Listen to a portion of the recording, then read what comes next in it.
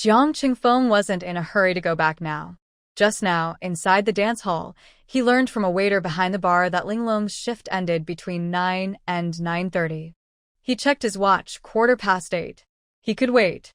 Jiang Wan had no idea Jiang Qingfeng was at the dance hall, nor that he was beaten and thrown out because he insulted her.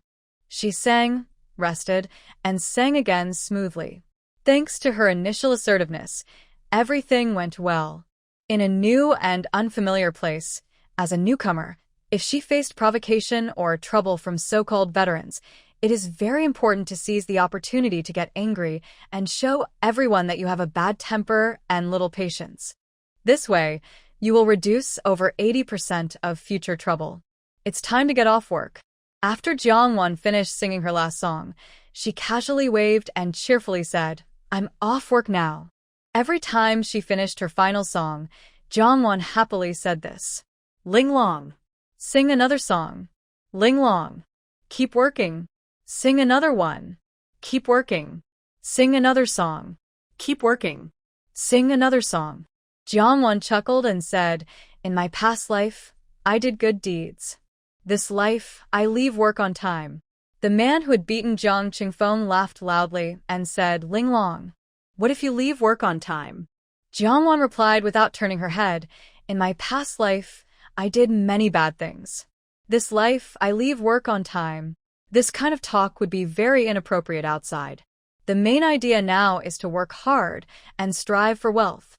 But most people in the dance hall are young. They are individualistic, fashionable, and forward-thinking.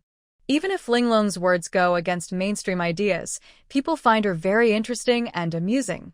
Ha ha ha. Ha ha ha. "Linglong, did you leave work on time today?" Many people asked. Jiang Wan had already left the stage but still responded, "I'm different. I either arrive 10 minutes early or 10 minutes late every day. I've never arrived exactly on time." This was Jiang Wan's last stubbornness as a worker. Ha ha ha. Ha ha ha. Amid the laughter, Linglong finished her shift. Xiao Jie, behind the bar, was wiping bottles and smiling as he watched the stage. Xin Li looked thoughtful. At first, he was interested in Jiang Wan's appearance and her voice, which is why he agreed to hire her and keep her in the dance hall. Supporting her and creating a persona for her was also to save himself from unnecessary trouble. After all, her beauty was too striking. But he didn't expect her not to play to her strengths and instead wear a partial mask. Xin Li initially disagreed. Jiang Wan's looks were part of the marketing and promotion of the dance hall. Covering her face reduced her appeal by half. But she told him that a beautiful woman with charm, or a mysterious beautiful woman, because aesthetic preferences vary and beauty is subjective. People like charming looks, others prefer pure and innocent styles, and some love cute appearances. One person's looks can't satisfy everyone's different tastes, but a masked beauty can spark many imaginations. Many people have seen her face. She is undoubtedly beautiful, but there are still many who haven't seen her. So, how beautiful is she really? No matter how attractive someone looks, it's never as appealing as the image they create in their own mind. Xin Li was convinced and agreed to let Linglong wear a mask while singing. As a result, sales increased by 50%. Jiang Wan also became very popular in the singing and dancing hall. The other person is wealthy and has good business sense. He knows Jiang Wan won't stay here for long. How can he keep this money-making opportunity? Xin Li's attitude toward Jiang Wan also changed gradually, not as a man looking at a woman, but as a partner of equal status. Jiang Wan doesn't realize she has already been subtly targeted by Qin Mo. After removing her makeup and changing clothes, she styled her hair into a bun. Now, because of the popular TV series from Sakura Country, everyone on the streets is wearing similar outfits, Xingzi hair and Xingzi shirts. Jiang Wan hasn't tried the Xingzi hair, but today she is wearing a white bat-sleeve shirt paired with light blue, slightly flared jeans. She carries a bag with pepper spray for self-defense and a large cell phone that could be used as a brick. When leaving the singing and dancing hall, Jiang Wan puts on a mask. Jiang Qingfeng has been waiting outside for a long time. It's already 9:30. He notices that Ling Long, the singer, is about to finish her shift. His eyes are fixed on the back door of the hall.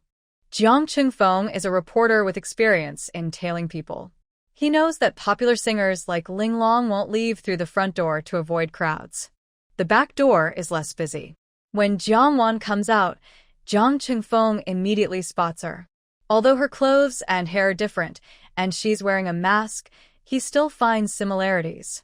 Both are female. They are about the same height. Jiang Chingfeng follows her. Jiang Wan quickly notices she's being followed.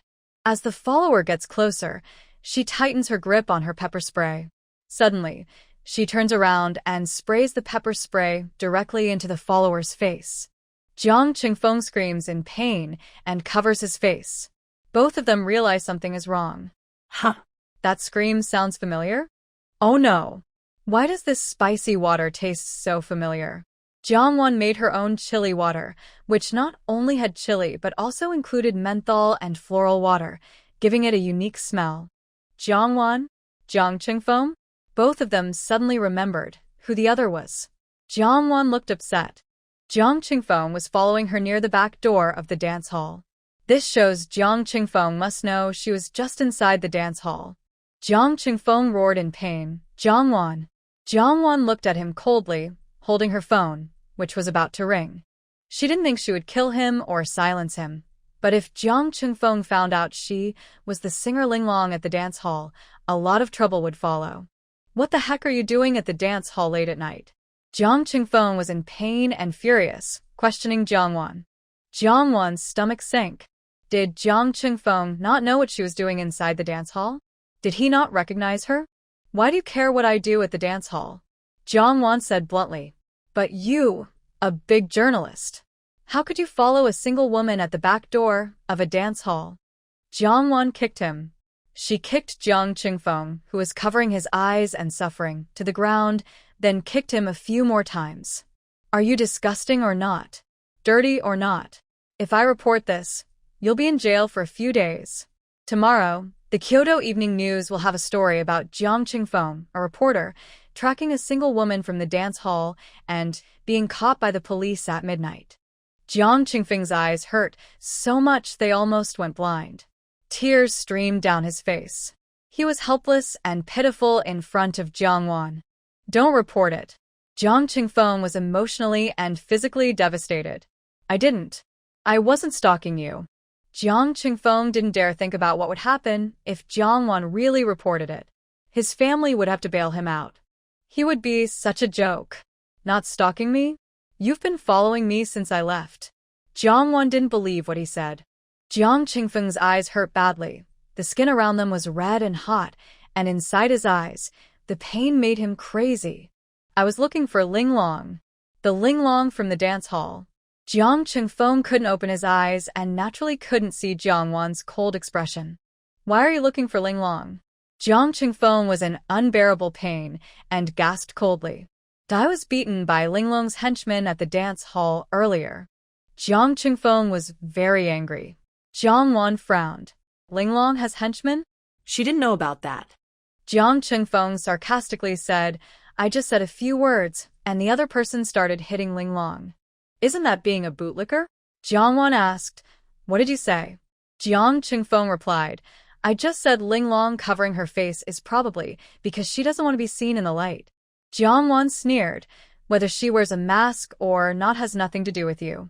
Her appearance has nothing to do with you either. Jiang Chingfeng was unconvinced. Since she's out singing, what's wrong with me saying a few words about her? Jiang Wan mocked. What's wrong? She just got hit, that's all. Thinking about it, Jiang Chingfeng was still very angry. Clearly, the other person was the one who started it, yet he was the one who got beaten and was thrown out.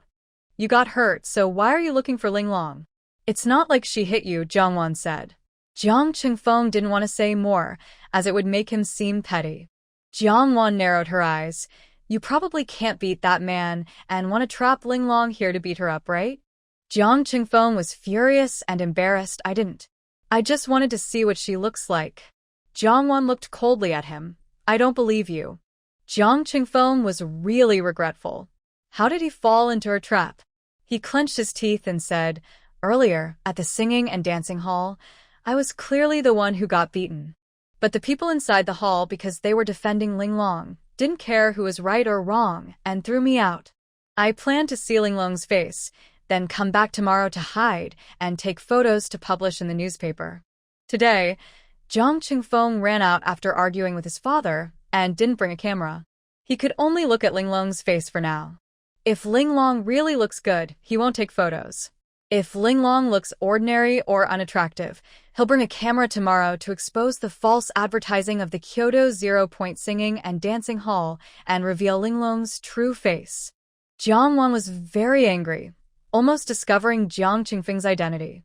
Furious, she kicked again. Have you been eating too many moths? So lively. Who hit you? Go hit them back. Who trouble are you looking for? Who are you bothering? Chasing a single woman late at night. Did Linglong offend you? Jiang Qingfeng was furious and embarrassed. And what about you? What are you doing at the singing and dancing hall so late? Suddenly, Jiang Qingfeng remembered. Did you leave work early just to come to the singing and dancing hall? Who did you come with? Or did you come alone? When did you start coming to the singing and dancing hall? Jiang Wan immediately knew that Jiang Qingfeng had been to the bookstore. Jiang Qingfeng, don't wait until I slap you in the face before you learn to keep quiet. Jiang Qingfeng was both angry and upset. Just now, she had hit, scolded, and threatened him. What did he say? She's just a young girl. No. She's a married woman, and it's not appropriate for her to go to a karaoke hall late at night. Isn't he just trying to protect her? You. Why don't you know what's good for you? As soon as he opened his mouth, Jiang Qingfeng was slapped. Smack. Jiang Qingfeng tried to speak, but only managed a word. Smack. Another slap. Jiang Qingfeng's heart burned with anger. He waved his hands and struggled to fight back, furious. But he didn't even touch Jiang Wan's sleeve. Jiang Wan stopped and stepped aside. Jiang Qingfeng, if you promise me one thing, I won't report this. Jiang Qingfeng angrily said, Didn't I just explain everything to you? What happened earlier was clearly a misunderstanding. Jiang Wan, explaining is just making excuses. Making excuses means you have something to hide. In his anger, Jiang Qingfeng suddenly remembered a bright idea. You're my sister. So what if I follow you? Jiang Wan. Then I'll tell Linglong that the person you really want to stalk is her, and that you want to harass her. At least keep you detained for 2 days. Jiang Qingfeng spat blood in frustration.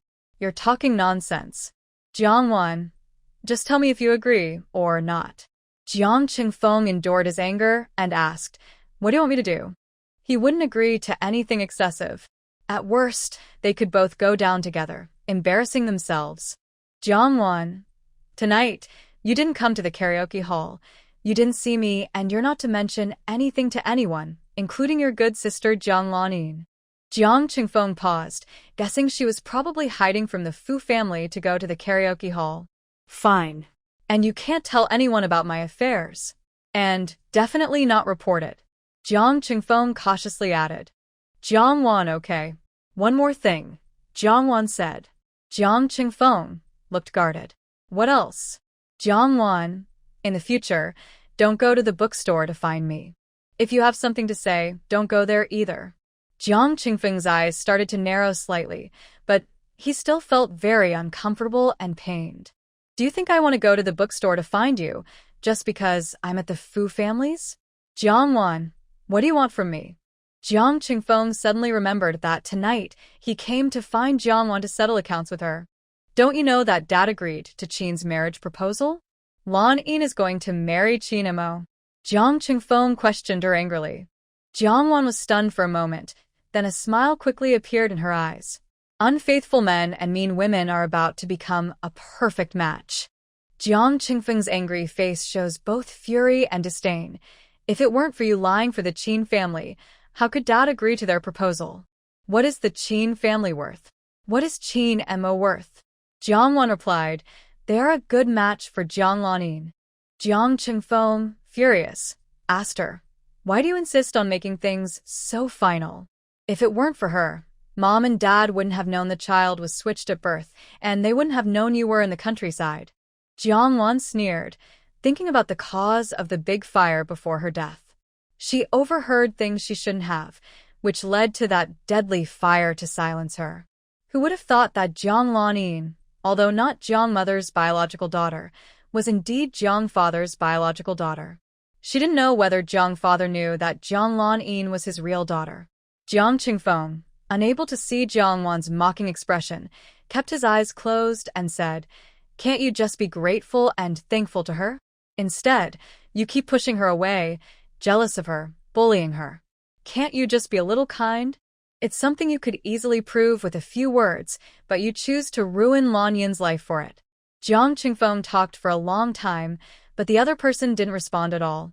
"Jiang Wan? Are you still there? Jiang Wan?" Finally, Jiang Qingfeng realized something was wrong. Jiang Wan had already left, and he, not only unaware but acting like a fool, had been talking to himself for a long time. "Jiang Wan!" Jiang Qingfeng shouted angrily. Jiang Wan had already left earlier and was now in the car on her way home. When she arrived home, Jiang Wan's steps were light and joyful. She had a fight with Jiang Qingfeng and even learned good news from him. Yes, she was so happy. In the dark living room, Wang Qin stood by the large window, watching Jiang Wan in the yard swinging her bag and spinning around several times. Something was a bit off about Jiang Wan.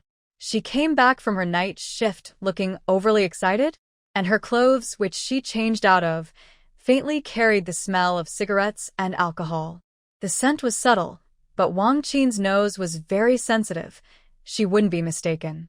So, every night she came back so late, was it because she worked the night shift, or was she out fooling around? Or maybe she was flirting with some man. Before Jiang Wan entered, Wang Qin turned back to her room. Jiang Wan quietly went upstairs, but she didn't go straight to her room. Instead, she went to Fu Qingyin's room. Before she even opened the door, Fu Qingyin sensed Jiang Wan's arrival.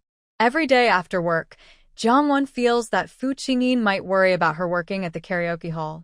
So she always comes to talk to Fu Qingyin after work, sharing about the people she met and the things that happened during the day. Today was no different. The lights in the room turned on. Fu Qingyin was lying on the bed. Jiang Wan sat at the edge of the bed and mentioned that after work she met Jiang Qingfeng, feeling a bit lucky. "Fortunately, I was careful. Just in case, I wore a mask while singing." Jiang Wan wasn't sure when Qin Maowei and Xian Li first met. To avoid being recognized by Qin Maowei at the karaoke hall, she tricked Xian Li and agreed to wear a mask while singing. Jiang Wan smiled proudly. That fool not only didn't recognize me tonight, but also got beaten up and thrown out of the hall. However, Fu Qingyin didn't find this amusing. She felt it was very serious. As a young girl alone at a place like that at night, without friends nearby, her safety was not guaranteed. Tonight, Jiang Qingfeng was following her. What if it had been someone else? Or more than one person? Could her chilly water spray multiple people at once? Or could her big brother fight several people at once?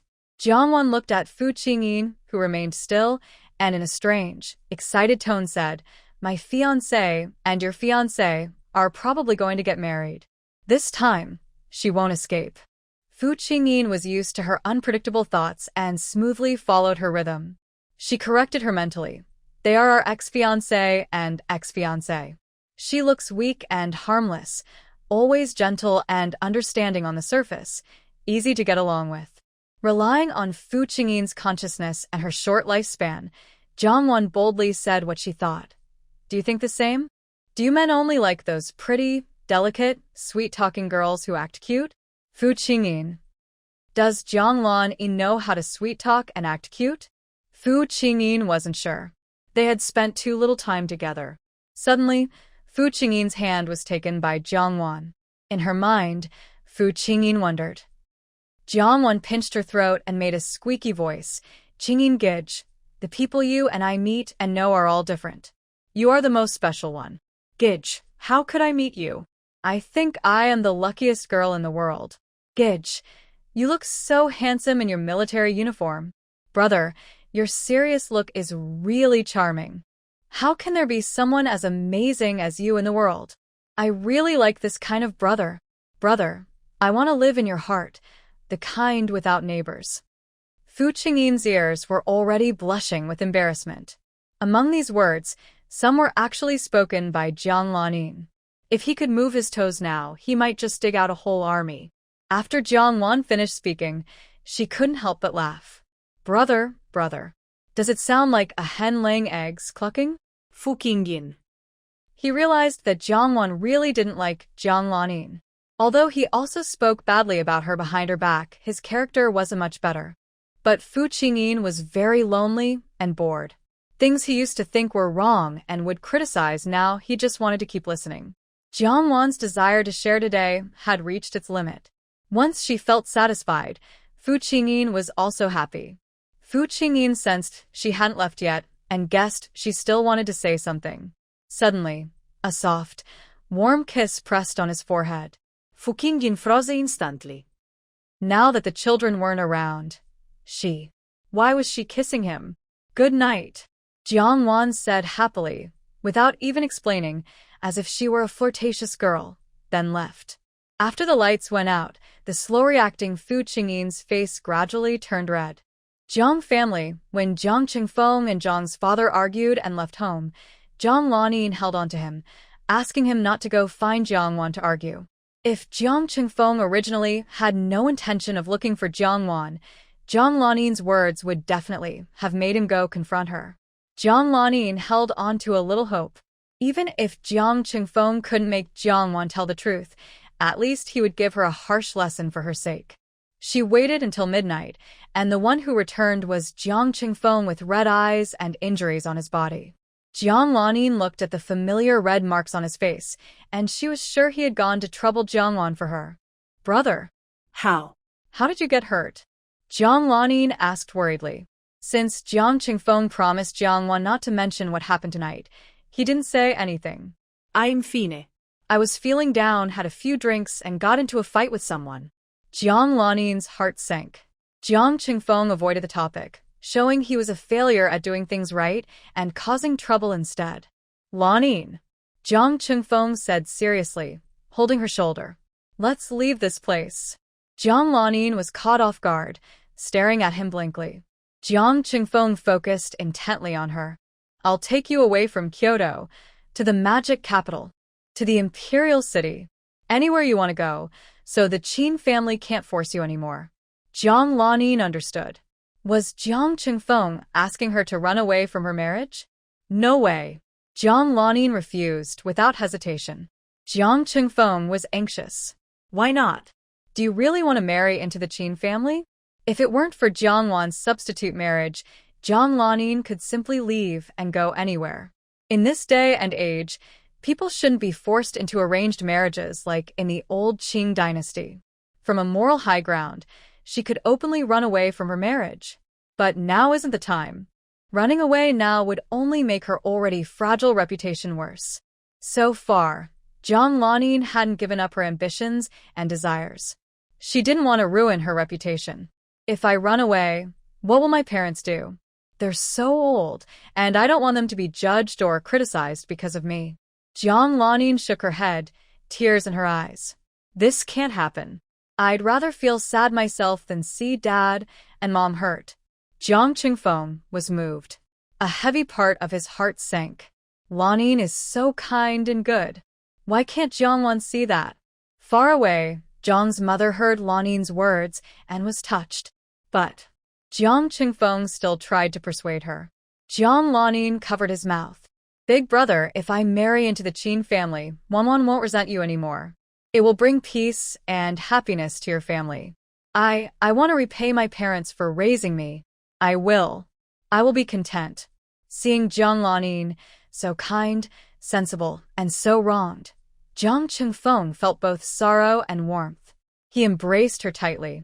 Jiang's mother saw the siblings sharing a loving moment and wiped her tears quietly, returning to her room. She wanted to go back and advise Jiang's father not to let Lanin marry into that family. The Qin family even cheated them out of 100,000 yuan. Jiang's father was busy worrying about turning the factory around. All these family troubles had made him lose patience. If she's smart, She should realize that marrying into the Qin family is her best option right now. Zhang's mother didn't understand her husband's words and told Zhang Lanin what he said the next day. What does Dad mean? Has he lost his mind over the factory issues? And he's still saying that marrying into the Qin family is your best choice. That's a joke. Zhang Lanin bit her lip, her expression serious. Although Zhang's father is mainly interested in profit, he is truly the smartest in the Zhang family. Currently, the Qin family needs both money and people, and they are shameless without any bottom line. If Qin's mother really staged a suicide at the Zhang family's door, she is at least a widow of a martyr. The Fu family would dislike the Zhang family, and in the future, families with some background wouldn't look favorably on Zhang Lanin as a daughter-in-law. Does Zhang's father mean to push her into a desperate situation to force a change? After all, marriage can be ended in divorce. Thinking this through, Zhang Lanin finally releases a breath of relief. She has no choice now. This is indeed her best option. If Jiang Wan finds out she still has to marry a rural man, she would be so proud and wild with laughter. Jiang Lanin clenches her teeth tightly. She doesn't believe Jiang Wan and Qin Emo would give up so easily after so many years of feelings. If she truly could let go, why would Jiang Wan risk offending everyone in the Jiang family just to help Qin's family by making fake certificates? Jiang Lanin appears again at the Qin family's small courtyard. Qin Emo went out to set up a stall. She waited until Qin's mother went out shopping before visiting. Her relationship with Qin's mother can't be repaired for now. But she believes she can still save her relationship with Qin Emo. Qin Emo opened the door and saw Jiang Lanin, but he didn't look surprised. Jiang Lanin followed him inside. Emo Weiji, are you really sure? If you marry me, you and Wanwan will never be the same again. Jiang Lanin is very good at implying things. Her words hint that her previous reluctance to marry into the Qin family wasn't because she looked down on him, but because she wanted him and Jiang Wan to be happy. Qin Emo, she is already married. Jiang Lanin, but she married someone different. Maybe in a few years she can remarry. What will you do then?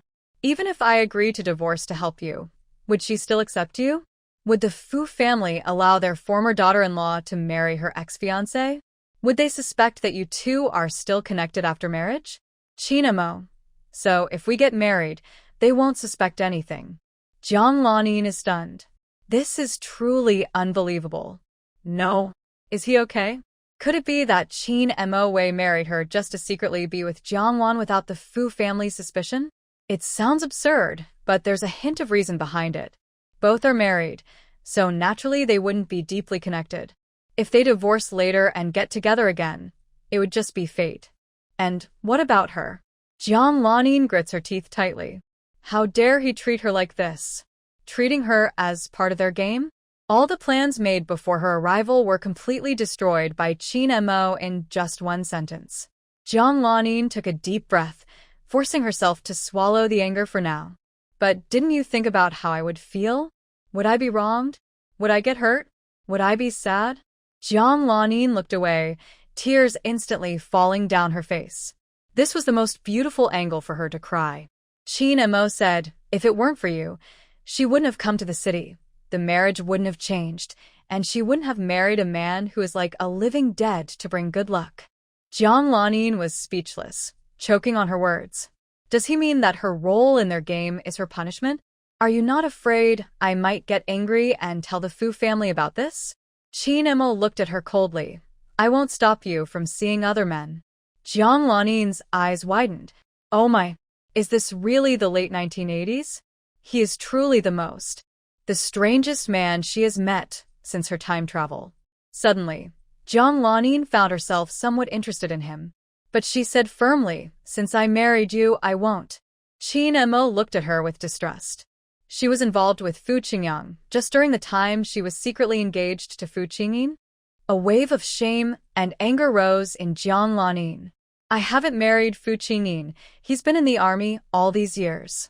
Qin Emo was uninterested in listening further and coldly interrupted her. Is there anything else you came here for today? Jiang Lanin clenched her teeth in frustration, initially wanting to bring up the 10,000 yuan, but it was clear he wasn't in a good mood with her now. The good impression she had built in the past few months was gone. I originally wanted to tell you that if you really want to cut ties with Jiangwan, I am willing to marry you and live a good life. Her face showed bitterness as she spoke. Qin Mo, however, wondered if she was just forced into a corner and had no choice but to agree. Her first impression was ruined. Now, Zhang Lanin appeared negative in Qin Mo's eyes. Noticing that he wasn't moved by her words, she felt both troubled and competitive. What would happen if Jiang Wan found out that Qin Mo truly loved her? How shocked and devastated would she be? Jiang Lanin felt a surge of happiness and even began secretly hoping for the wedding. She wanted to win Qin Mo. The two families' marriage plans were finalized. The Qin family also chose to marry within 7 days. Zhang's mother trembled with anger. What do you mean? Originally, the Fu family was doing this to bring good luck. Why does the Qin family think they can do the same? Their family was about to die. Do they also need someone to bring good luck? Mr. Jiang looked serious. He didn't expect the Qin family to be so shameless and careless in their actions. Mrs. Jiang also had no choice because the wedding date was set by her son. I really like your daughter so much that I can't wait to marry her to my son. Mrs. Jiang slammed the table and said, I don't agree. At least a month later, Mrs. Qin also slammed the table. No. The wedding must happen in 7 days. Just as they were about to argue again, Mr. Jiang made the decision to agree. Since their daughter agreed to marry, they didn't mind the last-minute fuss. Mrs. Jiang was trembling with anger, but the wedding date was still set. 7 days later, Zhang Lanin got married. After deciding the wedding date, they discussed the bride price. Mrs. Jiang suggested the same bride price as the Fu family, 11,000 yuan, once in 1,000 years. Mrs. Qin burst out laughing. Your family really is crazy about money. 11,000 yuan for the bride price? Do you think your daughter is a fairy? Or is that thing gold-plated? Not only did they steal 200,000 yuan from the Qin family, but now they also want a high bride price? In their countryside, 500 yuan plus 4 major items was considered good. No one had ever spoken such dirty words in front of Mrs. Jiang. Mrs. Jiang gritted her teeth, furious, and said, Jiang Wan is getting married, and the Fu family's bride price is 11,000 yuan. Moreover, the Qin family took 100,000 yuan from their family. They don't want to pay even this much? That's too shameless. On the issue of bride price, Zhang's family insisted on once in 1,000 years, while Qin's family insisted on 500 yuan, and they argued again. You took 100,000 yuan from our family and don't want to pay even 1,000 yuan for the bride price. Do you still have any shame? Mrs. Qin heard her mention the 100,000 yuan again and felt they were trying to cheat their family into jail. Who took 100,000 yuan from your family? I also said your family stole 200,000 yuan from mine. Mrs. Jiang suddenly remembered Lanin had said that Fu Qingyang had previously compensated the Qin family with 100,000 yuan, and with their own 100,000 yuan, the Qin family now had 200,000 yuan. With 200,000 yuan, they still refused to pay even 1,000 yuan for the bride price. I tell you, there's no way I'll marry my daughter without a 1,000 yuan bride price. It's obvious you just don't want to marry off your daughter. You're deliberately making things difficult with these conditions. If the Fu family can pay it, then let your daughter marry. Why don't you let her marry then? It's all because. Before Mrs. Qin could finish, Mrs. Jiang slammed the table and interrupted, Shut up. Mrs. Qin sneered coldly, If you tell me to shut up, I will. Who do you think you are? I am not someone you can order around. Zhang's mother had angry, red eyes, and her heavy breathing could be heard clearly. She was so furious, she wished she could beat the village woman half to death to ease her anger. Zhang's father felt a headache and said, Calm down. Can we get any results with all this noise? Qin's mother replied, It's not that I want to argue, but your family is asking for too much. I can't believe it. Are all city people so rare to marry? Are every family going to the bank to steal money? Zhang's parents shared the same thought, believing that Qin's family had 200,000 yuan and they wouldn't even part with 10,000 yuan. It was obvious they didn't see the Jiang family as important. All right, we can agree on the bride price as you say, but the house must be bought in the city. Qin's mother said coldly, if I had money, I would buy a house for my son too. Who doesn't want to own a house in the city? Their family originally had enough money to buy a house. Both of her sons could have bought houses already, but she hated it. Qin's mother clenched her teeth, wishing Jiang Lanin would get married immediately so she could force out the 200,000 yuan. Jiang's mother looked unhappy and said, the sooner we buy the house, the better. Do you want my daughter to marry and rent a place to live? Jiang's mother really couldn't stand Qin's family or this rural old woman. She wanted to delay things a bit. Qin's mother said, we don't have a house in the city, but we have one in the countryside. If your daughter doesn't want to rent, she can go live in the countryside. The people inside the house argued loudly. Jiang Lanin waited at the door for a while, then left with a bad look on her face. She never thought she, Jiang Lanin, would encounter such a thing at her wedding. A bride price of 500 yuan? Was she a very cheap person? Compared to Jiang Wuan's once-in-a-lifetime match, was Qin's family just shooing her away? They wouldn't even part with 10,000 yuan out of 200,000. Jiang Lanin angrily remembered this mother-in-law. When she ran away, she bumped into Jiang Qingfeng coming back. Jiang Qingfeng quickly helped her up and asked Lanin, what's wrong? Jiang Lanin's eyes were red, but she said nothing and ran off. Jiang Qingfeng's face changed slightly. He wanted to chase after her, but also wanted to find out what was happening at home, whether Lanin had been wronged again. Without entering the house, Jiang Qingfeng heard the arguing from inside. He paused and listened for a while, understanding the reason for the fight. It was about money, about the house. Jiang Qingfeng finally understood why Lanin looked so upset and sad. When Jiang Wuan got married, the Fu family gave her a once-in-a-lifetime bride price. The Qin family was only willing to give 500 yuan, and even that was given reluctantly. Jiang Qingfeng's eyes flashed with anger, his teeth clenched tightly, and his fists curled tightly. He wouldn't let her be so embarrassed. Jiang Qingfeng turned around and went out to borrow money. Because of a theft at home earlier, he had already used part of his salary to buy things for his family. That money was long gone now. Now, Jiang Qingfeng could only ask his friends for help to gather the money. After a day of borrowing here and there, he managed to gather 1,500 yuan. 500 of that was lent by Lu Piapiao, who was also a reporter. Jiang Qingfeng's monthly salary was over 100 yuan, which was considered a good income. Plus, his family was well off, so he never paid much attention to money and had no clear idea of its value. He thought he could easily borrow 10,000 yuan to give Lanin as a bride price and dowry, so she wouldn't be less than Jiang Wan when she got married. But he was only able to borrow 1,500 yuan after asking around. This was far from what he had imagined. Usually Zhang Deshao, who was not short of money, only now realized that 10,000 yuan, while not a huge amount, was actually his salary for 7 or 8 years. Early in the morning, Jiang Wan returned from jogging and saw Jiang Qingfeng at the Fu family's house. Jiang Qingfeng looked confused. When he was at home, how come he didn't notice Jiang Wan going for a run in the morning? Jiang Wan said coldly, "Didn't I tell you not to come find me for no reason?" Jiang Qingfeng felt a bit guilty. "You said not to go to the bookstore to find you, so I didn't." Jiang Wan looked impatient. "What do you want from me?" Jiang Qingfeng came to borrow money, but Jiang Wan's attitude made it hard for him to speak. "Did I need to talk to you?" Jiang Wan saw his guilty and awkward expression and knew he was up to no good. "I'm going to take a shower first." Jiang Qingfeng was trying to figure out how to ask for money when he heard that, and he let out a breath of relief. "Go ahead. I'm not in a hurry." Jiang Wan went upstairs to shower. Soon after, she changed into a new outfit and came down, first grabbing breakfast from the kitchen, porridge, pickled vegetables, and meat buns.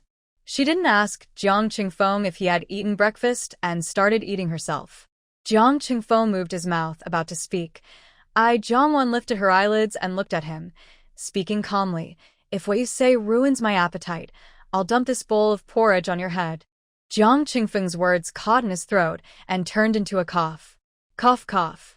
After Jiang Wan warned him, She withdrew her gaze and continued eating. Jiang Qingfeng blushed and finished coughing, then didn't speak again. He was still unsure if Jiang Wan really dared to pour a bowl of plain porridge over him at the Fu family. Jiang Wan ate for 20 minutes. Jiang Qingfeng waited for 20 minutes. Aunt Hong came over to clear the table. Under Jiang Wan's watchful gaze, Jiang Qingfeng bravely said, "Didn't your family give you a dowry when you got married?" He waited for Jiang Wan to answer, so he could then ask to borrow money. But Jiang Wan stayed silent, not replying at all. Jiang Qingfeng could only continue. "I want to borrow some money from you." Jiang Wan was quite surprised. Who gave Jiang Qingfeng the nerve to think she would lend him money? "Jiang Qingfeng, I treat you as family. Are you here acting like a fool?" Jiang Wan mocked. Don't try to manipulate me. You're Jiang Lanin's older brother, not mine." Jiang Qingfeng understood. He knew she had always resented Lanin because he treated Lanin better than her. "You're my younger sister, and that will never change." Jiang Qingfeng still tried to speak well of Jiang Lanin in front of Jiang Wan. From being a biological daughter of the Jiang family to becoming a foster daughter, her status has completely changed. She had the courage to tell the truth. "Don't you think you should be grateful to her? I treat her well, not only because we've known each other since childhood, but also because I thank her on your behalf and for our parents. Because of her, we were able to bring you back from the countryside and reunite as a family." Jiang Qingfeng felt his sister was naive and couldn't follow her logic. Jiang Wan looked confused. Bring her back from the countryside for a family reunion? Isn't it to marry her off to bring good luck? She felt disgusted and couldn't help but mutter in a rural dialect, "That little brat." Seeing her unmoved and still insulting, Jiang Qingfeng looked disappointed. This younger sister was truly spoiled in the countryside. No matter what, she was brave enough to reveal the secret. That's something most people wouldn't do. Jiang Qingfeng's words stirred Jiang Wan's deepest resentment. She sneered and said, "She's so kind and good. How can you bear to see her marry Qinemo, who has nothing? Why don't you marry her yourself? Let her stay forever in the Jiang family. Always your sister Lanin?" Jiang Qingfeng's face turned red and kept changing. "Don't talk nonsense anymore." Jiang Wan's smile deepened, showing a hint of flirtation and playful arrogance. "You don't need to be afraid. You're not siblings, and liking her isn't a disgusting thing. Maybe she's waiting for you to save her?" Jiang Qingfeng stood up in embarrassment, his face flushing red. Seeing Jiang Wan's nasty smile, he felt both surprised and scared. She had mentioned this matter more than once. Did she really discover his secret? Jiang Wan rested her chin on her hand, looking into his eyes with a clear, shimmering light. Her gaze was no longer sharp or aggressive, but rather harmless and even a little deceptive. "Don't be anxious or afraid. Think carefully about what I said. Isn't there talk outside that I am not really Jiang's daughter? That Jiang Lanin is the true daughter of the Jiang family?" Jiang Qingfeng clenched his teeth and said, "You are my real sister." "That's what our parents said directly." Jiang Wan smiled gently, "But people outside don't believe that, including my mother-in-law." Oh. "And me, I don't believe it either."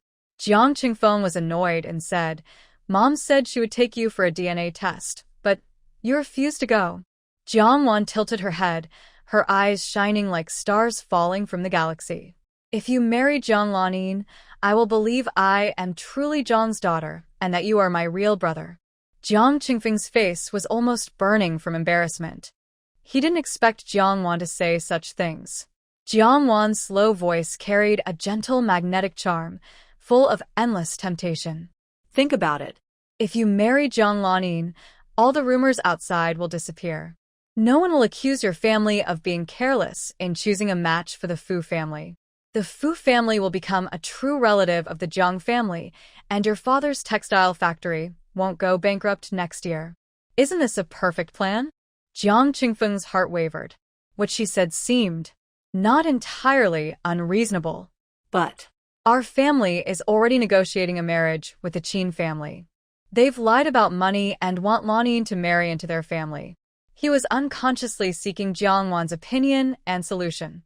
Jiang Wan's expression was very gentle. If you and Jiang Lanin get married soon, the Qin family won't have any choice. Jiang Qingfeng asked, but what if the Qin family still refuses? Jiang Wan shook her head. What does the Qin family matter? Do you think your parents can't handle the Qin family just because of a verbal engagement? Jiang Qingfeng asked, isn't that the case? Jiang Wan looked at him affectionately. He must have grown tall just to be taller, right? Your parents are willing to compromise because they don't want the Qin family's affairs to become a bigger issue. They also want to avoid confirming that you are avoiding the Fu family's matters, which could lead to even greater revenge. They don't want to admit that they dislike Fu Qingyin for being in a coma, or that they prefer wealth over family. Jiang Qingfeng still couldn't understand this.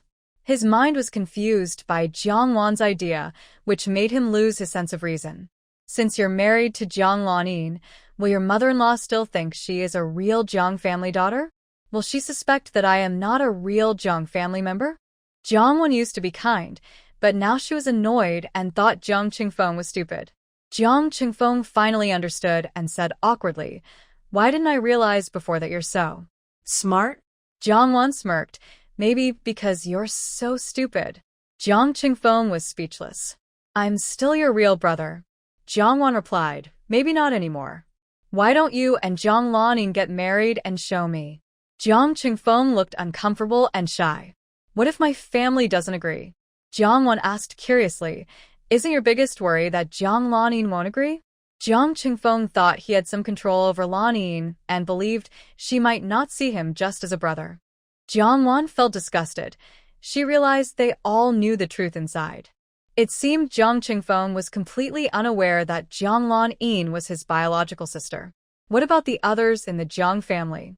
Let her see who is the most excited now. Let's see who in the Jiang family is the most informed now. Jiang Qingfeng left the Fu family's gate and suddenly remembered why he came to see Jiang Wan. He hesitated, then decided to go back. Whether things succeed or not, Lan Yin's bride price, dowry, must be paid. Jiang Wan saw him come back and, before he could speak, she cut him off. Just borrow money. Don't mention it. Jiang Qingfeng thought she knew his secret and was still willing to help him and Jiang Lanin be together. At least, he felt she cared about her brother. It's just a small loan. Can you not be so stingy? Jiang Wan said, you want to borrow money for everything? You're so useless. Jiang Qingfeng looked upset. If my family hadn't been robbed, I wouldn't have come to borrow money from you. Jiang Wan replied, there are no what-ifs in the world. Only consequences and results. Jiang Qingfeng said, I really need this money. Jiang Wan thought to herself, she could guess why Jiang Qingfeng needed such a large sum at this time. Borrowing money for Jiang Lanyin's dowry? Jiang Qingfeng was surprised inside. Was Jiang Wan really his own little sister? No. Jiang Qingfeng didn't admit it, only his eyes flickered, clearly feeling guilty. He wanted to argue a bit more. I'm not refusing to pay you back. Jiang Wan chuckled coldly, looking at him with disdain. Jiang Qingfeng felt insulted and angrily said, my fixed salary is only 100 yuan, and if I get a bonus for the top spot, it's an extra 150 a month. This salary is definitely higher than most people's outside. At worst, I'll write you an IOU. Jiang Qingfeng was out of options. I can calculate interest based on bank rates, okay? In her past life, Jiang Wan saw him abandon her in the fire, just like everyone else, to save Jiang Lanin. So now, she wasn't surprised by anything Jiang Qingfeng did for Jiang Lanin. Jiang Qingfeng, I'm giving you face. Think a little. Seeing she still refused and claimed to be giving him face, Jiang Wan, can't you be a little kinder? I'm your biological brother. What's wrong with helping me once or twice? Jiang Wan, I'm not kind. I'm a scoundrel. Idiot. Jiang Qingfeng was furious and embarrassed. If you won't lend, then don't. Why are you insulting me? Jiang Wan, what if I insult you? I'd still want to carve your name on your tombstone if you died early. Jiang Qingfeng clenched his teeth in anger and turned to leave. This little brat. He shouldn't have asked her for money. He thought no matter what, they were siblings. Like Mother said, she's just a heartless, ungrateful wolf. Although Jiang Wan scolded Jiang Qingfeng away, she was still interested in what he would do next. As the official daughter of the Jiang family, with a happy event coming up, it's normal for her to go back and see what's happening, right? Jiang Qingfeng didn't realize he had attracted Jiang Wan's attention to their home. He was in a bad mood all the way, feeling more annoyed with Jiang Wan. If she had lent him money, Jiang Lanin wouldn't be having such a hard time. That night, Jiang father and Jiang mother argued inside about Jiang Lanyin's wedding dowry and bride price.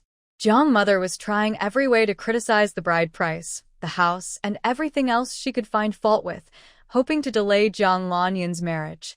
Jiang father thought that since they had agreed to the marriage, they should just do it properly and beautifully. They argued back and forth with their own ideas. Hearing the noise from inside, Jiang Qingfeng paused, then knocked on the door and went in. Dad, Mom, I have a way to make sure Lan Yin doesn't have to marry into the Qin family. Jiang father looked at him with a surprised expression. What's your plan? Mother Jiang was also in a hurry to urge him to speak quickly. Jiang Qingfeng used to be afraid to speak, afraid to mention it, and even afraid to let others see his feelings. After Jiang Wan's persuasion, he felt this might be his only chance to say it successfully. If I marry Lan Yin, all the problems will be solved. Before they changed their faces, Jiang Qingfeng quickly finished speaking. If I marry Lan Yin, no one outside will suspect that Jiang Wan is not the biological daughter of her parents. If I marry Lan Yin, the Fu family won't think that our parents just found someone from the countryside to marry into the Fu family for good luck. If I marry Lan Yin, our parents won't have to be threatened by the Qin family anymore. If the Qin family causes trouble, we can have the police arrest them. Jiang Qingfeng said all this in one breath. Father Jiang was very angry at first, but after hearing his words, his expression turned silent. Mother Jiang looked upset from start to finish. I don't agree. You two are siblings. You're just fooling around. Jiang Qingfeng rebutted her. Lan Yin and I are not biological siblings. Mother Jiang angrily said, You're both on the same household register. You grew up together. You're my son. She's my daughter. How can you not be biological siblings? Before Jiang Qingfeng could speak, he had already thought of solutions. The household registration issue is easy to solve. Her household registration can be transferred back to her biological parents in the countryside. We have no blood relation, so how can we be considered siblings? Jiang Qingfeng said sincerely, Dad. Mom. Don't you like Lan Yin very much? Don't you want to see her return to her biological parents in the countryside? As long as I marry her, Lan Yin can stay at home forever, accompanying you and being filial to you. Mother Jiang trembled with anger. Impossible. I don't agree. In my eyes, you are like biological siblings. What kind of marriage is that? How will others see you? How will they see our Jiang family? How will you face other relatives and friends in the future? Jiang Qingfeng was anxious inside. But isn't everyone outside suspecting that Jiang Wan is not your biological daughter? Mother Jiang gritted her teeth. Whether Jiang Wan is biological or not can be proven by a paternity test. Jiang Qingfeng said, but we can't keep showing them paternity tests one by one, can we?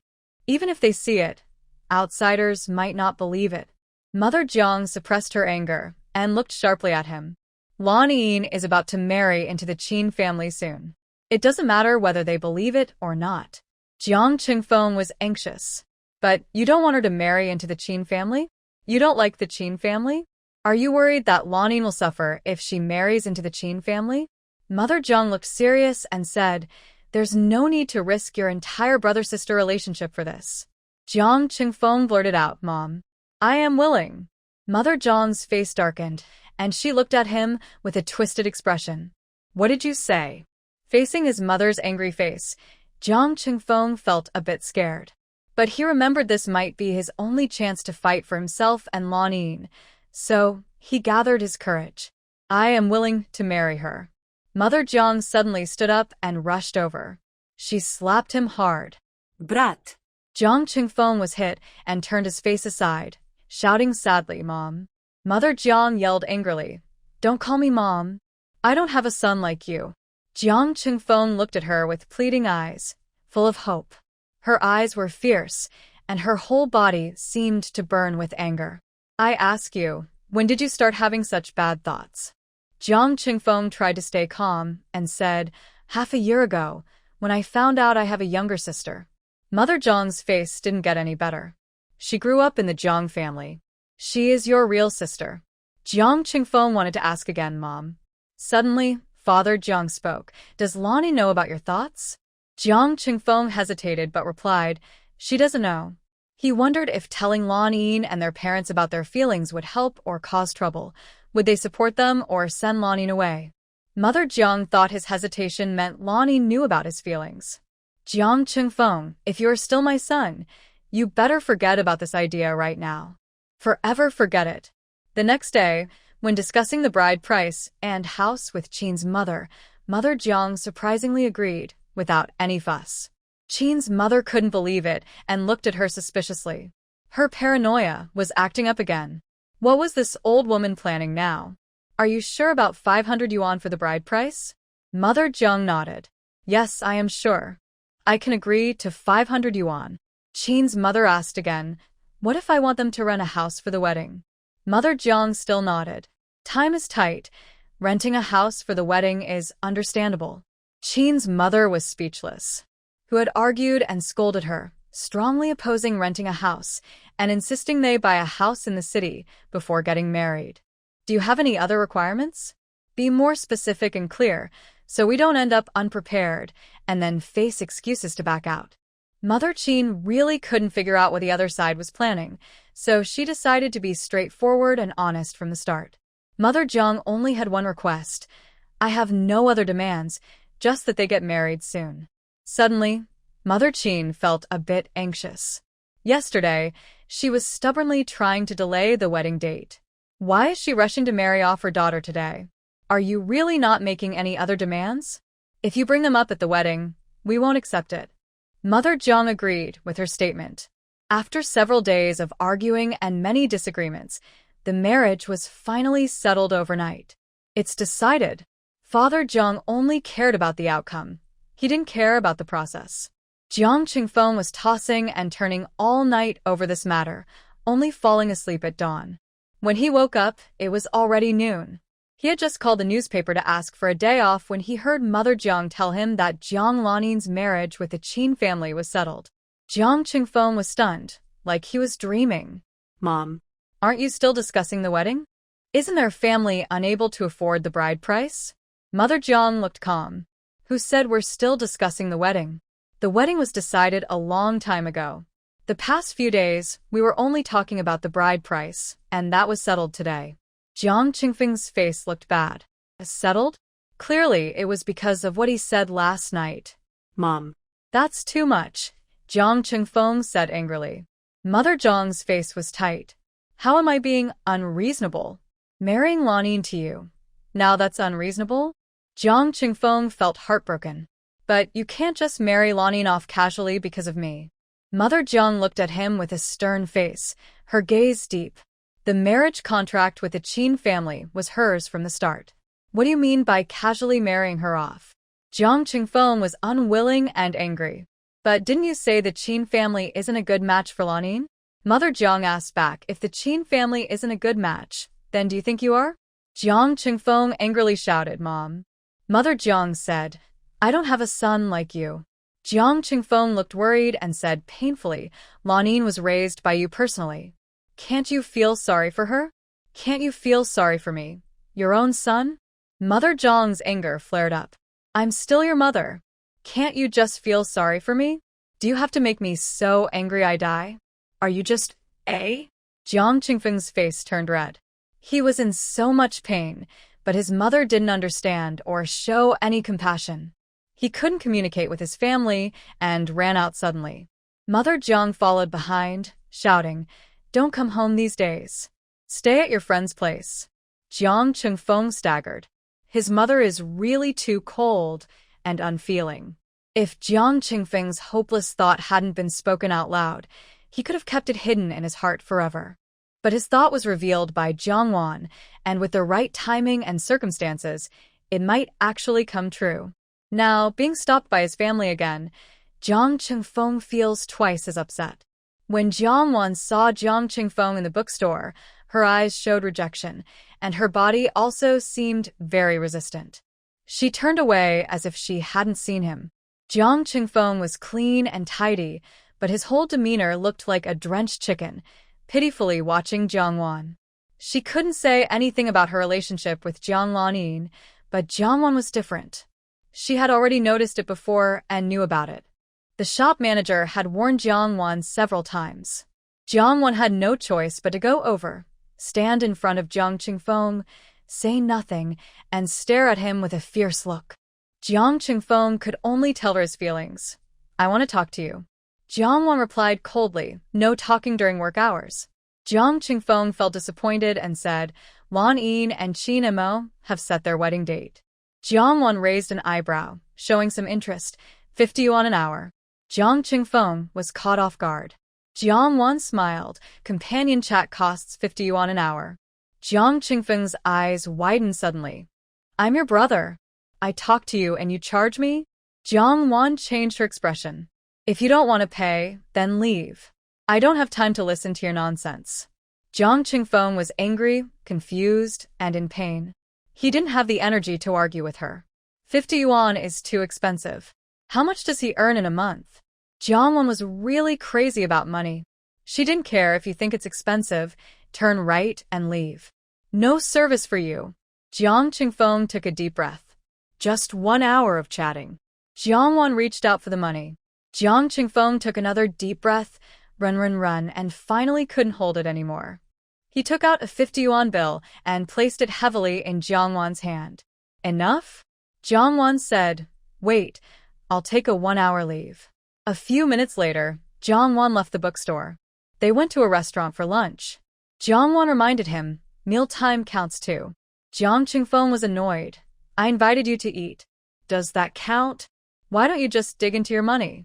No matter what she said, Jiang Wan still counted the time. Jiang Qingfeng clenched his teeth, feeling that she only cared about money. Jiang Qingfeng didn't dare to eat and told her about the matter he had fought to bring home. Jiang Wan asked, "Did your dad oppose it?" Jiang Qingfeng replied irritably, "Stop with your dad. Isn't it your dad?" Jiang Wan reminded him, "I advise you not to get involved in such small matters. It's a waste of money."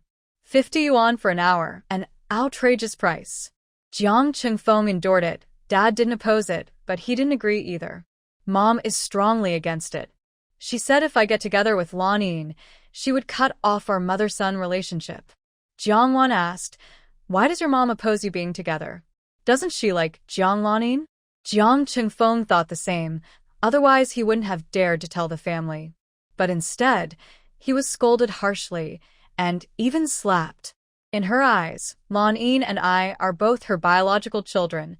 Blood relations don't matter. Jiang Wan looked thoughtful and asked, "Does Jiang Lanyin know?"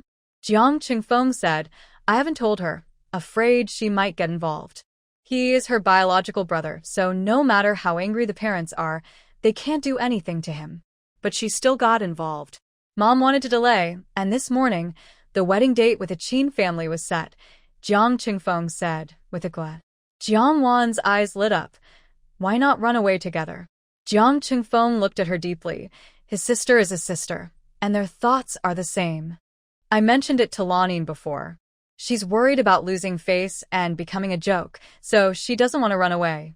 Jiang Wan was silent, surprised that he was actually considering eloping. Jiang Qingfeng thought she might have a good idea. "What do you think I should do now?" Jiang Wan looked up. "You're asking me?" Jiang Qingfeng looked at her as if to say, "Is that a serious question? Do you think I can still fight for it?" Jiang Wan's mouth twitched. "You should discuss it with Jiang Lanyin." Jiang Qingfeng shook his head. "If I talk to her, what if Mom and Dad blame her?" Jiang Wan rolled her eyes. "If he's worried about Jiang Lanyin being blamed, then she deserves it, right? Since they don't have much sibling affection, whatever she does is his karma. Love is not something one person can control.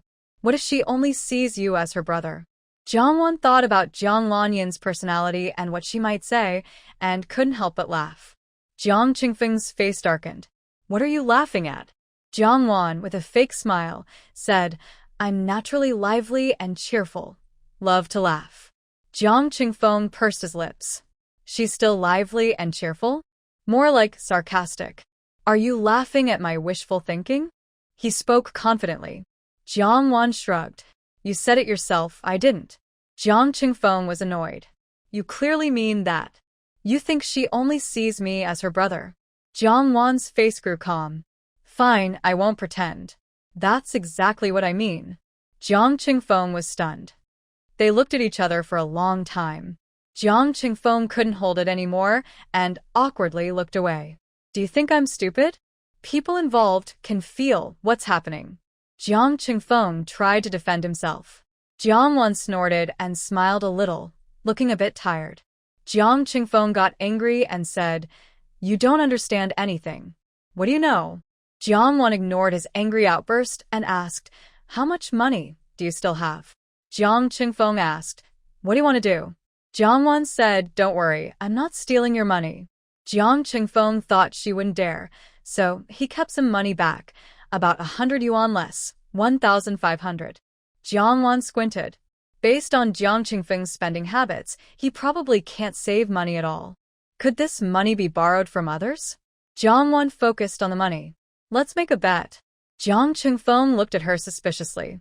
Jiang Wan said, If Jiang Lanin agrees to marry you, I will lend you the money. And if she refuses, then this 1,500 yuan is mine. Jiang Qingfeng looked helpless. So, this bet costs you nothing? Jiang Wan mocked, Are you stupid? If I lend you money, isn't that a loss for me? Jiang Qingfeng got angry again.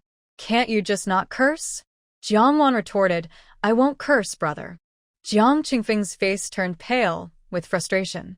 This bet isn't fair. If she's worried about her parents, she might not want to marry me. Jiang Wan looked at him curiously.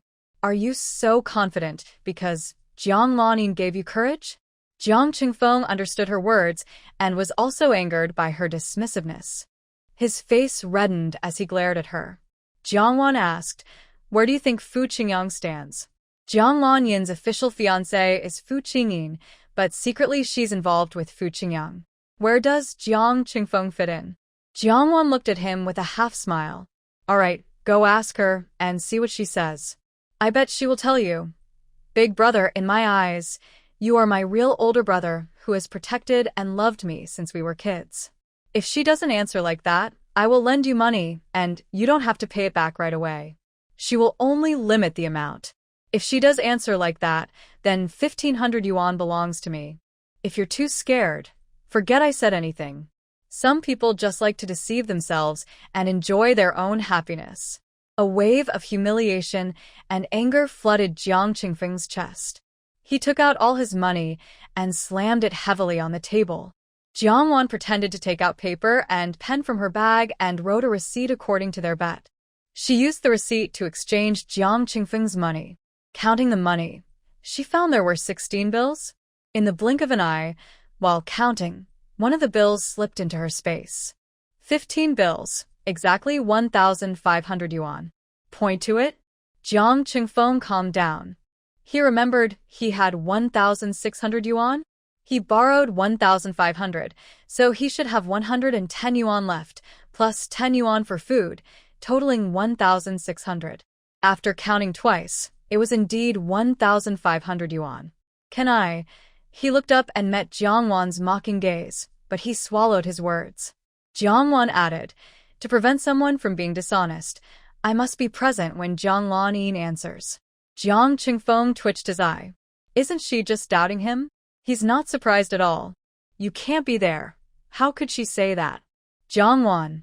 I can hide, so she won't see me. Jiang Qingfeng frowned. This is their privacy. Do you really want to spy? Jiang Wan frowned. Don't say it so harshly. Is this spying? If you were a gentleman, I wouldn't doubt you. If you want to blame someone, blame yourself. Why are you so untrustworthy?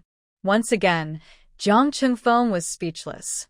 How could there be such shameless people in the world? Jiang Wan looked at her watch. An hour has passed. She gave him her big brother's number. Call me then. Just watching. If the receipt isn't used within 5 days, it will be invalid and the money won't be returned. Jiang Qingfeng's eyes widened. He didn't know whether to be more shocked that she had a big brother's phone or angry that she didn't want to return the money. How can you not return the money? Jiangwan looked disdainful, her tone commanding. Either win or lose. No such thing as returning the money. I'm playing with so much money with you, not just playing house. Jiang Qingfeng hurriedly said, Wait a minute. I wonder if your money is still there. You didn't buy a big phone with the money, did you? Jiangwan mocked. Do you know how much a big phone costs? With the service fee, it's a total of 37,000 yuan. Her bride price and dowry are considered rare. Even if she wanted to use her dowry to buy a big phone, 10,000 yuan wouldn't be enough. Jiang Qingfeng's face turned red with embarrassment and anger. Then where did you get that big phone?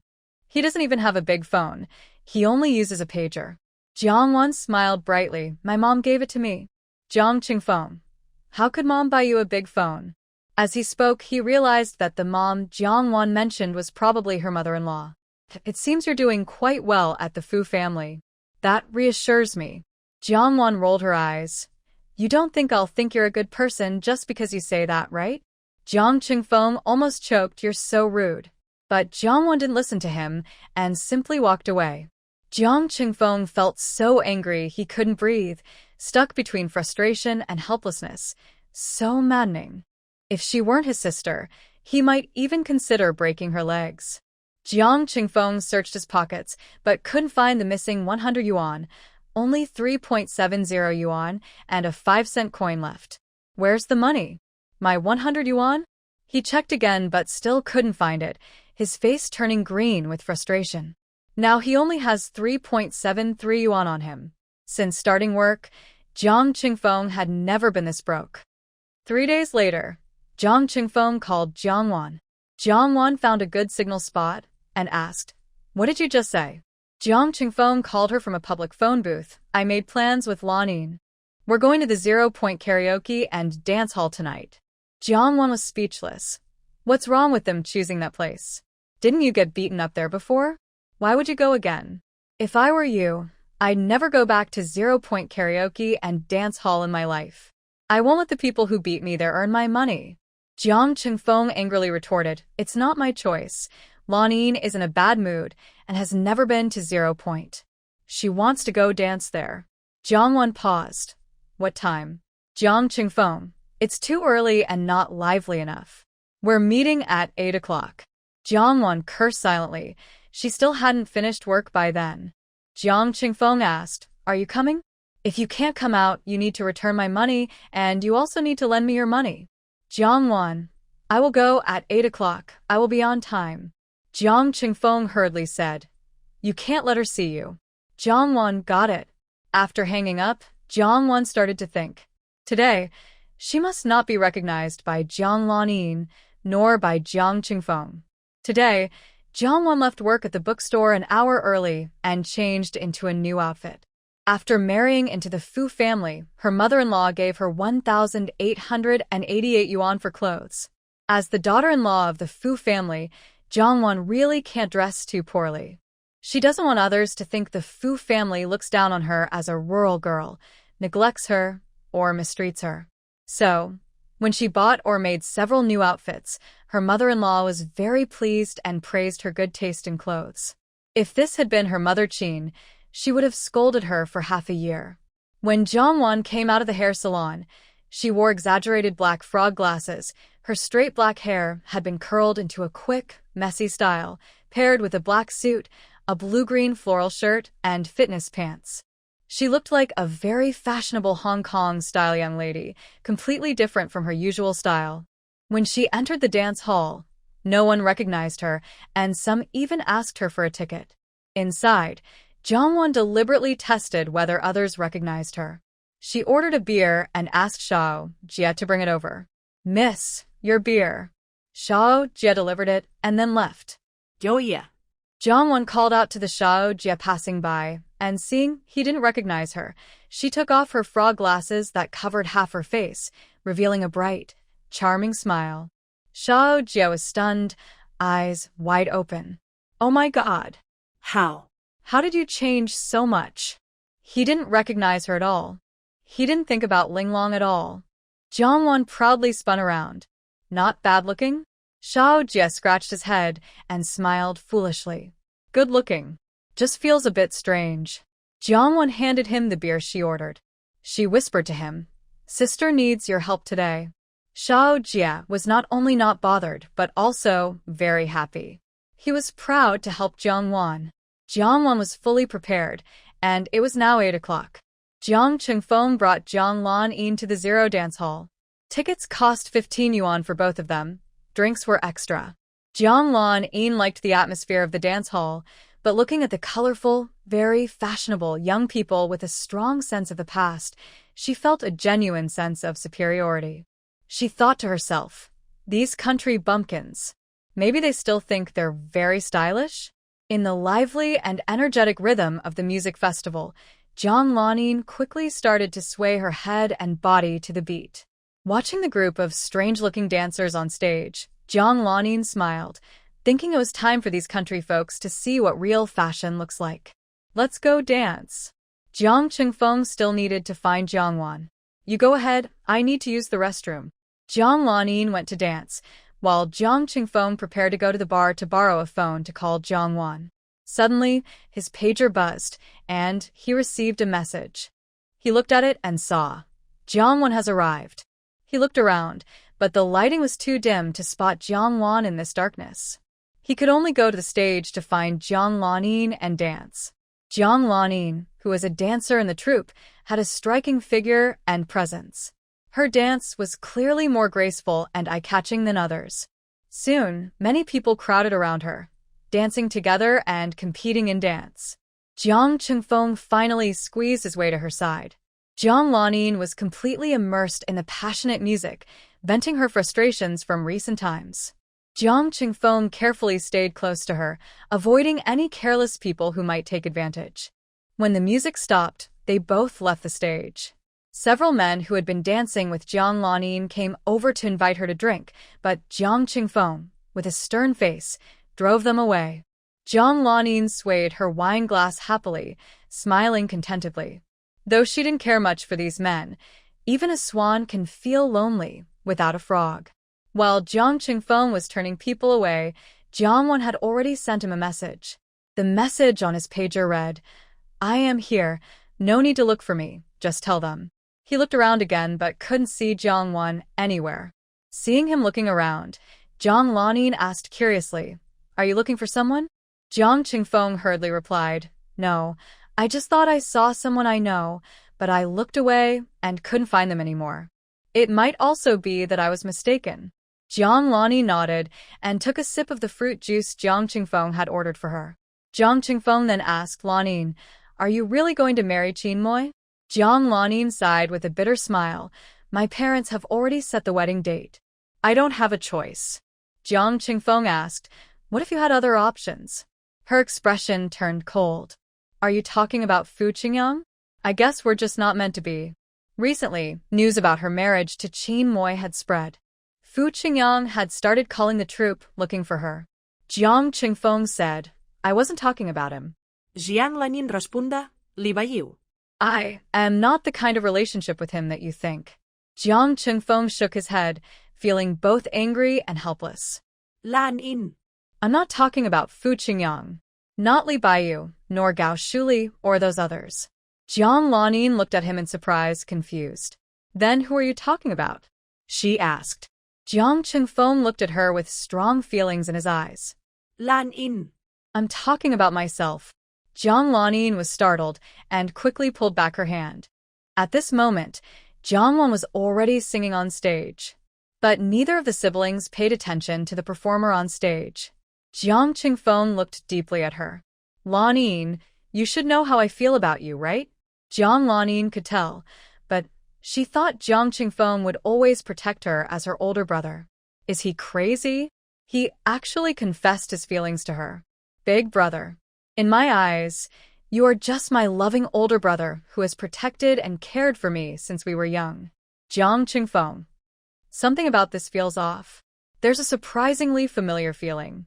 In Jiang Qingfeng's mind, he couldn't help but recall what Jiangwan had said. I bet she will tell you. Big brother, in my eyes, you are just my loving older brother who has protected and cared for me since we were young. It's not exactly the same, but it's almost identical.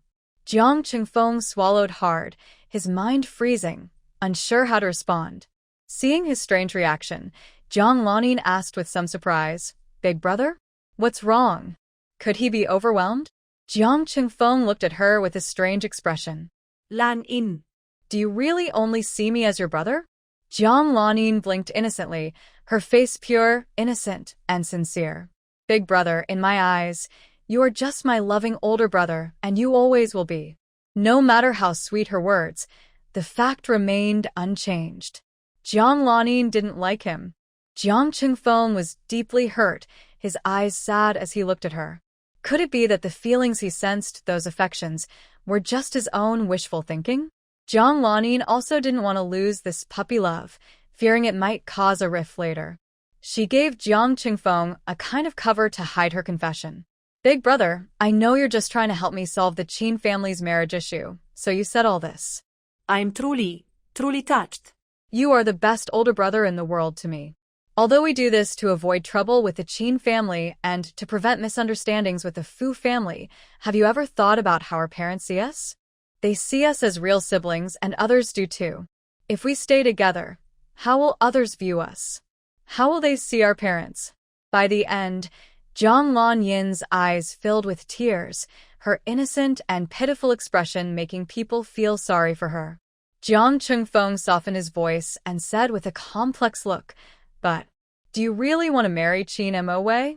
Would you rather marry Qin Moe than him?" Jiang Lanin bit her lip, tears sliding down her cheeks and falling onto the table. The marriage with the Fu family was originally meant for Jiangwan. The marriage with the Qin family should be mine. That way, Wanwan wouldn't blame our parents for favoritism. By the end, Jiang Lanin showed a relieved smile, her eyes still carrying a hint of sadness and strength.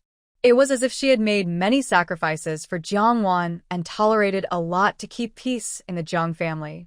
Jiang Qingfeng said, "Jiangwan's resentment toward the family isn't because of you. When she first moved to the city, she was doing well, wasn't she? Now, She thinks she's not a biological member of the Jiang family. Once she finds out she is part of the Jiang family, she will understand."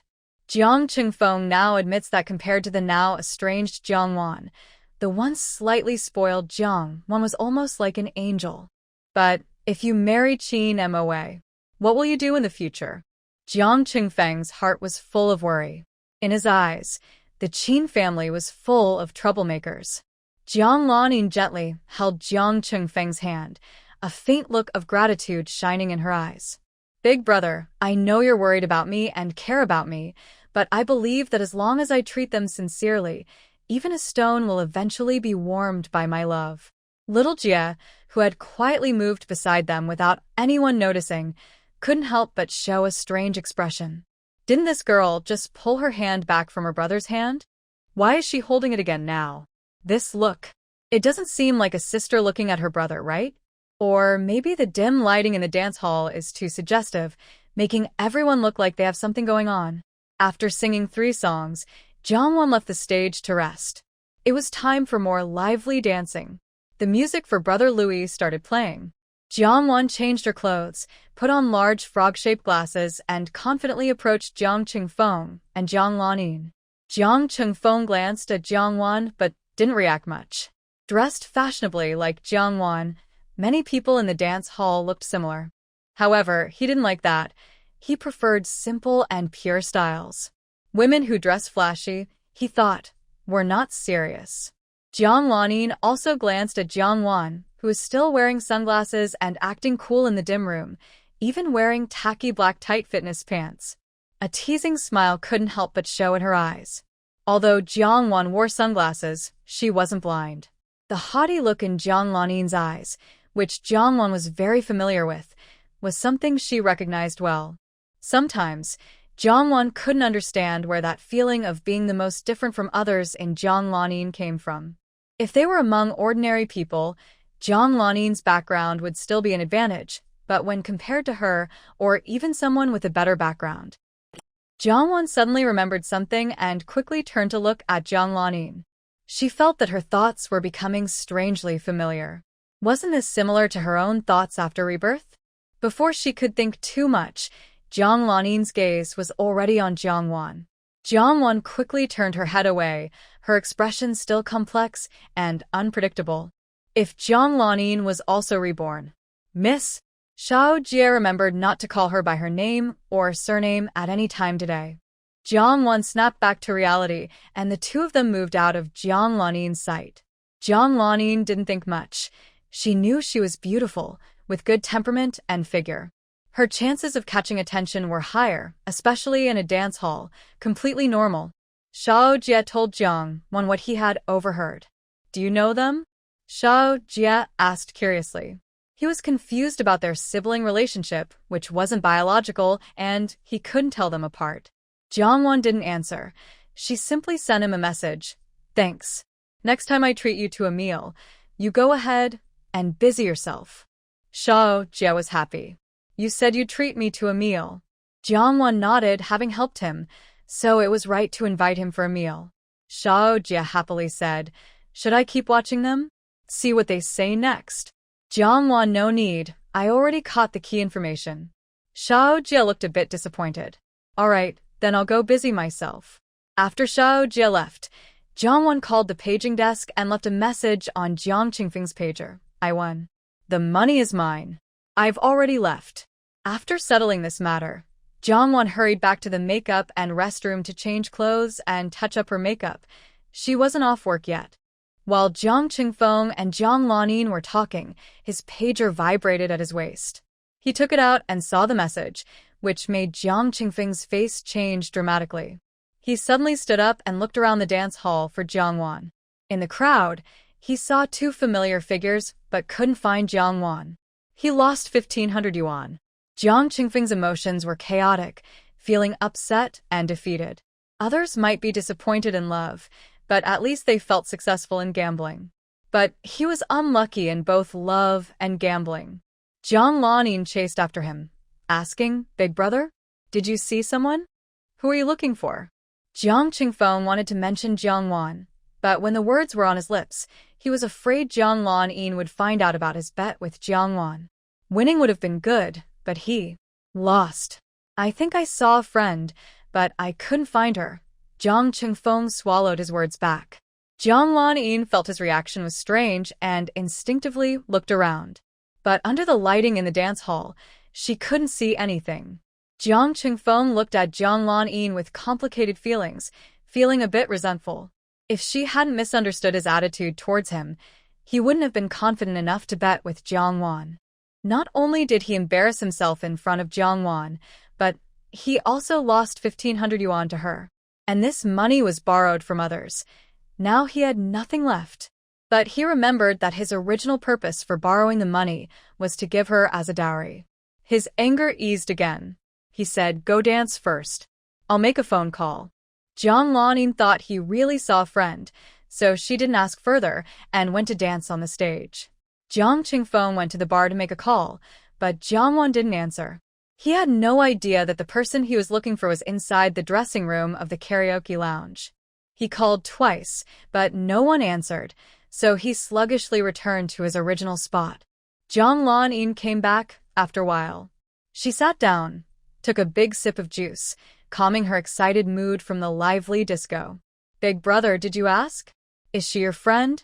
Jiang Qingfeng didn't respond immediately, only realizing what she meant after a moment. He said, I must have seen it wrong. Jiang Lanin wasn't surprised. It's normal to mistake someone in this kind of lighting. Jiang Qingfeng nodded, but didn't feel like talking.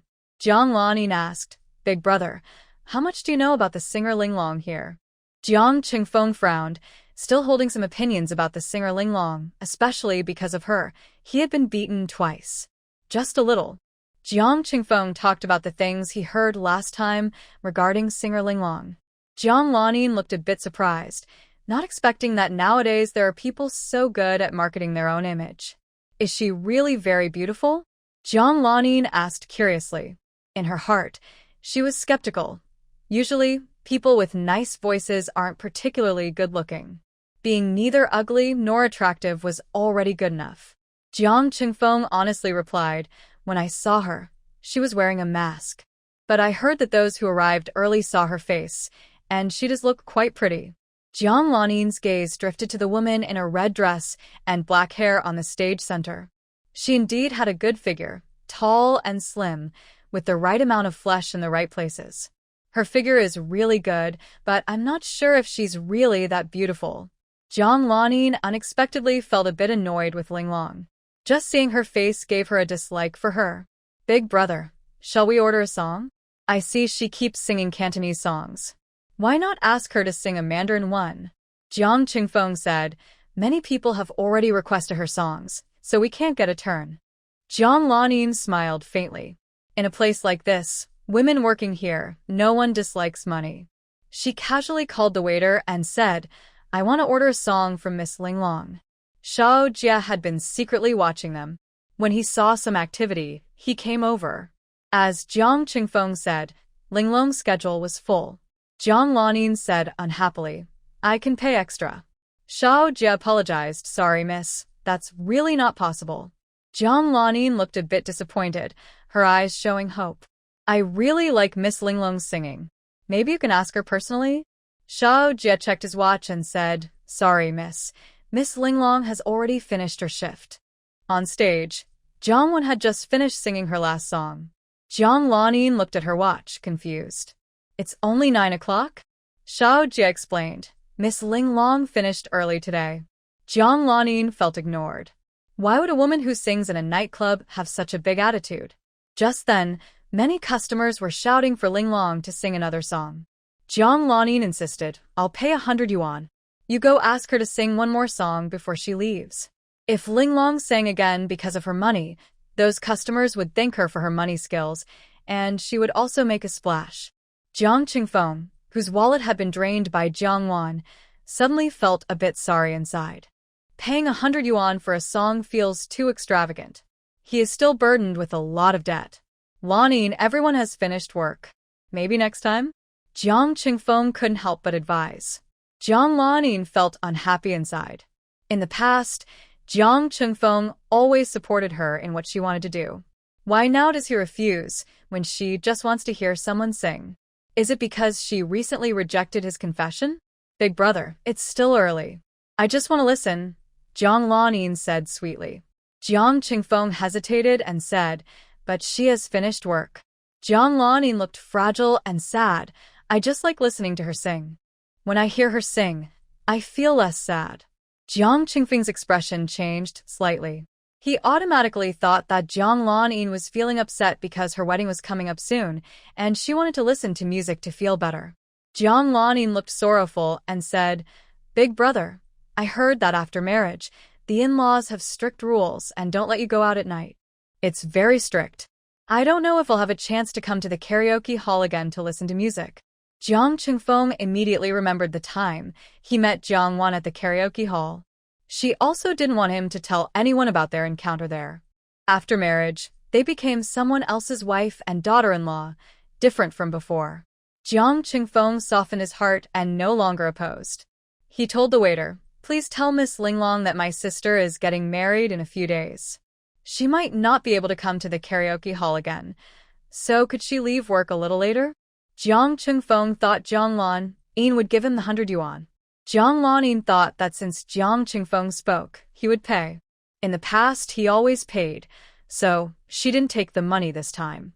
Jiang Qingfeng, feeling pained, took the last 100 yuan from his pocket and handed it to the waiter.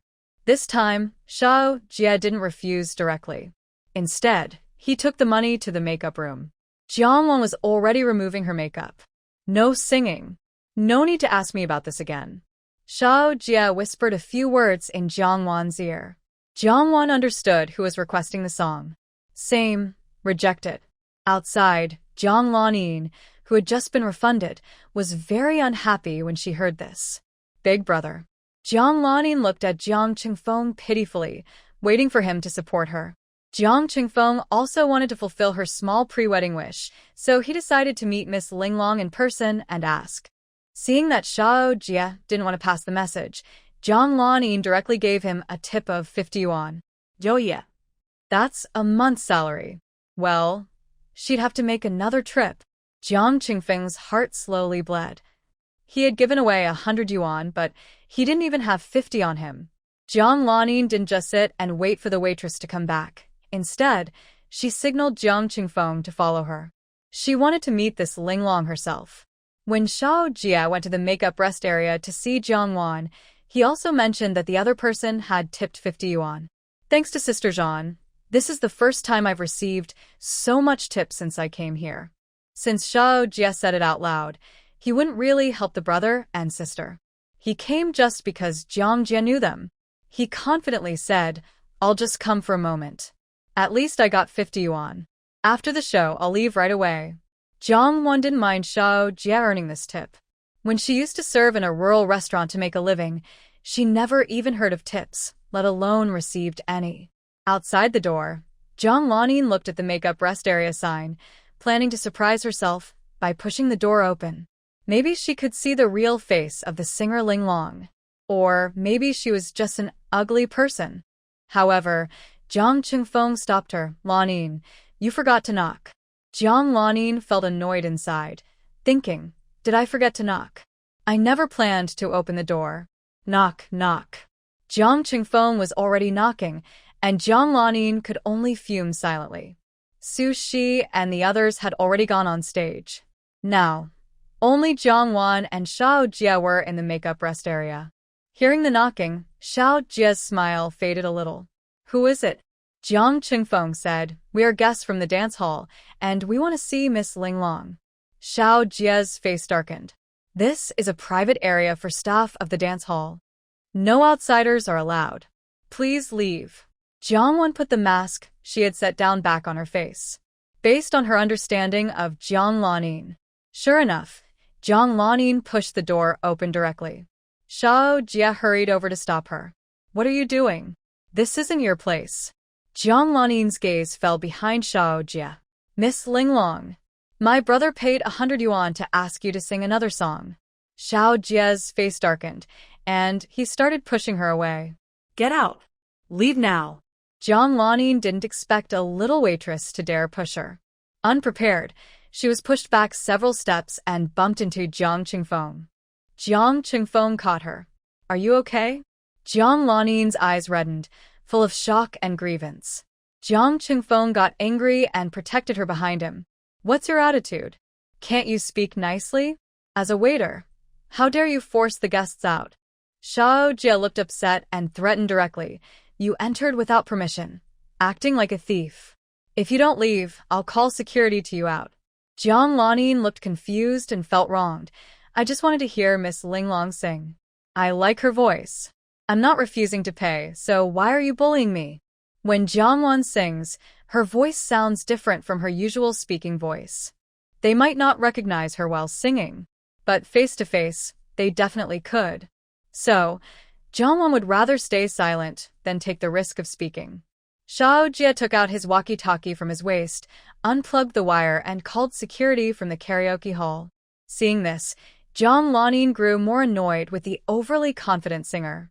She also suspected that the person's public image was very different from the real Linglong.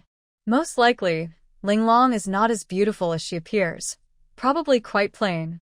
She looked critically at Jiang Wan, who wore a mask at the makeup table and still kept it in the lounge. Isn't that too ugly to show? Many people in the entertainment industry hide their true looks, but how many are truly unattractive? Miss Linglong, say something. If 100 yuan isn't enough, my brother can add more. Just tell us how much you want. She spoke boldly and arrogantly, but for her brother, it made him sweat. He had no money left and couldn't pay anymore. Jiang Wan wiped off her lipstick in the mirror, ignoring Jiang Lanin, who barked like a dog. She acted as if she wasn't there, giving no response. Jiang Lanin felt humiliated and stepped forward, sharpening her tone. Does Miss Linglong look down on this little money? Or on us, the guests of this karaoke hall? We've come so low as to sing here, and Miss Linglong still acts so proud. Isn't that laughable? Xiao Jia stopped Jiang Lanin, looking at her with disgust and caution. Please leave, he said. Jiang Qingfeng pushed Xiao Jia aside. Don't touch her. We are guests here. We bought tickets. You have no right to make us leave. Xin Li arrived with security from the lounge. Both sides were still arguing, and a physical struggle was beginning. Several security guards in black surrounded Jiang Qingfeng and Jiang Lanin. Xin Li looked cold and said, "He has no right, but I do." Jiang Qingfeng's heart sank. He quickly introduced himself, saying, "I am a reporter for the Kyoto Daily. My name is Jiang Qingfeng." The Kyoto Daily is a popular official newspaper. As a reporter for the Kyoto Daily, Jiang Qingfeng usually receives some respect. Otherwise, he wouldn't reveal his identity. Xin Li didn't buy this, and with a distant, dismissive look, he replied, "My surname is Xin." Shao Jia hurriedly said, "Cousin. Miss Linglong has finished work. The siblings insist on someone singing for them." Jiang Qingfeng secretly thought something was wrong. The waiter was the cousin of the owner of the singing and dancing hall, and Linglong was protected by the waiter, so she was probably also someone Xin boss supported. "My sister is getting married in a few days." Jiang Qingfeng also found it strange. Singing in a singing and dancing hall is usually for earning money. They weren't refusing to pay. In fact, they paid quite generously. Xin Li's gaze fell on Jiang Wan. Seeing she still wore a mask and said nothing, he began to suspect something. "Miss Linglong is my good friend. She can sing here because I invited her 3 times. She's not a professional singer, just here to have fun." Jiang Qingfeng suddenly understood. Jiang Lanin sneered inwardly. This Xin boss is quite good at public relations, praising his singers without offending the guests. "I heard she comes to the singing and dancing hall every day after work." Jiang Lanin looked at Jiang Wan with a curious and somewhat malicious expression. "Does she get paid for that? Who would come to work every day just for fun? There's no real difference between playing for fun and working." Xin Li's lips curved with a cold expression. "Miss Linglong doesn't take a salary. She's my partner and one of the owners of the hall. She only takes dividends." Shao Jia looked surprised. "Is Jiang Jie your partner? When did that happen?" Jiang Lanin sensed something from the waiter's attitude. This handsome owner of the singing and dancing hall was still lying. Jiang Qingfeng noticed the impatience from the other side and prepared to take his sister out first. "Since that's the case, we're sorry for the trouble. We'll leave now." Jiang Lanin felt frustrated. Even though she knew the other side was lying, she couldn't expose them on the spot and could only follow Jiang Qingfeng's lead. But security stopped them, not allowing them to leave. Jiang Qingfeng's heart tightened. What does Boss Xin mean? Xin Li's expression was calm, with no sign of anger. "Since you admit to bothering Miss Linglong, shouldn't you apologize and make amends to her?" Jiang Qingfeng glanced at the strong security guards beside him. Under pressure, he lowered his head. "Miss Linglong, we siblings did not mean to offend." Sorry. Jiang Wan said nothing, but her eyes behind the mask were fixed on Jiang Lanin. Shao Jia understood her meaning and, imitating his cousin, said, "Since you also admit to offending Miss Linglong, shouldn't both of you apologize?" Jiang Lanin's eyebrows furrowed slightly, as if hurt, and she hid behind Jiang Qingfeng. Jiang Qingfeng said, "I'm her brother. If I apologize on her behalf, what's the difference? Why do you insist on making things difficult for a young woman?" Shao Jia looked displeased. "Both of you did wrong. Why should only one apologize? Apologizing isn't a big deal. Has this young woman, who is so delicate, ever apologized for her mistakes?" Jiang Qingfeng was angry. "You're going too far. We mean no harm to Linglong. Why are you forcing us? Boss Xin, if you keep doing business like this, you might end up losing customers."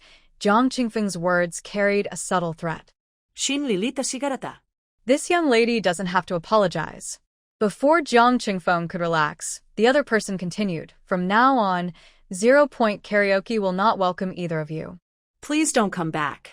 Jiang Lanin's face changed. Whether she came to 0 Point Karaoke or not wasn't important, but being barred from entering was embarrassing. Why do you, a grown man, insist on arguing so much with a young girl? Jiang Qingfeng was already upset about losing face, and now, being humiliated in front of Jiang Lanin made him even angrier. "Lanin, don't talk to them. From now on, if they come here, we won't.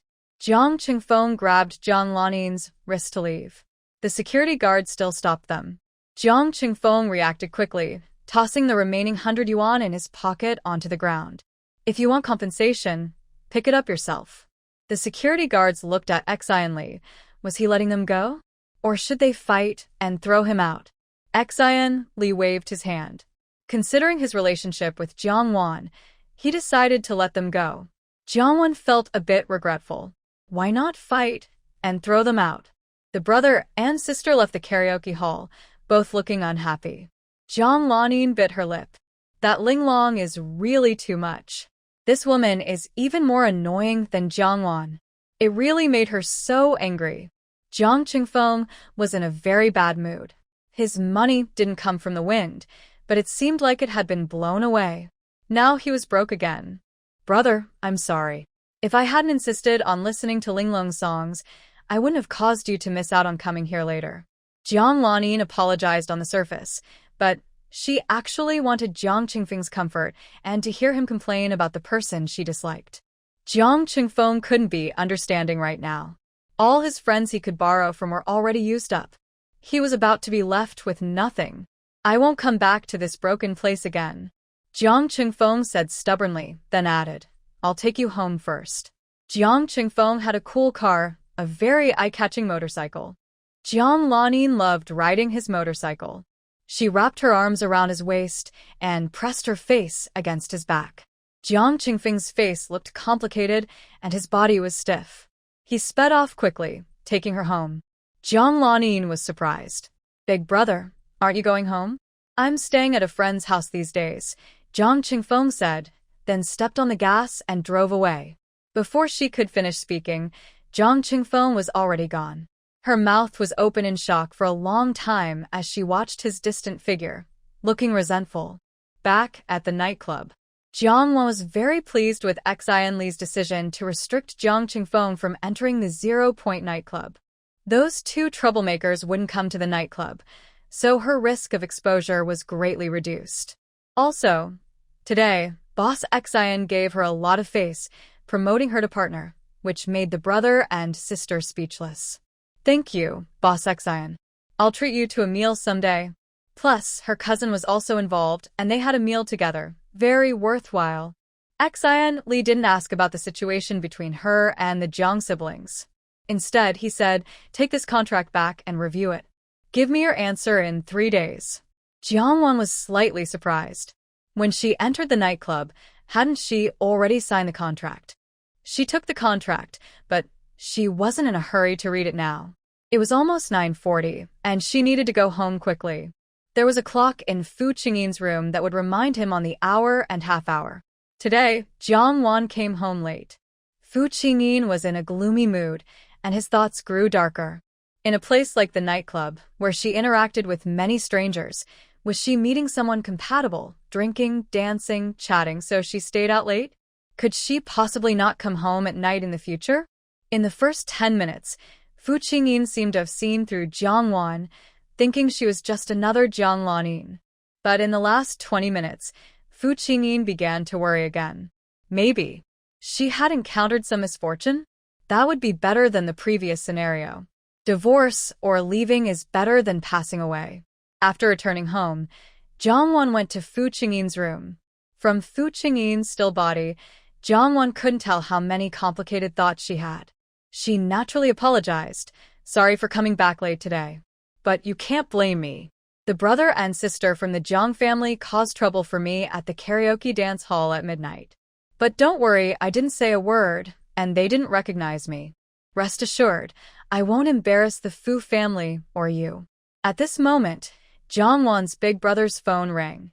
Jiang Qingfeng's motorcycle stopped outside a public phone booth, where he was making a call. Jiang Wan, it's me. Have you reached home now? Jiang Wan, stop the nonsense. What's the matter? Jiang Qingfeng, don't be so harsh.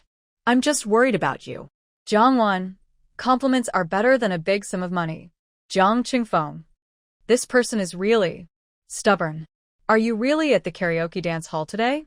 Jiang Wan directly described his and Jiang Laning's outfits. Are you trying to cheat? Jiang Qingfeng. No, but I have no money right now. Can you lend me some to get by? Jiangwan. You really are ugly and naive. Dream on.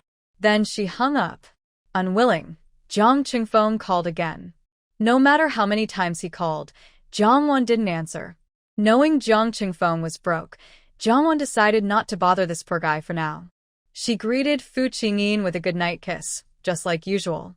The accumulated resentment between Fu Qingyin and her disappeared, and her ears subtly turned red again. Back in her room, Jiangwan took out the contract Xian Li had given her earlier at the karaoke dance hall. She opened it and was shocked to stand up from her chair. It was actually a shareholding contract for the karaoke dance hall. She was really going to become Xian Li's partner, one of the owners of the karaoke dance hall. She finally succeeded in breaking Qin Moi's wall. Jiangwan paced around her room a few times, trying to calm her excited feelings.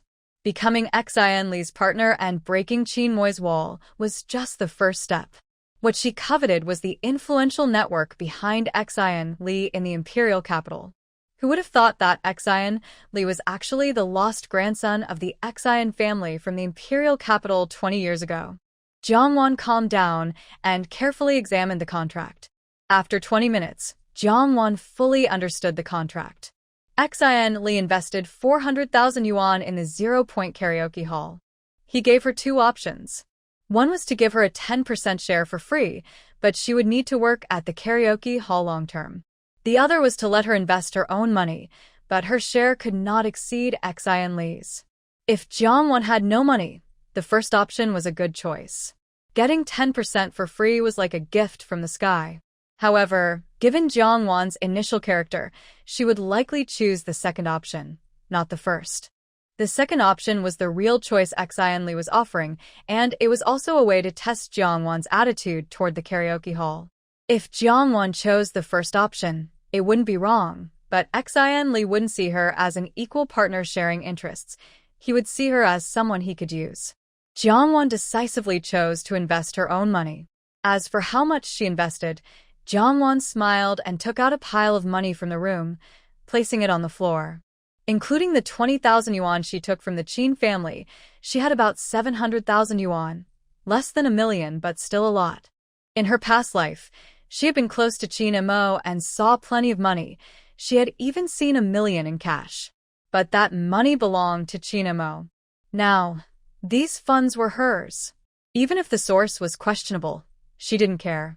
Reborn in this life, if she still imposed restrictions on herself, what was the point of rebirth? She might as well continue waiting to be hurt and trampled on. But if Jiang Lanyin was also a reborn person, her relentless pursuit of her motives made sense. In Jiang Lanyin's previous life, perhaps she was Jiang Wan's defeated opponent. Even after gaining fame and fortune, Jiang Lanyin still didn't let go of her, refused to let her succeed, and didn't want her to have a good life. The next morning, at breakfast, Jiang Wan saw not only her mother-in-law but also two little children. Lulan had deliberately gone to work a bit later today and had something to tell Jiang Wan. We've already asked for the approval of the two children's elders. They have changed their last names and been added to the Fu family genealogy under your name. After changing their last names and being added to the family tree, the children truly became part of the Fu family. Jiang Wan wasn't surprised. Her mother-in-law had mentioned this before. Now she was the real stepmother of the two children. Lulan said, their names haven't changed, just added a surname before their names. The older one is Fu Qinzue, and the younger is Fu Qinyu. Jiang Wan's eyes sparkled with a hint of complexity. Fu Qinzue and Fu Qinyu, the same names as in her previous life. In her past life, Fu Qin was kidnapped, and when she was found, her tongue had been cut out and her legs broken, left on the street to beg. Fu Chun became mute after being traumatized, and people said she seemed like a fool. Lulan saw her unusual expression and asked, "What's wrong? Is it hard to hear?" Jiang Wan quickly shook her head. "No, it's fine." Lulan hesitated, wanting her to take better care of the two children. But the Fu family didn't treat her well. She was only 20 years old and still just a child herself. Jiang Wan took the initiative to say, "Mom, I will take good care of them." Lulon looked pleased and asked Gao Yao to take the two children away, though they were reluctant to leave Jiangwan. She had other things to say. This is some of Qingyin's belongings. Today, I am giving these items and the two children to you, Lulon said with slightly reddened eyes. Jiangwan returned to her room with the items and opened the folder. Inside, there were 3 passbooks, all in Fu Qingyin's name, showing money deposits. These looked like his allowances and bonuses over the years. The allowances weren't much, but the bonuses showed how many achievements he had earned, totaling nearly 100,000 yuan. The rest were photos of Fu Qingyin, birth certificates, household registration papers for the 2 children, and other documents. A warm feeling flowed into Jiangwan's heart. She had never been trusted like this before.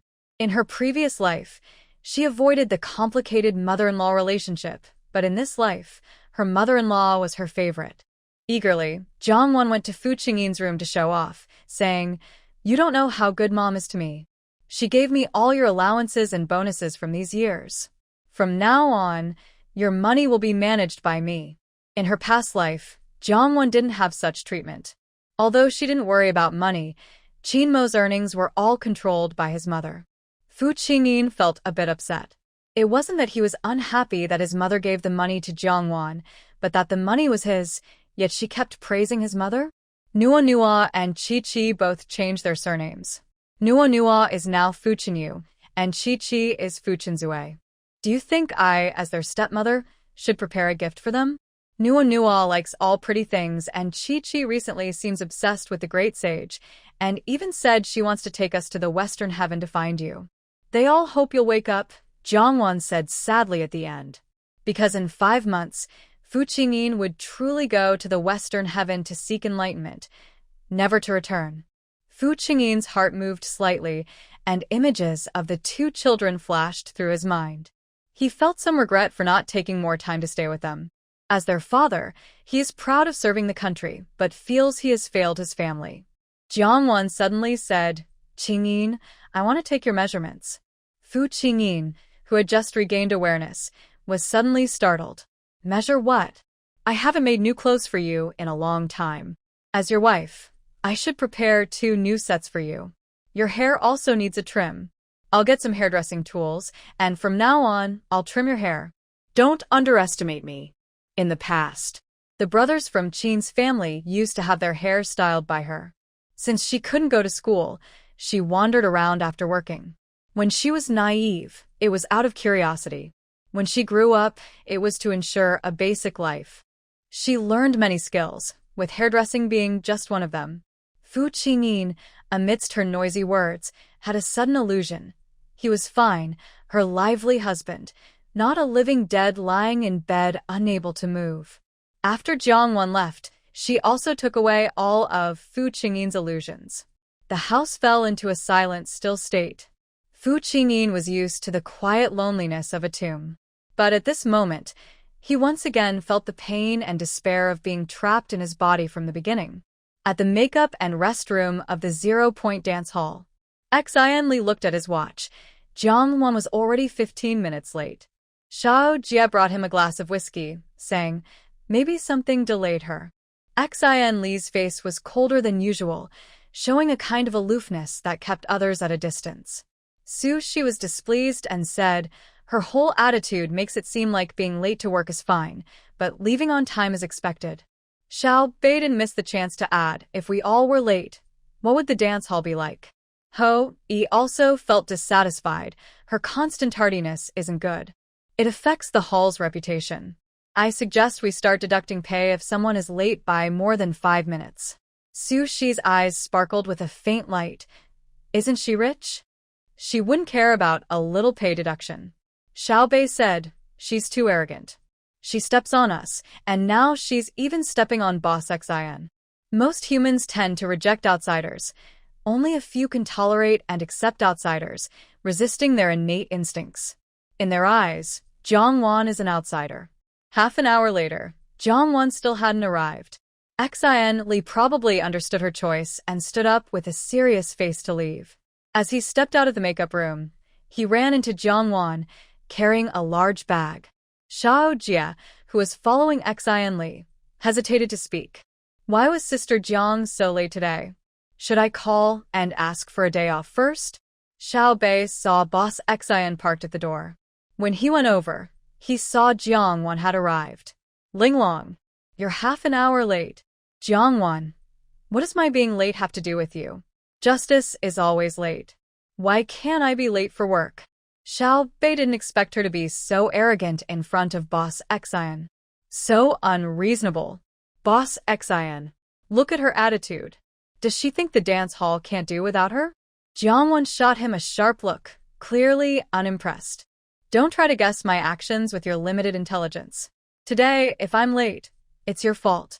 Jiang Wan threw her big bag at Xian Li. Xian Li caught the sudden heavy bag, feeling it sink into his arms. Let's talk inside. Jiang Wan pushed past Xian Li and went into the makeup and restroom behind him. Xian Li followed with a dark face, eager to hear why Jiang Wan was late and blaming him. Xiao Bei angrily stared at her. What does Boss Xian have to do with your being late? If it was related to Xian Li, he wouldn't be waiting now and Xiao Jie wouldn't be allowed to call and remind her.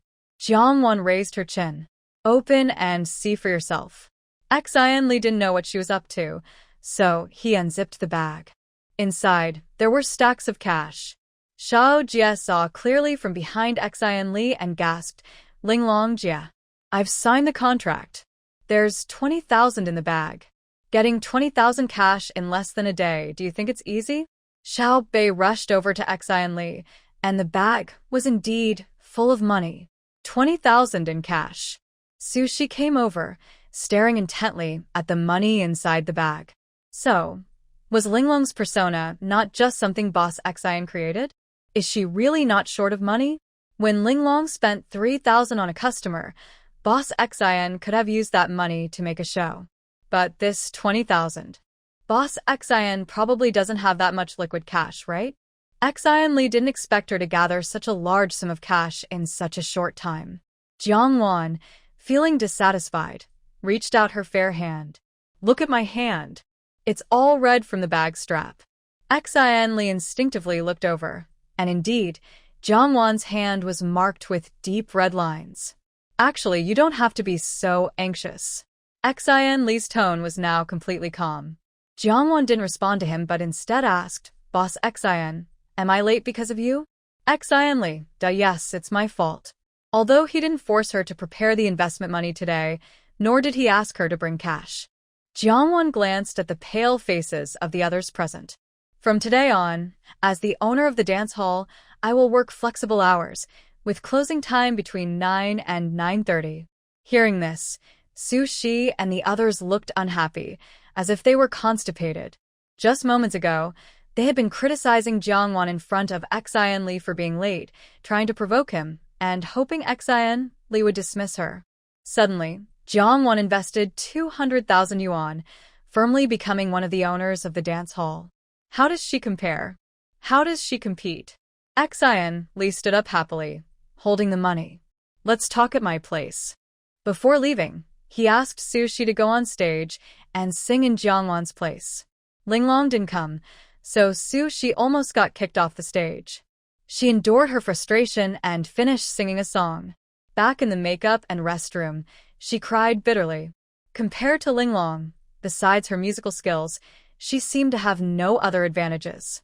Now Linglong had become her boss, and she was sure she would be suppressed in the future. Thinking about the dark days ahead, Sushi felt overwhelmed with sadness and helplessness. Jiang Wan didn't know about this. She was now in Xian Li's restroom. She added an extra clause to the contract. Xian Li was currently reading the additional conditions Jiang Wan proposed. Jiang Wan needed management rights in the dance hall. This meant she wanted to get involved in the operation of the dance hall. Others might not want a partner to interfere, especially if the partner was a woman. But Xian Li didn't mind. As long as she was capable, he had no gender bias. Jiang Wan appreciated this about him. She remained calm and said, if 200,000 yuan isn't enough, I can add another 100,000. Anyway, her money came easily. Whether investing in Xian Li or in the dance hall, it was a business with guaranteed profit. Xian Li replied, I can agree. 200,000 yuan is enough. Management rights didn't mean decision-making power. The final say still belonged to him. Jiang Wan's 200,000 yuan bought her 40% of the shares in the Zero-Point Dance Hall. Before Jiang Wan finished her work that day, Xian Li went on stage again and reintroduced Linglong's identity. From a hobbyist singer to a partner in the Zero-Point Dance Hall, her status had changed significantly. From then on, Linglong's working hours were also flexible. In a good mood, Jiang Wan said generously, "Tonight after 9 o'clock, the drinks will be on my account. This month, the salaries of the dance hall staff will be doubled." Suddenly, everyone in the dance hall, including the staff, cheered and celebrated. "Delicate, delicate. Long live Miss Delicate. Miss Delicate, I admire you." Amidst a passionate declaration of love, Xian Li escorted Jiang Wan off the stage and went to his dressing room. Xian Li, who always treated money seriously, couldn't understand Jiang Wan treating money like paper flowers. Jiang Wan directly handed him 10,000 yuan. "Consider it my personal expense." Xian Li's expression changed instantly. He smiled and said, "Miss Delicate is so confident. I'll arrange a private lounge for you tomorrow." Xian Li's attitude shifted smoothly, and Jiang Wan accepted it well. For someone like Xian Li, who only cared about money, deceiving him about feelings was fine, but stealing his money was a different matter, no mercy. Someone like Jiang Wan, who was easygoing, wealthy, capable, and generous, was Xian Li's best friend. After leaving the dance hall, Jiang Wan went straight home. As usual, she first went to Fu Qingyin's room. The normally quiet and cold room became warm and cozy because of Jiang Wan's return. "Starting today, I am officially investing in and becoming a part owner of Zero-Point Dance Hall." Jiang Wan's words carried a bit of pride, a bit of boasting, and a lot of joy she wanted to share. She had too many secrets, too many vulnerabilities, and too many unspeakable things. Accumulating too many secrets in her heart made her feel tired and burdened over time. Only in front of someone special like Fu Qingyin could she open her heart and share her happiness and sadness easily. Fu Qingyin thought Jiang Wan used the money from his bankbook to invest in Zero-Point Dance Hall. Not only was he not angry that she used the money as soon as she got it, but he also thought she used it well. Since her mother gave her the money, she could use it however she wanted. Working in her own invested dance hall made him feel much more at ease about her safety. It was as if he was protecting her in another way. Fu Qingyin's gloomy mood inexplicably improved. Feeling happy, Jiang Wan had a mischievous idea. She leaned close to his ear, mimicking Jiang Lanyin's tone. "Brother Fu, are you now relieved that I'm singing at the dance hall?" A warm breath brushed past his ear, carrying a faint, refreshing scent that made his spine tingle. She called him Brother Fu? Fu Qingyin's ears visibly turned red. Jiang Wan was close this time, and she saw Fu Qingyin's shy ears turn red. Her eyes showed a sudden surprise, followed by a faint, sparkling smile. "But does Jiang Lanyin call him that way? Will he also feel shy?" Suddenly, the smile in Jiang Wan's eyes disappeared, and her face turned cold. In 1 second, she showed what it means to change attitude quickly. "Good night," Jiang Wan said coldly, and then left. Fu Qingyin heard the sound of her leaving and closing the door, and he was still a bit confused. What about that big goodnight kiss? Did she forget how happy she was? Jiang Wan's bad mood came quickly, but left even faster. When she got to her room, her mood improved again. Her older brother's phone vibrated again. "Hello." Jiang Qingfeng was surprised. Jiang Wan finally answered the call. "It's me. Don't hang up," Jiang Qingfeng hurriedly said. Jiang Wan replied calmly, "If it's about borrowing money, no way." Fearing she might hang up, Jiang Qingfeng quickly got to the point. "I'm planning to sell my motorcycle, but it's been hard to sell these days. Can you lend me some money temporarily? Once I sell the motorcycle, I'll pay you back." Jiang Wan didn't rush to hang up because she was thinking about the money from selling that fool's motorcycle. "How much do you need?" Jiang Qingfeng felt happy inside. After all, she's a sister and wouldn't ignore him. "I bought the motorcycle for 18,000 yuan. It's about 70% new, and I can sell it for at least 10,000 yuan. Worried Jiang Wan might think he's asking for too much, Jiang Qingfeng first told her how much the motorcycle could sell for, then said, "I want to borrow 10,000 yuan." There was silence on the other end of the phone. Jiang Qingfeng was anxious. His sister's wedding with Lan Yin was the day after tomorrow, and he had to gather the money in these 2 days. Jiang Wan asked him over the phone, "What are you borrowing this money for?" Jiang Qingfeng didn't dare say it was for Jiang Lan Yin's bride price. Because before Jiang Wan's wedding, their older brother didn't prepare this bride price for her. Jiang Qingfeng was about to lie. But Jiang Wan on the phone said again, "Lying will kill your parents." Jiang Qingfeng choked and angrily said, "Jiang Wan, how can you talk like that? Are my parents your parents too?" Jiang Wan asked him back, "Can't you just tell the truth? Why do you insist on being that unfilial son?" Jiang Qingfeng was speechless. If he told the truth, would Jiang Wan still lend him the money? Providing the bride price for Lan Yin, and also as a dowry, the Qin family. Jiang Qingfeng planned to explain carefully why he was preparing a bride price for Lan Yin, but not for her. Because she has a bride price, Lan Yin has nothing. He is not being biased. Jiang Wan interrupted him. "Lending money is fine, but write a IOU. 5 days, and after 5 days, you return 11,000 yuan. Jiang Qingfeng's guilt was instantly replaced by anger at Jiang Wan's high interest rate. Return 11,000 yuan after 5 days? Why don't you go rob a bank? Do you lend at such high interest rates? Jiang Wan, whether you borrow or not is up to you. If you want to borrow, these are the conditions. Think about it overnight." Jiang Wan hung up the phone. Jiang Qingfeng, in the phone booth, was so angry he punched the receiver several times. That girl only cares about money. The next morning, Jiang Wan received a call from Jiang Qingfeng. He still wanted to borrow the money. Jiang Wan prepared the IOU, met him outside the courtyard, and had him sign and stamp it. "Count the money carefully. If there are any issues after you leave, I won't take responsibility." Jiang Wan handed him 11,000 yuan. Jiang Qingfeng didn't feel comfortable counting the money in front of Jiang Wan. He simply put it into his coat pocket. "I trust you." Jiang Wan wondered if he was really so lacking in morals to need a few more yuan from him. "How about I treat you to breakfast?" Jiang Qingfeng politely suggested before heading back. Early in the morning, Jiang Wan was at home and definitely had breakfast, so she didn't need to eat his breakfast. But surprisingly, Jiang Wan agreed. "Sure." Jiang Qingfeng. His words are really cheeky. After borrowing the money, he started talking again. What else could he do? "What do you want to eat?" Jiang Wan. "Nanjing-style pancake and fritters." Jiang Qingfeng put on his helmet. "Let's go." Jiang Wan sat behind Jiang Qingfeng, and he suddenly realized something. Compared to how he often drove Lan Yin to and from work, this seemed to be her first time riding his motorcycle. Feeling guilty, Jiang Qingfeng drove faster.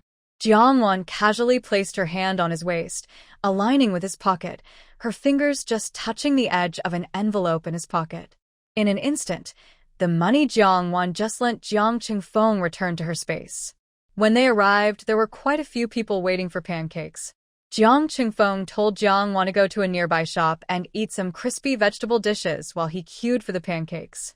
After 20 minutes, Jiang Qingfeng bought the pancakes. "There are the longest lines here," he said, buying 3 portions. They ate 2 portions, and the third was for Jiang Lan Yin. "Go back first. I'll eat here, and then head to work." The place was 3 streets away from her workplace, about half an hour on foot. Jiang Qingfeng was about to politely say something but hesitated, worried that Jiang Wan might really ask him to take her to work. Fresh pancakes and snacks are best eaten soon. They lose their flavor over time. Lan Yin doesn't like eating them when they're old. "Then I'll go back." Jiang Qingfeng hurriedly took the pancake snack and headed home. These days, Jiang Lan Yin was given a wedding leave by her team. "Brother." Jiang Lan Yin was happy to see him bring her breakfast. "Why did you go so far to buy breakfast?" Jiang Qingfeng cared about his reputation. Even if he had to endure hardship, he would secretly go and do it. He couldn't tell Jiang Lan Yin that he had gone early in the morning to borrow money from Jiang Wan. "This place's pancakes are delicious. Eat them while they're hot." Jiang Lan Yin looked a bit sad and worried, "But I don't have an appetite." The Qin family only agreed to give 500 yuan as a bride price. If this got out, how would she keep her face in front of her friends? Taking advantage of his parents being out, Jiang Qingfeng reached into his pocket to take money, but found it empty. The hidden pocket inside his coat was empty. Jiang Qingfeng was startled, his heart suddenly leaping into his throat. He immediately pressed his hands on the outside pockets of his coat. Both were flat and empty. Jiang Lanning looked at him confused. Brother? What's wrong? Did you lose something? Jiang Qingfeng quickly searched his pants pockets again, then his shirt pockets. He took off his clothes and searched once more. Still nothing. The 10,000 yuan he borrowed this morning was gone. Jiang Qingfeng's rapidly beating heart seemed to stop suddenly, blood rushing in his chest, his throat dry and painful, every movement causing sharp pain. Brother? Jiang Lanning looked at him worriedly. Are you okay? Jiang Qingfeng's face turned pale, and he suddenly rushed out. Jiang Lanning didn't understand and chased after him. Brother, where are you going? Jiang Qingfeng didn't have time for her now. He hadn't even put on his helmet, jumped on his motorcycle, and sped off. He first went to the bookstore. Jiang Wan hadn't arrived there yet. He looked for her along the way and saw Jiang Wan on a bridge. In a flash, his motorcycle stopped right in front of her. Jiang Wan looked surprised, with a hint of confusion in her eyes. Jiang Qingfeng clenched his teeth and approached aggressively, demanding, "Did you take the 10,000 yuan back?" He remembered that on the way, when Jiang Wan gave him the money, she didn't put it in a hidden pocket, but directly in her coat pocket. Her coat pocket was deep. Unless someone reached in and took it, it wouldn't fall out halfway. And when he bought breakfast, the money in his pocket should have been gone already. He thought at the time that he had put the money in his coat pocket, so he didn't pay attention to this detail.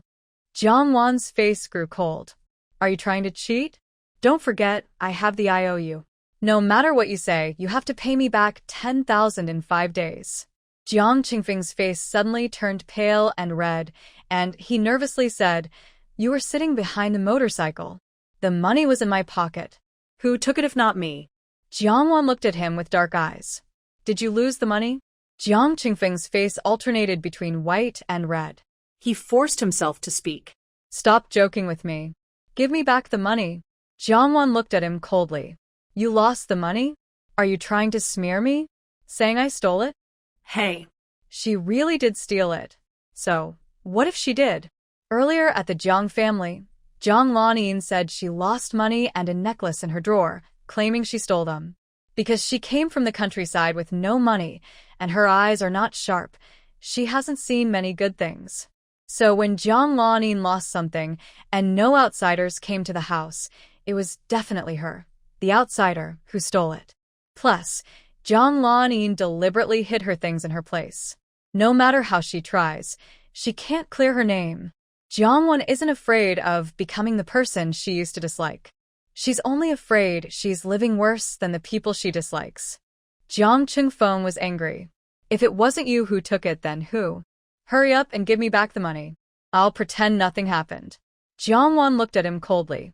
What do you have to prove it? Just your lousy mouth. Jiang Qingfeng was annoyed. Jiang Wan. Don't pretend to be innocent and then refuse to cooperate.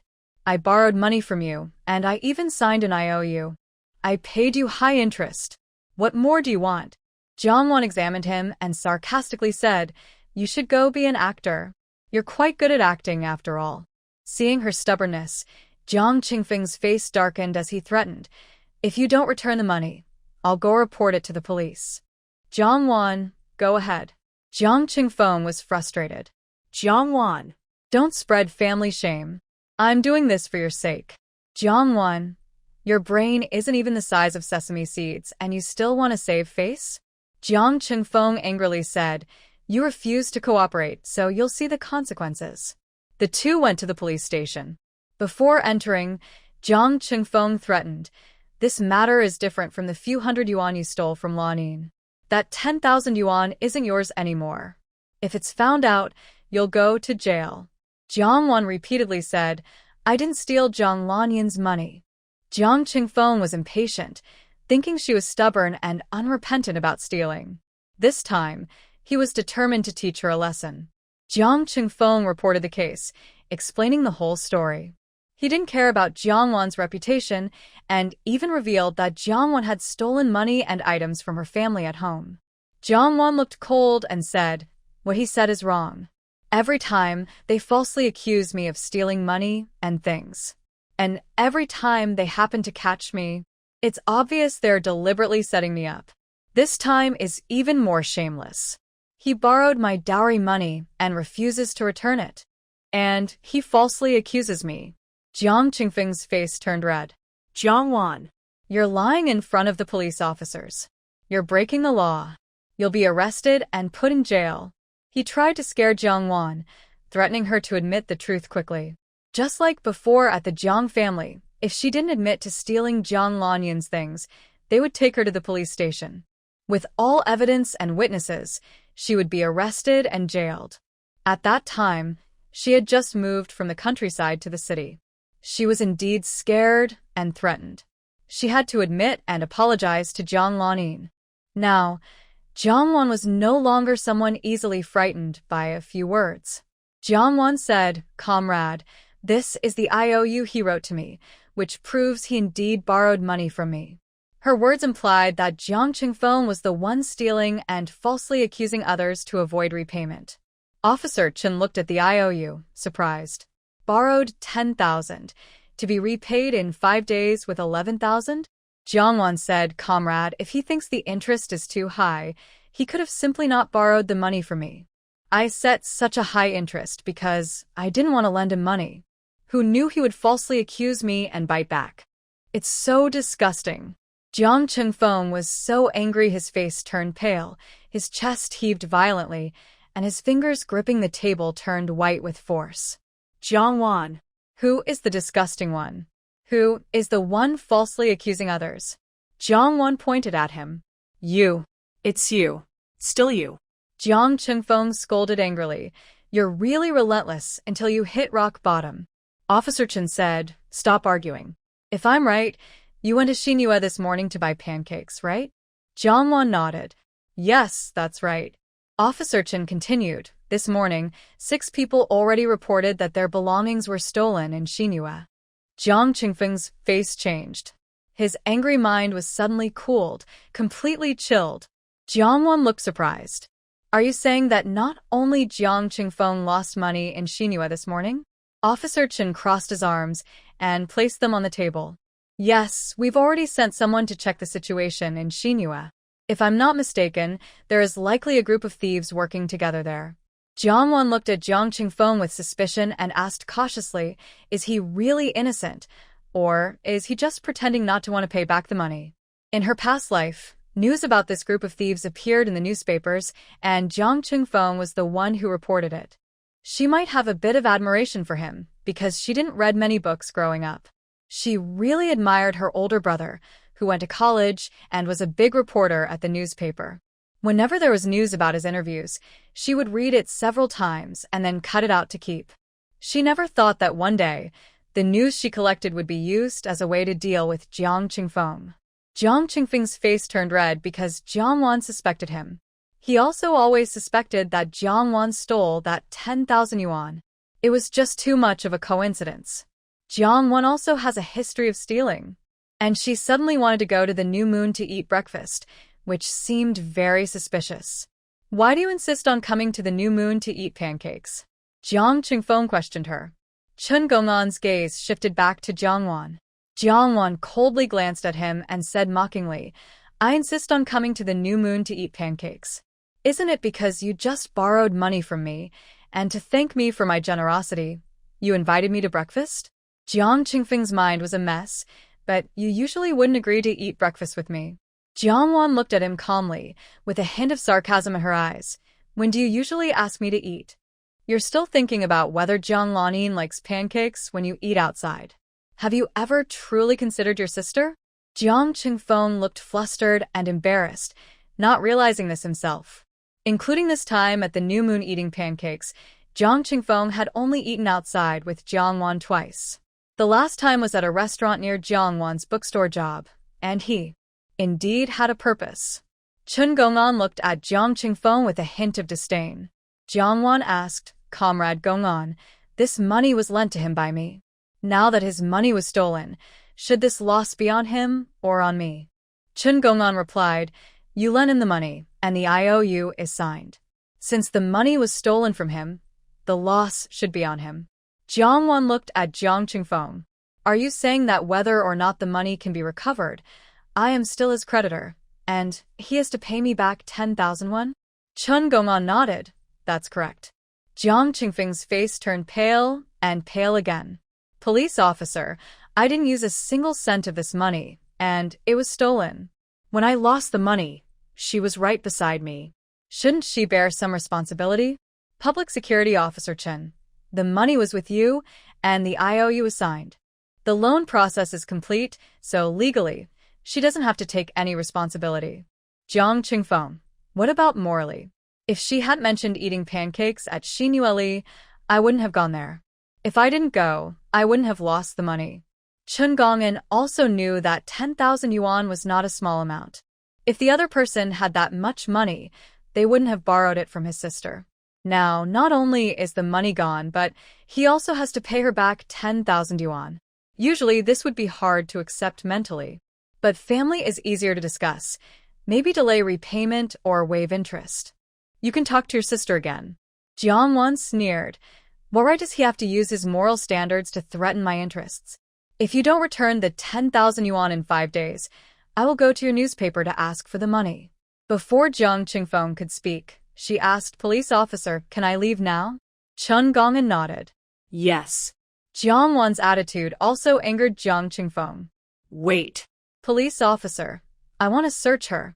Jiang Qingfeng clung to a bit of hope. He wouldn't be so unlucky. He rarely went to Xinyueli. How could he just happen to encounter a thief gang? Maybe those things belong to Jiang Wan? It's not impossible. Didn't she often steal and use Lanyan's things at home? Perhaps she just couldn't control her hands? Jiang Wan looked at him with disdain. Jiang Qingfeng, you always like to use your dog mouth to define me. Jiang Qingfeng, furious and embarrassed, forced himself to say, if you have time to argue, why not cooperate with the police officer for a body search? Jiang Wan didn't refuse the search just because Jiang Qingfeng suggested it. If the police officer thinks it's necessary, as a citizen, I am willing to cooperate. Public Security Officer Chin then took a female officer to search Jiang Wan in the nearby interrogation room. They searched her clothes, bag, shoes, and all possible hiding places for money. When the female officer led Jiang Wan into the next room and shook her head at Chun Gong'an, she said, nothing was found. Jiang Qingfeng's face darkened.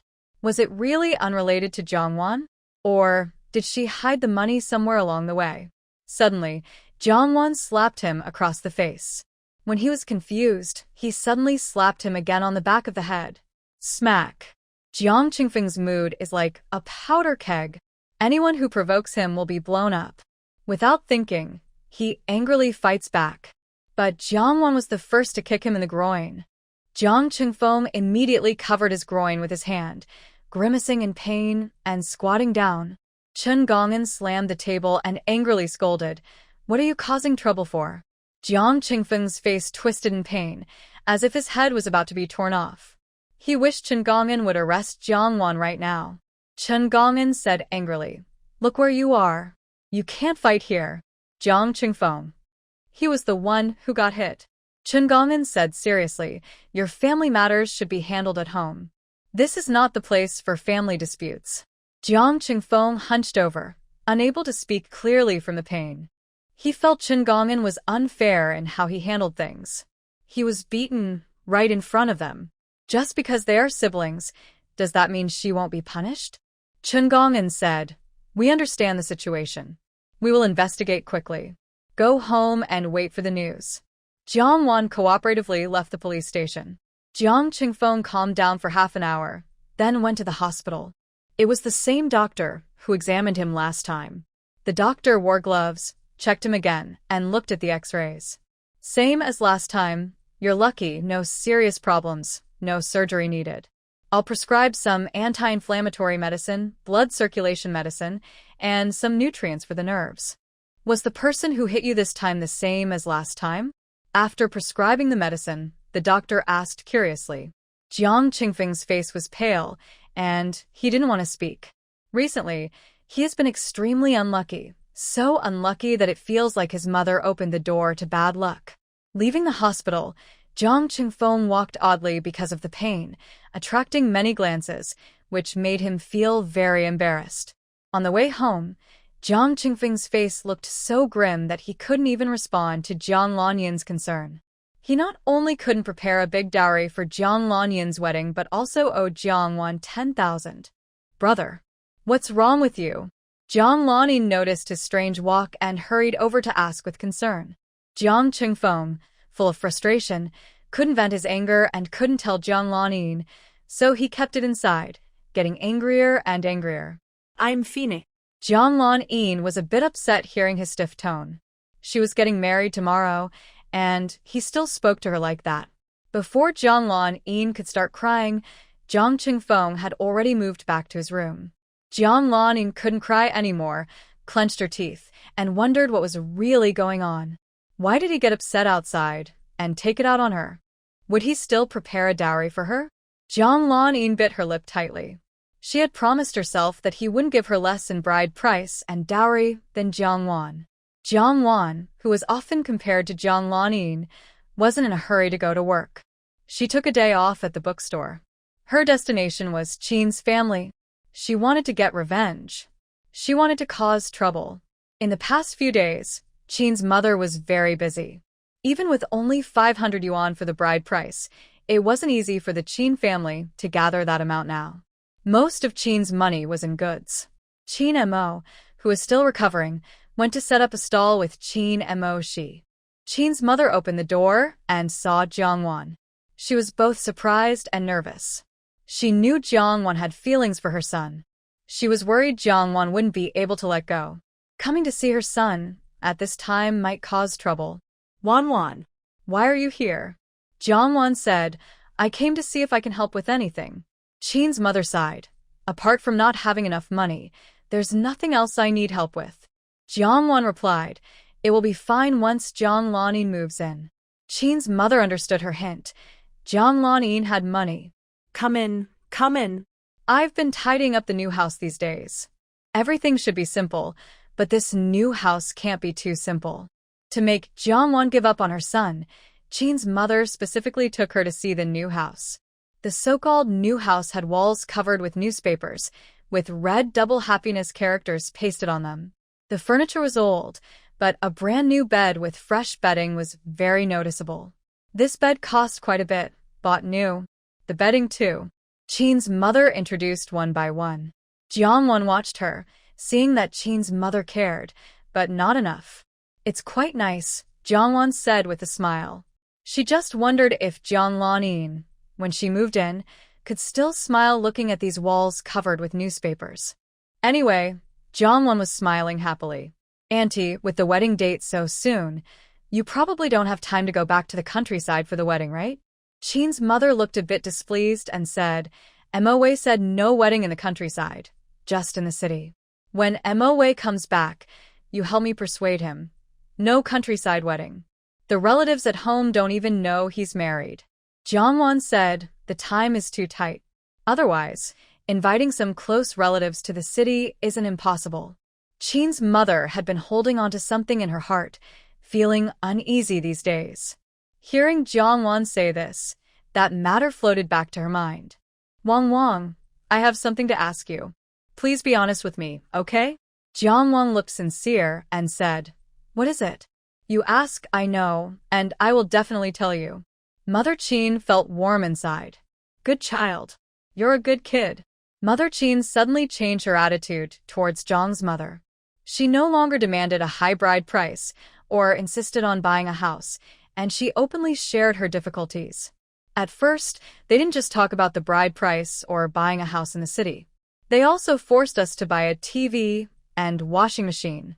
Why do you think she suddenly stopped mentioning everything? Mother Qin looked at Jiang Wang, hoping she might know something. Jiang Wang actually knew a little secret. It was because Jiang's mother was afraid Jiang Lanyan and Jiang Qingfeng might cause some embarrassing trouble. Why aren't you saying anything? Do you know something? Mother Qin asked nervously. Jiang Wang's eyes flickered with hesitation, and she looked uncomfortable, afraid to meet her gaze. Mother Qin held Jiang Wang's hand and said sincerely, "Good child, I've watched you grow up. Your brother Mo Wei has taken care of you since you were little. Is there something you can't tell us?" Jiang Wang still looked reluctant and troubled. "I'm just guessing. I'm not sure." Mother Qin hurriedly said, "What did you guess? Don't be afraid. Just tell us." If you're wrong, I won't blame you." Jiang Wang said, "Could she be pregnant? And that's why she's in such a hurry to get married?" After saying this, Jiang Wang quickly changed her tone. "I was just talking nonsense. Auntie, please don't believe it. If they find out, they might hurt me." Mother Qin's face turned red with anger. She was furious. It wasn't because she was angry at Jiang Wang, but because she was angry at the Jiang family. "Wang, tell me, do you know something?" Jiang Wang withdrew her hand, avoiding suspicion. "I don't know. I was just talking nonsense. Auntie, don't ask anymore. I'm leaving." Jiang Wang didn't give Mother Qin a chance to ask again, and quickly ran away. When Mother Qin chased after her, Jiang Wang was already out of sight. After leaving Qin's small road, Jiang Wang's anxious face suddenly became calm and composed. She had said it was just nonsense and told Mother Qin not to believe it. If Mother Qin believed it, it wasn't really her fault. 15 minutes later, Mother Qin also left that intersection and hurried to Jiang's house. These days, both the Jiang and Qin families were rushing to set their wedding dates. Jiang's mother was still outside, working overtime to stuff cotton and make a few new quilts for Jiang Lanin. Today was the day to pick them up. Only Jiang Lanin and Jiang Qingfeng were at home. Jiang Qingfeng was resting in his room to recover. Jiang Lanin felt very annoyed when she saw Qin's mother, but she still showed a shy, happy smile on her face. "Aunt Qin, why are you here?" "I'm here to make tea for you." Qin's mother stared at Jiang Lanin from head to toe, especially at her belly. She kept thinking there was something inside her stomach. She couldn't accept Jiang Lanin's bad reputation. She was even willing to tolerate that this woman might not be pure just to get back the 20,000 yuan. But she couldn't accept her bringing a child born out of wedlock into the Qin family. Jiang Lanin felt uncomfortable under her gaze, her skin crawling with goosebumps. "Aunt Qin?" "What's wrong? Did I do something wrong?" Qin's mother asked. "Honestly, are you pregnant?" Jiang Lanin widened her eyes, thinking she had heard wrong. "What did you say?" But in Qin's mother's eyes, she saw guilt. "Are you pregnant?" Jiang Lanin's face turned red with anger, and a wave of hatred surged in her heart. She wished she could rush over and scratch that old woman. How dare she humiliate her like this? "Aunt Qin, I respect you as an elder, but you can't humiliate me like this." Jiang Lanin looked pitiful yet determined, a brave and sad look that worked on men but didn't affect Qin's mother, who was also a woman. Qin's mother grabbed Jiang Lanin's wrist and tried to drag her to the hospital. "Go with me to get checked." Jiang Lanin pulled her hand away. "You're going too far. You can't humiliate me like this." As an unmarried young girl, going to the hospital to check if she was pregnant was a huge shame for her. Jiang Lanin wasn't afraid of going to the hospital to check if she was pregnant, but she couldn't go. No matter now or in the future, such behavior was a shame for a woman. "If you're unhappy with this marriage, why did you come to propose marriage at my house? If you're happy with this marriage, why are you humiliating me like this?" Tears shimmered in Jiang Lanin's eyes as she spoke with trembling voice, full of grievance and accusation, her expression soft and pitiful. But unfortunately, her mother-in-law had a different stance. Qin's mother was afraid her son would become a father and insisted Jiang Lanin go for a check to be reassured. "Brother." Jiang Lanin refused, feeling wronged, and crying out for Jiang Qingfeng to come and save her. Jiang Qingfeng was lying on his bed in his room, covering his head with a blanket, vaguely hearing the noise outside. I went out and saw Mother Qin and Jiang Lanin pulling at each other. "Stop it." Jiang Qingfeng shouted angrily. "What are you doing in my house?" Jiang Lanin shook off Mother Qin's hand and hid behind Jiang Qingfeng. "Brother, she heard some news somewhere and thinks I'm pregnant. She insists on taking me to the hospital. To check if I'm pregnant. Jiang Lan clung tightly to his sleeve, her voice trembling. Oh no. Why did she have to encounter such a mean mother-in-law? Jiang Lan thought. I caused this. Jiang Chengfeng was angry. Leave my house immediately, or I won't be polite to you. Mother Qin felt a surge of anger. If they siblings weren't guilty, why were they afraid to go to the hospital for a check? Mother Qin let go of Jiang Lan and suddenly pushed herself toward Jiang Chengfeng, shouting, What are you going to do to me? Are you going to hit me? Go ahead. Hit me. If you don't, you're not a real person. Jiang Chengfeng couldn't avoid Mother Qin's unreasonable behavior. Instead, he hurt himself and gasped in pain. Suddenly, his anger flared up. He pushed her to the ground with force. Mother Qin didn't expect him to be so bold. She jumped up and started yelling and scratching. Jiang Chengfeng didn't want to fight her. He didn't care about his own status or the fact that he was injured. He knew he shouldn't hit her, but he had no choice. After being pushed to the limit, Jiang Chengfeng grabbed her wrist and threatened fiercely. Enough. Don't think. Before he could finish, Mother Qin spat a thick glob of saliva right into his face. Ah! Jiang Chengfeng felt like he was struck with a magic spell, and he let out a high-pitched scream inside. Jiang Lan, who was about to step in and stop the fight, quietly took a few steps back. Jiang Chengfeng wished he could just lose his face completely. Mother Qin's wrist was almost broken by Jiang Chengfeng's grip, but she didn't show weakness. She hated him for disrespecting her. She spat repeatedly, like a pea shooter, spraying saliva onto his face. Jiang Chengfeng's anger surged in his chest. For the first time, he felt deep fear of this old woman. He ignored the pain in his lower body and rushed to the bathroom to wash his face, adopting a silly duck pose. Jiang Lan reached out anxiously and shouted, Brother. He left. What should she do now?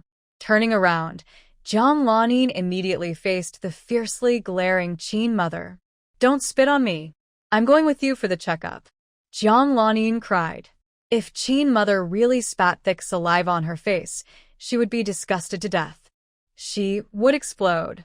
In the countryside, where strong labor is needed to support the family, Qin mother, a widow, managed to raise 3 children. She is skilled in everything and is truly a tough woman. Didn't you agree to this earlier? When Jiang Chengfeng came out of the bathroom, Jiang Lan had already left with Qin mother to go to the hospital.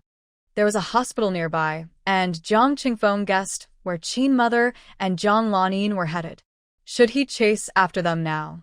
Jiang Lan was also waiting for Jiang Chengfeng to rescue her from Qin mother's hands. But even after she arrived at the hospital, checked in and waited, Jiang Chengfeng was nowhere to be seen. Jiang Lan felt resentful toward Jiang Chengfeng. He always said he would protect her forever and never let her suffer. But that was a lie. He couldn't do it at all. When Qin mother heard the nurse call Jiang Lan's name, she immediately pulled Jiang Lan to the consultation room. As soon as they entered, Qin mother said, Doctor, please check if she's pregnant. Another patient was still in the room, packing up her things. When she heard the noise, she looked up and exclaimed in surprise, Lan?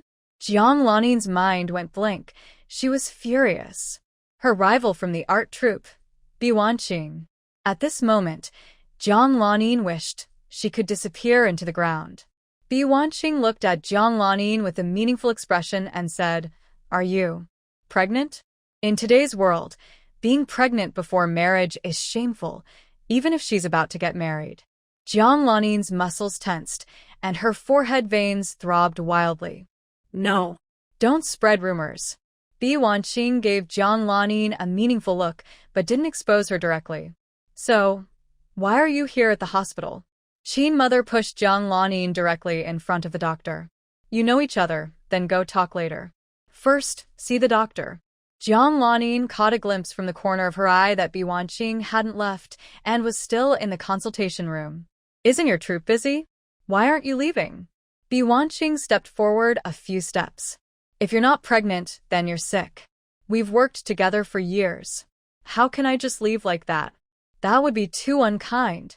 Jiang Lan wished she could tell her to leave immediately. I'm not married. So how could I be pregnant? Don't ruin my reputation.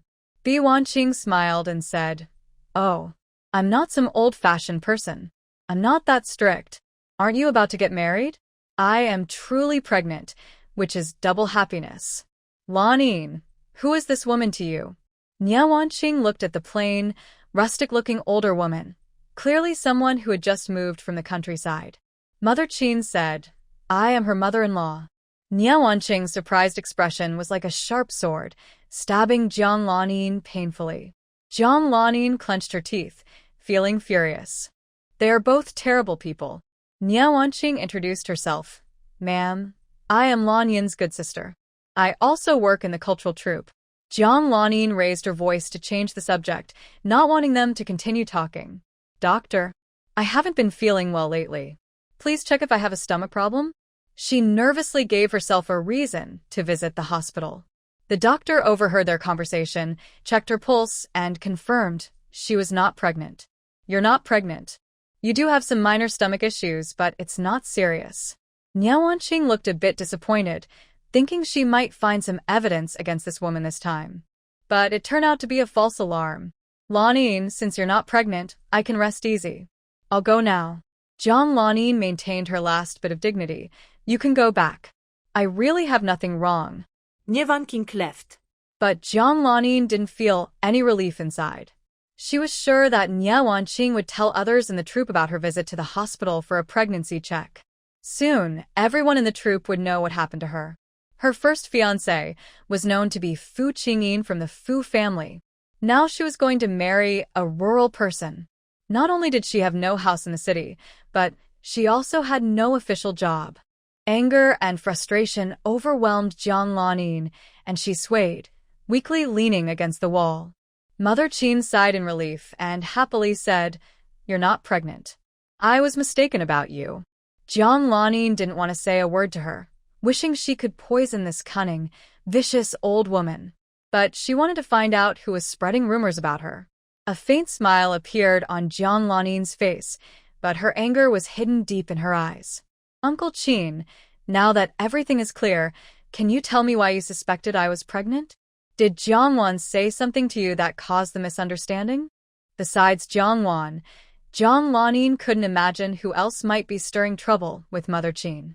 Mother Qin replied, This has nothing to do with Jiang Wan. Don't think that she is Mo Wei's former fiancé, and therefore everything is her fault. To Mother Qin, Jiang Wan's actions are just deliberate. Jiang Wan dislikes Jiang Lanin, but she doesn't dislike her son. Besides, with Jiang Lanin flirting with her fiancé's cousin and being involved with other men, who wouldn't suspect? Jiang Lanin feels she can't believe it and asks her in a sad tone, Then why did Aunt Qin suddenly doubt me? Doubt me about this kind of thing? Mother Qin gives a ready answer.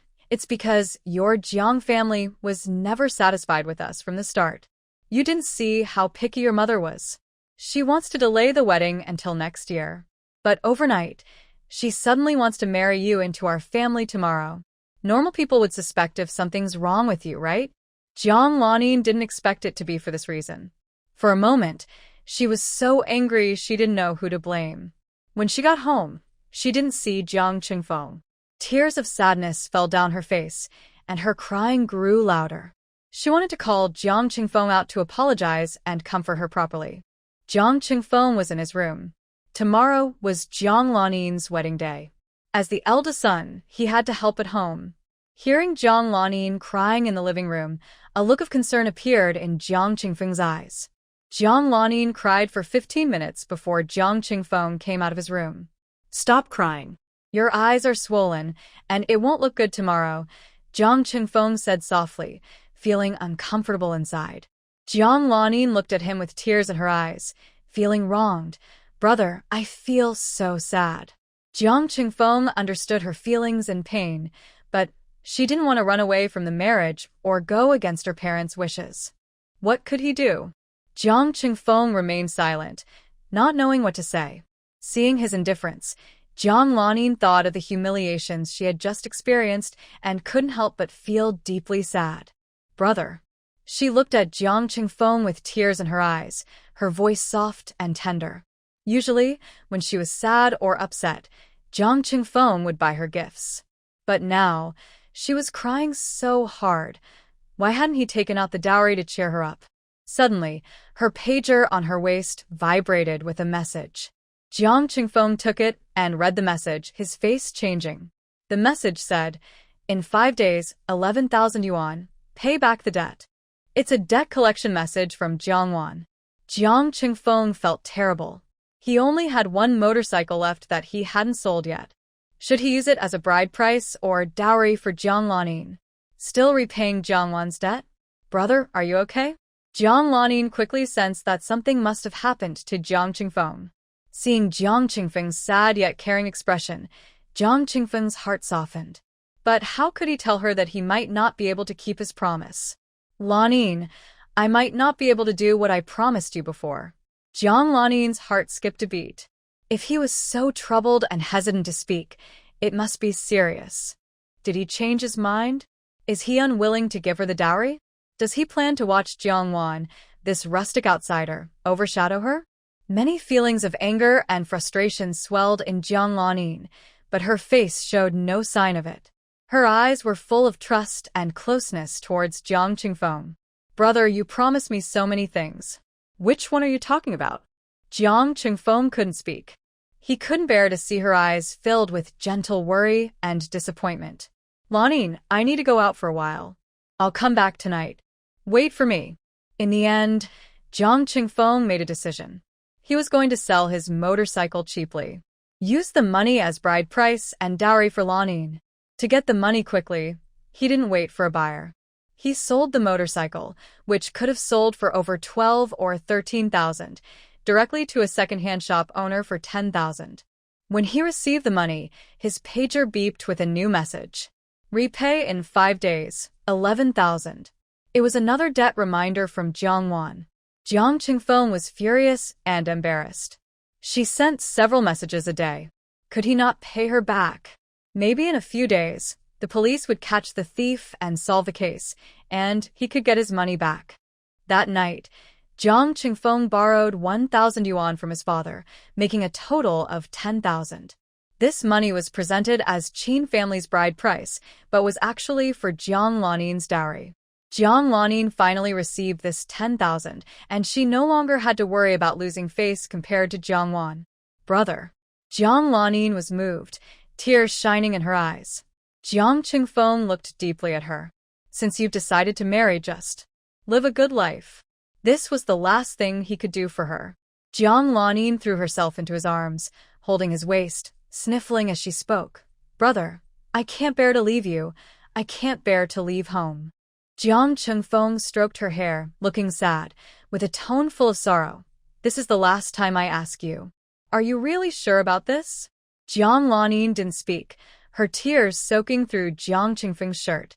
The next day, the Jiang family quickly married off their daughter again, just like before. Both times, the marriage was arranged in a rush.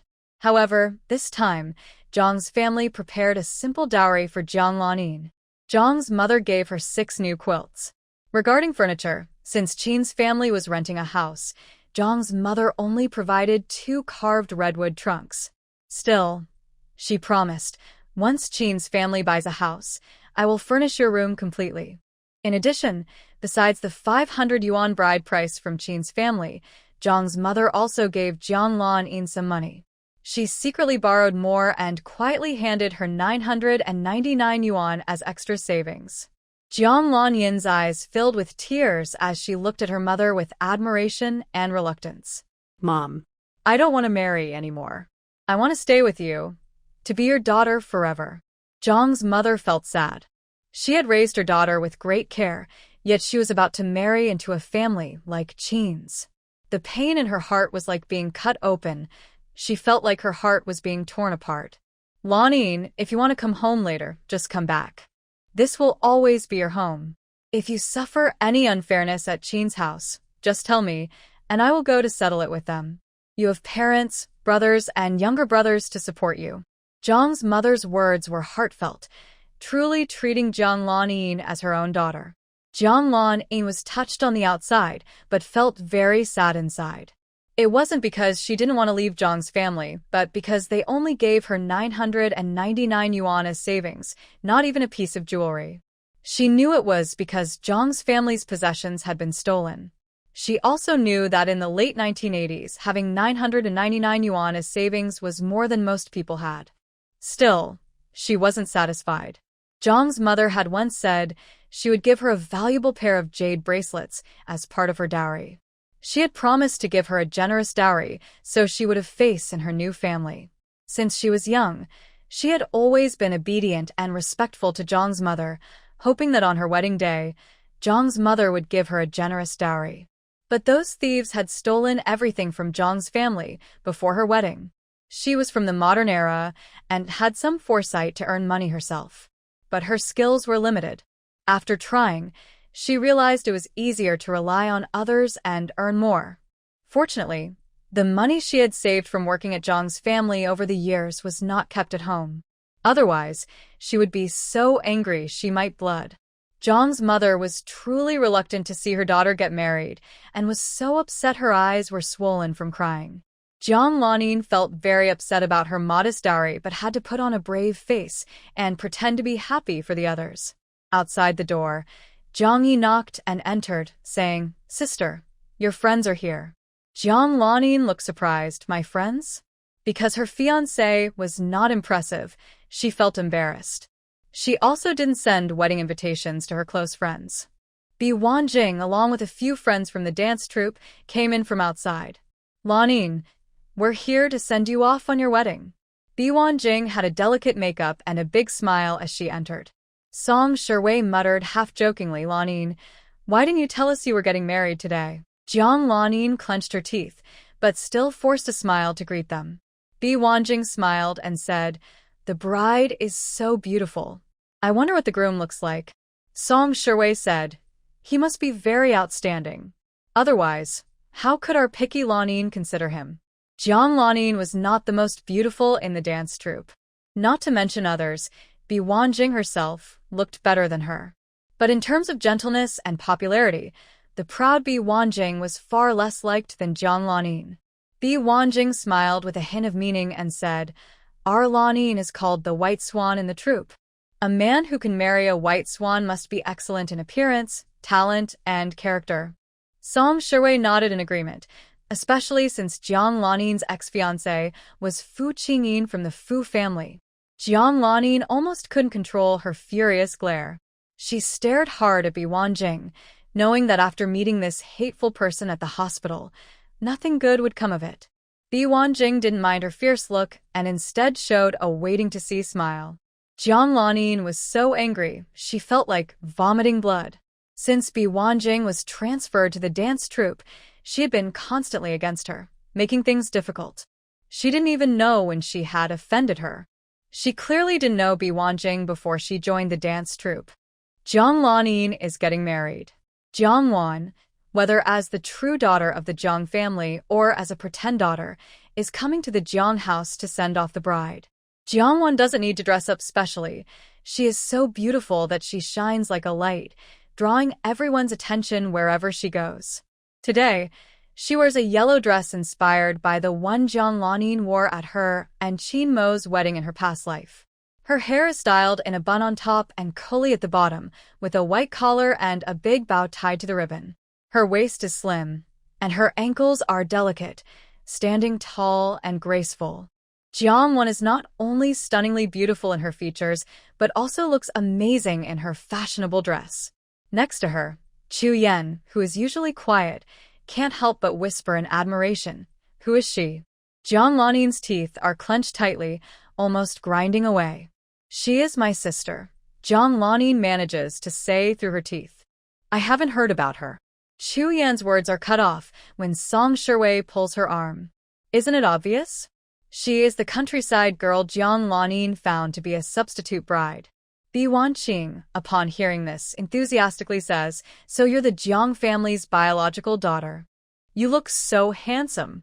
Then she adds pointedly, "No wonder the old saying goes, dragons produce dragons, phoenixes produce phoenixes, and mice make holes." Jiang Lanin clenches her teeth making a squeaking sound like a mouse. Seeing Bi Wanqing, Jiang feels a complex mix of emotions. In her past life, Bi Wanqing married Jiang Qingfeng and became her sister-in-law.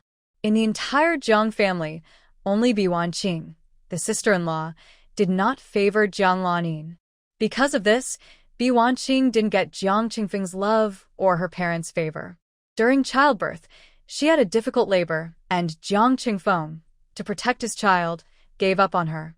When Jiang Wan arrived at the hospital, Bi Wanqing had already passed away.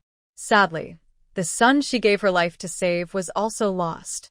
She still remembers how the Jiang family looked at her then, only feeling regret that the child couldn't be saved. They also blamed Bi Wanqing for not eating well and ruining her health, which caused her to lose the baby. That was the first time she felt like she was in an icy, surrounded by the Jiang family. "My name is Jiang Wan. You can call me Wan," Jiang Wan says sincerely, looking at her. Just like at the wedding, when she was criticized by the Jiang family, she kindly and openly told her, "My name is Bi Wanqing. You can call me sister-in-law or Sister Wanqing. Don't hesitate, Bi Wanqing." From the gentle look in the other person's eyes, she surprisingly sensed some kind of pity. Although the other's closeness was a bit strange, she smiled politely and said, "My name is Bi Wanqing. Jiang Wan, can I call you Sister Wanqing?" Bi Wanqing looked at her deeply and replied, "Yes." She wanted to see how her relationship was with Jiang Lanin. If they didn't get along well, she wouldn't mind making friends with her. Jiang Lanin saw Jiang Wan being so close to her rival and looked even more unhappy. "Why are you here?" Jiang Lanin convinced Jiang's mother that Jiang Wan and Qin Mo were engaged, citing their awkward relationship as a reason not to let Jiang Wan come. Jiang's mother agreed. She thought Jiang Wan wouldn't want to see Qin Mo marrying someone else. But unexpectedly, Jiang Wan still came. And she dressed so beautifully to steal the spotlight from the bride. Jiang Wan said, "On such a happy day like your wedding, how could I not come?" Jiang Lanin hid a bitter look in her eyes and showed a polite, gentle smile. "I was just worried you might be sad seeing this. I'm doing it for your good." Jiang Wan forced a smile and said, "I'm also doing it for your good. If I didn't come today, others might suspect I'm not really a member of the Jiang family." Seeing this, Bi Wanqing's lips curled slightly, indicating their relationship wasn't good. An enemy's enemy is a friend. Jiang Wan, this friend, she had made. Wan, your dress today is really beautiful. The pattern is lovely. It doesn't look cheap at all." When Jiang Wan faced Bi Wanqing, her smile became genuine. "The fabric was given to me by my grandmother. I heard a friend of hers from the magic capital send it. She thought it suited me, so she gave it to me." Bi Wanqing looked at Jiang Lanin with a meaningful gaze. "Your grandmother treats you quite well." Jiang Lanin's grandmother didn't seem easy to get along with. "The craftsmanship is good too. Which tailor shop did you get it from?" Bi Wanqing and Jiang Wan chatted casually, as if they were old friends. First, the annoying Bi Wanqing had brought people from the arts troupe. Then, Jiang Wan came to steal Jiang Lanin's spotlight. In Jiang Lanin's dark eyes, there was a deep, thick emotion. On this big, happy day, she endured almost internal pain. Soon, outside the Jiang house, the sound of firecrackers could be heard. The Qin family had come to pick up the bride. Qin Mo arrived with a few friends and his younger brother to pick her up. According to tradition, the groom must successfully bring the bride out of the new house, but he has to go through many challenges. Jiang Qingfeng and the Jiang twins are blocking the door. Originally, Jiang Qingfeng was worried that Qin Moi might cause trouble on the day Jiang Wan married into the Fu family, so he had Qin Moi detained at the police station for 2 days. There has been resentment between them for a long time, especially over the 10,000 yuan issue involving Jiang Lanin. Both sides dislike each other. Today, Jiang Qingfeng is the final obstacle, with the 2 younger ones going first. The twins, Jiang Yi and Jiang Li, have only ever seen Jiang Lanin as their sister. To them, she is like a white swan. Now, they see their white swan being taken away by a troublemaker, and they are very angry. They plan to give this troublemaker a strong warning today and to vent their anger for their sister. Jiang Li said, I heard you used to be a primary school math teacher. We have a question for you. If you can solve it, we'll accept you as our brother-in-law and let you see my sister. They prepared a very difficult advanced math problem, supposedly a legendary sixth problem from the international competitions last year. Assuming a and b are positive integers and that a plus 1 divides a superscript 2 plus b superscript 2, prove that a superscript 2 plus b superscript 2 / a plus 1 is a perfect square of some integer. Jiang Yi maliciously said, if you can't solve it, then kowtow 3 times outside the house to my sister. Everyone present was immediately excited. Is this really a marriage challenge, not a feud? Is it too much to openly torment the groom like this?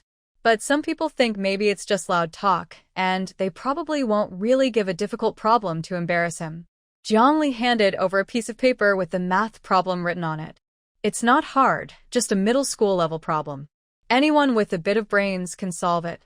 Jiang Yi said with ill intent, since you can be a primary school teacher, even in a rural school, you should have at least a high school or vocational college diploma, right? The implication was that he shouldn't struggle with a middle school problem. The people outside the door could hear the commotion inside.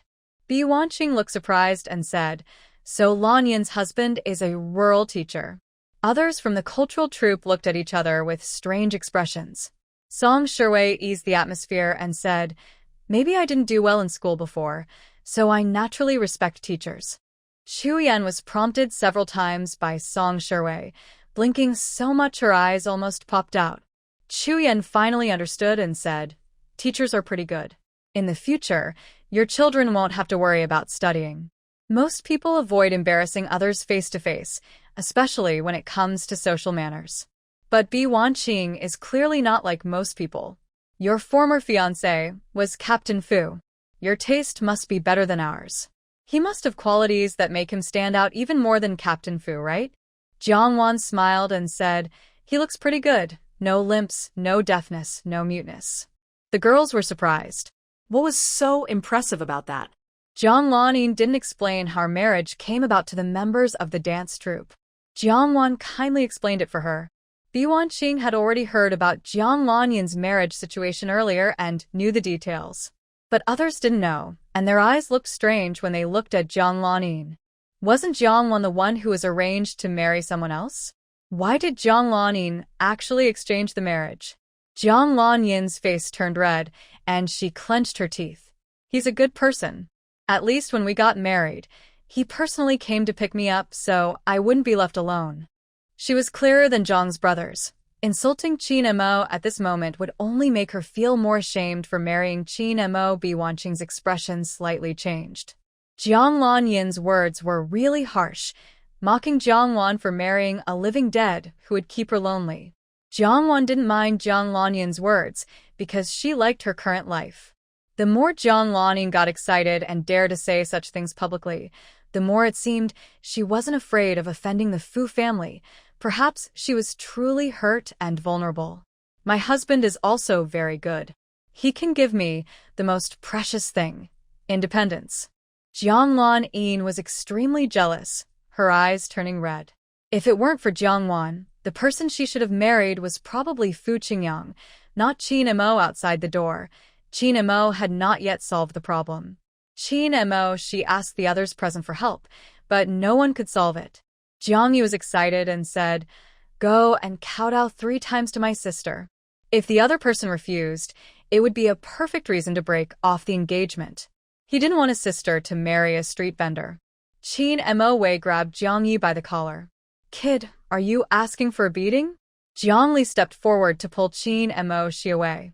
It's not our fault if you can't solve it, and we can't either. He even mocked them, saying, who knew that even teachers can't solve a simple algebra problem? Qin Mo, she clenched her fists angrily. You guys are doing this on purpose. This isn't even a middle school problem. She was a middle school student who had attended middle school. But she couldn't even understand the problem, not even the question itself. Jiang Yi confidently said, my brother, and I can solve this problem. If you can't, just say so. No matter what excuses you make, the truth is, you can't solve it. Just be straightforward.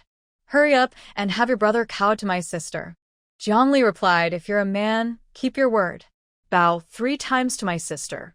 From now on, she will speak for your family. Although the twins were a bit impulsive, they knew that the idea of breaking off the engagement shouldn't come from the woman's side. Otherwise, their sister's marriage with Qin Mo would never have reached this point. Qin Mo's face darkened, and his eyes looked cold as he stared at them.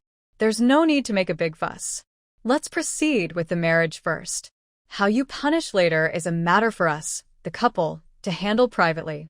Jiang Yi sneered sarcastically, whether you close the door or not is your business. Now, we want to see you kowtow to my sister. Jiang Li's words carried a sharp edge, kowtow 3 times. Qin Mo's face showed a cold expression. What if my eldest brother refuses to kowtow? Jiang Yi secretly felt pleased. That just proves he doesn't really care about my sister. If he can't even make this promise, how can he talk about giving my sister happiness in the future? Qin Mo fixed his gaze on them. So, what do you want to do? No wonder the Jiang family suddenly stopped making demands and was willing to marry Jiang Lanin into the Qin family. It turns out they wanted to insult his brother during the marriage arrangement to achieve their goal, putting the Qin family in a difficult position. If they agreed to kowtow, his brother could still hold his head high in front of Jiang Lanin. If they refused, the Jiang family might directly cancel the engagement. It seemed like they were deliberately giving Qin Mo an answer. Jiang Yi said, if you refuse, there's no need to continue this marriage. Qin Mo sneered coldly. You 2 kids haven't even fully grown. What right do you have to speak for your sister or your parents? I see you as reckless and uneducated, not knowing what's important. Today, I will teach you a good lesson on behalf of your parents. Qin Mo pulled Jiang Yi and Jiang Li by their collars and pushed them aside to let his older brother go forward. Viang je struklet angrili. You're shameless. You can't answer the question, and now you want to force your way in. Shameless. Despicable. I won't acknowledge you as our brother-in-law. Jiang Li said, you have no attitude at all. How can you marry my sister? Do you deserve her? Qin Mo ordered someone to stop the 2 brothers. Brother, go and welcome the bride. Jiang Yi bit down hard, causing the person blocking him to scream in pain. I dare anyone to stop me. Along with the scream, Jiang Yi spat out blood-stained saliva. Jiang Qingfeng saw this and frowned slightly. He didn't want things to become so embarrassing. But deep inside, he really didn't want Lan Yin to marry into the Qin family. The 2 sides almost started fighting. Jiang's parents' words went in one ear and out the other. The twins refused to back down. If they couldn't solve the problem, they would kowtow. If they wouldn't kowtow, they would break off the engagement. What kind of man are you? If you're brainless, fine, but you can't even keep your promises. Who do you think you are? I look down on you. You're not worthy to be my brother-in-law. Jiang's mother angrily shouted. Both of you, shut up. Jiang Yi sneered. Whether I shut up or not depends on whether he has the guts. Jiang Li mocked. If you want to climb higher, you need the ability. Trying to eat soft rice and take what's not yours? That's impossible. Qin Mo, she cursed, stop talking nonsense about my family. Who said I'm living off others? Jiang Yi coldly laughed. Your brother is living off others. That's exactly what I mean. Qin Mo, she turned and grabbed a vase from the nearby TV stand, ready to smash Jiang Yi with it. Everyone was shocked. Just then, Qin Mo, she's wrist was caught by Qin Mo. Jiang Yi rushed forward, headbutting Qin Mo. She, go ahead, smash me. If you're brave enough, do it. If you don't, you're just like your brother. Before he finished, Qin Mo, she smashed the vase down. With a loud bang, the vase shattered. Blood started flowing from Jiang Yi's head. He looked at the other person in shock. Did he really dare to hit him? Qin Mo, she's expression was dark, but he said lightly, everyone heard that, right? He told me to smash him. I'd be ashamed if I didn't do it. None of Qin's children were easy to deal with. But when it came to tricks and ruthlessness, Qin's second son was the best.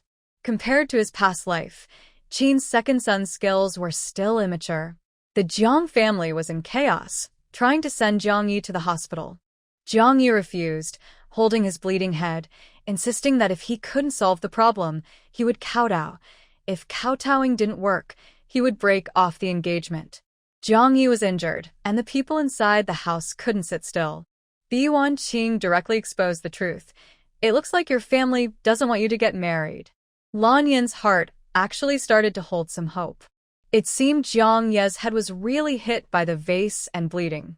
If Jiang Yi got into serious trouble, both the Qin and Jiang families would become enemies. It was understandable if she didn't fulfill the marriage agreement, right?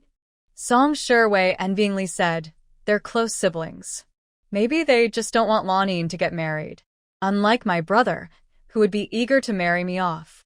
Jiang Yi was injured, but Jiang Lanyin didn't go out to check on him or solve the problem. Jiang Wan also didn't expect her to do anything.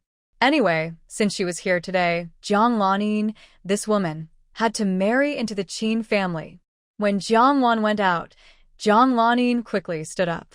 Jiang Wan. "What are you going to do?" "Jiang Wan, I'm going out to handle the problem." Jiang Lanyin looked suspicious. "Since our parents can't solve it, what can you do?" Jiang Wan calmly replied, "If you can't solve the problem, then solve the person causing the trouble." Jiang Lanyin wanted to stop her, but Yuan Qing blocked her. Jiang Lanyin glared at her fiercely. The door to the room opened. Everyone outside thought Jiang Lanyin would come out, since her brother was hurt. But it was actually Jiang Wan who came out. Her bright appearance, slightly curly hair, and yellow dress made her look stunning, like a shining light that amazed many people. At this moment, Qin Imo only saw Jiang Wan in his eyes. His hand clenched tightly, his knuckles turning white. Only pain could make him clearly face her now. He was sober enough to realize that she was his bride-to-be, but she was not the one he was marrying. Mother Jiang angrily shouted, "What are you doing coming out? What does it have to do with you? Hurry and go back inside." Mother Jiang's tone was very harsh, leaving no face for Jiang Wan. Jiang Wan didn't respond to her scolding. Instead, she bent down to pick up a piece of paper that someone had thrown on the ground and stepped on a few times. This paper was the problem that Jiang Yi and his brother had worked so hard to get. Jiang Wan was a bit surprised. Why does this problem look so familiar? After confirming again, Jiang Wan realized that in her past life, Jiang Lanyin had brought this problem to Qin Imo for advice, pretending to be from the Jiang family twins. Qin Imo at that time also couldn't solve it and paid a lot of money to hire a university teacher to figure it out. Jiang Wan. "Are you deaf? I told you to go back inside." Mother Jiang scolded fiercely, her face twisted. What is this useless girl doing? She's solving problems? What does she understand? She's just making a fool of herself. She's embarrassing the family. Does she want everyone to think that the daughter of the Jiang family is illiterate? Mother Jiang saw Jiang Wan still not moving and decided to teach her a lesson.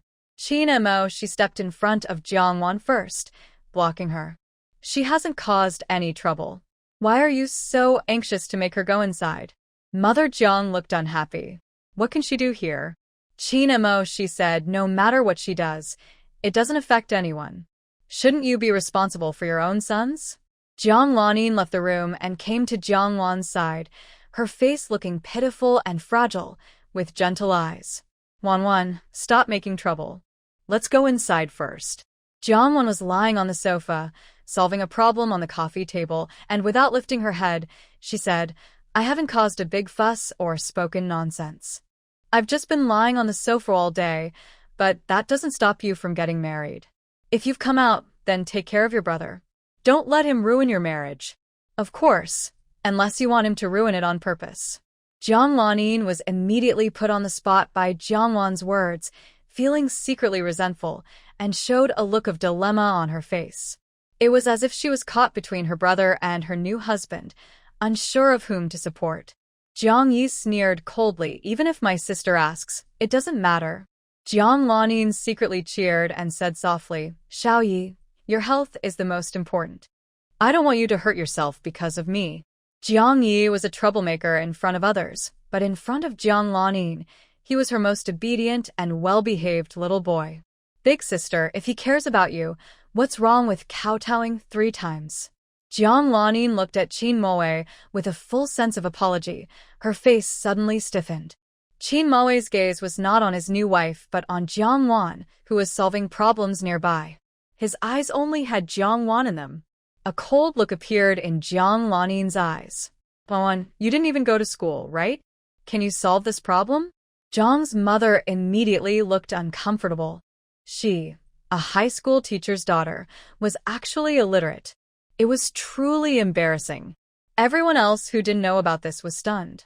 Such a beautiful girl couldn't read? Then what was she solving? Could she be scribbling randomly?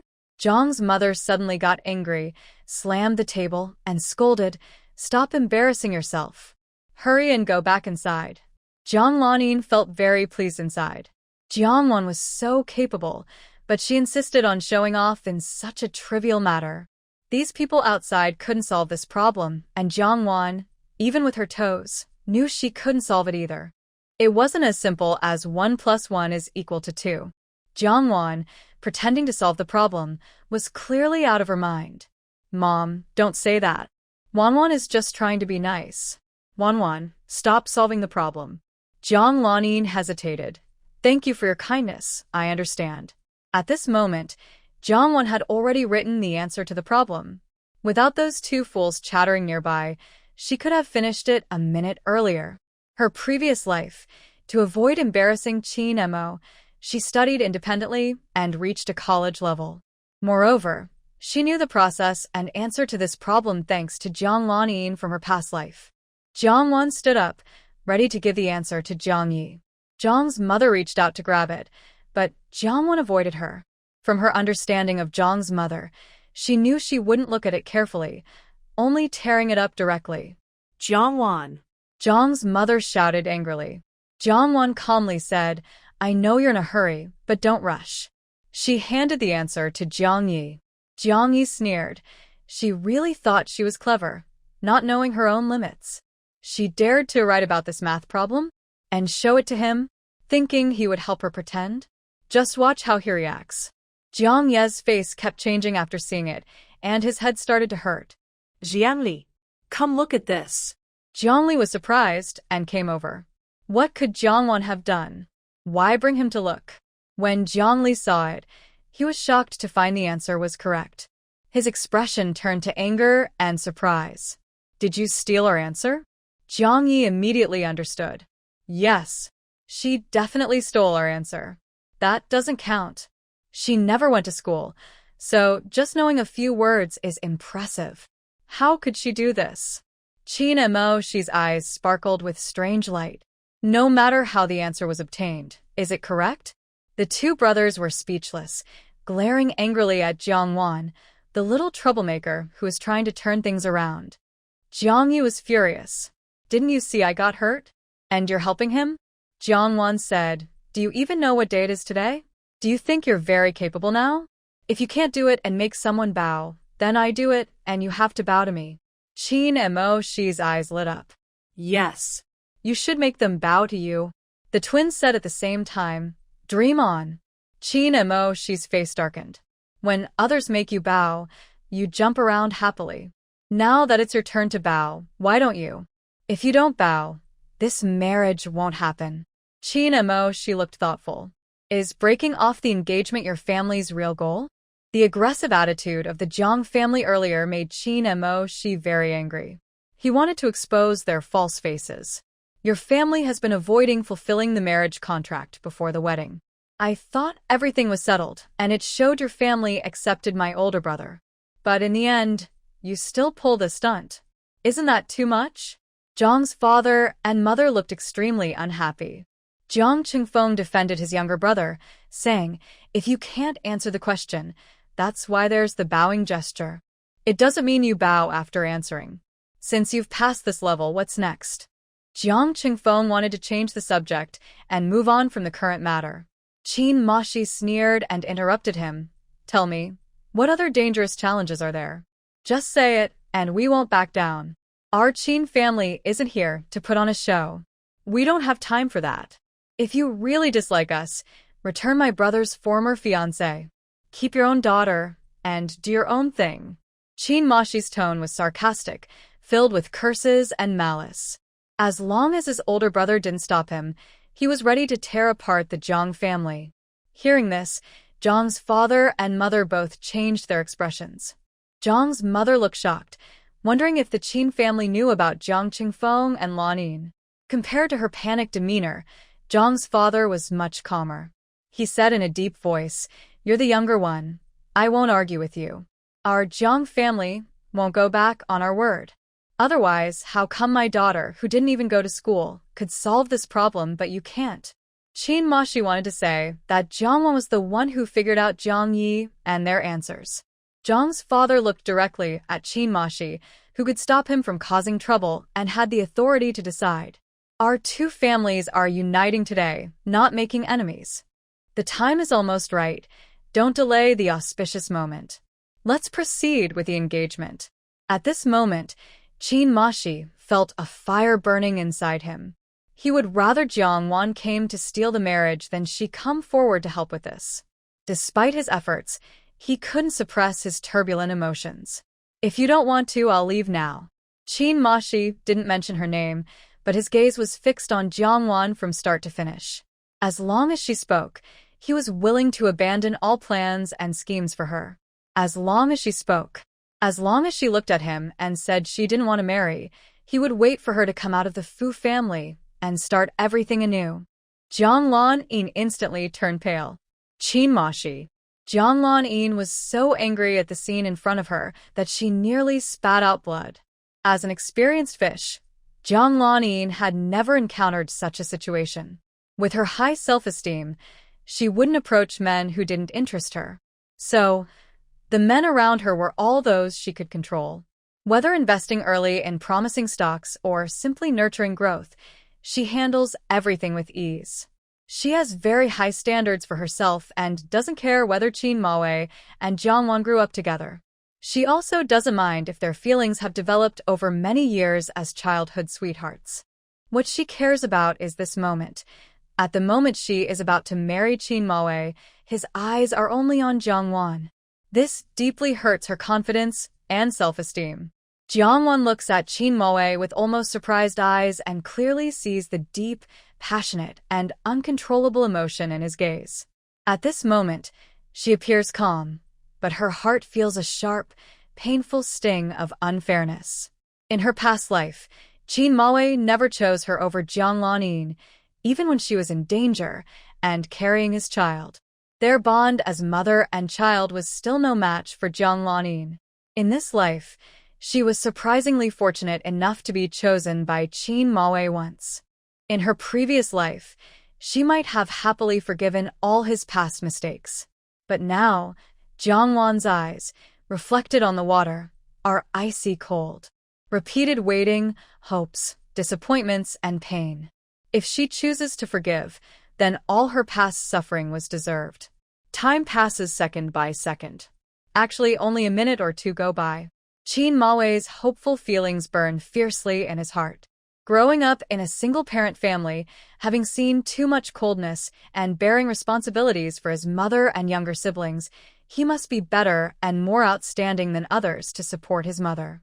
To make his mother proud, who has endured countless hardships raising them 3 siblings. So, every decision he makes is carefully weighed from all angles. He has no right to be impulsive. For over 20 years, the only impulsive decision he made, even against his mother's wishes, was to get engaged to Jiang Wan. He wants her. And now, Qin Maoe suddenly feels anxious, his heart hollow. He is about to get married. But the bride is not her.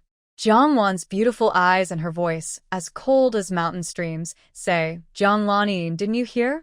Qin Maoe is asking if you're willing to marry him." Qin Maoe stares fixedly and intensely at her. Qin Moyan quickly pulls him aside and softly reminds him, "Brother, don't pressure her. She's now Mrs. Fu's daughter-in-law. Forcing her is hurting her." Qin Maoe's heart suddenly sinks, and dark flames flicker in his eyes. He has already calmed down inside. Jiang Lan-yin's face was pale, and her feelings of humiliation were even worse than what Qin Mo had just said. Jiang Wan was giving her an opportunity to step down, but did she need it? Yes, she did. Because of this, Jiang Lan-yin's pride was repeatedly trampled, and her anger grew like a rising tide. Jiang's father was worried that Jiang Wan might cause trouble in front of everyone with Qin Mo. Now, Seeing Jiang Wan act sensibly and consider the bigger picture, he felt relieved. Lanin, Jiang's father looked at her with a serious warning in his eyes. Jiang Lanin smiled, her eyes shining with tears, looking pitiful and gentle. I agree. After Jiang's father stepped in, Jiang Qingfeng had no chance to cause trouble for Qin Mo. The Qin family successfully got the bride. As the older brother-in-law, Jiang Qingfeng had to secretly help Jiang Lanin send the bride away. Qin Mo came to pick her up on a bicycle. Jiang Lanin looked at Qin Mo's bicycle and felt even more upset inside. She couldn't believe she was leaving on a bicycle. Why are you the one taking me? Jiang Lanin asked, her tone tinged with some resentment. Qin Mo replied impatiently, don't you know my brother had an accident and needed surgery? Jiang Lanin had nothing to say. If Qin Mo hadn't said that earlier in the room, she wouldn't have overthought it. Now, even with his explanation, her resentment remained. Jiang Qingfeng looked unhappy and sneered. He's not well enough to carry people, but he's in such a hurry to get married. Qin Mo grinned mischievously. He's just trying to bring good luck with the wedding. Jiang Qingfeng's face changed, and he looked like he was about to fight Qin Mo. Qin Mo grabbed his wrist and looked at his lower body. Do you still want to fight me like this? Although Jiang Qingfeng had just barely held back his discomfort to carry Jiang Lanin out of the house, it was obvious to others. Jiang's father's deep warning came through. Qingfeng. Jiang Qingfeng looked angry and shook off Qin Mo's hand. Qin Mo was capable enough. He had gathered more than 10 people and borrowed over 10 bicycles to pick up the bride. Behind these bikes, the Jiang family's dowry was loaded. The most valuable items were in 2 redwood boxes, which Jiang Lanin locked before leaving, holding the key herself. Firecrackers, drums, laughter, and noise filled the air. Qin Mo was also sitting on another bicycle behind someone else. As they left Jiang's house, Qin Mo kept his gaze on Jiang Wan from the crowd, his eyes lingering on her for a long time. Jiang Lanin's gaze caught the scene. She clenched her fists angrily, but had to hide her fierce look in front of others. Jiang Lanin, upset because Qin Moy and Jiang Wan had provoked her, ignored her mother's sadness, overlooked Jiang Qingfeng's sorrowful eyes, and paid no attention to her worried twin siblings. When the Jiang family members calmed down and went to find Jiang Wan, she was no longer at the Jiang house. Her mother's eyes were swollen from crying because her daughter was getting married. I told her not to come today, but she insisted on coming. She just wanted to embarrass us. Jiang's father didn't need to guess. He knew her mother was talking about Jiang Wan, not Jiang Lanin. He frowned and said, today's matter is Qin Moy's fault. Jiang Wan didn't do anything wrong. Her mother angrily said. She knew very well her relationship with Qin Moy. Yet she deliberately appeared in front of Qin Moy.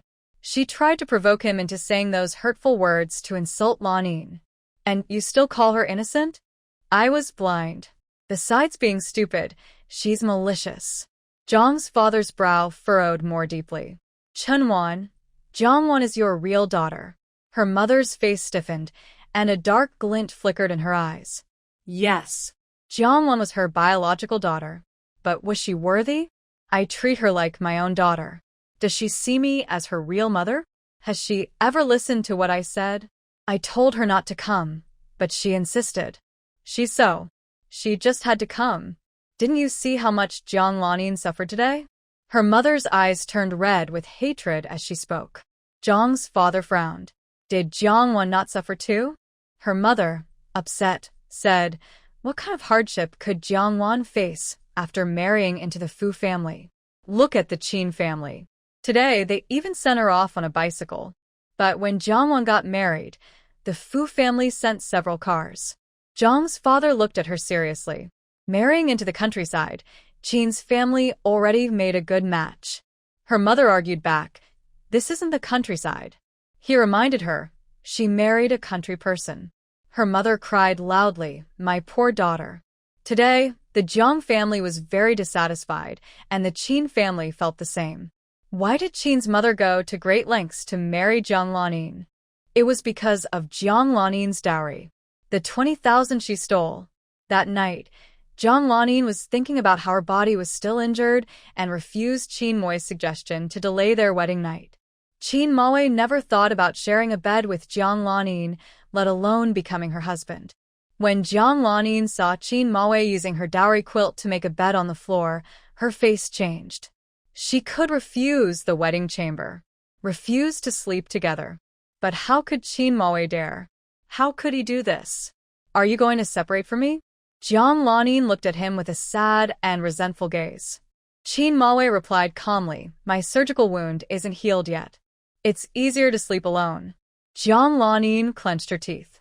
That was the reason she had just prepared to give to deceive Qin Mo. Now he had taken it first and used it on her.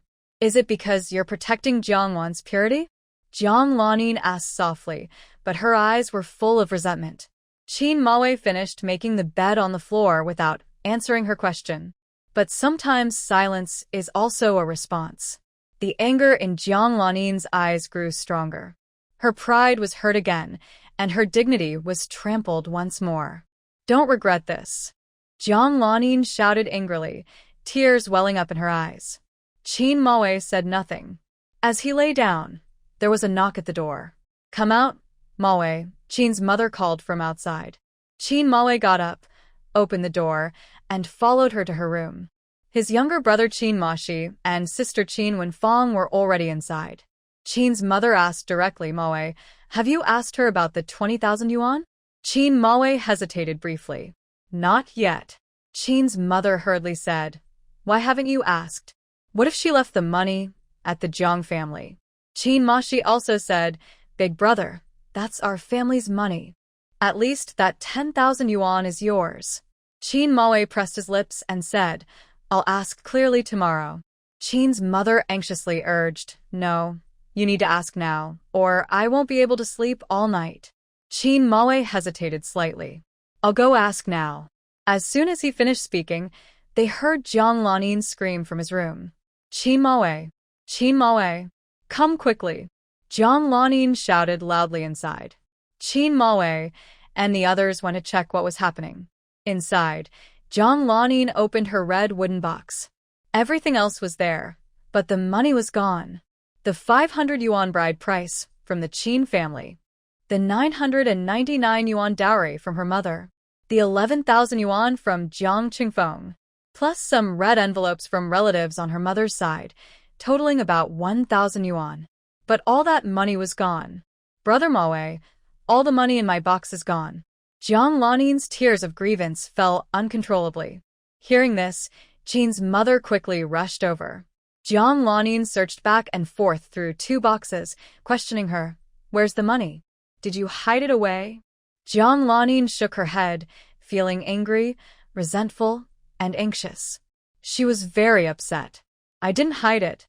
I put it here. My mom said this is called bottom of the box. Qin Mashi didn't believe her and thought she was playing tricks again.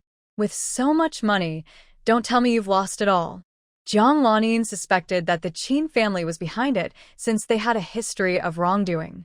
The 10,000 yuan she brought to Qin's house was stolen by them before. But the lock on the rosewood box wasn't broken, and the key was in her hand. This suggested that the money might not have been lost when she was at Zhang's house. However, when she locked the box, she personally put the money inside, and it was definitely there. Among the people coming to the wedding today, is there anyone who can open the lock without a key? Jiang Lanin's suspicion made Qin Mashi's face darken. Do you think your friend's the one stealing the money from my box? Jiang Lanin was angry inside, biting her lip until it turned white. Her money was stolen. Can't she suspect someone? Qin's mother told Qin Wenfang to search through the dowry Jiang Lanin brought. Although Qin Wenfang didn't find the money, she was very jealous of the new clothes Jiang Lanin had made. Every piece of clothing her sister-in-law had was brand new. She couldn't find a single old piece. And these clothes were so fashionable, so stylish. Qin Wenfang held up the dresses, reluctant to put them down. They looked so beautiful. Sister-in-law, can I borrow these clothes to wear for a few days? I've never worn such beautiful clothes before. Qin Wenfang held the dress and gestured on herself. The more she gestured, the more she wanted to wear them. Jiang Lanin, who was very boundary conscious and from a different world, hated others touching her things, especially when she was in a bad mood. She was about to refuse when she heard Qin's mother confidently say, "Just wear them if you want. Your sister-in-law won't mind? You're her little sister-in-law. Your older brother's younger sister." Qin Wenfeng happily said, "Thank you, Mom."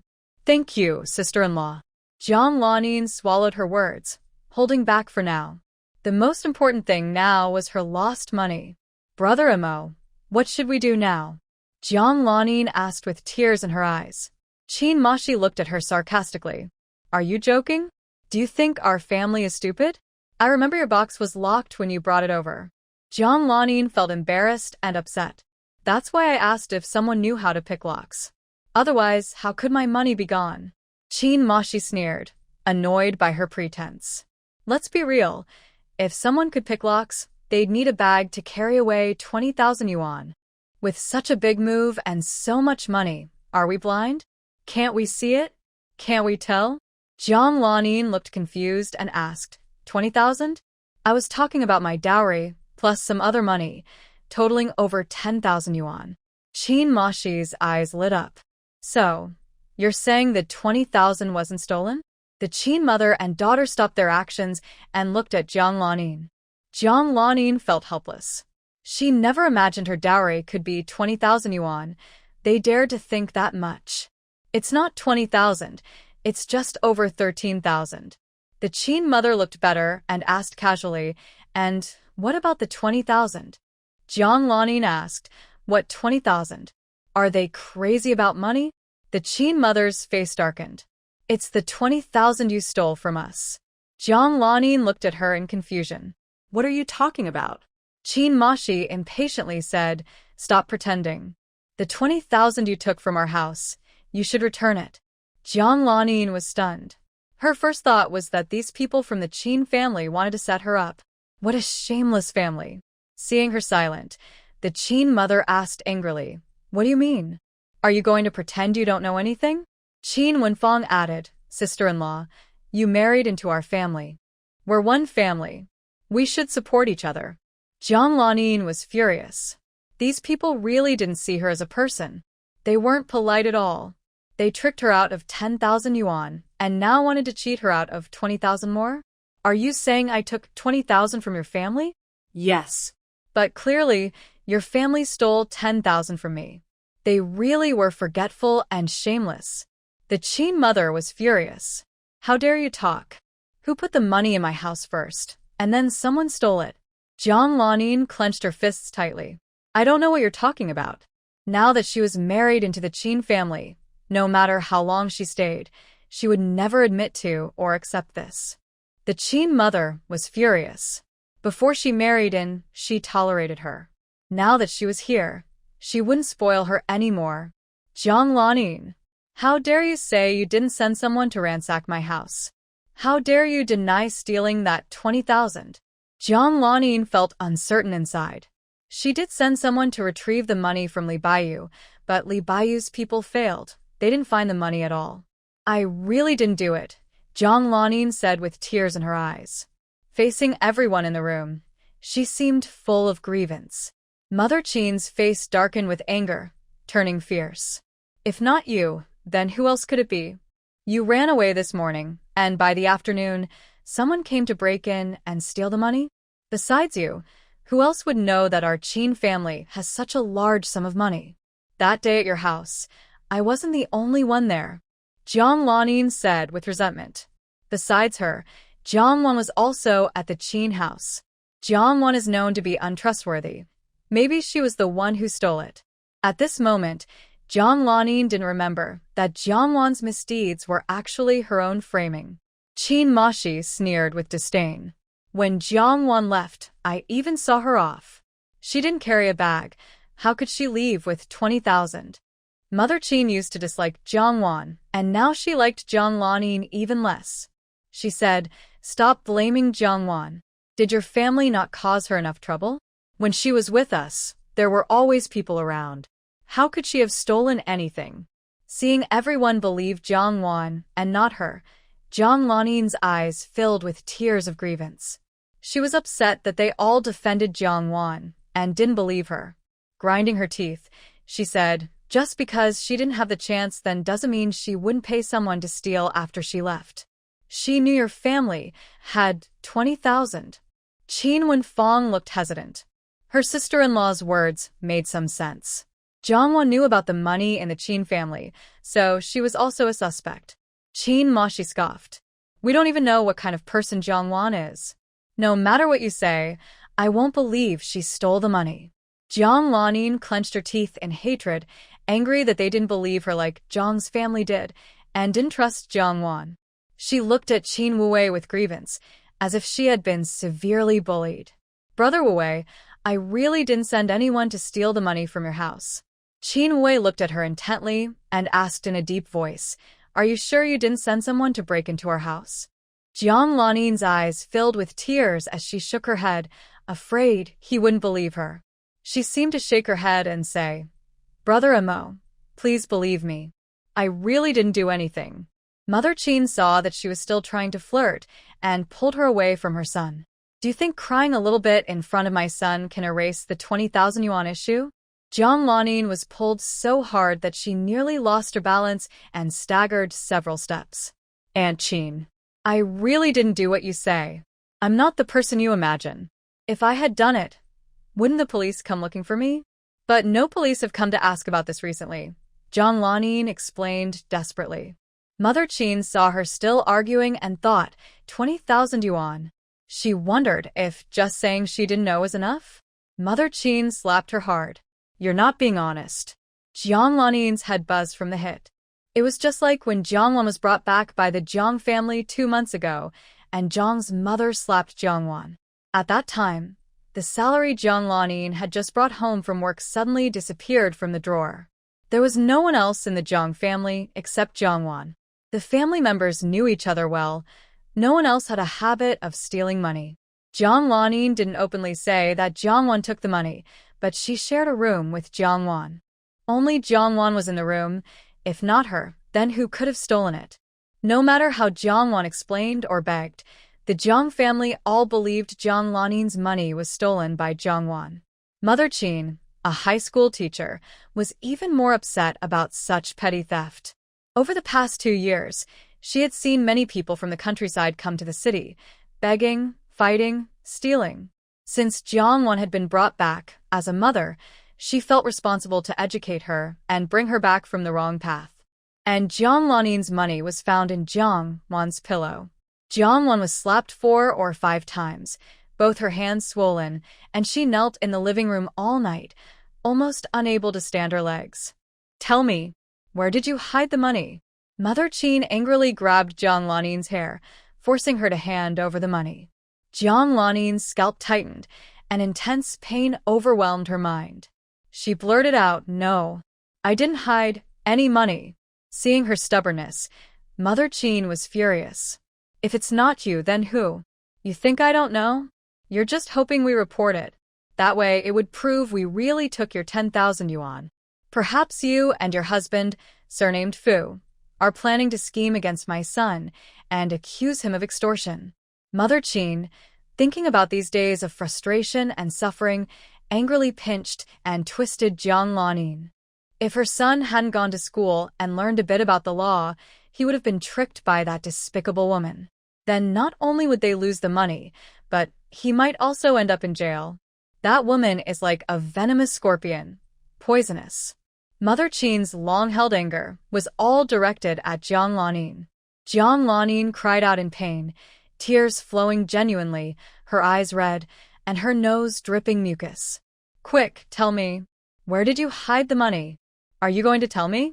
Will you tell the truth or not? In a short while, under Qin Wenfang's interference, Jiang Lanin was roughly pinched and pushed by the mother and daughter until she looked unrecognizable. Mother Qin was both furious and exhausted. But Jiang Lanin's mouth remained stubborn. She refused to admit that she took the 20,000 yuan or that the money was in her hands. Jiang Lanin was never someone who disrespected elders or loved children but was used to creating a good image of herself in front of men.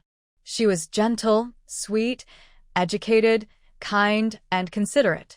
How could she act like a shrew in front of Chin Mawe? Gentle words and tears were her true weapons. Brother Mawe. Jiang Lanin cried heartbreakingly, utterly devastated. Today was her wedding day. Not only was the marriage falling apart, but on her wedding night in the bridal chamber, her mother-in-law and sister-in-law beat her up fiercely.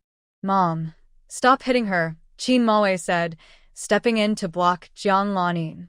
Jiang Lanin's heart immediately cheered. Chin Mawe wasn't completely indifferent to her. Tired from the beating, Mother Chin didn't want to continue. "Mawe, make it clear to her. I don't care if she stole the money. She must return the 20,000. Qin Wenshi reminded him, "Brother, forget about her 10,000 yuan. You can't be soft on your share. It has to come back. That's the capital for our business." Qin Wenfang pulled him away from the room. "Stop talking, brother. He knows what's going on. Don't forget, today is also brother's wedding night." Qin Wenshi held Jiang Lanin's clothes, her voice fading into the distance. Jiang Lanin, crying, collapsed on the bed, her sobs filled with heartbreak, grievance, and shame. She thought Qin Mawe would care for her a little, comfort her a little. After all, she was often bullied by her mother. Even her nominal husband should ask about her and show concern. Qin Mawe said, "Go to bed early." Jiang Lanin angrily wiped away tears and snot from her face on the quilt, sat up, and looked at him with swollen eyes. "Don't you believe me?" she asked. Qin Mayu remained silent. Jiang Lanin was really furious inside. Usually, she was the one planning others and taking the blame for herself. Now she was the one being blamed. "I really didn't," Jiang Lanin repeatedly insisted, speaking very sincerely. She rarely showed such honesty in her life. Qin Mayu said, "I believe you, but it doesn't matter. My mother, and they don't believe you either. Except for the 10,000 yuan you brought, my 10,000 yuan is already prepared for use. She has already looked at a shop and we plan to rent it for business." Jiang Lanin clenched her lips tightly, her swollen eyes looking somewhat comical at this moment. From around 1980 to 1987 was the best time for street vendors to make money. From 1987 to 1990 was the most profitable time for small business owners. Jiang Lanin had already noticed that Qin Muyu had a talent for business. Even if he wasn't Jiang Wan's fiancé, she would still be friends with him. He was Jiang Wan's fiancé, which made her more interested in him. Starting from 1990, doing business was very profitable. Being at the right place at the right time could make even a pig fly. But this money... Jiang Lanin didn't finish her sentence before seeing Qin Muyu close his eyes, clearly not wanting to hear her excuses. Jiang Lanin felt wronged and hated it deeply inside. Meanwhile, Jiang Wan and Bi Wanqing left Zhang's house together. The others from the art troupe had already gone back. Jiang Wan invited Bi Wanqing to watch a movie. If Jiang Wan were a man, Bi Wanqing definitely wouldn't agree. After all, she was a stranger she didn't know well. But Jiang Wan was a girl, and a very beautiful girl at that. Bi Wanqing agreed. According to the staff at the cinema, a new film called Mom Loves Me Again had just been released. It was a warm and touching movie suitable for the two young girls to watch. Jiang Wan, who had seen this film in her past life, looked at the staff with a strange expression. Warm and touching? Bi Wanqing hadn't seen it before, but the title Mom Loves Me Again sounded quite warm, so she decided to watch it. "Then just this one?" she asked. Seeing that she wanted to watch, Jiang Wan didn't oppose. But she specially prepared 2 towels and a few tissues in her bag, just in case. Jiang Wan felt she had seen this before and believed she could control her sadness. But she overestimated herself. When the children in the movie were forced to leave their mothers, she couldn't help but touch her flat stomach, thinking of her unborn child who had already gone to reincarnation. Given the attitude of the Qin family towards her, perhaps she and her child didn't die. They might also face separation from their mother. Her foster parents, biological parents, and siblings were numerous, but none of them treated her like family. She desperately needed a family member who couldn't be taken away from her. Having a child, even if Qin Mo was still unwilling to divorce, would give her someone to stay with her. She could endure and hold on. Bi Wanjing was crying so hard that tears and snot flowed together. Such a tragic mother and daughter.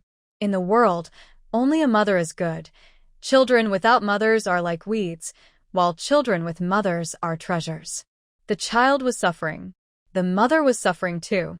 Someone who had never married or had children felt this pain so deeply that she couldn't stop crying. She finally understood why Jiangwon had handed her a towel. In the cinema, many people around were crying, especially sensitive girls, crying even more uncontrollably. A girl in front of Bi Wanjing was crying so hard, she kept hiccuping. You. Why aren't you doing anything? Bi Wanjing turned to look, hearing no movement from Jiangwon, and was shocked to see her. Jiangwon's eyes were filled with sadness as tears silently streamed down her face, like pear blossoms shedding petals, a sense of pain and despair enveloping her. Are you okay? Bi Wanjing asked her worriedly. Jiangwon was immersed in the pain of losing her child again and again in her past life, her soul feeling torn apart. Fortunately, Bi Wanjing had called her back to reality. Because Jiang Lanin often cried, Bi Wanjing had suffered quite a bit from her. So Bi Wanjing disliked women who cried easily, thinking they were pretentious and insincere, like Jiang Lanin. But Jiangwon was different. She carried a deep sadness that was so heavy it made her breathless. Bi Wanjing felt uncomfortable seeing her cry so much, and even felt a little pity for her. The movies are fake, all acted out by them. Don't be sad anymore. Jiangwon temporarily lost control, but quickly composed herself. When leaving the cinema, Bi Wanjing looked at Jiangwon with some concern. Although everyone was crying, the pain she saw in Jiangwon still shocked her. She suspected Jiangwon's tears weren't just about the movie. But since they weren't close enough to ask directly, she didn't dare. Please watch a movie with me, and I'll treat you to a meal. Don't be too polite, Bi Wanjing invited. The movie was very long, lasting 2 hours. Everyone in the theater was almost crying from exhaustion. Jiangwon didn't refuse, so they went to a nearby restaurant. During the meal, Jiangwon learned from Bi Wanjing why she was targeting Jiang Lanin and why she disliked her. Bi Wanjing has a half-sister with the same father, but a different last name. During difficult times, her parents divorced. Her sister stayed with their mother, and Bi Wanjing stayed with their father.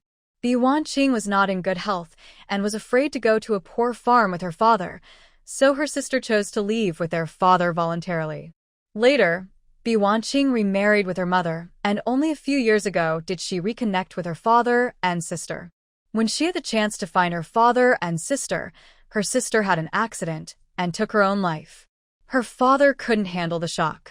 His health was already poor, and after the tragedy, he was overwhelmed. Less than half a month after her sister died, he passed away.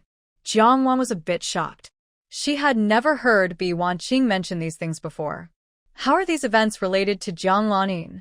Bi Wanjing said, My sister used to be in my current art troupe.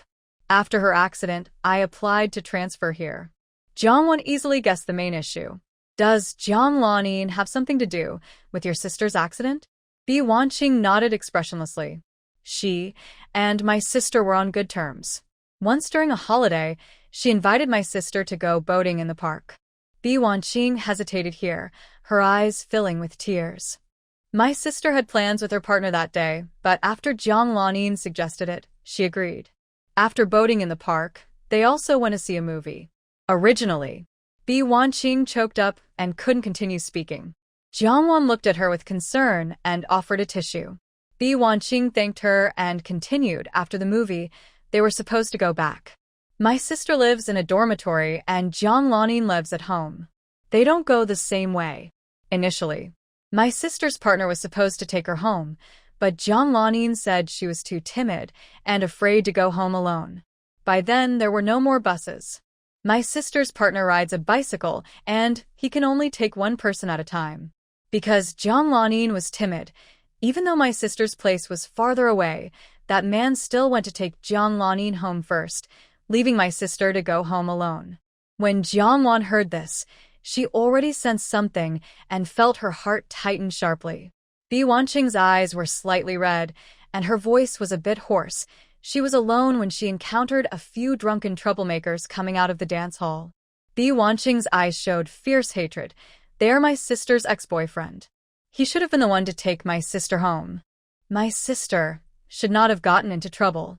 Jiangwan's heart sank, feeling very sad as well. Bi Wanqing's face was cold. After I found out the full story, I went to look for Jiang Lanin and asked about my sister in a distant, detached way.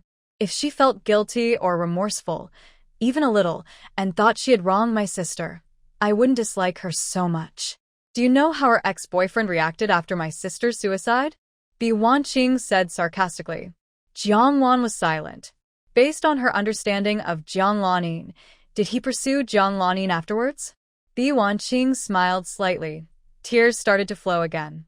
She covered her face, and tears streamed from her fingers. I hate them, and I hate myself too. If I had come to see my sister earlier, she wouldn't have gotten into trouble. Jiangwan looked at her worriedly, but understood that this kind of sadness and pain couldn't be comforted just with words. Listening to Bi Wanqing's self-blame and regret, she stayed with her for a long, long time. Since Bi Wanqing had come to Kyoto, she had many friends, but she had never told anyone about her sister's situation. Except for the head of the dance troupe and the political commissar, no one knew that Bi Wanqing was the older sister of Tian Tian from the dance troupe. Today, she didn't know why, but she impulsively told Jiang Lanin's sister, Jiang Wan, about her sister's story. After she finished, she realized it was too late, and she remembered the other person's identity, realizing it was their first time meeting.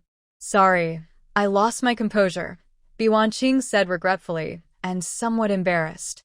She couldn't understand how she suddenly confided in someone she didn't know well. Even though it was their first meeting, she was sure that the other person was different from Jiang Lanin. Jiang Wan looked gentle, her gaze sincere. You've been holding back for too long. Some things kept inside will only make you feel worse over time. Talking about it will make you feel much better. I am also honored to be your confidant. My relationship with Jiang Lanin is not as good as yours, and I definitely won't mention this in front of her. Jiang Wan clearly expressed her stance, leaving no room for misunderstanding. After Bi Wanqing calmed down, her emotions stabilized, and her gaze towards Jiang Wan became a little closer. Thank you. When they parted, it wasn't very late, and there was still a bus. Bi Wanqing insisted on seeing Jiang Wan off to the bus station. After she watched her get on the bus, she turned and went to the other bus stop. Before leaving, Jiang Wan left Bi Wanqing a homemade wolf spray. Back home, Jiang Wan still felt very heavy-hearted. Earlier, when she returned from work, Nuo and Chi were already asleep. Today, she came back at 8, and the two children were still awake. Mom. Nuo saw that it was Mom coming in and happily jumped down from her small chair. Jiang Wan picked her up, smelling the sweet milk scent on her, and her heart gradually felt filled again. Mom. Nuo leaned on her, full of dependence and longing. Jiang Wan suddenly realized she had spent too little time with her children. Nuo, what were you doing just now? Jiang Wan's voice became even gentler.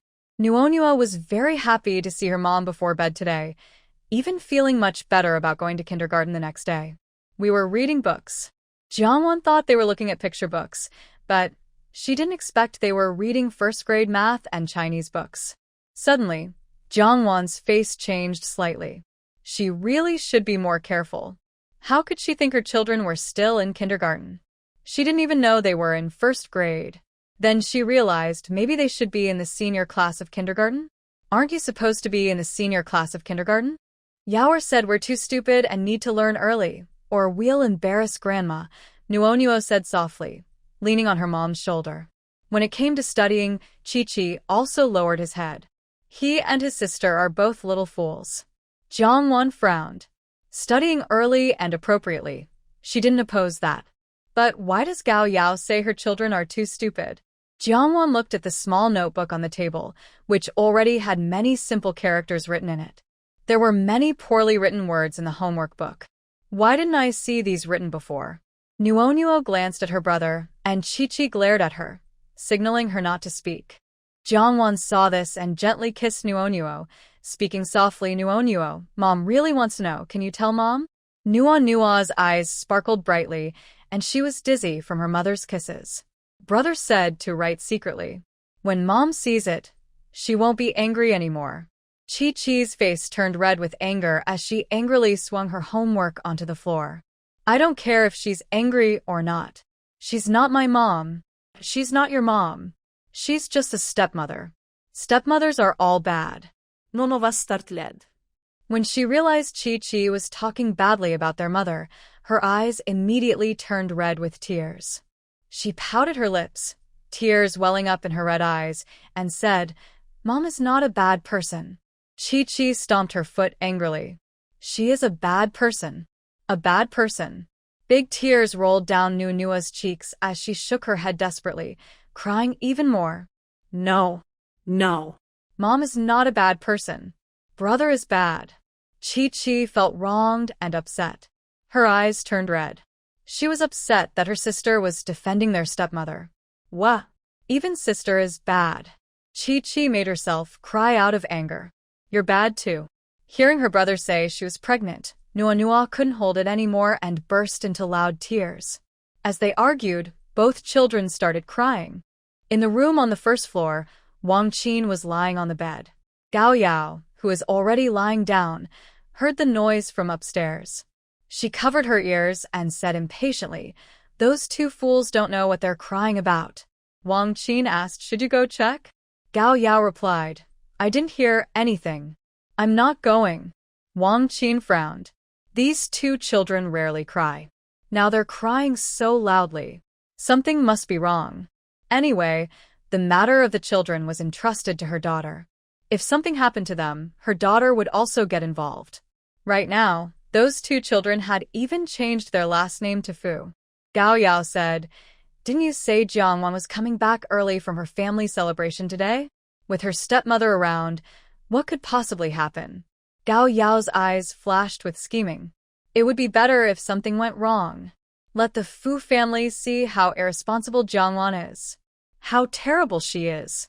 In the room upstairs, Jiangwan had already comforted Nuo and learned from her why Chi-Chi's attitude toward her had changed again. It was all because Gao Yao had been telling them how bad stepmothers could be. Not only that, Gao Yao had taken the two children to visit several families to see how stepmothers mistreated children. Besides observing the scenes firsthand, Gao Yao also asked other children who knew these families. All these children told them how bad certain stepmothers were. Some even used boiling water to burn children's hands. Once she had children, she didn't feed them properly every day. She also didn't give them clothes to wear, and they were always dressed in torn, smelly clothes. At that time, both children were so frightened they went stiff and cried. Jiangwan, after hearing this, felt like tearing Gao Yao apart. She tightly hugged Nuo and kissed the little face again and again. Despite these circumstances, Nuo still stayed close to her, which moved her deeply. How could she not be touched? Chi-Chi was squatting in the corner, with her back to Jiangwan and Nuo. She wiped her tears stubbornly and said, I'm not afraid of my stepmother. I don't care about her. I want to learn martial arts. I want to go to the West to get scriptures and save Dad. If you don't want to go, I will go alone. I also want to beat up the stepmother until she's toothless. When Jiangwan arrived, she heard Chi-Chi talking to herself angrily and couldn't help but laugh. She thought, really something. She even wants to beat her until she's toothless. Get up, Jiangwan said, holding Nuo with one arm and grabbing Chi-Chi's collar with the other. Chi-Chi struggled like a little beast and quickly broke free from Jiangwan's grip. Jiangwan said, You're not a 3-year-old anymore. Do you believe everything others say? Chi-Chi's eyes were red, looking pitiful. I saw it with my own eyes. Jiangwan asked, Did I hit you? Did I starve you? Are you wearing the new clothes I made for you now? She continued. Chi-Chi stared wide-eyed, took off her clothes, and threw them on the ground. Here, take them back. Jiangwan stared in shock as the little girl stripped herself completely, leaving only her small underwear. This child really has a strong temper. If I'm not mistaken, the small underwear you're wearing was also bought by me. If you're not shy, then take yours off together. Nuo had already covered her eyes. Chi, holding her small underwear, pouted. Just before crying out of anger, her heavy sniffling grew louder. Suddenly, she blew a bubble from her nose. Jiangwan held back her laughter and asked, "You didn't call me Mom. Did I hit you? You often call me by my name. Do I disrespect you? Did I hit you? You're picky about food, don't like green peppers and carrots. Did I hit you? You wet the bed at night, and when I found the sheets in the morning, I told on you, right? I even washed your sheets. I said I accidentally spilled water on them." Jiangwan's expression turned serious, and she looked at him sternly. "Fu Chun, what's wrong with me? Am I bad to you?" Chi, who was called by her full name, suddenly tensed up, feeling a shiver run down her spine, and her small eyes flickered. Nuo gently rubbed her head against Jiangwan's face and cheerfully said, "Mommy is the best. Mommy is the best." Jiangwan's serious face couldn't stay stern anymore. Nuo is truly a little angel. Chi lowered her head and didn't speak, but she still had her own thoughts. Jiangwan said, "I know you're afraid I might be unkind to you in the future. But don't forget, our family is different from others. Look outside. Most families have the younger generation taking care of the elders." Chi didn't reply, but Nuo nodded and added, "Yes." Jiangwan continued, "I won't have more children in the future. I only have you two. If I don't treat you well, what if you refuse to take care of me when I grow old and kick me out onto the street?" Nuo quickly shook her head and hugged her mother's neck. Nuo will take care of Mommy. Wherever Mommy is, Nuo will be there." Chi looked up seriously. "But Sister Yao said you will get married and have your own children someday." Jiangwan chuckled bitterly. "I have thought about remarriage, but even if I do marry someone and have other children, they wouldn't be part of this family anymore. How could they come here to bother you?" Chi's eyes widened, and her mind was racing. Maybe that was true. What if they are your and Dad's children? Jiangwan fell silent. If she said their dad would never wake up, then she and their dad wouldn't have children either. Considering Chi's insistence on going to the West to find a way to save her dad, the little girl would be very sad. "Don't you trust me? Don't you trust your dad? Your dad is your hero in your heart. Would he really allow me to bully you?" Chi looked sad. "But Dad isn't home." Jiangwan felt uneasy inside. If he wakes up, he won't go back to the military. He'll transfer to a local job. Then he can stay with you every day, just like other dads. Seeing their clear, hopeful, and eager eyes, even a kind lie made Jiangwan feel heavy-hearted. "Now that I've explained everything to you, can you put on your clothes?" Chi's face turned red as she hesitated and went to get dressed. Jiangwan gently put the two children to sleep. It was almost 10 o'clock. Before leaving, she pinched a cotton ball and stuffed it into their ears. Then she went downstairs and knocked on Gao Yao's door, along with her daughter. Jiangwan's voice was not very loud, but it was not quiet either. At least, the people on the first floor could hear it clearly. The mother and daughter inside the house, who were already asleep, were awakened by Jiangwan's noise. Gao Yao sat up angrily. Recently, she had been running around with her two children all day, and she was exhausted. She couldn't even sleep peacefully at night. "Gao Yao, open the door. Quickly open the door. Anyone who was sleeping well would be upset to be disturbed." Wang Qin said unhappily, "We are all asleep. If you want to talk to Yaoer, do it tomorrow morning." Jiangwan sneered, "Can you still sleep?" I definitely can't."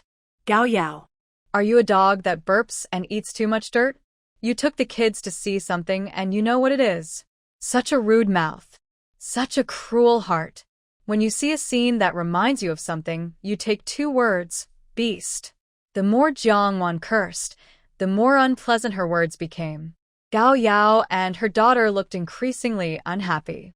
"What did you take the kids to see?" Wang Qin turned to ask her. Gao Yao felt guilty. Why did those 2 wild kids tell Jiangwan everything? She had told them not to say anything. Not to say anything. Those 2 fools. "I didn't do much, just happened to meet a few stepmothers with their children, and I said a few words to them." What she said, Gao Yao didn't explain, only said, "I did it for their good." I don't want Jiangwan to deceive them. Wang Qin frowned. She's knocking on the door in the middle of the night, not afraid of disturbing others. No sense of propriety. Gao Yao's eyes flickered. If Jiangwan could really offend everyone, that would be great. The two caregivers at home, who looked after Fu Qingyin day and night, weren't very patient. Mom, just let her knock. Someone else who's woken up will deal with her. Jiangwan knocked for a minute, and when there was no response from inside, she knew what she was planning. Wang Qin heard Jiangwan's footsteps leave and thought she had gone because they didn't open the door. It's late, acting like a lunatic. Why can't she say what she needs in the morning? Gao Yao looked sarcastic. She thought Jiangwan was brave, but she was just afraid to keep knocking and disturb others. Go to sleep. You have to send them to kindergarten tomorrow morning. Wang Qin felt sorry that her daughter was woken up and didn't sleep well. Gao Yao didn't speak anymore and closed her eyes, ready to sleep. But unexpectedly, Jiangwan came back again. Gao Yao sat up again, lowered her voice in anger. Mom, what does she want? Is she not going to sleep? Wang Qin listened carefully. She's trying to pick the lock. Gao Yao's face changed. What? Jiangwan was indeed trying to pick the lock. Revenge is sweet, even after 10 years. But Jiangwan didn't see herself as a noble person. She considered herself a villain. She wants revenge from morning till night. Jiangwan, are you crazy? Why are you breaking into our rooms so late at night?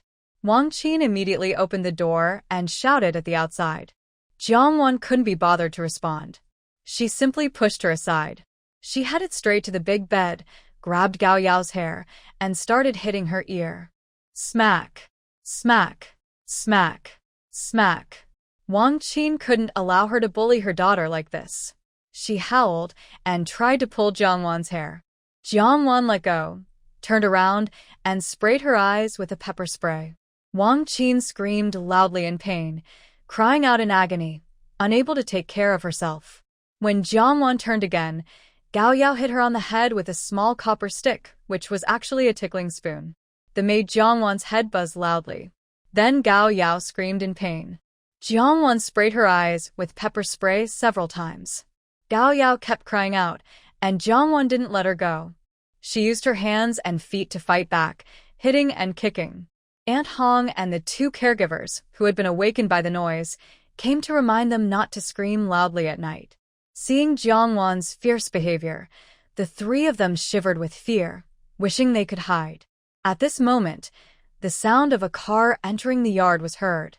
It was Lulan returning from overtime. Wang Qin gritted her teeth and said, Jiangwan, you're doomed. Jiangwan rushed forward and slapped her. You're just a muddy fish soaked in seawater. Thinking you're a seafood? Wang Qin's eyes widened in shock, struck dumb, and exploded with anger. How dare you hit me? Your mother-in-law wouldn't dare hit me. How dare you? Jiangwan knocked away her flailing hands and slapped her again. What's wrong with hitting you? When the weather is nice, take your daughter outside to get some fresh air. I've told you so many times. Don't provoke me. I am a dog trainer. Aunt Hong, hearing the door opening, quickly reminded, Nua grandma is back. Wang Qin let out a loud wail and burst into tears. After Lu Lan entered the house, she came over upon hearing the commotion, looking surprised and confused. What are you all doing? Lulan. I was hit by your daughter-in-law. Wang Qin shouted angrily and tearfully, feeling both resentment and grievance. Lulan's expression darkened. As the head of the family, Lulan's authority in the Fu family was second only to old Master Fu. Why are you making noise so late at night? Aren't you afraid of waking the children? Lulan didn't immediately believe Wang Qin's complaint, but looked at Jiangwan. On the surface, it was a question, but in fact, it was giving Jiangwan a chance to explain. Jiangwan had been frantically hitting people just a moment ago, but as soon as she saw her mother-in-law, she couldn't hold back her tears. Fear, frustration, nervousness, unease, hope, and other complex feelings all turned into cheers that flowed uncontrollably. Mom. It was like a child who had been badly bullied seeing their family, but afraid to believe that someone would stand up for them. Who could resist the pleading, tearful eyes of a girl far more beautiful and delicate than an ordinary person. Lu Lan couldn't resist either. Her voice softened a little. What exactly happened? Wang Qin's face changed. She had worked at the Fu family for 18 years. Did Lu Lan really refuse to give her this much respect? Jiang Wan sensed that her mother-in-law trusted her more now. The intense feelings of being ignored and abandoned in the Jiang and Qin families flooded her mind like a tide, overwhelming her. Mom. She choked and couldn't speak. Wang Qin and Gao Yao were stunned. They were the ones awakened in the middle of the night. They were the ones nearly blinded by the spray. They were the ones slapped and beaten. Jiang Wan, the aggressor, was crying even more sadly and pitifully than they were. How could she be so shameless? Seeing Jiang Wan so upset and distressed, Lu Lan's face darkened. She looked deeply at Wang Qin and her daughter, then took Jiang Wan away. Wang Qin and Gao Yao still had sore eyes and didn't notice Lu Lan's expression. In the living room, Lu Lan didn't ask Jiang Wan what had happened anymore. Jiang Wan thought about her sadness. At first, she was pretending, but later she couldn't hold back her true feelings. No matter the reason, Lu Lan wanted to teach her that she shouldn't act like this. Problems should be solved calmly. Fighting and fussing are not proper. If others find out that the daughter-in-law of the Fu family and the maid often fight, it wouldn't look good. If someone with bad intentions used this, they might think the Fu family mistreated their maid. But when she saw Jiang Wan's eyes, full of pain and tenderness, she swallowed her words again. When a child is wronged, they need comforting. How to teach her can wait until later. Lu Lan isn't a typical caring mother. She loves her children, but she also loves her work. She didn't raise her children herself, so she didn't know how to comfort Jiang Wan. Her children had never cried so hard in front of her. She could only hand her a glass of water, telling her not to get dehydrated after crying for so long. Jiang Wan sniffled and finished telling the whole story. Gao Yao and her daughter also cleaned their eyes, which had been irritated by chilly water, and came to the hall. Lu Lan's gaze fixed heavily on Gao Yao. Did you deliberately take Chi-Chi and Nuo to someone else's house to see the stepmother and children? Gao Yao's eyes were red and swollen, with redness and puffiness around her eyes. She hurriedly shook her head. I didn't. Lu Lan's face was serious and deep, her gaze like a solid weight pressing on Gao Yao. I dislike being lied to the most. I'll ask you again. Are you sure you didn't intentionally take them to see something they shouldn't see? Gao Yao looked wronged. It wasn't intentional. I just happened to meet them. I also don't understand why Jiang Wan is so angry about this.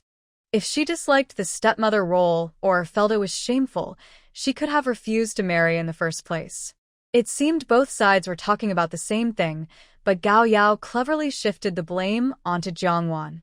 She even tarnished Jiang Wan's reputation, implying that Jiang Wan looked down on the stepmother role and didn't marry into the Fu family willingly to bring good luck. If it were her, she would have married Fu Qingyin willingly, just to bring good luck to the Fu family. Jiang Wan had now completely calmed down. I've never thought the stepmother role was shameful. If I didn't want it, I could refuse. Accepting it means I accept this role. Gao Yao rolled her eyes. That's what you say, but who knows what you're really thinking? Jiang Wan sarcastically said, I'm not you. I wouldn't do things like raising a bowl to eat and then putting it down to curse. Gao Yao was very angry, pointing at her. Watch your mouth. Jiang Wan raised an eyebrow, staring at her finger pointed close to her face, and said coldly, If you point at me again, I will break your finger. Gao Yao's face changed, and she quickly retracted her hand in fear. After reacting, she felt that her reaction was too cowardly and shameful, so she said angrily, Aunt Lu, look at how over the top she is. She almost blinded me and my mother with her eyes. Jiang Wan's expression was cold and indifferent, her gaze icy as she looked at her. You trying to provoke my son and daughter against me? You should have known I wouldn't let you get away with it. Gao Yao denied this. What do you mean I was provoking you? If your relationship was good, could I provoke you?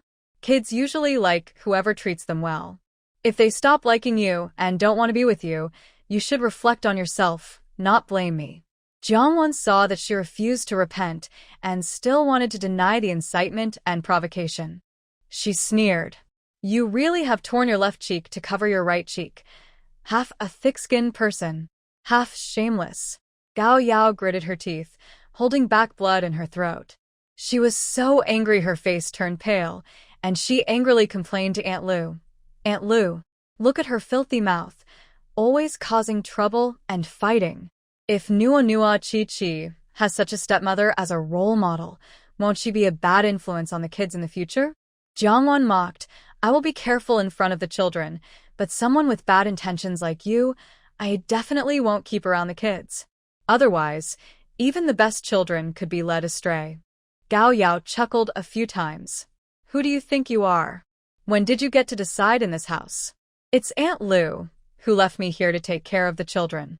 You have no right to make me leave. Besides, I am a high school student. I can not only take care of the kids but also help them with their homework. Can you do that? To boost her own image, Gao Yao also promised Aunt Lu, I will definitely be responsible for Chi Chi and the others' studies in the future. Jiangwon sarcastically interrupted her. Responsible?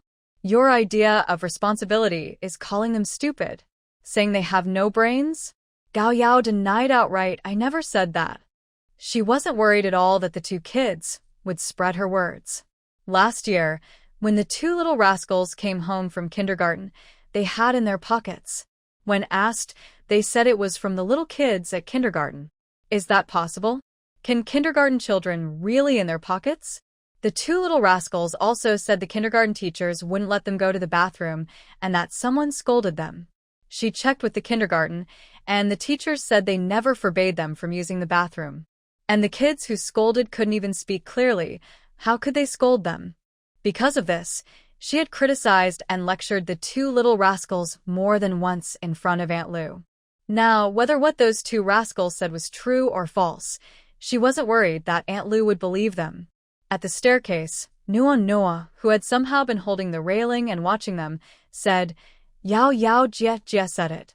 Jiangwon was startled and quickly went upstairs. Nua Nua, why are you up? Did we wake you? Nua Nua was picked up by her mother, and her little head leaned dependently on her mother's shoulder. I heard Mama crying, so I got up. Jiangwon touched her, noticing the cotton ball inside her ear was gone. I'll take you to bed. Lu Lan said, since she's awake, bring her down. Jiangwon looked at Nuo and quietly asked, are you sleepy? Nuo shook her head. Jiangwon had no choice but to carry her down. Lu Lan usually didn't spend much time with the two children because of work. She was often serious and imposing, which made the children a bit afraid of her. Nuo, does Sister Yao Yao take you and your brother to visit other kids' homes? Nuo nodded. Yao Yao takes us to play at other kids' houses every day. Gao Yao quickly explained, I just want them to make more friends their age. Lu Lan looked at her sharply. She had just come home and hadn't changed out of her work uniform, so she felt a strong pressure. Don't speak. Gao Yao's heart sank, and she quieted down. Lu Lan asked gently, which families did you visit? Do you know the children there? If she asked for the adults' names, the children probably wouldn't remember. But they might remember some children's names. Nuo's small face was full of thought. Daniel, Nyo, Xiaofeng, and Xiaohong. Lu Lan didn't know much, but since someone did, she looked at Aunt Hong beside her. Aunt Hong recognized all of them and looked at Gao Yao with complicated expression. Gao Yao's face turned pale. She didn't expect Lu Lan to ask like that. Nuo, aren't there other children? You don't remember? Gao Yao gently and softly asked, trying to distract Nuo's memory and make it fuzzy. But Nuo remembered clearly. I didn't go to Xiaomiao's house or Xiaguanzi's house. Lu Lan's face was very serious. I told you not to speak. Gao Yao's face turned pale. Under Lu Lan's piercing gaze, she didn't dare to speak again. Aunt Hong recounted the details of the children's families that Nuo mentioned. Just like Jiangwon said, Gao Yao deliberately and intentionally took Nuo and Chi Chi to meet children from blended families. It wasn't necessarily bad if they were from blended families. Many families are happy and harmonious. But Gao Yao only took the children to meet kids from troubled blended families, which caused the two children to fear and dislike Jiang Wan as their stepmother. Wang Qin felt unhappy and a bit wronged about Lu Lan's attitude. She had taken care of them at the Fu family for so long, feeding and looking after them. She thought she deserved some recognition. Was this how she was treated? Yao Yao didn't mean it on purpose. She's just a young girl who doesn't understand much. If Jiangwan doesn't like children from other stepmothers' families to interact with her, she should pay more attention in the future. Lulan didn't respond to Wang Qin but waved for Nuonuo to come over. Nuonuo looked back at her mother, saw her nod, and then went to her grandmother. Lulan watched quietly, her gaze becoming softer as she gently guided her. Nuonuo, why did Sister Yao Yao say you're silly? Gao Yao's face changed. She was about to speak, but was startled by Jiangwan's quick move with a spray bottle, causing her to step back and stay silent. Nuonuo looked at Yao Yao's sister carefully, her eyes a little red, and she lowered her head shyly. Gao Yao suddenly felt very angry inside. What does this reaction from that girl mean? Wang Qin didn't think it was a big deal. Strict teachers produce good students. Yao Yao is only thinking of Nuonuo. Besides, calling a little girl silly isn't really an insult. She was confident her daughter was different from Jiangwan, who was rude and unrefined. Jiangwan sneered, strict teachers do produce good students. It's right to criticize and educate. No one would say there's a problem with that. But are you a teacher? Do you know how to teach children? I don't know if it's because you're useless and can't teach, or if the kids just can't learn.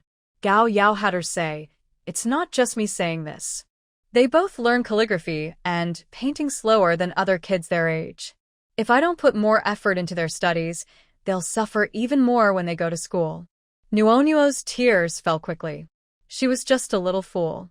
She and her brother were both fools. They only knew how to eat, drink, and sleep. Nothing they learned was good enough. Yao Yao said that pigs can be slaughtered and eaten during the new year, but they are even worse than pigs. They do nothing but eat and waste the family's food. Mom and Grandma surely wouldn't like these silly kids. They would send them away and bring back smarter children. Mom. I will be obedient. I will study hard. I won't be a fool. Mom, don't abandon me. Nuonuo's eyes were filled with broken tears, and she sniffled before crying out loud. Jiangwan quickly went over, hugged Nuonuo to comfort her, then turned her head and looked coldly at Gao Yao. Gao Yao couldn't control her emotions, her eyes full of threat and warning. Nuonuo, what are you saying? You're lying again. Have I told you that children should not lie? Jiangwan interrupted her and said to her mother-in-law, Mom, Gao Yao can't stay with Nuonuo and the others anymore. Gao Yao's eyes flashed with a stern look, and she spoke more sincerely. Aunt Lu, I don't spoil or pamper them like some people do. I want what's best for Nuonuo and Chi-Chi. Being strict helps lay a good foundation, so they can learn more easily in the future. Gao Yao skillfully avoids the main point, making herself seem like someone who truly cares for the children. She secretly implies that Jiangwan is a stepmother who doesn't genuinely care for the kids. She only spoils them, making them weak and useless. Jiangwan looked at Gao Yao with a very cold gaze. Harsh discipline will only make Nuonuo and Chi-Chi grow up feeling criticized and belittled. It will hurt their self-esteem and confidence, making them insecure, shy, and timid. Gao Yao smiled and said, You, someone who hasn't gone to school, what do you know? What do you understand? Wang Qin said, Jiangwan, I know you don't like my daughter, but when it comes to teaching the children, you still need to listen to my daughter. My daughter doesn't want to leave Nuonuo and Chi-Chi, or she would have become a primary school teacher already. After speaking, Wang Qin looked at Lulan. Her daughter, a future teacher, is better at teaching children than an uneducated rural girl. Jiangwan kept her gaze firm on her mother-in-law. Feeling the trust she just received, she boldly said, Mom, if you still want to keep Gao Yao here, next time this happens, I will hit her. Our family will really be in chaos then. Lulan originally didn't plan to keep Gao Yao, but hearing Jiangwan's seemingly stubborn yet coquettish threat, she couldn't help but laugh in anger. Didn't you just promise not to fight or scold in front of the children? Jiangwan replied, I do it behind their backs. Lulan was both amused and exasperated. She told her to speak less and turned to Gao Yao, saying, "You should go teach at a primary school from now on." The implication was that Gao Yao no longer needed to take care of the children. Jiangwan's face lit up with happiness. Nuo, held in Jiangwan's arms, suddenly looked up, eyes shining brightly. Both the big and small pairs of clear, bright eyes looked happily at their grandmother, the mother-in-law. Lulan felt happy that her daughter and granddaughter had a good relationship, which made her even more determined to send Gao Yao away. Aunt Lu, I don't want to teach. I just want to take care of Nuo and the others. They need me too, Gao Yao said urgently. Nuo looked panicked and kept shaking her head, saying, "No, don't." Gao Yao's face immediately darkened, and she looked at her fiercely, saying, "I'm doing this for your own good. Without me, who would take you to school and pick you up?" Nuo was so scared she buried her face in Jiangwan's arms and didn't dare to look up again. Jiangwan noticed Nuo trembling and felt her anger rising. Wang Qin looked unhappy, feeling that Lulan was being too harsh on her daughter. She kept silent, showing her disapproval without words. Lulan didn't change her mind. The kids are starting school too. From now on, Aunt Hong can take them back and forth. Gao Yao got anxious. "Aunt Lu, I really want what's best for the children. I've been to school, I know how to teach kids." Lulan looked calm and said firmly, "That's why I arranged for you to teach at the elementary school, so you can use your strengths." Gao Yao was speechless and blushed. She didn't want to be a primary school teacher. If she wanted to be a teacher at a primary school, she wouldn't still be staying at the Fu family. Her mother had checked, and teachers like her who just started only earned 50 yuan, less than what she earned at the Fu family. But she always looked down on Jiangwan and didn't want to lower herself in front of her to beg Aunt Lu to let her stay. Wang Qin frowned and stayed silent, her dissatisfaction almost visible in her eyes. Seeing they had no more objections, Lulan said directly, "It's settled then." Wang Qin felt very unhappy and said, "But Jiangwan just hit us." At least she should apologize to us?" Lulan's expression was deep. "Does she need to apologize?" Wang Qin's face reddened in shock. "She hit people in the middle of the night. She's almost blinded us with her actions." Jiangwan said, "Comrade Wang Qin, please don't take my mother-in-law's patience with you as a reason to be shameless. Based on what your daughter did, I wouldn't bother to give you face or hold back from criticizing you directly. My mother-in-law gave you face and tried to reason with you. If you're shameless, I'll tell you the rules." Wang Qin trembled with anger, but she also saw that Lulan didn't scold Jiangwan or stop her. This meant Lulan shared her feelings. She shouldn't have saved Lulan's life back then. Even dogs know to repay kindness, but Lulan treated her benefactor so badly. Hong Yi, knowing some past events, also understood that Lulan probably wouldn't kick them out altogether, so she stepped in to calm the situation. Wang Qin also understood that if she continued like this, she wouldn't get any good results, so she decided to step down politely. Lulan dismissed the others, saying, "You all go back and rest." Jiangwan, holding Nuo, also planned to slip away. She felt that what she did today was satisfying, but for someone in her position as a mother-in-law, it was too reckless and not proper. "Mom, it's too late, and Nuo is sleepy. I'll take her upstairs to sleep first." Jiangwan quickly took Nuo out and used her to make a point. Lulan replied, "Go ahead." Jiangwan immediately felt relieved and happy. Tonight, she could finally sleep well. Lulan watched the mother and daughter sneak upstairs, a smile crossing her face, and she shook her head helplessly. After Jiangwan brought Nuo back, Nuo didn't want to sleep alone. She held onto her mother's clothes tightly, looking at her eagerly. Jiangwan couldn't resist and took her into her room to sleep together. Nuo's excited little eyes sparkled like stars falling into the galaxy. Mom's room. Mom's bed. So soft. So fragrant. Nuo happily rolled on the bed, so joyful she felt like flying.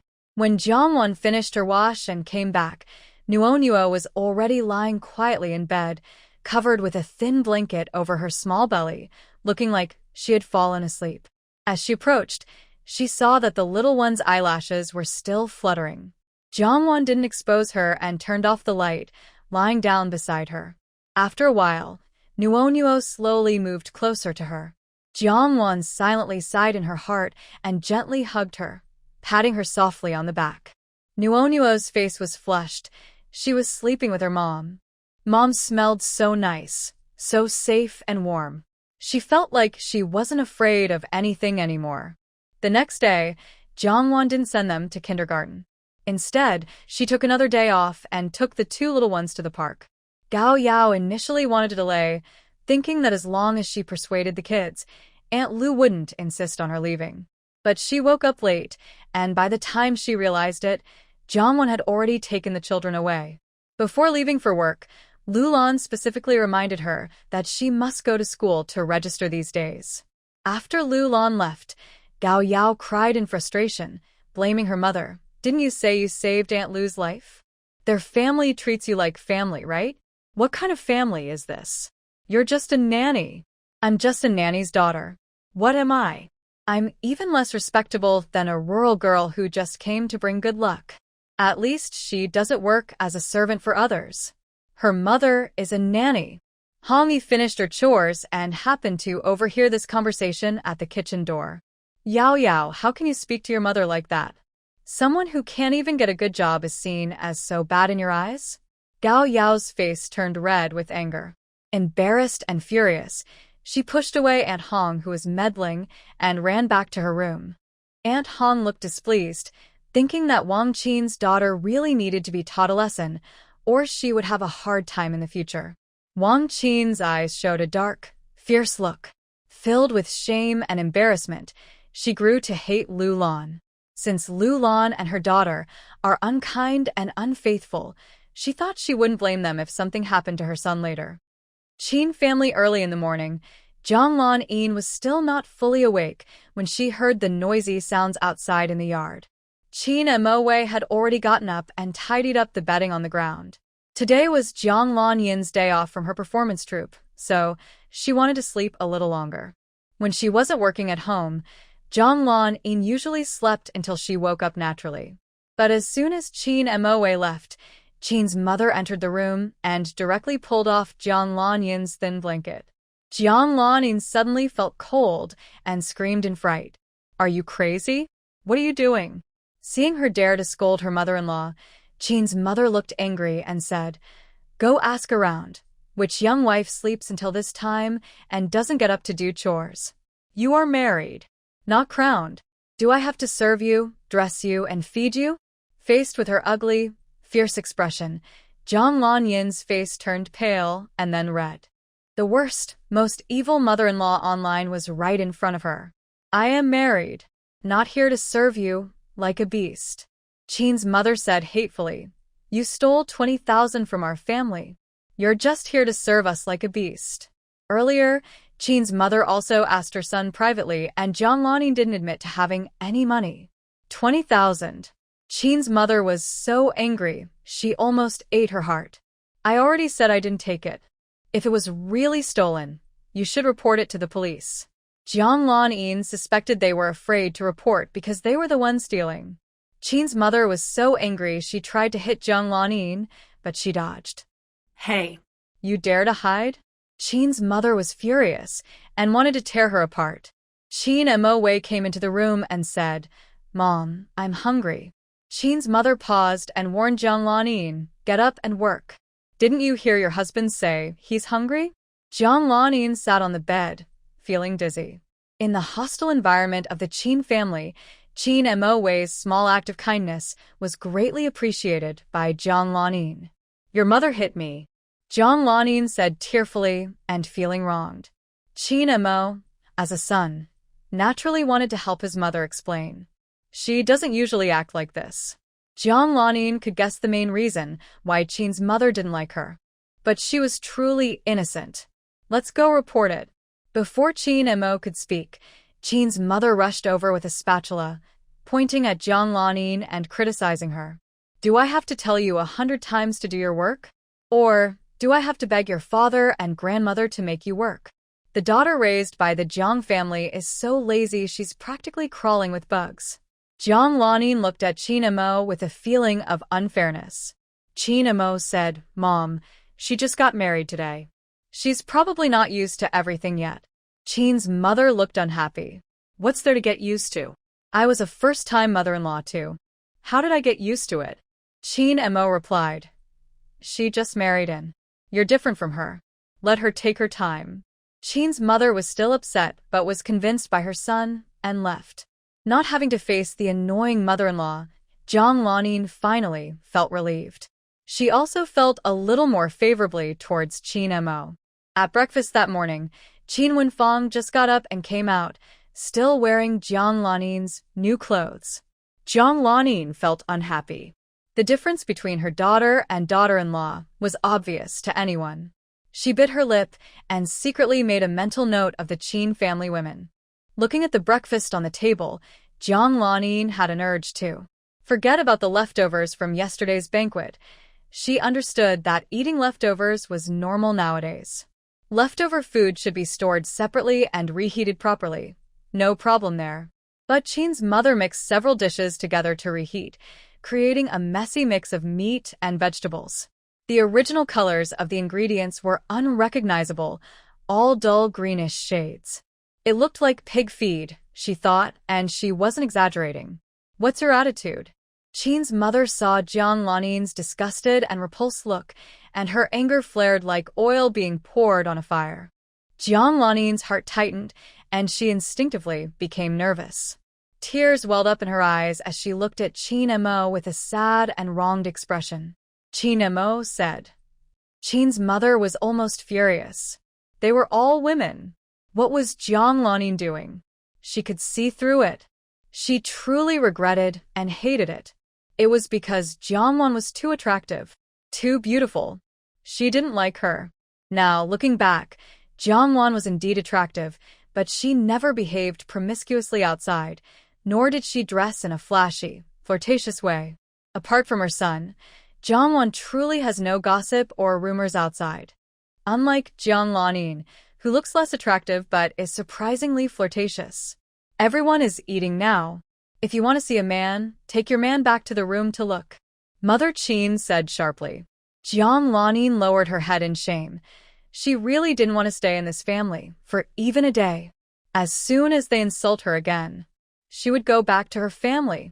She has her own family. She has support.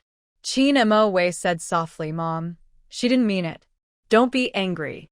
Mother Qin snorted coldly. She didn't mean it? I think she did it on purpose. I made her breakfast, and she didn't appreciate it. Instead, she started to complain. Qin Emo helped Jiang Lanin by offering her food, signaling her to eat. Jiang Lanin smelled something rotten, suspecting the potatoes in the mixed dish might be spoiled. Seems like the food is bad? Qin Emo, she said, no. Qin Wenfang said, Sister-in-law, you must have misheard. Mother Qin's eyes reddened. Look at your wife. On our first day of marriage, she already shows this attitude to me, her mother-in-law. If she really doesn't like me, I will go back to the countryside. Jiang Lanin's face looked blank, familiar scenes, familiar feelings. Isn't this her drama? Oh no, not afraid of a mean mother-in-law. Just afraid she's a manipulative old White Lotus.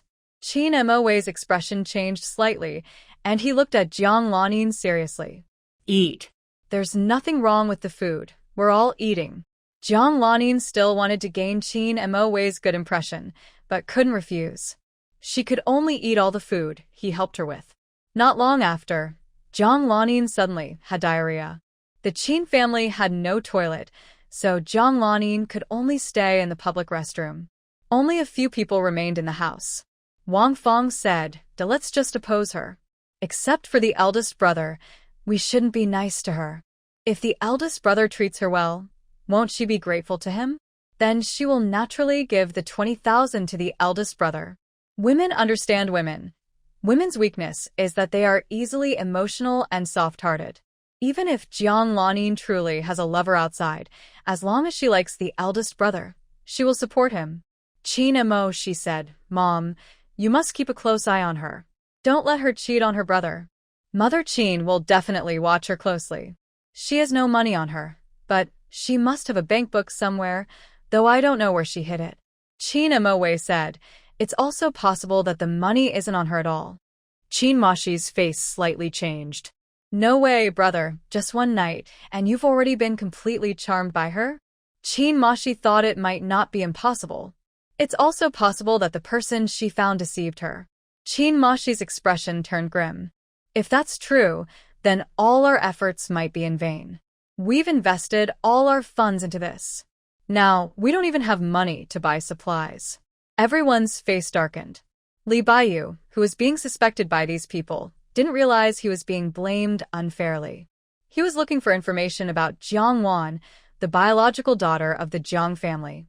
With the Fu family involved, as long as she is the Fu family's daughter-in-law, he can't openly target her. But Jiang Wan forced Jiang Lan to marry her former rural fiancé. And after the incident at the Jiang family, where she was sprayed with chili water, Li Baiyu didn't want to let it go easily. If he could find a scandal about Jiang Wan, he could control her. After hearing this, he asked, besides these, is there nothing else? Wang Xiaomao scratched his head. Boss, she's just a girl, always busy with work or coming home, and doesn't go anywhere else. We really haven't found anything. Li Baiyu's expression was complicated. Does that mean he can't get any leverage? Boss, should I keep watching her? Wang Xiaomao asked. Li Baiyu stroked his chin, thinking. Suddenly, a bright idea flashed in his mind. Isn't there a dance girl contest at the nightclub soon? Find a way to get that news to Jiang Wan. Wang Xiaomao was confused. She's quite pretty, but a dance girl contest. She wouldn't participate, right? Li Baiyu had his own plan. If she doesn't participate, she can't come see? She can't join in the fun? In a place like a nightclub with bright lights and alcohol, once she shows up, with her looks, if he doesn't act, she'll still cause trouble for herself with just a little push. Wang Xiaomao took on the task and left. After leaving the Royal Power nightclub, Wang Xiaomao secretly found the furthest public phone booth. At midnight, the phone behind the bar at the 0 Point dance hall rang. Xin Li answered the call. Big brother. Wang Xiaomao quietly told him everything about the nightclub boss Li Baiyu. Xin leave thou when. Got it. Be careful. Don't let him notice. After saying that, he hung up. Wang Xiaomao was an undercover spy planted by Xin Li and his rival, the Royal Power nightclub. Originally, he was supposed to gather business information, but unexpectedly, Wang Xiaomao was sent to investigate Jiang Wan. Just investigate. And it turned out to be connected to his former employer, the 0 Point dance hall. Boss. Miss Linglong has arrived, the waiter announced. When Jiang Wan came over, she didn't see Xiao Jie. After asking, she learned that Xiao Jie's school was starting, and he had gone back to Morta to study. Jiang Wan sighed. This kid leaves so suddenly, he didn't even say goodbye. I still owe him a meal. Xin Li overheard this and raised an eyebrow at the mention of kid. As far as he knew, although Xiao Jie called Jiang Wan sister, he was actually older than Jiang Wan. You're more than just owing him a meal, Xin Li said. Jiang Wan smiled, I remember. I also owe boss Xin a meal. Why don't we go out now? I'll treat you to dinner. Xin Li directly said, let's go. Jiang Wan raised an eyebrow and followed Xin Li to a familiar nearby restaurant. Usually, Xin Li ate in the main hall, but this time he reserved a private room. When the waiter brought the menu, Jiang Wan handed it to Xin Li, telling him to order freely. Xin Li didn't hesitate and ordered 5 dishes, then sent the waiter away. Do you know Li Baiyu? Jiang Wan slightly frowned. We've only met once. Currently, she and Li Baiyu had only seen each other once. Xin Li was surprised. Just one meeting and you offended him? Jiang Wan calmly said, I used a bit of my pepper spray on him. Xin Li immediately understood. Li Baiyu must have been attracted to Jiang Wan, and that's why she dealt with him. He's looking for someone to investigate you. Jiang Wan's face darkened. If Li Baiyu knew her identity and found out she was singing in a dance hall, there's no need to say it. He would definitely tell Jiang Lanin. Jiang Lanin wouldn't just tell the Jiang family, but might also involve the Fu family. When Xin Li proposed working with Jiang Wan, he had already secretly checked her background. It was different from what he initially thought. He had thought Jiang Wan was from a noble family, a young lady of some wealthy household. But unexpectedly, she was the daughter-in-law who caused a stir and married into the Fu family after a marriage of convenience. There were many rumors. Some said she wasn't the biological daughter of Director Jiang, but a rural girl brought in to marry for good luck. It was said she couldn't read or write and was rude, not favored by the Jiang family or the Fu family. But the truth was, Jiang Wan could casually take out hundreds of thousands, and the Fu family's car would pick her up after work. From any perspective, the Fu family didn't seem to look down on her. And Jiang Wan wasn't illiterate. Her knowledge was far beyond what a rural girl could have. Just from her understanding of red wine and whiskey, Xin Li found it hard to believe she was the rural daughter-in-law rumored to be married into the Fu family for good luck. However, Xin Li and Jiang Wan are now in the same boat. He has no ill towards her.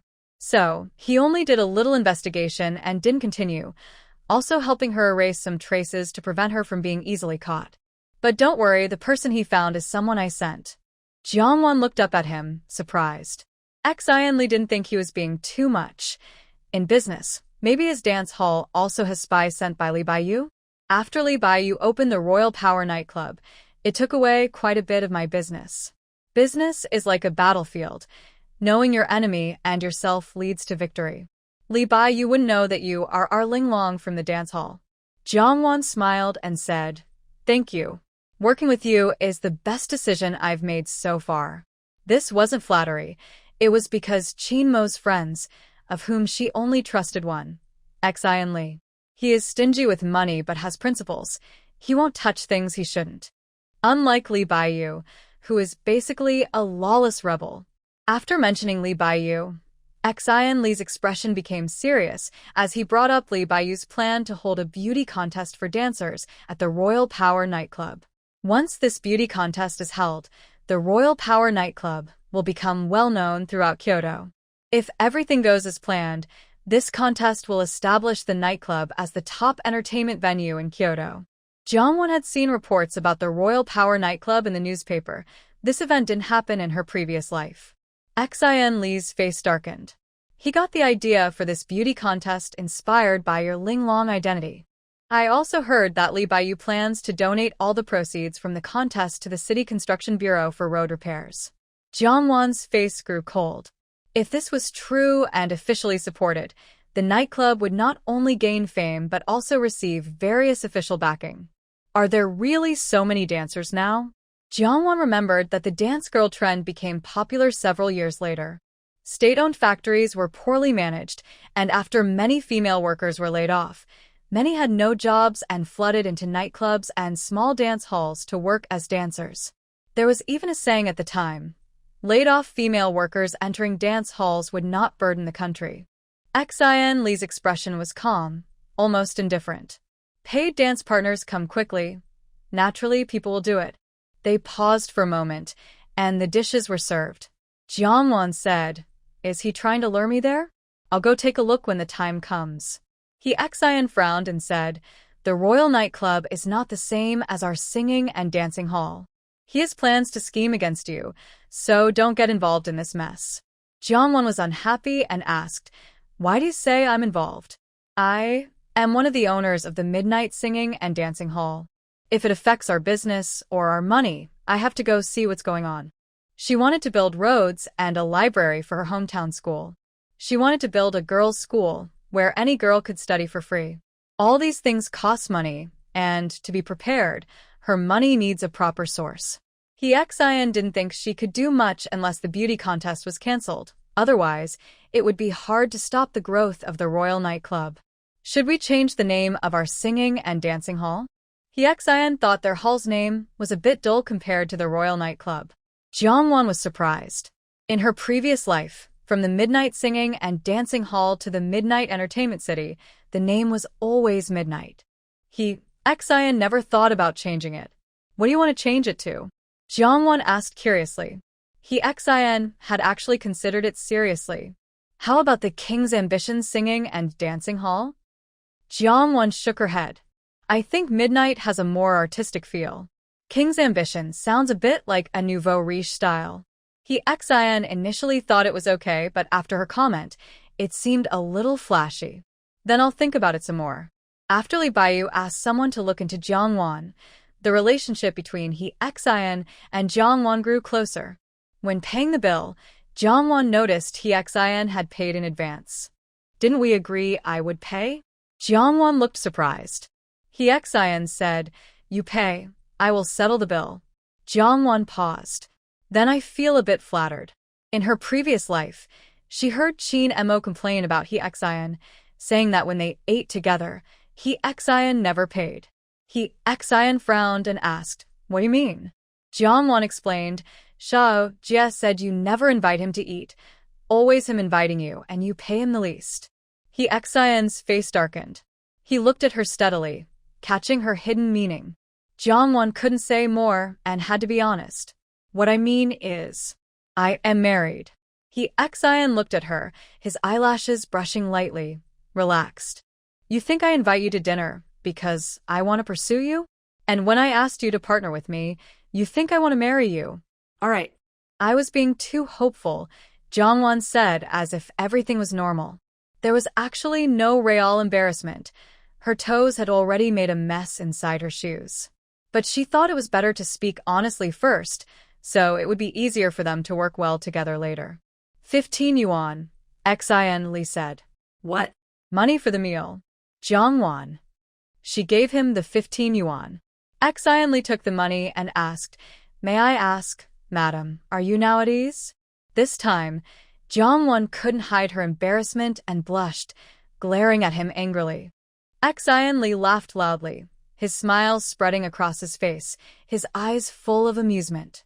Jiang couldn't help but kick him, and then left for the karaoke hall first. Watching Jiang walk away angrily, Xian Li paused by the street, not rushing to follow her. He took out a cigarette, leaned against a utility pole, and stretched his long legs casually. The smoke he exhaled hid his smile, which was gone. The next day was Jiang Lanyin's day to visit her family. Jiang also returned to Zhang's house early in the morning. But she didn't time it right. She arrived at Zhang's house at 9, and Jiang Lanyin still hadn't come back. Zhang's mother specially took a day off today, waiting at home for Jiang Lanyin's return. Jiang Lanyin didn't come back, but instead returned Jiang. What are you here for again? Zhang's mother looked at her, showing some annoyance. Jiang, I need money. Zhang's mother thought she misheard. What did you say? You want what? She had already taken the bride price home, so how could she still have the face to ask for money? Jiang, your son borrowed 10,000 yuan from me. I'm here to remind him to pay it back. Zhang's mother was shocked. How could he owe you money? And so much. Jiang shrugged. Maybe he borrowed money for his good sister to use as bride price and dowry? The story about Qin's family giving Jiang in the best bride price had already spread. Zhang's mother felt guilty and, hearing Jiang say this, couldn't help but feel guilty and angry. He didn't sell his motorcycle. How could he borrow money from you? Jiang took out the IOU and showed it to Zhang's mother. When Zhang's mother reached out to take it, Jiang quickly put it away again. She believed Zhang's mother could do anything to get that IOU back. Because Jiang disliked her family, she thought they could do anything. Zhang's mother was annoyed. The name on the IOU was indeed Chengfeng's. Could it be that Chengfeng gave Lanyin 20,000 as dowry? We're family. Why did you make him sign an IOU? And with such high interest? Zhang's mother said unhappily. Jiang, because I don't trust your family's character. Mrs. Jiang was furious and angry. You. Before she finished speaking, Jiang Lanyin and Qin Maowei arrived at the Jiang family. Mrs. Jiang glared at Jiang and, thinking about the wedding, said, Go back to your room and hide for a while. Jiang, I won't go, in case I lose something and end up relying on outsiders. Before Mrs. Jiang could say anything, Jiang Lanyin entered the room. Mom. Qin Maowei followed inside and saw Jiang, a hint of surprise in his eyes. Did she come back, just for him? Jiang Lanyin saw Jiang and became guarded, secretly pinching Qin Moe's arm. Call someone. Qin Moe snapped out of his surprise. Mom. Mrs. Jiang asked them to sit down and instinctively called Jiang Wan to make tea. Jiang Wan didn't move. Mrs. Jiang, feeling embarrassed, said in a deep voice, "Aren't I calling you?" Jiang Wan, "Yes, that's right." Mrs. Jiang was furious. "Then why did you come back?" Suddenly, she remembered the IOU and, worried Jiang Wan would mention her son borrowing money publicly and embarrass herself, quickly added, "I really can't rely on this lazy girl at all." Mrs. Jiang had to go make tea herself. Jiang Wan was tired of her attitude and looked at Jiang Lanin, who had dark circles and looked exhausted and unwell. What are you looking at? Jiang Lanin, feeling guarded, forced herself to stay strong and held onto Qin Moe's arm. Qin Moe pulled his arm away from her and moved aside cautiously. It was almost like saying, "Don't bother me."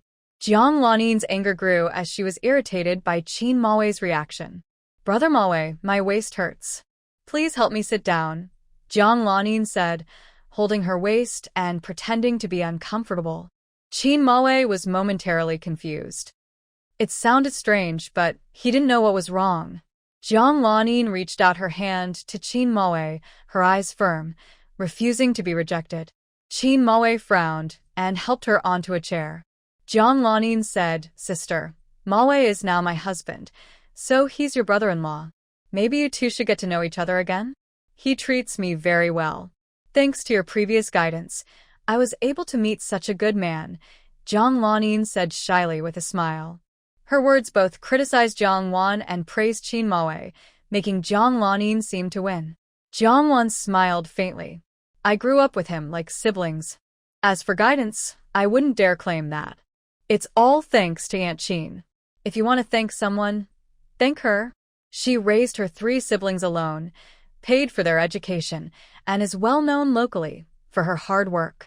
You, as a daughter-in-law, should be very filial and take good care of her elderly family members." Jiang Lanin used to like to stand on the moral high ground, insisting she must unconditionally respect her mother-in-law, care for her younger brother-in-law, and look after her younger sister-in-law. Now, these words are being used on Jiang Lanin herself. Seeing her look like she swallowed a fly, Jiang Wan feels quite pleased. It was worth her coming to the Jiang family early in the morning. Her trip was not in vain. Qin Moe felt very touched upon hearing this, staring blankly at Jiang Wan, with a look full of restrained emotion. "Tea," said Jiang's mother, bringing over the tea. There were 2 cups of tea, but none for Jiang Wan. Qin Moe handed his tea to Jiang Wan. Jiang Lanin's face couldn't hold, twisting in discomfort. Jiang's mother was also unhappy. She was taking care of her ex-fiancé's wife right in front of them. Was she not paying enough attention to Lanin? "Moe, Lanin is now your wife. Jiang Wan will be your second sister from now on. You should say hello." Montag vai? Jiang's mother's expression darkened, full of warning and threat. Qin Moe's muscles tightened, and he lowered his eyes, avoiding Jiang Wan. "Second sister." Jiang's mother stared at Jiang Wan. "Your brother-in-law is greeting you." Jiang Wan smiled and said, "Hello, brother-in-law." Jiang's mother was satisfied. "You should go home early. You're already married. Stay away from your parents' house, or people might think the Fu family doesn't treat you well." Jiang Lanin felt proud. So, what if Jiang Wan was her biological sister? The mother's favorite daughter would always be her. Qin Moe said, "Let's have lunch together." Jiang's mother and Jiang Lanin both turned to look at Qin Moe, their eyes like knives. Today is Lanin's return visit day. Second sister is also part of the Jiang family. "We should all have a meal together," Qin Moe said calmly. Seeing the unwilling expressions on Jiang's mother and daughter's faces, Jiang Wan happily agreed. Jiang Qingfeng came back at noon and saw Jiang Wan as soon as he entered. His first reaction was that someone was here to collect a debt. He turned to leave immediately. "Big brother." Jiang Lanin called out first, stopping him. "Where are you going?" Jiang Wan looked at Jiang Qingfeng with a half-smile, as if teasing. Jiang Qingfeng had just seen Jiang Wan's surprised and guilty look, so he didn't notice Jiang Lanin was also present. Hearing Jiang Lanin's voice, Jiang Qingfeng could only turn his head and go inside. Besides Jiang Wan, Jiang Qingfeng also saw another person he disliked in the living room, Qin Maowei. Qin Maowei also held resentment toward Jiang Qingfeng, her brother-in-law.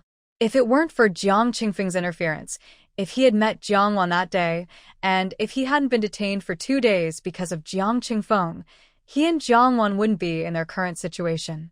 Jiang Qingfeng doesn't think much of Qin Mo, a careless and greedy country person, yet he married the person he cares about most. The two don't get along. Whenever their eyes meet, they quickly look away in dislike. Mother Jiang cooked all the lunch herself. She called Jiang Wan several times to help in the kitchen, but Jiang Wan ignored her. Since Jiang Wan was adopted back from the countryside, she has handled all the household chores and meals for the Jiang family. She wanted so much to fit in, to be accepted, and to have her own family. But she had no special talents, so she only tried to show her worth through hard work. She dreamed too big. No one would accept her just because she was diligent. They only criticized her for her habits, saying her work was sloppy and unclean. They disliked her cooking, taking everything she did for granted. Jiang Wan didn't help in the kitchen either, afraid that if she did, Jiang Wan and Qin Mo might be sneaking around behind her back. With neither daughter helping in the kitchen, Mother Jiang was filled with hidden anger. Time was limited and she was busy alone. So many dishes weren't cooked perfectly. But when served, the table was full of both meat and vegetables, very abundant. Soon, Jiang's father's car also arrived at the door. Mother Jiang specifically asked him to come home for lunch today to see his daughter and son-in-law. Compared to Jiang Wan's lonely return home that day, today everyone was there, except the twins, who had gone to school. Jiang Wan took a bite of greens and noticed some coarse salt still not dissolved. She criticized as she usually did, "The greens are salty." Mother Jiang's face stiffened and she gritted her teeth, saying, "Next time, I'll use less salt." Jiang Lanin took a bite and retorted, "It's not salty.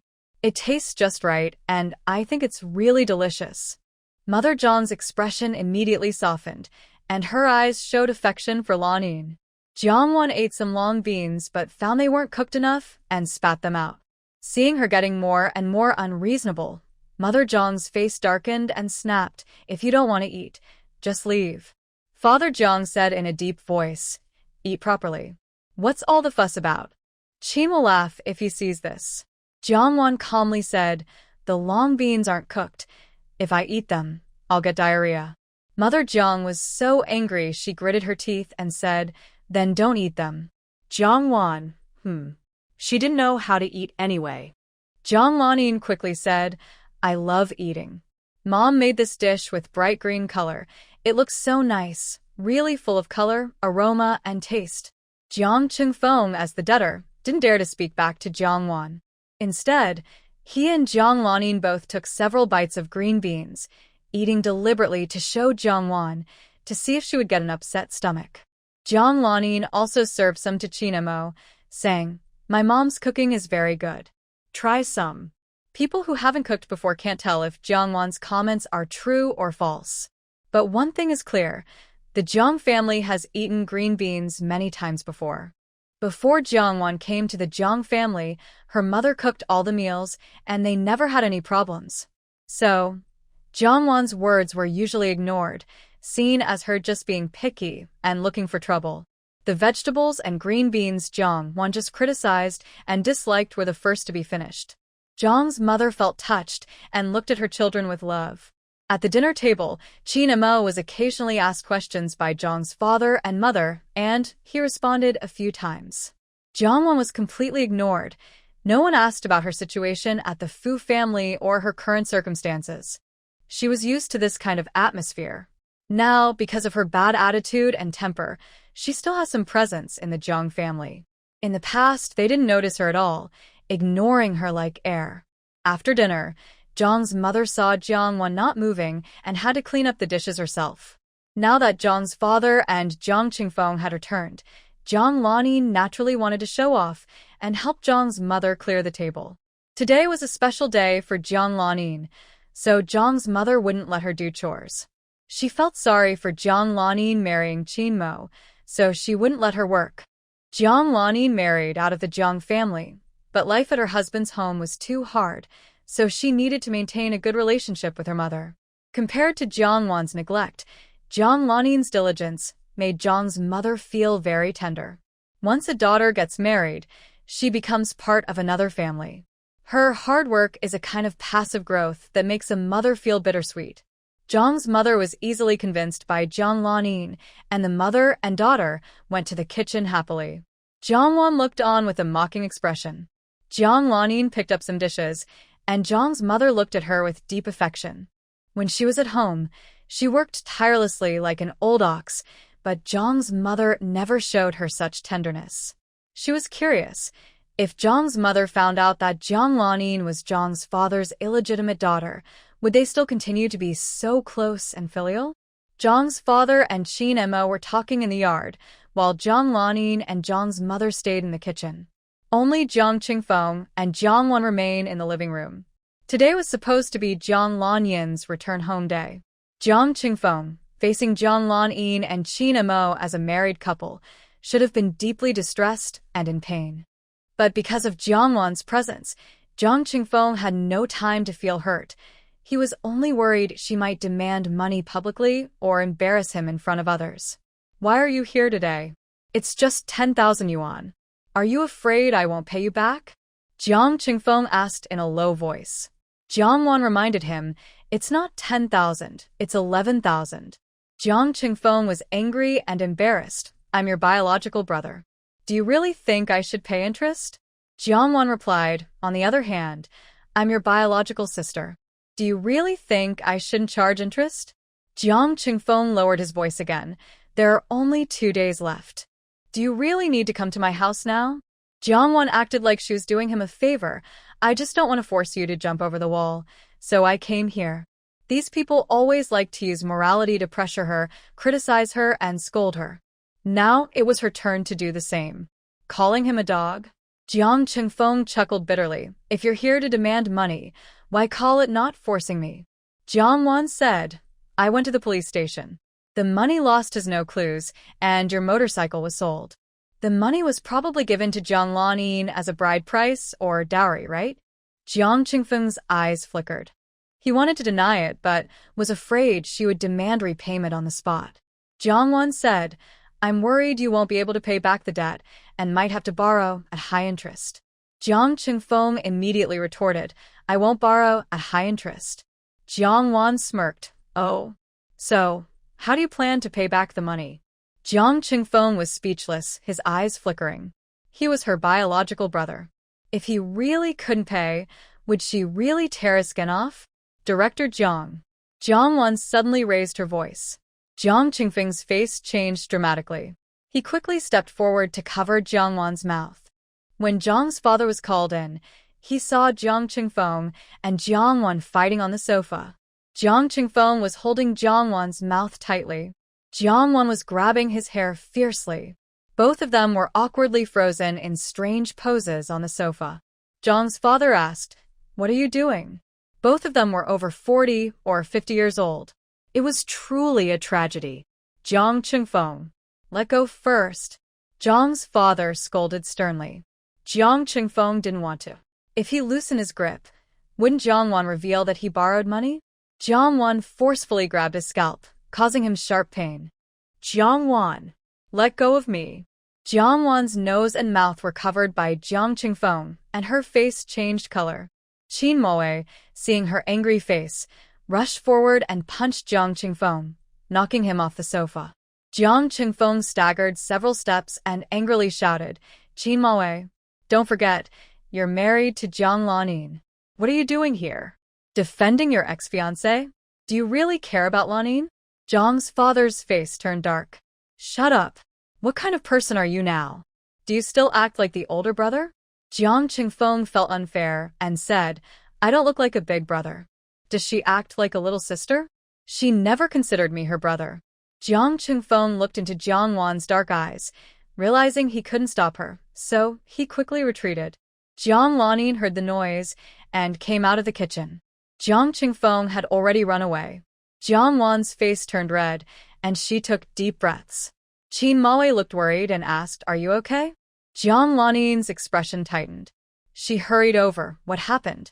Qin Maowei said, your older brother just bullied her. Jiang Lanin instinctively replied, that's impossible. My brother is so good. Why would he bully her? She's the one bullying my brother. Qin Maowei looked at her deeply. Jiang's father, in front of Qin Maowei, restrained himself from losing his temper and said to Jiang Wan, come with me to the study. In the study, Jiang's father asked what Jiang Wan and Jiang Qingfeng had been arguing about. Jiang Wan explained that Jiang Qingfeng lent her 10,000 yuan to be used as a dowry for Jiang Lanin. Do you have a loan receipt? Jiang's father's face darkened further. Yes. Jiang's father said, bring it here. Jiang Wan asked, are you going to pay it back for him? Jiang's father looked at her. You told me about this because you want me to pay him back? Jiang Wan thought so too, but she didn't trust him. 10,000 yuan was a large amount for Jiang's father now. He sneered angrily, if you don't trust me, then why do you expect me to pay this money for him? Jiang Wan said calmly, you don't trust me either. Otherwise, you would just look at the receipt and pay me directly. Jiang's father was stumped. He endured and finally took out 20,000 yuan from the drawer. 10,000 yuan is what I paid back to Jiang Qingfeng, and the other 10,000 is to make up for your dowry. Jiang Wan then handed him the loan receipt. The receipt showed a debt of 11,000 yuan. Jiang's father. He clenched his teeth and took out another 1,000 yuan. Jiang Wan wondered in her heart, wasn't all the Jiang family's money taken by her? Where did this money come from? Jiang's father closed the drawer and looked at her with a serious expression. Our Jiang family's roots are not in Kyoto, but in the imperial capital. If the textile factory closes, our lineage will lose its qualification to return to the Jiang family in the imperial city.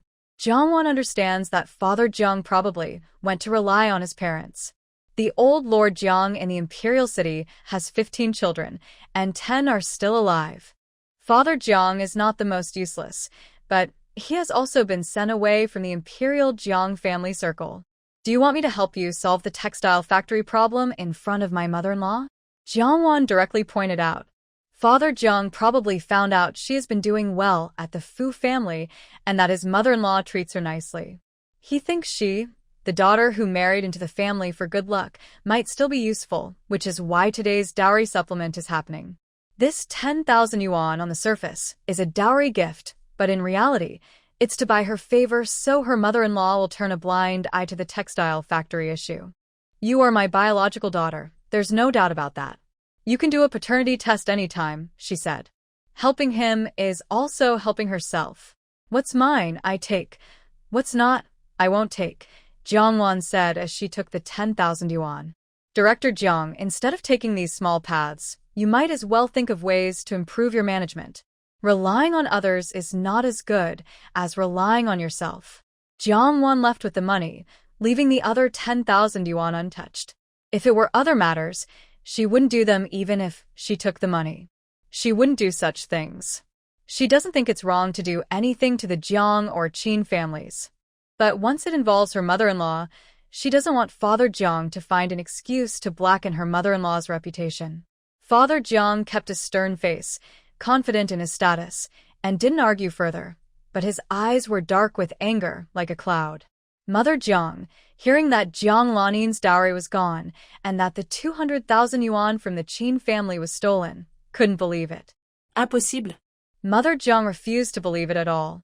Your in-laws are really cruel, she said, her face turning pale with anger. They didn't leave you anything. This is too much. They are too much. Mother Jiang thought about the money her son sold his motorcycle for and the money borrowed from Jiang Wan. If all that money had gone to Jiang Lanin, Mother Jiang wouldn't mind. But if it went to the Qin family, she would feel heartbroken. I'll go confront them. They say it was stolen and that's it? Your dowry was lost at their house. If it's not their fault, then whose fault is it? Jiang Lanin held her back. But there's no proof. If it really involved them, they wouldn't admit it, she said. If it's not related to them, they wouldn't admit it either. Arguing like this only makes the relationship more strained and makes it harder for her to get along with the Qin family, with no real benefit. Jiang's mother was so angry she nearly fainted. This is not a family connection. It's just a leech. Specifically, a blood-sucking parasite that preys on the Jiang family.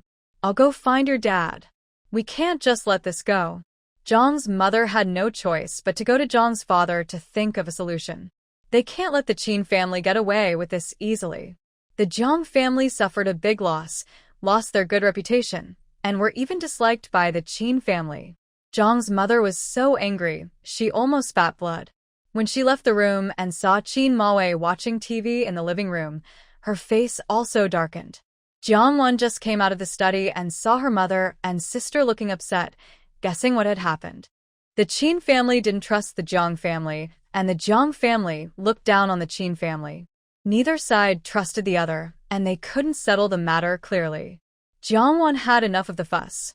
Her debt was about to be repaid, so she said goodbye. Qin Maowei's gaze followed Jiang Wan until she left the yard. He used all his self-control to stop himself from chasing after her. After leaving the Jiang family, Jiang Wan went to Hongxing Welfare Institute. This was a new welfare center opened earlier this year, but in her past life, after multiple miscarriages, she often volunteered there. The director, Bing, who had been in charge for half a year, looked surprised when she said, "How much do you want to donate?" In another time, Jiang Wan saw Director Bing again, and her eyes showed some familiarity. 10,000 yuan. Jiang Wan had heard Director Bing say that the first 2 years of the welfare center were the hardest.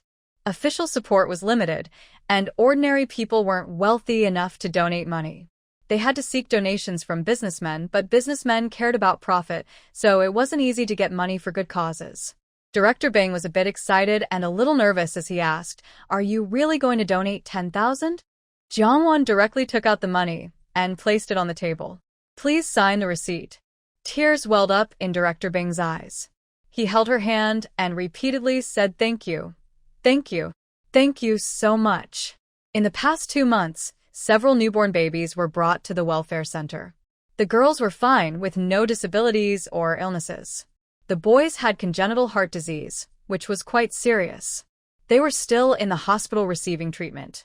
With this money, Director Bing could stabilize the children's conditions before they returned home and could also hire more staff to help. Currently, the welfare center had about 70 or 80 children but only 5 or 6 workers, so they were shorthanded. Due to limited funds, everyone was barely managing to keep the center running with their faith and good intentions. Director Bien's request for financial aid has not been approved yet. Recently, she's been traveling around seeking sponsorship, hoping to organize a fundraiser to temporarily ease the situation at the welfare home, but the results have not been promising. This money would be a timely help for Hongxing Welfare Home, which deeply moves Director Bien. Jiang Wan and Director Bien agreed that she would come to volunteer at the welfare home when she has free time. When leaving, Director Bien kept escorting Jiang Wan to the street outside the welfare home, watching her walk away before heading back. At the street corner, Li Baiyu stepped back a few paces, leaning against the wall with her back to the street. As Jiang Wan passed by, she casually glanced, only seeing the silhouette and not recognizing her. Li Baiyu now looks very different from the Li Baiyu Jiang Wan knew. Jiang Wan remembered Li Baiyu as someone with messy, damp hair that looked like it had been licked by a dog, wearing gold-rimmed glasses, carefully chosen clothes, and shiny leather shoes. Now, Li Baiyu is dressed in old cloth clothes and shoes, not wearing glasses, and looks at least 5 years younger. Jiang Wan? Li Baiyu turned around only after Jiang Wan had gone far, her eyes sharp and cold as she looked at Jiang Wan's back. Why is she here? Inside Hongxing Welfare Home, Director Bien was talking with others about a recent donation the home received. She happily said, "Xiao Qi can stay in the hospital now. Without this money, Xiao Qi might have to be brought back to wait for death." Behind Fat Sister, she was carrying a child on her back and holding another in her arms. Hearing this, she happily wiped tears and asked, "Is it the very handsome girl we saw earlier?" Director Bien nodded and said with emotion, "Yes, that's her. She's beautiful and kind-hearted. The Buddha will bless her." Niu Wan's eyes sparkled. She had never seen a sister as beautiful and kind as the one just now. 10,000 yuan. She had never seen so much money in her life. Her father sold her for only 120 yuan. Now Xiao Qi is saved and Xiao Bao, Xiao Er and Xiao San can drink milk powder like city kids, no longer just eating rice soup. She excitedly said.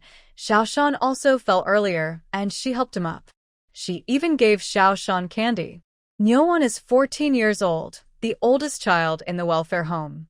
She ran away from her hometown to escape an arranged marriage, fainted from hunger on the roadside, and was picked up by Director Bien. Since then, she has stayed at the welfare home. When Li Baiyu entered, she heard laughter and was slightly surprised, raising her eyebrows. Aren't they all about to run out of food? How can they be so happy? Director Bien saw that he had returned and said happily, Guzi, why did you come back today? Li Baiyu twitched his eye corner and said, Mom, can you stop calling me by my nickname? When Li Baiyu was a child, he was often sick and in poor health. After asking older relatives, he was given a humble nickname. Maybe it was just a coincidence or good luck, but from then on, Li Baiyu's health improved significantly. Director Bien was very happy today and went along with him, saying, if you don't want to be called that, then I won't. Although the nickname Guzi sounded unpleasant to outsiders, to Director Bien it was a name that brought good luck and health to her son. She liked it very much.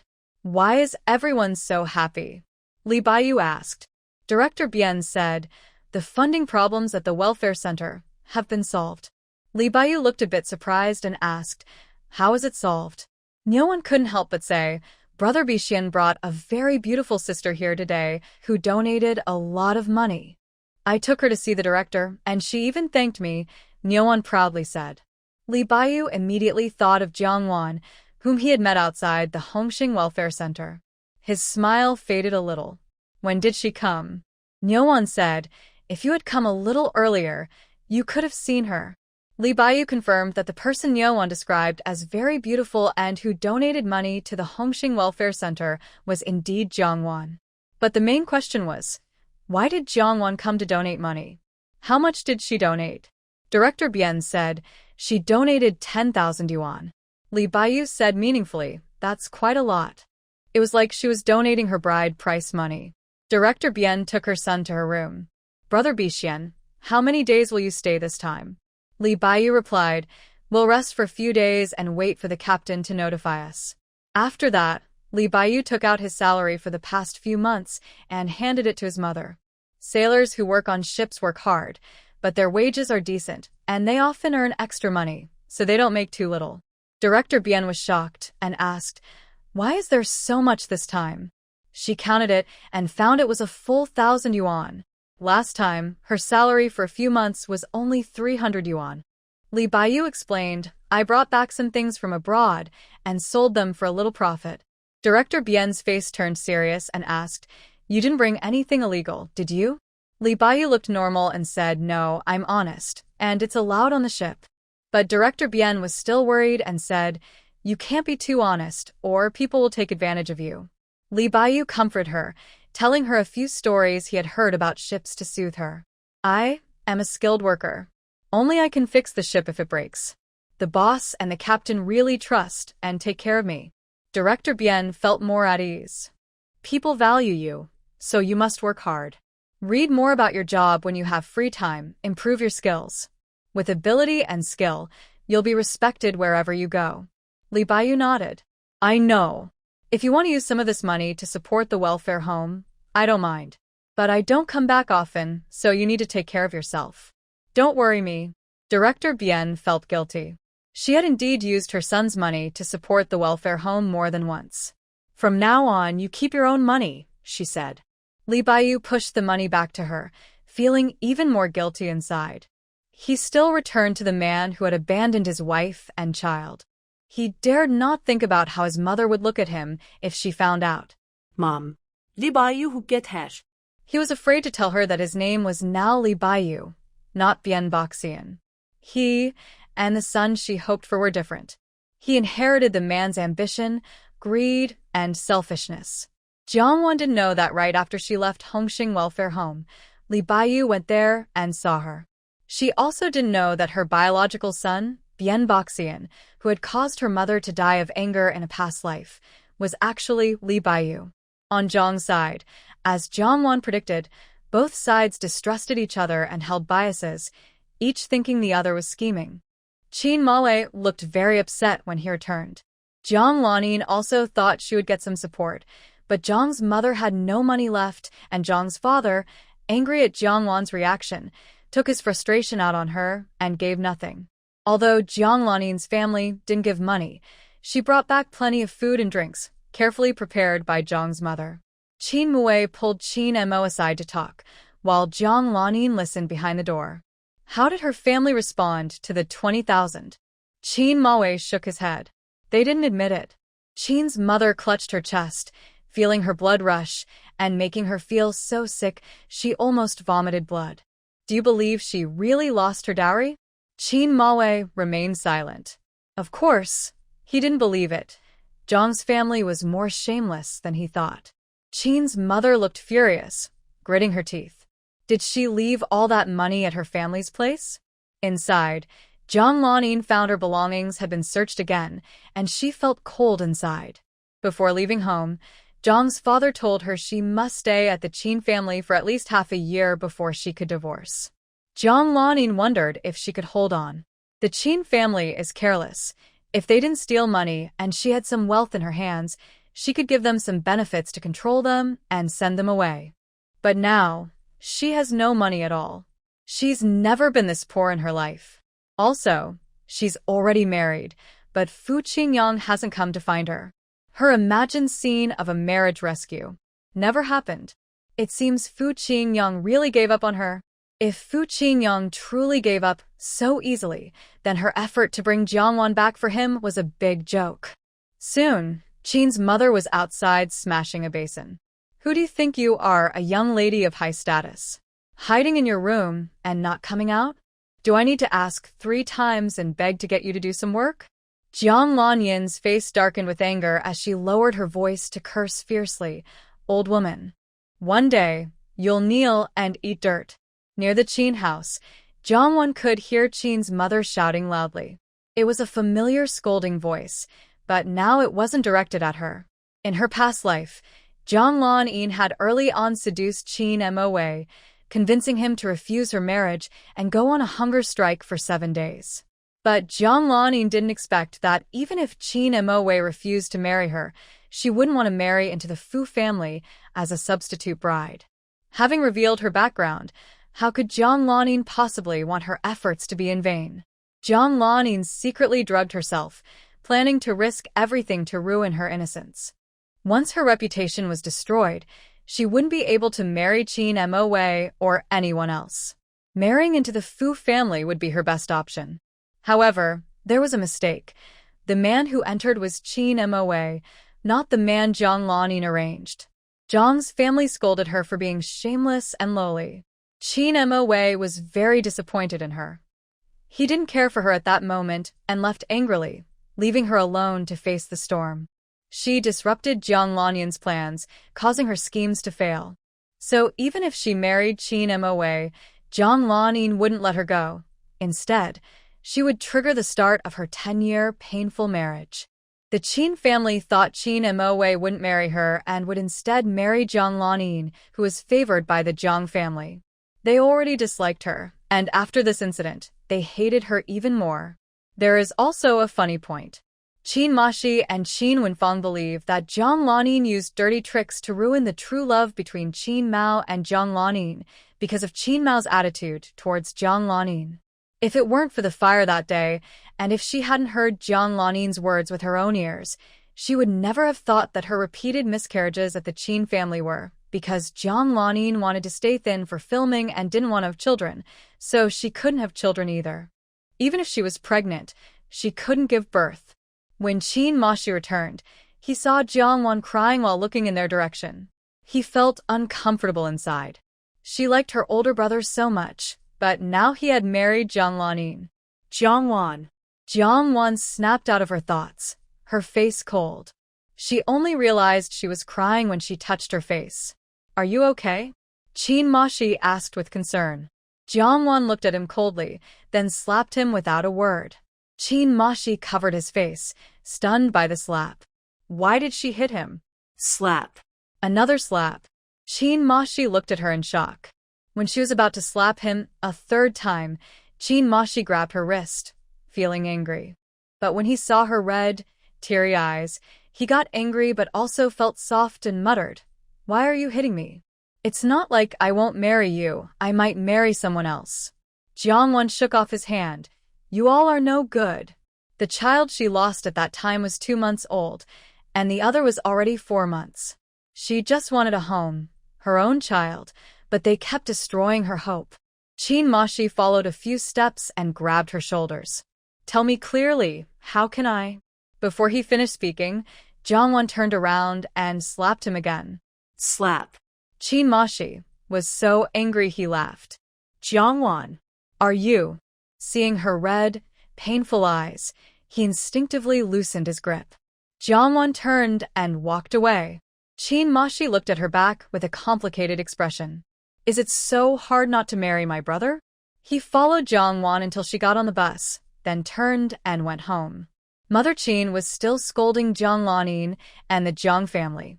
Jiang Lanin initially argued back, but the more she argued, the harsher her mother-in-law scolded her. After a while, she stopped listening, realizing she couldn't win against a shrew. Chin Mashi called his older brother alone. Seeing their sneaky expressions, Jiang Lanin secretly followed, worried they might be planning something behind her back. Outside the door, Chin Mashi said, "When I came back, I saw Jiangwon." Chin Mao suddenly looked up. "Where?" Chin Mashi felt a little sour inside. "Brother, do you really still want to marry Jiangwon in the future?" Chin Mo frowned and did not answer his nonsense, only asked, "Where is she?" Chin Mo, she lost his hope and felt a bit sad. "She has already left. When I came back, I saw her. She was looking in our direction. She was crying." Chin Mo's heart clenched, feeling a sharp pain, and his eyes filled with sourness. He grabbed his clothes and asked, "Where is she?" "Chin Mo," she replied.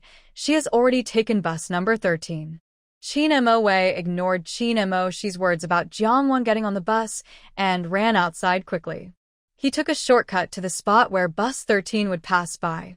Jiang Lanin came out from behind the door, just in time to see Chin Mo Wei running wildly, his back full of urgency, with a gloomy look in her eyes. On the bus, Jiangwon looked out quietly with a calm face. Chin Mo Wei ran through a shortcut and saw bus number 13 passing by. He immediately spotted Jiangwon by the window and felt very happy inside. Jiangwon. Jiangwon vaguely heard someone calling her name and turned to see Chin Mo Wei. They looked at each other for a second, and a look of surprise flashed in Chin Mo Wei's eyes. Jiangwon was just stunned for a moment, as if she didn't see him, and then she looked away. She originally wanted to see how Jiang Lanin was doing at Chin's house. But after meeting Chin Mo Shi, she lost that mood. Chin Mo Wei chased for a while longer, then covered his stomach, sweating heavily, and stopped. Why did he pretend not to see him? Jiang Lanin caught up, panting, and asked with concern, "Are you crazy? Don't you know how your body is? Do you want to give up your health?" Chin Mo Wei looked in the direction where the bus had disappeared and said, "I'm fine." Jiang Lanin bit her lip and asked, "Did you see sister?" Chin Mo Wei looked at her. This was the first time she privately called Jiangwon sister. "I saw her." "Jiang Lanin, did she see you too? Why didn't she get off the bus? Isn't she looking for you?" Chin Mo Wei calmed down and said, "She didn't see me. Maybe she was just passing by." Jiang Lanin's expression was gentle, and she tentatively said, "I will explain to her. We are not really married. When she can leave the Fu family, you will still be hers." Chin Mo Wei didn't agree or disagree with her words. He thought so too, but for some reason he felt uneasy inside. Back at home, Jiangwon met the 2 little ones who were brought back by Aunt Hong. Nuonuo saw her mom happily run over. Mom. She suddenly jumped onto Jiangwon. Jiangwon quickly picked her up and hugged her, smelling the sweet milk scent on the little one. Her remaining anger softened. "Nuonuo, are you happy at kindergarten today?" Nuonuo's figure stiffened slightly, then nodded quietly, saying, "Yes, I'm happy." Jiangwon paused briefly, thinking she should check on the kindergarten herself, hoping she was overthinking. She asked again, "Did Nuonuo share anything fun or happy with mom today?" Nuonuo looked scared and panicked. She had just lied to her mom. What if her mom also thinks she's a liar? Maybe her mom won't like her anymore. Seeing tears almost welling up in Nuonuo's eyes, Jeongwon quickly said, "Did anything special or happy happen today? In the future, if Nuonuo has something fun or makes new friends, she can tell mom, okay? That way, Nuonuo's happiness can become both her own and mom's happiness too."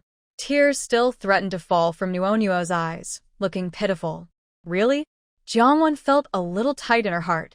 Of course, because when Nuonuo shares her happiness and joy with mom, mom will feel happy too. Nuonuo's little face wrinkled in regret. She had wasted so much happiness and hadn't shared it with mom. But she had a friend. Mom. I have a friend. I really like it. I'll take you to see it. Jeongwon felt a bit heavy-hearted and gently wiped her tears. Okay. Chichi too? Jeongwon looked at Chichi, who was silent nearby. Chichi shook her head proudly. I don't like her friends. I have my own friends. Jeongwon didn't want to favor one over the other. She asked for their opinions. Let's go see Nuonuo's friend first, then we can go see Chichi's friends together, okay? Chichi looked a little annoyed but finally nodded in agreement. Jeongwon thought Nuonuo's friends were nearby, but it turned out they were just in the backyard. In the backyard, Wang Qin was picking vegetables. When she saw Jeongwon and the others come in, her face darkened.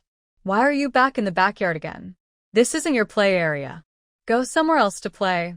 Wang Qin impatiently shooed them away. Her daughter had a good place to go, but she was still being pushed out. Jeongwon remembered her resentment toward the two unkind children. She felt the same about them. Nuonuo's face turned pale with fear, and she didn't dare speak. Chichi took a few steps back, hiding behind Jeongwon. Grandma Wang was very strict and even hit people. Jeongwon asked, why can't they play in the backyard? Wang Qin naturally didn't say she was picking vegetables, not wanting to see these eye-catching things. The backyard has many flowers and plants. If they accidentally bump into or damage them, can you take responsibility for that? Jeongwon looked down at them and asked, did Grandma ever stop you from playing in the backyard before? Chichi said, Grandma didn't say anything. Jeongwon asked again, have you ever broken Grandma's flowers or plants? Chichi and Nuonuo shook their heads at the same time, no. Yaoer said Grandma's flowers shouldn't be touched. If they broke them, Grandma wouldn't like them and might even sell them to get money. Wang Qin sneered, you might not know, but these two kids are born liars. They never tell the truth. Nuonuo's eyes turned red, and she tightly held her mother's clothes, tears of grievance and pleading in her eyes. Mom. When Jeongwon volunteered, she interacted with children this age. It's not that children can't lie, but right now they don't understand what lying is. So, it's up to the listener to judge. Jeongwon kissed Nuonuo's forehead. They've been together for over a month. She knew what Chichi and Nuonuo were usually like, whether they were mischievous troublemakers. She wasn't blind. She could tell. Mom believes you. Nuonuo's surprised little eyes made Jeongwon happy. Chichi also relaxed a bit, secretly watching Jeongwon. If she kept acting like this, that would be good. Then he would call her mom just like Nuonuo does, and in the future, take care of her, dad, and grandma. Jeongwon took them into the backyard. Nuonuo, is your friend in the backyard? Nuonuo loved her mom so much, more than she loved Little Snail. Jeongwon already realized that Nuonuo's friend wasn't a human, probably some kind of insect. Growing up in the countryside, she wasn't afraid of ordinary bugs. She wasn't even afraid of mice. When she was starving, she even roasted field mice to eat. Nuonuo led them to a banana tree. Mom, look. Nuonuo climbed onto a flower bed nearby, pointing at the banana leaves in her direction, her voice full of excitement. Today, Little Snail was especially well-behaved and didn't run around. Otherwise, she would have looked for it for a long time. Jeongwon was prepared. She bent down to look. To her, it just looked like a normal little snail, nothing special. Is its name Little Snail? Such a cute name. Who gave it that name? Nuo blushed shyly, her eyes full of happiness. Mom, I named it myself. Jeongwon nodded in approval. Nono es so clever. The name you chose is really nice. Sudenli nonos eyes brigtened. Am I really smart? Jiangwan looked at Nuanua's face, noticing her lack of confidence and nervousness. She cursed Gao Yao silently. If such a person were at school, wouldn't she ruin other children? Jiangwan bit her lip and decided to talk to her mother-in-law. Other children are just children. She can't let Gao Yao spoil Hao. To me, Nua is the cutest and smartest child. Chi, standing nearby, had tears in his eyes, and tears rolled down his cheeks. Nua wasn't stupid anymore. Only he was the only fool left. Nua looked at Chi with sympathy. She wasn't stupid. Then only Chi is the fool. Jiangwan quickly said, Chi is also very smart in my eyes. Chi felt wronged. Even if I only get a few points, am I still smart? His sister Lan Ying gave him a test paper. He took it 3 times. Only once did he get 3 points, the others were 0. Jiangwan never attended a tutoring class or kindergarten, only a few days of elementary school. Those days were her most beautiful and memorable childhood moments. She never took tests as a child and didn't know if kindergarten had exams. If Chi could only score a few points. Seeing her silent and not speaking, Chi started crying loudly. He was the only fool. Was he going to be taken away? Jiangwan suddenly understood.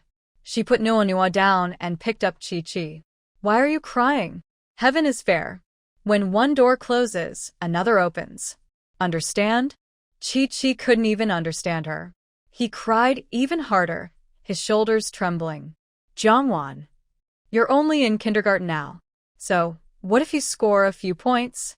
If you work hard later, your scores will improve. Chi sniffled. What if? What if I keep getting just a few points? Jiangwan looked at Chi-Chi's red eyes with helplessness. The two of them. It looked like Chi-Chi was about to cry again. Jiangwan said, "It won't always be like this. As long as you try hard, it won't be forever." Clearly, her words couldn't convince or comfort Chi-Chi. He was still crying. "Studying isn't the only way," Jiangwan said. "My previous words meant that everyone has their own talent.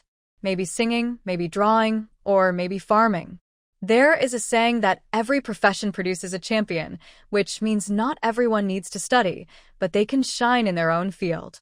Jiangwan spoke until her mouth was dry, and Chi also felt dizzy from listening. "Do you understand now?" Chi understood, but he couldn't shine or warm others. Jiangwan was silent for a moment. "It's my fault. You're still young, so it's normal that you don't understand. In any case, whether you are smart or not, it doesn't matter. As long as you are healthy and grow up safely, you are good children in my eyes." Chi hesitated a little. "What if I am not healthy?" Jiangwan covered his mouth. Chi, are you a troublemaker in disguise? Things that should be understood are misunderstood, and things that shouldn't be understood are not only understood, but also lead to more questions.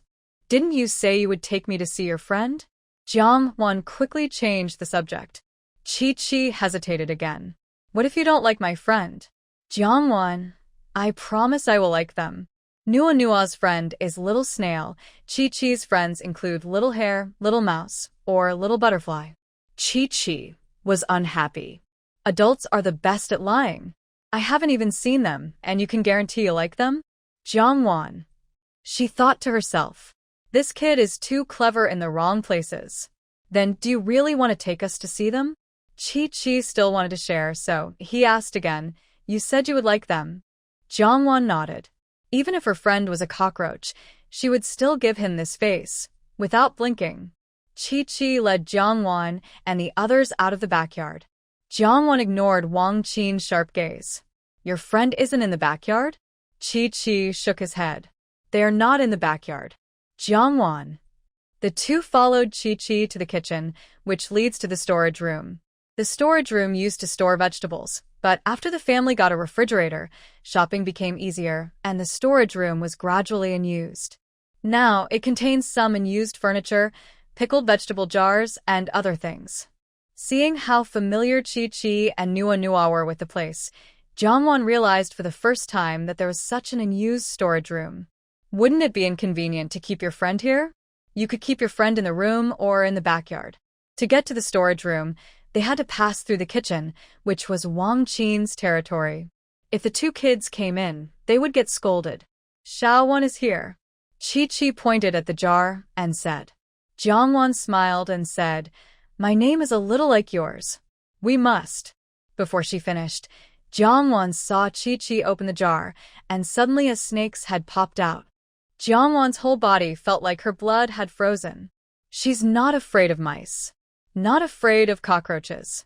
Not even afraid of ghosts. But she is afraid of snakes. Terrified to the point of death. Chi-Chi easily grabbed the snake's head and pulled it out of the jar. Is it very cute? The small snake was about a foot long, as thick as a finger. But no matter how small, it looked terrifying to Jiangwan. She held back her scream and tried to think quickly. If she turned around and ran with Nua now, how likely was Chi-Chi to chase her with the snake? You just said you liked it, Chi-Chi said unhappily. Jiangwan swallowed hard and dare not tell any more kind lies. Chi-Chi, put Xiaowan back. It might scare Nua. Mom, Nua isn't afraid of Xiaowan. Jiangwan's eyes filled with tears. She's afraid. Terrified. Boo-hoo. Xiaowan is still so small, it's a kid. If it's lost, its parents must be very worried. Where did you find it? Just put it back where you found it. Let it go home and find its parents. Jiangwan avoided looking at the snake and desperately tried to come up with reasons to persuade Chi-Chi. Chi-Chi then grabbed the snake's tail and swung it like a swing. I just met Xiaowan here. Jiangwan took a step back and pulled Nua behind her, not daring to believe whether what Chi-Chi said was true or not. There are snakes in the Fu family. It's here alone. It must be lost. Let's take it home, okay? Jiangwan was almost crying. She was afraid the snake might bite Chi-Chi, but she didn't dare to grab the snake herself. Chi-Chi said, It's not here alone. Its parents, older siblings, and younger siblings are all here. Suddenly, Jiangwan's hair stood on end. The whole family is here. All of them. In the storage room. Her goosebumps had already formed all over her body, and uncontrollably, a scene appeared in her mind. The jar in the storage room was no longer empty. It was filled with snakes. Old furniture nearby was coiled with snakes. Even in places she couldn't see, relatives of Xiaowan were staring at her with open mouths. Jiangwan felt hopeless from her own imagination. Her lips trembled as she asked, Where are they now? Chi-Chi's eyes moved, and she reached out to give Xiaowan to someone. Touch it, and I'll tell you. Jiangwan and Xiaowan exchanged a quick look. Silent screams echoed repeatedly in Jiangwan's mind. She grabbed Nua and took a few steps back, then suddenly ran outside. Help! Save me! Fukingin. Mom. Nua! Help! Jiangwan staggered while holding Nua and ran out hurriedly. She shouted something she didn't even understand herself. All she knew was she needed someone to save her. She felt like she was about to break apart. Chi-Chi dragged the little snake and chased after her. Touch it. It's so cool and comfortable. Just touch it. You'll see. Chi-Chi waved the little snake and kept chasing her, determined to make her touch and see. Jiangwan screamed and ran at full speed, rushing out of the storage room and heading straight upstairs. She hesitated for a second between her room and Fu Qingyin's room, then finally ran into Fu Qingyin's room. With a loud bang, she closed the door and locked it. Fu Qingyin. The noise was so quick he didn't even realize who had entered the room. Jiangwan pressed her back against the door, her chest pounding so hard she couldn't calm down for a moment. Finally, in a safe spot, Jiangwan carefully let Nua down from her arms. Nua, are you okay? Nua had been bouncing around and stretched out both hands to protect the little snail he was holding, not dropping it despite Jiangwan's frantic running. Mom. I'm fine. My good friend, little snail, is okay too. Jiangwan forced a faint smile. Go introduce your friend to Dad. He'll definitely want to meet your friend. Nuonyo looked happy and asked, really? Jiangwon nodded. Really? She didn't trust Nuonyo to stay at the door, worried he might open it for Chi-Chi. At this moment, she could hear Chi-Chi's footsteps approaching outside. Jiangwon was getting anxious. Wasn't there anyone downstairs? With all this noise, didn't anyone hear? Didn't anyone try to stop Chi-Chi? Actually, it wasn't that no one heard or saw them. It was that no one noticed what Chi-Chi was holding, and they just thought the three of them were playing a game of chase. Wang Qin was still mocking in the backyard, always shouting and running around with the kids, so uncivilized. I don't know what Lu Lan sees in her. Next to her is a radio she specifically took out to listen to music, now playing the Huangmei opera The Lady's Consort. Aunt Hong saw Jiangwon rushing upstairs with a fiery face and ran very quickly. Step by step, she hurried up the stairs in one quick move. A girl raised in the countryside has a strong body. Since Jiangwon arrived, the children have become lively and happy, playing so joyfully. It's hard for Jiangwon to keep up with the children's playfulness. Jiangwon listened at the door, hearing no sound from outside, and let out a sigh of relief. But when she thought about Chi-Chi taking the little snake into her room, she couldn't help but get goosebumps again. Tonight, she definitely wouldn't want to sleep in her own room. She turned her thoughts and saw Nuonyo placing the little snail on Fu Qingyin's face. Jiangwon.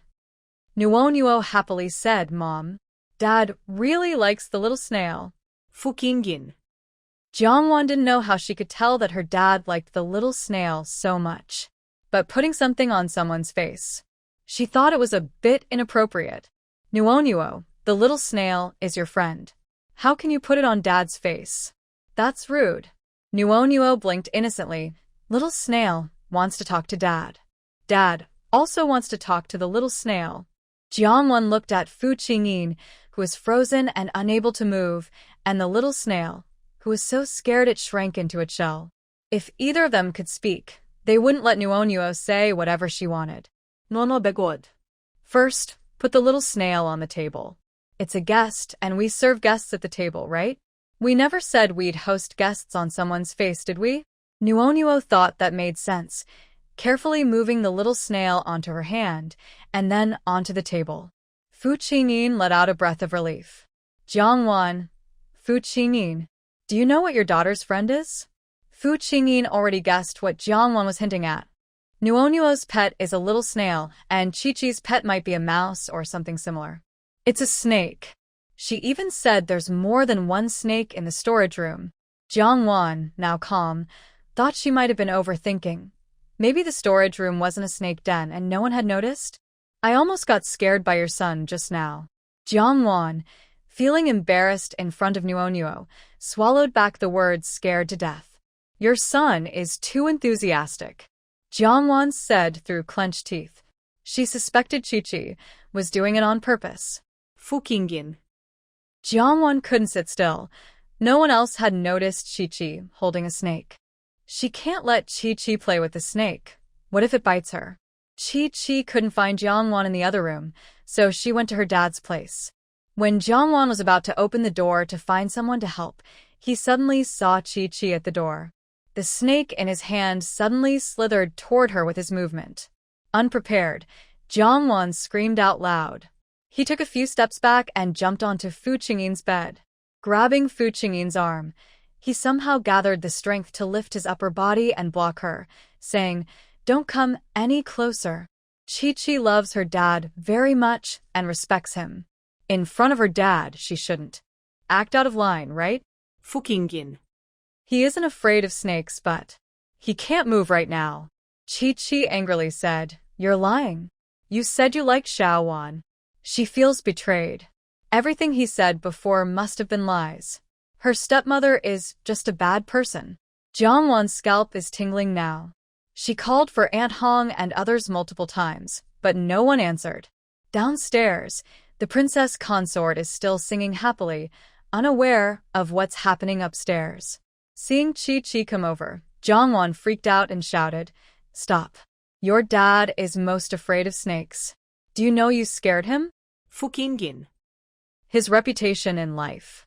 As her mother, she cares about her dignity. As a father, Shouldn't he care too? Chi-Chi stopped and gently touched Xiaowan's little head. Xiaowan is so cute. Dad wouldn't be afraid. Jiangwan, I'm your dad's wife. How could I not know what your dad is afraid of? She threatened fiercely. If you come any closer and scare your dad again, when Grandma comes back, I'll tell her. I'll make her spank you. I'll throw Xiaowan away. While they were arguing, Aunt Hong heard the noise and came to check. Her arrival saved Jiangwan from a dangerous situation. Aunt Hong found someone to help catch the snake in Chi-Chi's hand. Once the snake was controlled, Jiangwan rushed down from the bed, grabbed Chi-Chi by the collar, spun her around, and gave her 10 spanks on the... Jiangwan was so scared, she didn't hold back. Do you know snakes can bite? They can hurt people? Not only are you playing with such dangerous things yourself, but you're also bringing your sister to play. What if she gets bitten? What if it bites someone else somewhere else? Chi-Chi struggled desperately, crying and shouting, I hate you. I hate Jiangwan. I hate my stepmother. Liars. Big liars. They argued loudly. Next to her, Nuonuo slowly moved to the edge of the bed. When everyone wasn't paying attention, she quickly slipped her little snail into her dad's quilt. Chi-Chi's little bow was taken away, and she needed to hide her little snail well. Aunt Hong, Chi-Chi said there are still her family in the storage room. Jiangwan thought it was unlikely, but to be safe, she asked someone to check. Even if there are no family members, maybe 1 or 2 are still hidden somewhere. Aunt Hong also fears snakes. Hearing this, she couldn't help but ask, Chi-Chi, are there really snakes in the storage room?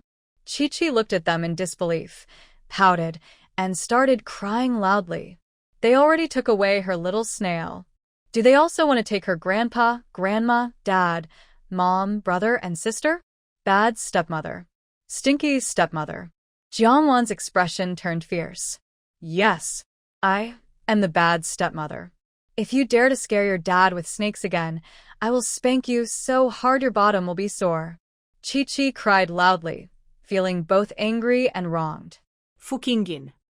She was trembling all over, but stubbornly refused to admit it. After everyone left the house, Aunt Hong took the 2 children and left. The only people left in the house were Jiangwan and Fu Qingyin. Jiangwan turned over and lay beside Fu Qingyin, leaning on him. As Fu Qingyin said, her body was incredibly soft. The warm feeling was like fire burning on his skin, igniting his blood. Sorry just now. She was really scared. She wasn't afraid of leeches. Not afraid of mice. Not afraid of cockroaches. But she was terrified of snakes. Only snakes. Fu Qingyin, what are you apologizing for? Hurry up and take the little snail that's already crawling onto your foot out of the quilt. Jiangwan calmed down a bit, but still didn't want to go downstairs. She even suspected there might still be snakes hiding in the corners of the house. Did little snail really have many relatives in the Fu family? Soon, Aunt Hong hurriedly brought the 2 children upstairs. When she opened the door, she saw Jiangwan still lying in Fu Qingyin's arms.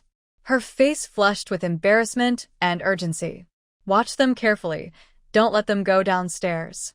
Seeing her nervous expression, Jiangwan quickly sat up and asked, What's wrong, Aunt Hong? There are many snakes in the cellar of the storage room. There could be hundreds of snakes, Aunt Hong said with a pale face. Jiangwan felt a chill in her heart. What does hundreds of snakes mean?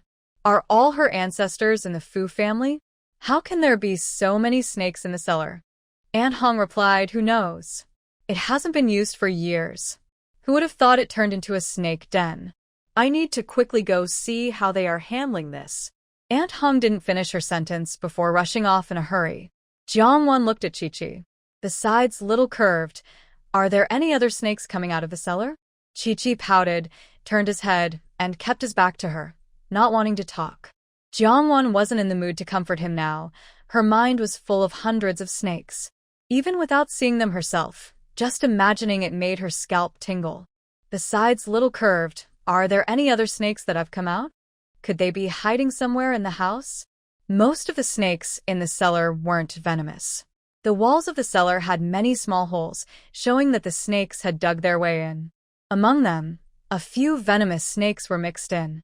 Based on the habits of these venomous snakes, they shouldn't be in the cellar. Old Master Fu's assistant, Ing Shu, came to handle it. He used a rake to pick out and kill the venomous snakes. The other snakes were simply buried with soil and cement, sealing the cellar. Although everyone checked the house thoroughly inside and out, Jongwon still couldn't sleep peacefully at night.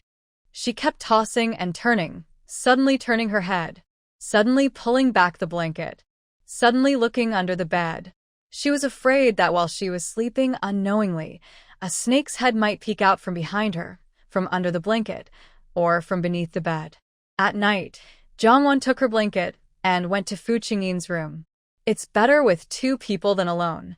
Fu Qingyin didn't know why she came so late. She must have been really frightened today. I guess you were scared during the day, so I came to keep you company tonight, Jongwon explained seriously, then threw her pillow and blanket onto the bed. Fu Qingyin? He wasn't scared at all. Jongwon didn't choose to sleep in the same bed with Fu Qingyin. She slept at the foot of the bed.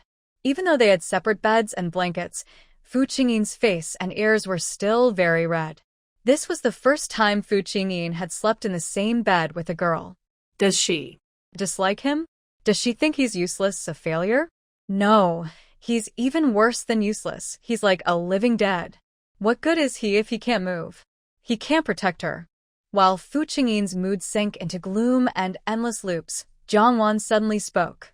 Fu Qingyin, tomorrow is your big exam day, right? I'll take leave and stay home with you. She remembered in her previous life, there were rumors that Fu Qingyin died from a snake bite, not from failure as the Fu family publicly claimed. What is the Fu family place? Will Fu Qingyin be bitten to death by a poisonous snake in his own home? In the past, this rumor was not believed by many, including Jongwon. But now, hundreds of snakes, including venomous ones, are found in the Fu family cellar, making Jongwon find it hard not to think of that false rumor from her previous life. Does Fu Qingyin think she's worried about him? Or does she want to know how long he can live? Fu Qingyin tries hard to control his negative thoughts, but he can't. Does she secretly wish he would die sooner, so she can openly find someone else? I know you're in pain now and feeling bad, but I selfishly hope you can live a little longer, Jongwon murmured. If you live longer, the old master will be happy, Mom will be happy, Nuonuo and Chi-Chi will be happy, and I will be happy too. But Fu Qingyin himself might suffer greatly. For someone like him, death might be the only relief.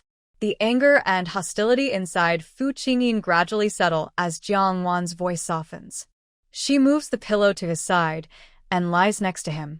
I'll secretly take you to a dance hall to have fun someday. Fu Qingyin. Dance hall?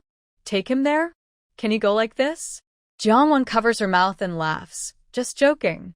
I wouldn't dare take you to a dance hall. Fu Qingyin. He feels a bit disappointed. Jongwon. I can't take you to a dance hall, but I can take you out to play. She adds, I'm not joking this time. Before long, Jongwon falls asleep. Fu Qingyin can't sleep. It's the first time a woman, his wife, has slept in his bed and even wished him to live longer. He protected her today, right? Fu Qingyin feels quite pleased. The next morning, Jongwon wakes up in Fu Qingyin's arms, completely wrapped in his embrace. She realizes she has slept in his bed. Her own blanket was kicked to the corner of the bed, and most of Fu Qingyin's blanket was on her, with only a small edge covering him, looking so pitiful. She truly feels she has done something terrible. She even bullied a vegetable person. She really isn't human. Sorry. Jongwon apologizes first, then covers him with a blanket, finally holding her pillow and blanket and runs back to her room. Fu Qingyin's whole body feels like a fully cooked shrimp, his heavy breathing causing his chest to rise and fall. It's a sensation. Like his heart is about to burst. This is the first woman he has ever held in his arms. Jongwon ran back to her room, her face as red as a peach. She wasn't sure what Fu Qingyin was thinking. Was he about to get angry with her? She slept in his bed, took his blanket, and even took advantage of him. Jongwon rubbed her hot face, then washed it with cold water, and her temperature finally started to go down. But her mind uncontrollably drifted to the scene this morning. She was nestled in Fu Qingyin's arms. He is 1.9 meters tall, and lying down, he looks like a mountain. She is 1.68 meters tall, and snuggling in his arms, she seemed so tiny. Jiangwan could imagine how dazzling and impressive he would be if he were well. Unfortunately, whether in her past life or now, she had never seen him in his military uniform with a determined look and a heroic stance, which made her feel a bit regretful. That morning, Jiangwan didn't go to read a story or a newspaper to Fu Qingyin as usual, but instead went to the kids' room. Fu Qingyin waited a long time, but didn't hear her footsteps or see her push open his door. Why didn't she come today? His heart felt cold. After she had slept in his arms all night, this was her reaction? Was she annoyed with him? Or regretful about sleeping in his bed last night? Many bad thoughts and guesses made Fu Qingyin feel angry inside. When Jiangwan returned after taking the two children to kindergarten, a strange car was parked in the Fu family yard. Old Master Fu had specially come back from the military rest home today.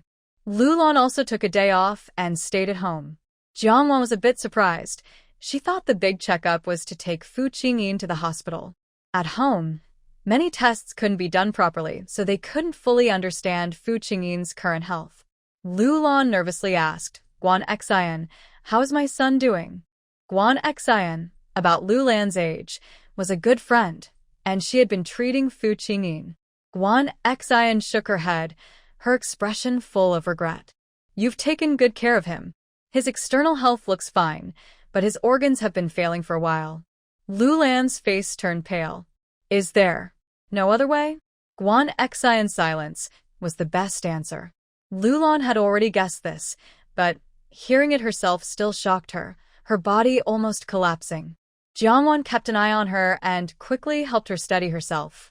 Guan Xian noticed this particularly striking woman and said, You're Qingyin's wife, Jiangwan, right?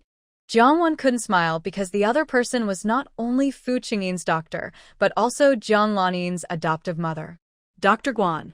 Guan Xian smiled and said, I'm a good friend of your mother-in-law. Just call me Aunt Guan. Jiangwan asked Aunt Guan, May I ask a few questions? Guan Xian nodded. Go ahead. Jiangwan asked, Does Fu Qingyin have awareness now? Guan Xian shook her head confidently. No, his brain is injured, which causes loss of cognition and speech, and he also lost consciousness. Jiangwan felt a little heavy-hearted, but she was sure that Fu Qingyin was aware of things. She was certain of this. What if he is aware? He shows swallowing movements and some basic physiological responses. Does that mean he is getting better? Guan Xian looked at her deeply. Most people in a vegetative state have no awareness. A few might, but that doesn't mean they understand external stimuli. A vegetative state is basically brain death. The body is still alive, but communication with them is impossible. They can't respond to anything outside. Jiangwan focused and asked Dr. Guan, Do you mean Fu Qingyin is now in a state of brain death? Guan Xian nodded helplessly, looking at her with some pity. You should try to persuade your mother-in-law to accept reality. Jiangwan didn't like her gaze, but her dual roles prevented her from being rude as a junior. Guan Xian asked her assistant to draw a blood sample from Fu Qingyin for testing. When leaving, Lulan asked Jiangwan to accompany Guan Xian. Guan Xian said, I recently traveled abroad and haven't been in the country. Jiangwan didn't understand what she meant.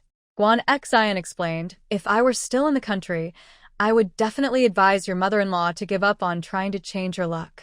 Given Fu family's status and her position, trying to change luck has a big impact. But she cares too much about her son, so don't blame her. Jiangwan said, I don't blame her. I married Fu Qingyin willingly. Guan Xian looked at her with even more pity. It was said that she couldn't read or write and was born in the countryside. The conditions of the Fu family were a huge step up for someone like her. She said, You will be free very soon. Jiangwan opened her eyes and looked at her. How soon? Guan Xian hadn't specified the time earlier in the room. She paused and said, If the situation improves, it could be 1 to 2 years. If not, 6 months to a year.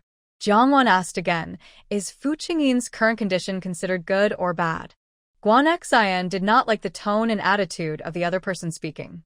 Her expression grew colder and more serious. His condition is pretty good now. After saying this, Guan Xian no longer spoke. Jiangwan sent the person to the door before leaving herself. Old Master Fu went back inside, and Lulan was still in Fu Qingyin's room. After Jiangwan entered, she said, Mom, the brain nerves abroad are a bit better than here. Should we send him abroad for treatment? Lulan replied, when Qingyin had the accident, we already invited foreign experts. They said, Qingyin doesn't need to be transferred abroad for treatment. Currently, there are no better methods for brain nerve treatment overseas. As a family member, Jiangwan wanted to see actual CT scans. She questioned Guan Xian's claim that Qingyin was brain dead and failure, just based on her words. Mom, I think Qingyin is still conscious. Dr. Guan is wrong. Lulan was wiping Fu Qingyin's face and massaging his legs and arms. Tears fell like rain on Fu Qingyin.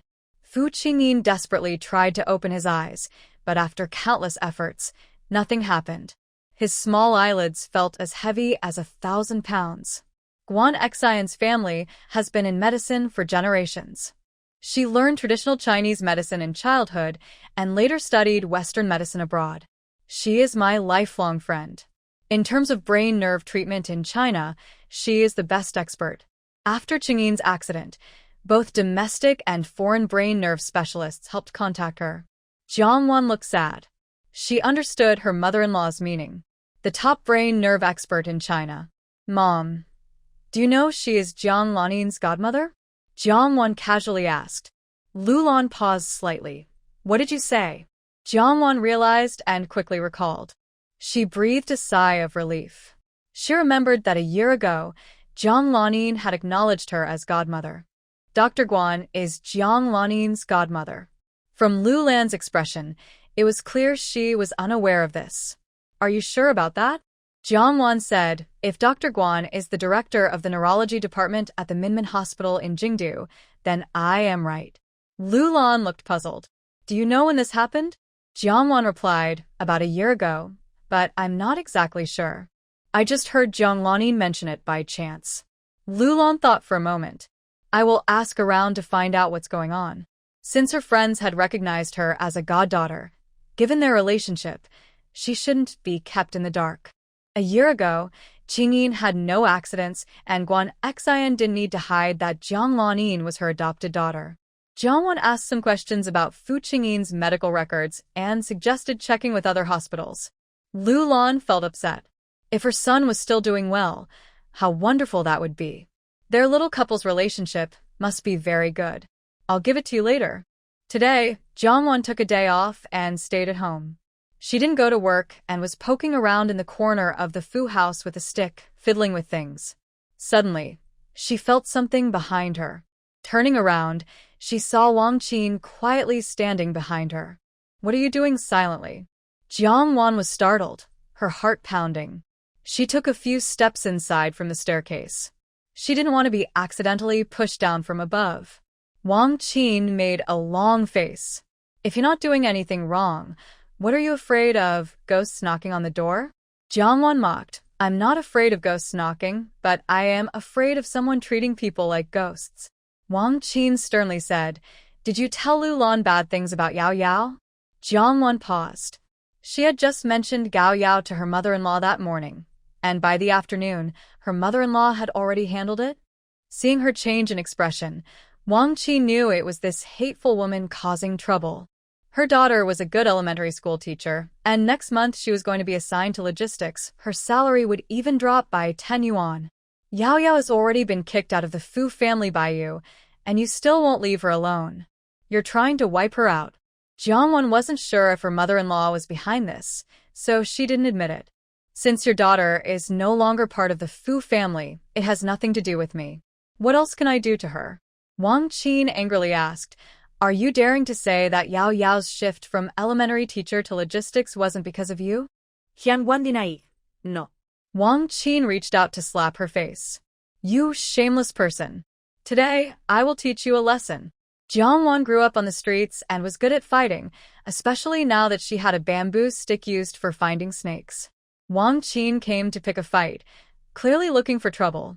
With the bamboo stick in her hand, Jiangwan didn't give Wang Qin any advantage. Instead, she beat her until she was crying out and couldn't run away. Wherever she ran, Jiangwan chased her. Hong Yi grabbed Jiangwan, allowing Wang Qin to escape. Red Ant. You don't know how over the top she is. Her daughter isn't working hard at her job, so she's been moved to logistics. Her daughter isn't reflecting on herself, but is blaming me instead. Jiangwan finally realized. It was unlikely her mother-in-law was behind this. At that time, her mother-in-law did not agree directly, but said she would decide after seeing Gao Yao's work situation. So, Gao Yao was transferred to logistics so quickly, it definitely wasn't because of her mother-in-law. Wang Qin said, "Look at her guilty face. If it wasn't her, who else could it be? She just doesn't like my daughter, and is jealous that my daughter is better than her." Jiangwan was speechless, really good at flattering herself. "If you don't believe me, go ask my mother-in-law directly. Why do you act so proud in front of me, looking down on my role as a good luck charm? Then don't push your daughter into it." Wang Qin's eyes flashed with anger and hatred, her chest rising and falling violently. "Fu family let you marry in for good luck. It's so Fu Captain's health can improve. Now that Fu Captain's condition is worsening after you married in, it proves you are a bad omen. You are bad luck to him." Hong Yi's face changed suddenly, and she quickly said, "Wang Qin, be quiet." Wang Qin's expression grew more sinister. "Be quiet? Why should I be quiet? Isn't what I said true? She is bad luck. She is a bad omen. She brought bad luck to Fu Captain after marrying in. That's why Fu Captain's condition is getting worse." Even Dr. Guan said. Before Wang Qin finished, Jiangwan kicked her hard in the stomach with Hong Yi's help. Hong Yi was startled and quickly pulled Jiangwan back a few steps. Wang Qin hunched over in pain. "You wicked woman." Jiangwan quickly asked, "Who are you calling wicked?" Wang Qin gritted her teeth. "I'm calling you wicked." After insulting her, Wang Qin realized her face was flushed with blood, and her eyes looked like they wanted to eat Jiangwan. Jiangwan said, "You have face in the Fu family because my mother-in-law gave it to you, but your face is something you and your daughter lost yourselves." Wang Qin's face was dark with hatred, her eyes like they wanted to eat her. "You should know, your mother-in-law wouldn't talk to me like that." Jiangwan knew this. Since she saw her mother-in-law's attitude toward the Wang family was different last time, she asked about it. The result was not good. Wang Qin saved her mother-in-law's life, so her mother-in-law's attitude toward her was different. But based on the situation, Wang Qin wouldn't think her mother-in-law was backing down. She would think her mother-in-law owed her and the Fu family. "It's her business how my mother-in-law treats you. You saved her, but you didn't save me. As the saying goes, you eat what others give you, and are told what to do. You helped my mother-in-law, and she has been repaying you for over 20 years. Isn't that enough?" She relied on her status to criticize and point fingers at the Fu family. She should think more about her own virtue and abilities. Does she really consider herself a benefactor to the Fu family? Wang Qin's face darkened at Jiangwan's shameless words. "Did your mother-in-law tell you these things?" Jiangwan replied, "No, it's just my own idea." Wang Qin didn't believe her. If Lulan hadn't told Jiangwan, how would she know about the past? She had worked at the Fu family for over 20 years, but Lulan saw her as someone who had helped her for over 20 years? Living off others, eating others' food, and looking at their faces, fine. Fine, Lulan. Wang Qin turned and left. Aunt Hong sighed. "Why do you always provoke her?" Jiangwan falsely accused, "It's her who provokes me." Aunt Hong said, "If she insists on leaving, your mother-in-law will definitely blame you." Jiangwan deliberately raised her voice and shouted, "Let her leave if she wants. It's even better if she leaves." Wang Qin truly heard this and, originally planning to use her departure from the Fu family as leverage, decided to let go. Perhaps Lulan was really hoping she would leave. Her suggestion might have hit Lulan's true intention. And that Jiangwan, repeatedly bullying her daughter, hitting her daughter, forcing her out of the Fu family to live alone. Wang Qin's face twisted with intense hatred. Although the snake in the cellar had been dealt with, she still hid another venomous snake in her hand. There were so many snakes in the cellar of the storeroom. If one could escape, surely 2 or 3 could too. Aunt Hong saw that after she finished arguing, she didn't care much and was poking around with a bamboo stick. She was both annoyed and amused. You. No wonder your mother-in-law doesn't trust you, afraid you'll get into a fight with someone. She wants me to watch over you more. Jiangwan leaned against the large flower vase beside the staircase, about a meter high. She checked inside to see if there was anything dangerous before feeling relieved. Otherwise, with such a big vase, if a snake suddenly jumped out, it would be terrifying. I usually don't go looking for trouble. If I do, it's because the other person deserves it. Even though Wang Qin and her daughter repeatedly caused trouble for Jiangwan, she never attacked them without reason. Aunt Hong understood this, but Wang Qin was different. Wang Qin may work at the Fu family, but her relationship with your mother-in-law is not the same. Originally, your father-in-law and your husband also respected her. Actually, she's your father's distant cousin. Jiangwan believed she still had boundaries. I never said I wanted to drive her away. Aunt Hong saw that she still didn't understand, so she explained more plainly, try to get along better with Wang Qin. She won't feel embarrassed to gossip in front of your mother-in-law, and your mother-in-law will think better of you. She believed Jiangwan was kind-hearted, polite to everyone, and easy to talk to. She had a new white dress that wasn't washed properly and got stained, so she couldn't wear it anymore, but the other person didn't mind.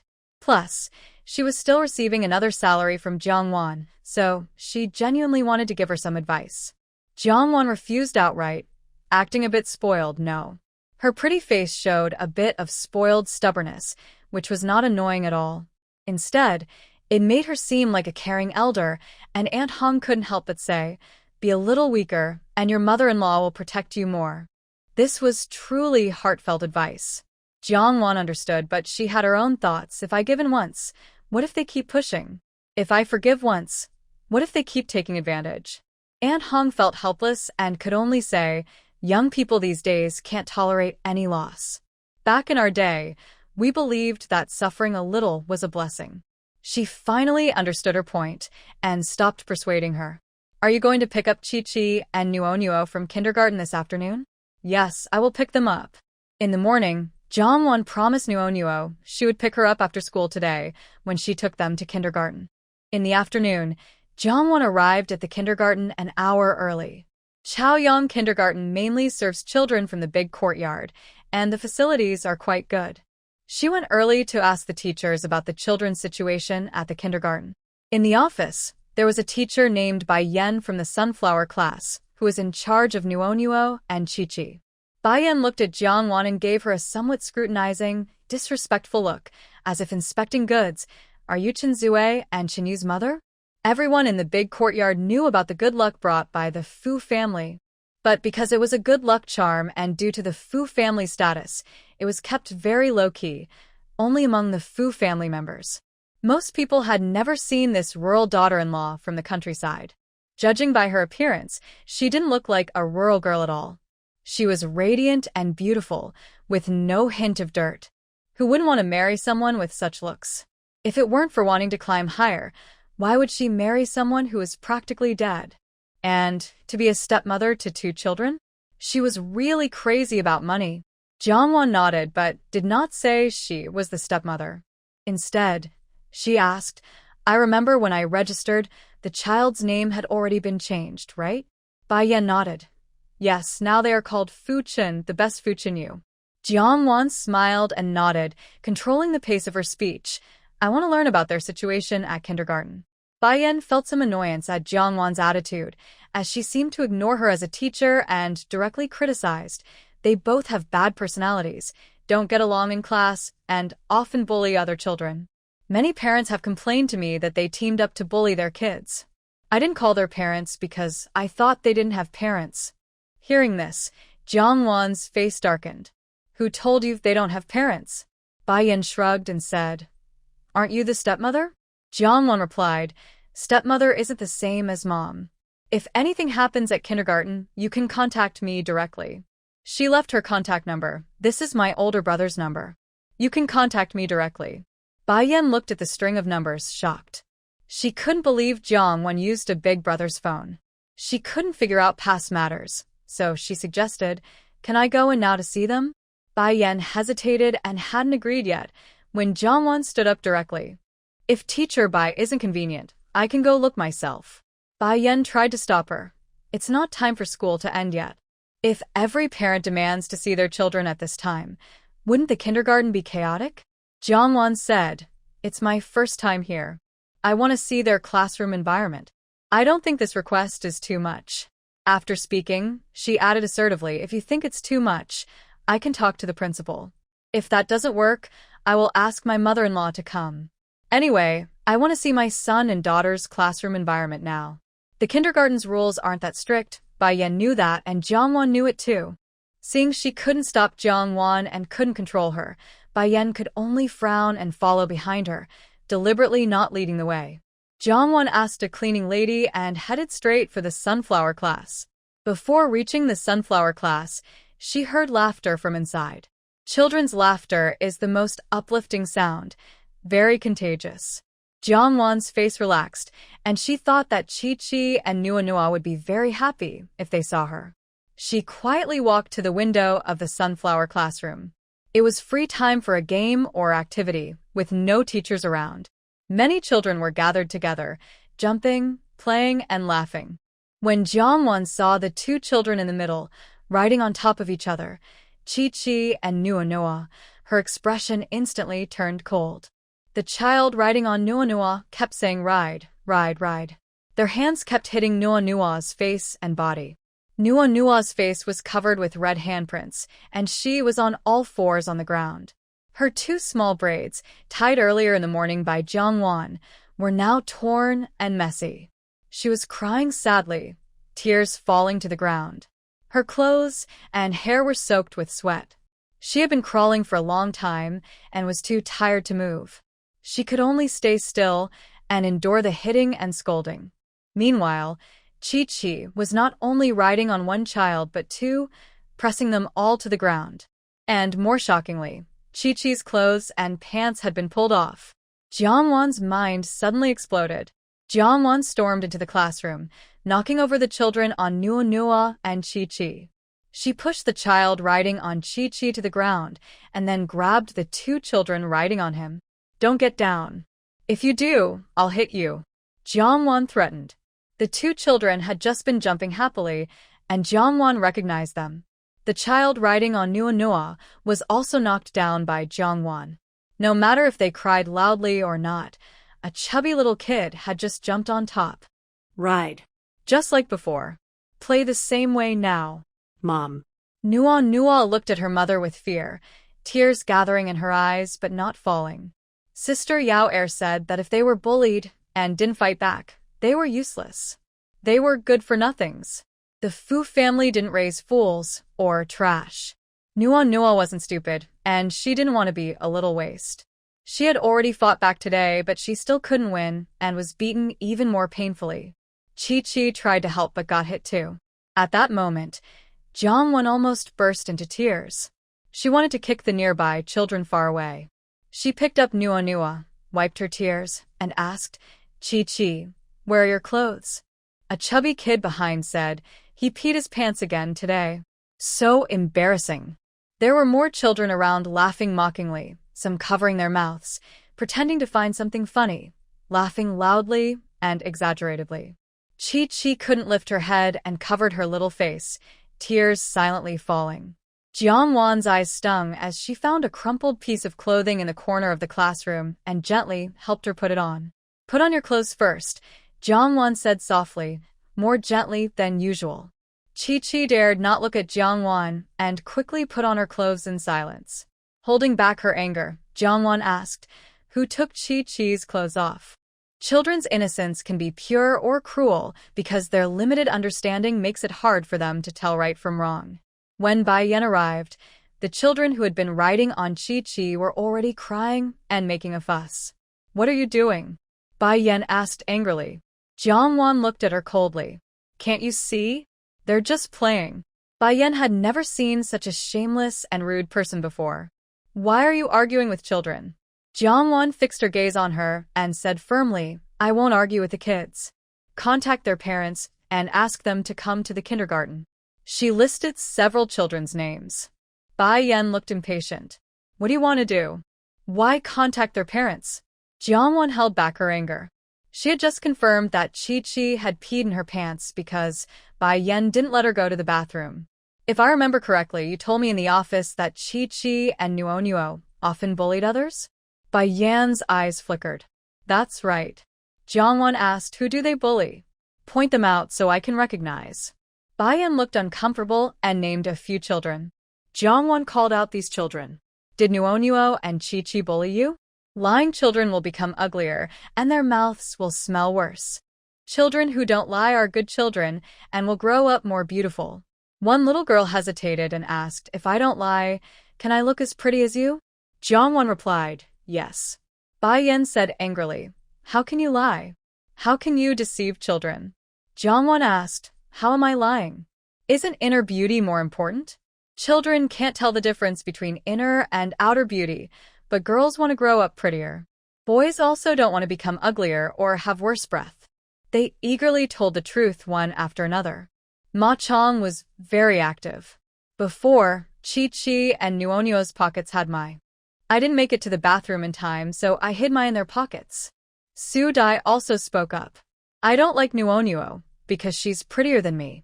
My mom praised her many times, and I hate her. I often pull her braid. Peng Theng said, I told them they are children without parents or anyone to care for them. Chi-Chi hit me, so I hit him back. Gao said, he's so old but still wearing diapers. He smells bad, so I took off his clothes. Now, he doesn't smell. Jiang Wan, in front of Bai Yan, used her phone to contact her mother-in-law to come over. All the children in the kindergarten are from big families. It's not clear whether their parents or grandparents will come later. So Jiang Wan directly called her mother-in-law to come. I've already contacted my mother-in-law. She will come soon. Bai Yan's face turned pale and red alternately. They're just kids. It's normal for children to play rough and lose control sometimes. Jiang Wan ignored her explanations and insisted on seeing the kindergarten principal. Since Bai Yan wouldn't cooperate, she looked for someone who would. It was time to dismiss the children.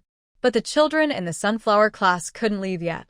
Without changing location, Jiang Wan insisted on meeting other parents in the sunflower class. When everyone arrived, Principal Liu explained what had happened. As Jiang Wan expected earlier, these children's parents had some status.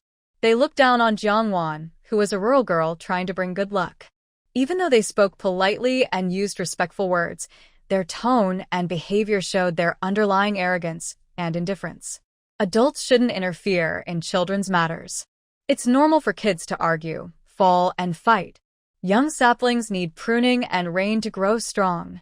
Kids joke around and don't take it seriously. Why should adults interfere in their play? My son Qiang was a bit too much, but he meant no harm. He's only 6 years old. How could he know right from wrong? Their words sounded very reasonable. Jiang Wan said, fine, I'll have my child learn kung fu so he can give your kids a good lesson in the future. Then it will all be between children, just their play. Please don't interfere. You can prune your own little saplings, I have no problem with that. But now, you're trying to prune mine. If your son Qiang is only a little too much, does he often in your pockets? Do you often carry to work?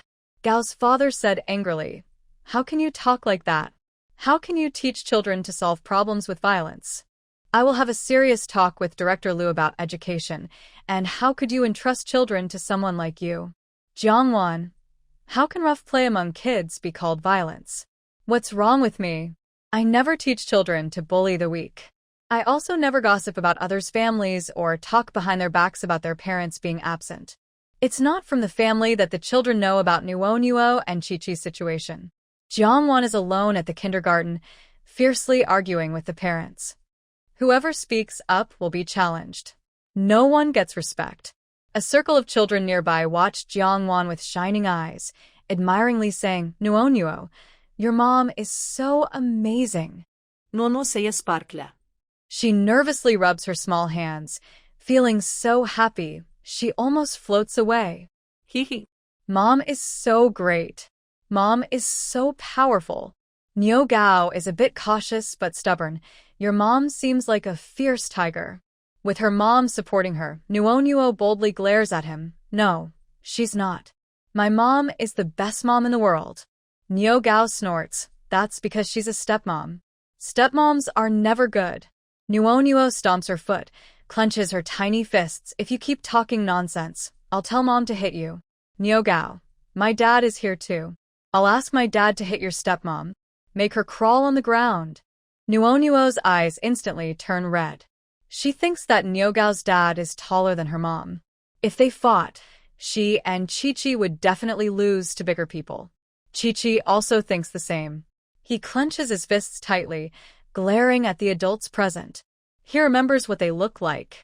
If they really try to fight Jiangwan later, when he grows up, he will stand up for Jiangwan, knock these people down, and ride on them like a horse. Mom Su also can't hold back anymore.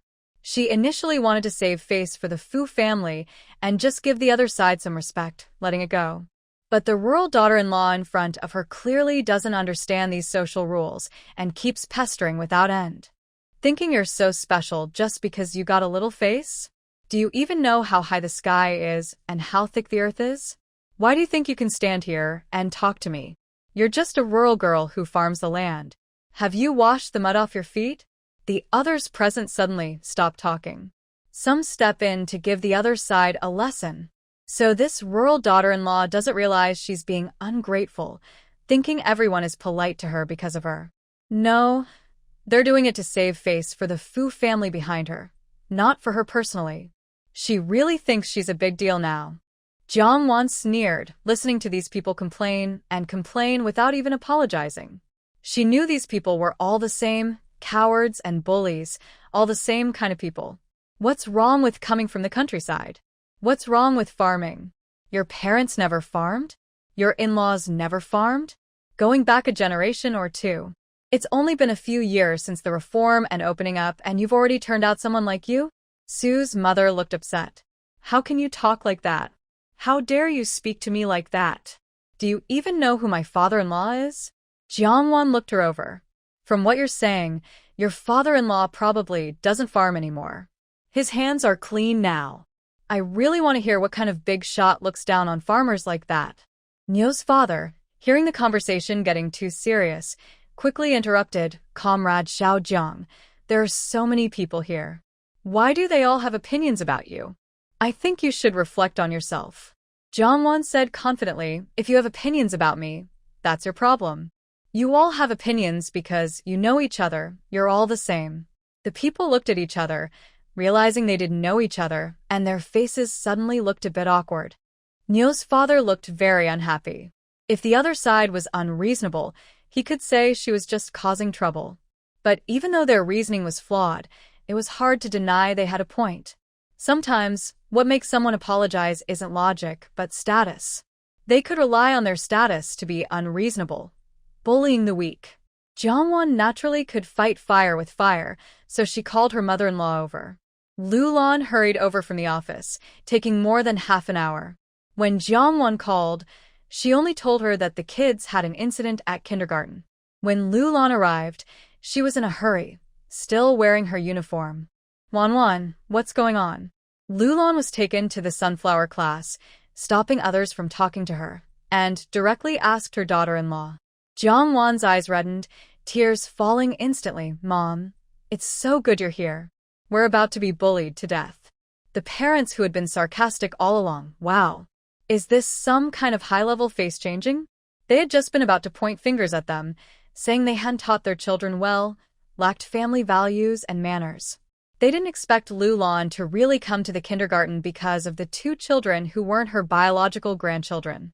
Sue's mother immediately got anxious. Comrade, how can you talk like that? We haven't done anything. Father Niu also said, Director Lu, we have been peacefully discussing solutions and haven't done anything to bully anyone. Everyone here is a witness. Jiang Wan brought over Nuo and Chi-Chi, her face full of tears and sadness, showing her feelings of being wronged and anxious. Lulan's expression grew even more serious. She took off her hat, her sharp eyes scanning these people, finally resting on Jiangwan. "Don't worry. Take your time and tell me everything." The people around felt nervous. Why did Director Lu seem to care so much about this rural daughter-in-law who is supposed to bring bad luck? Wasn't it said that this rural daughter-in-law's bad luck was making Fu Qingyin's situation worse?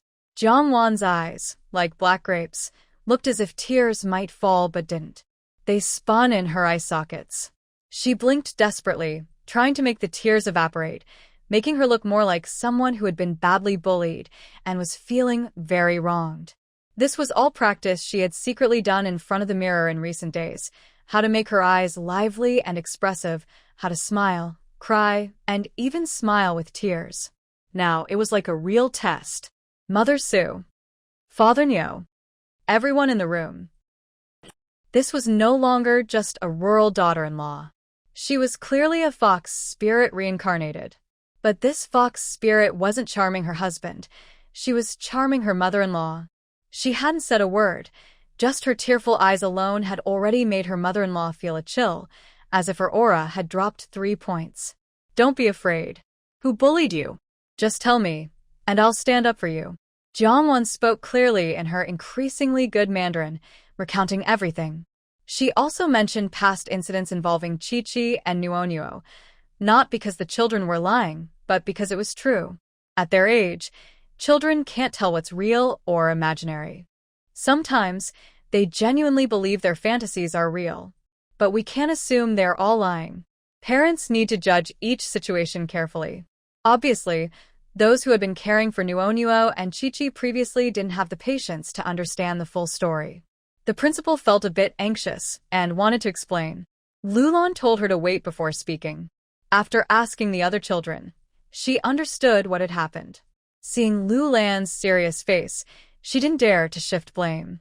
"Director Lu, when children encounter such issues at the kindergarten, we are responsible."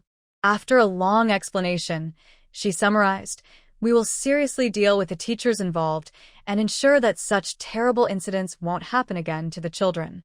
Mrs. Su and the others changed from their previous humble arrogance and all pulled their children aside to apologize to Nuonuo and Chi-Chi. Some children, like Nyo Gao, refused to apologize. "I won't apologize. I didn't do anything wrong. I'll tell my grandma." Nyo Gao thought that when other people's grandmas came, they had to apologize, and he could call his grandma too. Nyo Gao's father was worried. "Little brat, are you trying to get a beating?" Nyo Gao acted stubborn. "Mom's right. You're just a cowardly loser. You only act tough at home. I want my grandma. I want my grandma." Nyo Gao's father looked unhappy. He grabbed his son and patted him on the knees, then spanked his bottom loudly. When Lulan arrived, she made everyone apologize, discipline the children, and organize the situation. But Jiangwan still felt uncomfortable. Over the next few days, she was worried that her 2 children might face retaliation. So, whether going to school or coming home, she tried to personally see them off and pick them up. She inevitably encountered parents of other children who had bullied her kids. Not only did they apologize on that day, but later, Director Lu called each family, saying they looked down on her daughter-in-law at the kindergarten and bullied her. After returning home, these people were scolded by their elders, especially Mrs. Su, whose father-in-law was a section chief but also came from a rural background, and her mother-in-law as well. Her dismissive comments about rural people angered her father-in-law. Whether because of those inappropriate remarks or because Lulan was the one speaking, the next day, the Su family was told to bring Mrs. Su back home for proper guidance. These people, who previously looked down on Jiangwan, now looked down on her with mixed feelings, some disdain, some fear, some hatred. Under this attitude, conflicts became unavoidable. Did Jiangwan fear conflict? She actually welcomed it. That day, with so many parents present, she was afraid of a fight or being beaten up, which would shame the Fu family. As for a one-on-one duel, Jiangwan was skilled in both words and actions. She was capable of both wit and strength. The first to challenge her was Nyo Gao's father. Jiangwan was just about to use him as an example to scare the other children in the kindergarten. As the sun set, casting a warm glow over the land, Jiangwan suddenly threw Niu Gao's father, who was half a head taller than her, onto the ground. Immediately, Jiangwan, standing at 168 meters, had her aura soar to nearly 3.8 meters. Her handsome appearance caused dozens of children to cheer loudly. Amid the children's cheers, Jiangwan became a hero in the kindergarten. Nuo, your stepmom is amazing. So awesome. Can she be my stepmother? Chi, I'll give you some cookies from abroad. Can you share your stepmother with me? No. I also want a stepmother. I want one too. Me too. After a month of giving gifts, until Bai Yan, a kindergarten teacher, was transferred away, Jiangwan finally felt completely at ease. Recently, Jiangwan gradually stopped worrying about whether there might still be snakes at home. However, she still sprinkled a lot of arsenic powder in her house, and she also quietly sprinkled arsenic in Fu Qingyin's room. After all, the rumors from her past life still made Jiangwan quite concerned.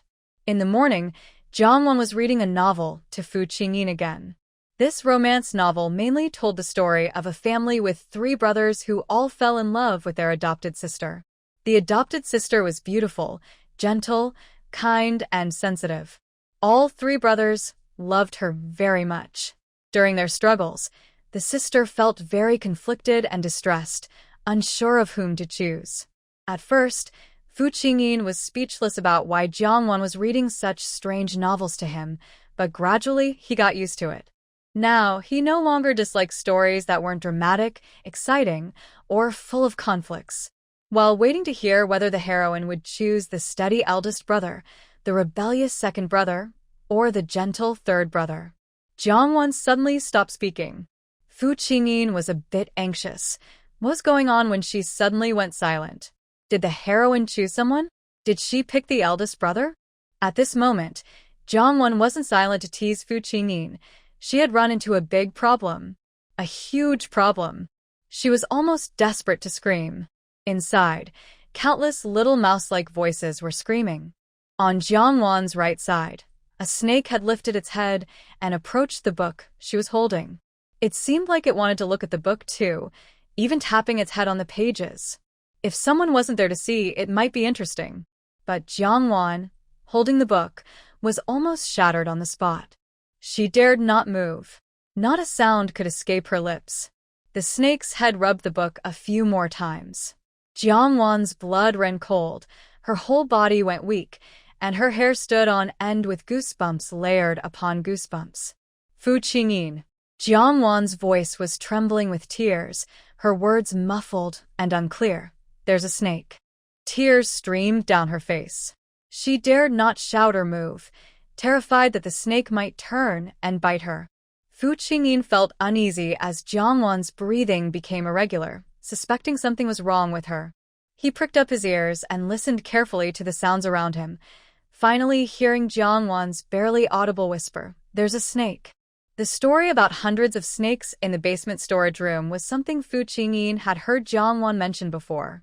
Whether at home, in the dance hall, or elsewhere, Jiangwan always shared interesting things with Fu Qingyin. Fu Qingyin knew that Jiangwan was fearless of the sky and the ground, but she was most afraid of snakes. He became nervous and felt an intense anger inside. Why would there still be snakes at home? Thinking about Jiangwan's current situation, a deep panic like falling into an abyss surged toward Fu Qingyin, and his heart was instantly gripped by fear. Jiangwan! Fu Qingyin silently called out. He struggled desperately, trying hard to escape from the mud. Overwhelmed by fear, Jiangwan still dared not make any sound, but her strong will to survive erupted. She found that her legs and feet could move. She also considered whether to put the snake into her space, but only if she could catch the snake first. She wasn't sure whether she could do it faster, either catching the snake and putting it away or being bitten instantly if she touched it. Fu Qingyin couldn't hear any movement, only faint sounds of Jiangwan sniffling and choking. Fu Qingyin clenched his teeth. Why couldn't he move? Why couldn't he even protect his wife? What's the point of him living like this? In his frantic anxiety, the snake swung its tail and swam toward the bed. Jiangwan trembled, not daring to imagine whether the snake was about to climb onto Fu Qingyin's bed. At this moment, Jiangwan finally took out a bamboo stick from her space. She tried tapping the ground with the bamboo stick to see if the sound would provoke the snake into a frenzy. The snake heard the noise and immediately turned its head. Oh my gosh! Jiangwan froze completely, cold sweat sliding down her forehead. Her hand was reckless. Her bamboo stick was reckless. Why didn't she just leave first? They say humans and snakes shouldn't make eye contact. If they do, the snake might think the other is challenging it. In just a second of staring, Jiangwan was afraid the snake would think she was provoking it and attack her. She almost wanted to close her eyes. But she was even more afraid that if she closed her eyes, the snake would attack and bite her. So she squinted her eyes slightly, trying to make herself less visible to the snake. She didn't look directly at it. She didn't look at it.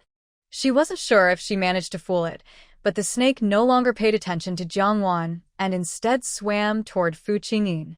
Seeing the snake crawling up along the bed, Jiangwan clenched her teeth but didn't retreat outside. If she left now, what if the snake really bit Fu Qingyin? Jiangwan's face was pale as she stood on a chair, holding a bamboo stick to provoke the snake. Go away. Her voice trembled as she spoke. She had never imagined in her life that she would one day take the initiative to hit a snake's head with a stick. Jiangwan's fear of snakes was deep-rooted. When the snake suddenly lunged toward her after her provocation, she froze in place. Her whole body stiffened, fear spreading like vines through her limbs. Her screams almost burst from her throat, and her remaining rationality was crumbling inch by inch. In the end, the snake only made a feint, hissing at Jiangwan to scare her, but it didn't really come toward her. Jiangwan felt overwhelmed. The snake was coming at her, and she was afraid. If the snake wasn't coming toward her, it would already be climbing onto the bed. Her scalp prickled. Facing the snake, she still had a chance to fight back. Fu Qingyin was in a coma, with no way to resist the snake. Did he really die from a snake bite in his past life? Now, could Fu Qingyin also escape this disaster? Countless worries flooded her mind.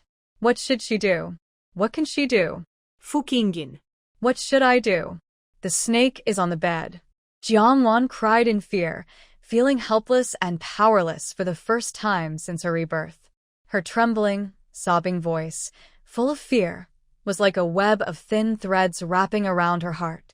Instead, Fu Qingyin let out a breath of relief. The most important thing now was to take this chance and leave the room. Wasn't she most afraid of snakes?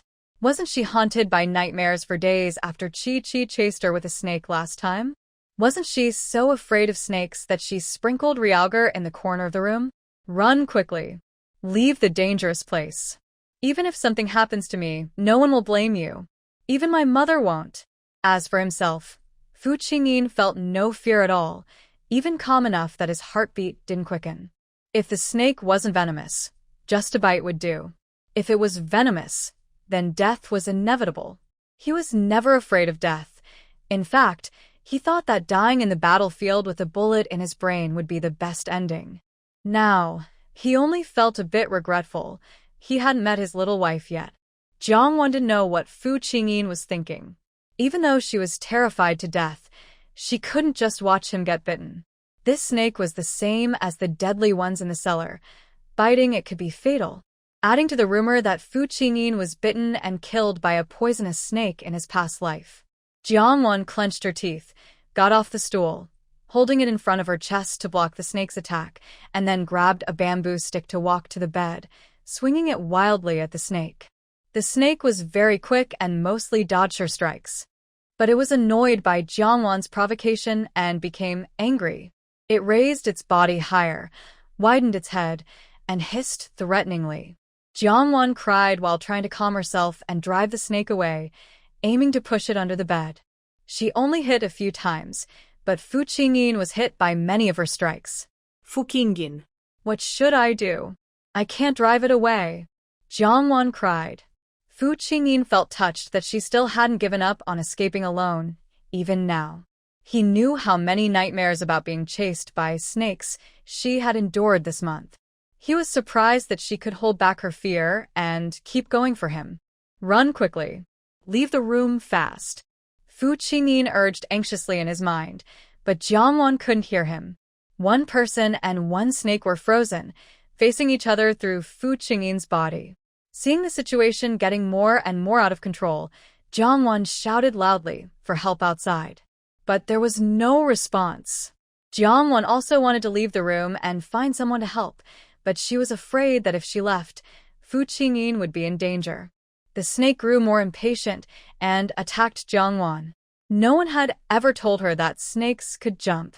Seeing the snake pounce, Jiangwan's calmness shattered. Terrified, she screamed loudly and turned to run. In her panic, she even threw the bamboo stick in fright. The moment she threw the stick, Jiangwan's heart broke. It wasn't just a simple bamboo stick, it was her courage to fight the snake. With that throw, Jiangwan lost her nerve completely and dashed to the door, rushing out. Fu Qingyin heard the door opening and closing, and his heart sank to his throat. At the same time, he clearly felt the heavy object pressing down on the thin blanket, from his calves to his thighs and chest. He didn't know when the snake might bite him again, or where it would strike next. He felt a cold chill approaching him more and more.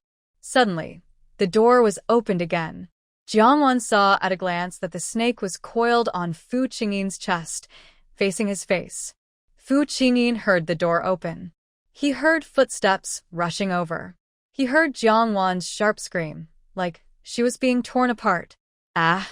Jiangwan managed to grab the snake's vulnerable spot at the last moment, but the snake's body and tail quickly wrapped around her arms and wrists. The snake's had opened its large mouth, not very big, but enough to be called a bloodthirsty maw. The cold, slimy feeling in her hand made Jiangwan's body stiff like wood, and her screams shattered like fragments in the wind. I'm done. I'm finished. I'm going to die. I'm going to die. Jiangwan kept screaming in an endless loop. Finally, someone heard Jiangwan's commotion. Shu came to the old house to ask about the two children at kindergarten. This incident spread to the military rest home. Old Master Fu asked Shu to come and inquire. When she entered the house, she didn't see Aunt Hong or others, but instead heard screams coming from the second floor. Shu sensed something was wrong and rushed upstairs. Following the sound, she reached Fu Qingyin's room and saw Jiangwan holding the snake's vulnerable spot, with the snake tightly coiled around her arm. Such a terrifying scene. Comrade Jiang, don't move. The vulnerable spot is pinched, don't move. Absolutely don't move. Shu's face suddenly changed color, and she hurried over to help. With Shu's intervention, the snake quickly was transferred from Jiangwan's hand to Shu's, and she instantly twisted its neck until it broke. Even so, the snake was still alive, writhing and moving. It could still slither away. Shu stomped the snake's head, drawing blood. Even though the snake was removed from Jiangwan's hand, her arm remained stiff, her posture unchanged, and her voice kept screaming. The snake was highly venomous. Shu quickly asked Comrade Jiang, How are you? Were you bitten by the snake or Captain Fu? Jiangwan was still screaming. Due to extreme fear and prolonged screaming, she was now deafened and couldn't hear his voice at all. Shu had no choice but to temporarily knock her out. Fu Qingyin didn't see it himself, but understood from Jiangwan and Shu's reactions what Jiangwan had done. Extreme shock. Intense pain. Utter distress.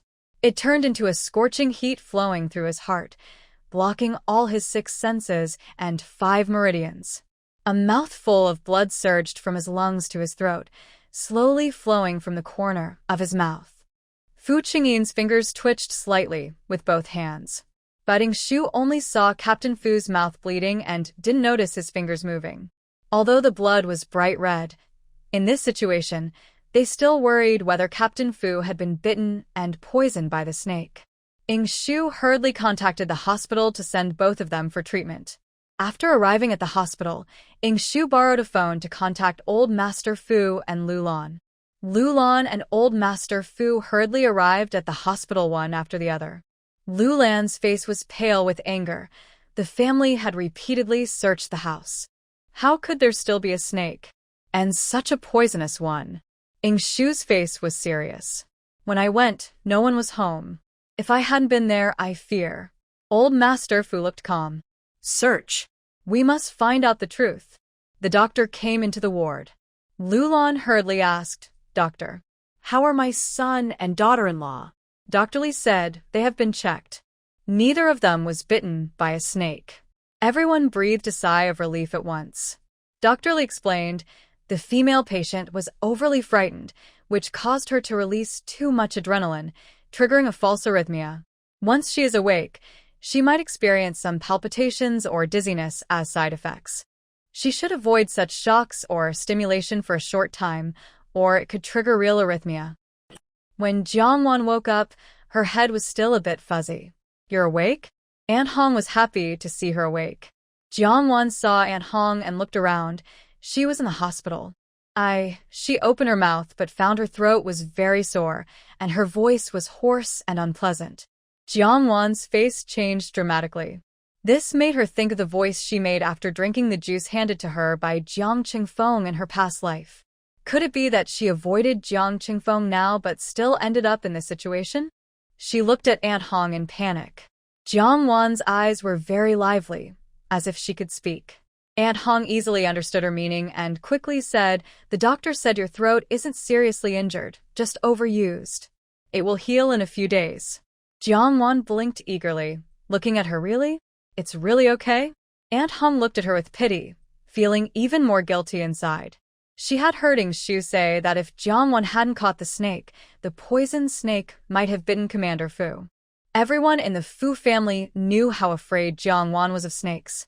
After the snake den incident in the cellar, Jiangwan often sat in the corner of the Fu house, poking around nervously, afraid that a snake was hiding somewhere. Even Xionghuang was bought and sprinkled by her herself. Wang Qin had mocked Jiangwan many times about this. Your throat is definitely fine, Aunt Hong assured her, then explained why no one was at home at that time. The two caretakers taking care of Commander Fu had stomach issues, so she and Wang Qin took them to the hospital. No one was left at home. Jiangwan had doubts. Was it just a coincidence? Didn't I sprinkle realgar in Fu Qingyin's room? How could a snake still get into his house? Red Auntie, Wang Qin said. Realgar powder is arsenic sulfide, which is toxic. Sprinkling it in the house isn't good, so she cleaned it up. Jiangwan, realgar powder contains trace amounts of poison at room temperature, but if the ventilation is normal, it shouldn't be a problem. I didn't use much. Red Auntie felt guilty. Who knew there would really be such a sneaky snake in the house? Jiangwan asked, How are Uncle and Aunt Neo? Red Auntie. They drank 2 bottles of water, and then were fine. Now Captain Fu is in the hospital. They feel guilty, and didn't take leave to take care of him. Jiangwan's face changed. Fu Qingyin is in the hospital? Was he bitten? That shouldn't be. Unless he was bitten during the 1 minute she was out. Suddenly, Jiangwan's face turned pale, full of regret. She thought Fu Qingyin had gotten into trouble. Red Auntie saw her reaction and felt moved again. She thought Captain Fu really married a kind and loyal wife this time. Jiangwan risked her life to save him. Compared to Jiangwan Yin before, the difference was like night and day. Captain Fu is fine, Red Auntie hurriedly told her. Tears appeared in Jiangwan's eyes. She had tried so hard, but it was all for nothing. Red Auntie was touched. She thought this child was too kind and quickly comforted her. Captain Fu is really fine. He just came to check if he was bitten by a snake. The doctor has already examined him, and there's no snake venom on him. Jiangwan smiled through her tears. Her life was not wasted in saving him. Where's Mom? Before she finished speaking, Lulan came in. Thank you. Thank you, Mom. Lulan's eyes were moist as she held her hand, full of gratitude. A venomous snake appeared in her son's house. No one was home at the time. If Jiangwan hadn't intervened or pretended not to see, no one would have known, and no one could blame her. Jiangwan was so afraid of snakes and bravely caught it with her bare hands in her fear. Mom, Qingyin is my husband. It's only right that I protect him. Jiangwan's determination was partly because she couldn't bear for Fu Qingyin to be harmed. Besides Fu Qingyin, no one else could make her trust and want to share her feelings with. Another third was because of her mother-in-law and 2 children. She didn't want them to be sad. The last third was because of Fu Qingyin's identity. He was a soldier defending the country, and he shouldn't die so absurdly. Lulan didn't know how to express her gratitude to Jiangwan. Wanwan, I officially recognize you as my adopted daughter. From now on, you can live in the house as my daughter. Jiangwan was stunned. Mom, didn't you say Qingyin was fine? In the previous life, after Fu Qingyin passed away, Gao Yao was considered Lu Lan's adopted daughter and married out. But from her mother-in-law's recent expression, it didn't seem like Fu Qingyin was in any trouble. Lu Lan, with tears in her eyes, said, I had Qingyin checked at the hospital. His organs are not failing. Jiangwan happily asked, does that mean he won't only live for a year or so? Her sincere and instinctive reaction made Lu Lan cry even more. Who would think her son was still alive in his current condition? Only Jiangwan truly cared for her son with all her heart. Yes, but this news might not be entirely good. The test only showed that his organs weren't failing, but it didn't mean he would wake up. The best chance for a coma patient to wake up is within the first 3 months. The later it gets, the smaller the chance. And now, Fu Qingyin has been in a coma for 7 months. His chances of waking up are getting smaller and smaller.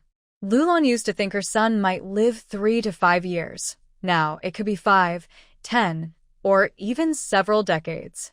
As a mother, even if her son is in a coma, she accepts it. But Jiangwan is different. Lulan wouldn't want her son to be a burden, so she plans to have them divorce. Jiangwan wasn't close to her previous family. She would accept being her daughter and marry out as a daughter of the Fu family in the future. She would have everything her biological daughter has. Jiangwan took a long time to understand her mother-in-law's meaning. Mom, I won't divorce him. If Lulan disliked Fu Qingyin being in a coma, she could have chosen not to marry into the Fu family from the start. She managed it in her previous life, so there's no reason she can't do it now. Her initial goal was to marry into the Fu family, use their influence, and deal with those who wanted to manipulate or morally pressure her. Life in the Fu family has been better than she expected before marrying in. If possible, she doesn't want to ruin her current life. Although her husband is in a coma, she doesn't need to worry about him now or in the future. The state and her mother-in-law will take care of everything. He even provides her with emotional support.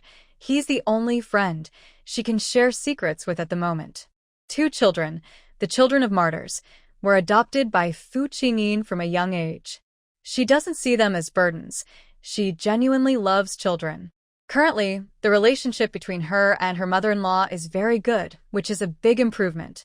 Her mother-in-law is much easier to get along with than her biological mother or Qin's mother. Regarding elder care, her mother-in-law's status means she doesn't need to take care of her.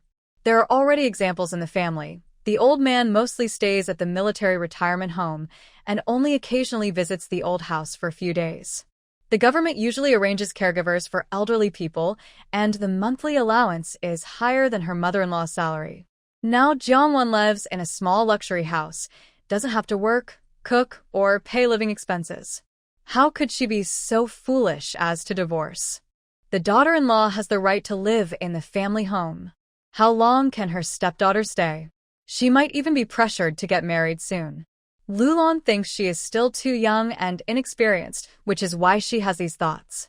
Maybe over time, or if she meets the right person, she will change her mind. I've always meant what I said. When you're ready, you'll be like my daughter, just like your biological daughter, Lulan said seriously. Jiangwan's eyes welled up with tears, and she nodded. Soon after, Fu Qingyin was pushed back into the ward by the nurse. The ward was a double room. Initially, Fu Qingyin and Jiangwan shared the same room, but later Fu Qingyin was taken out for tests. Jiangwan thought for a moment, Mom, didn't Dr. Guan say Qingyin's organs are failing? Lulan looked a bit upset.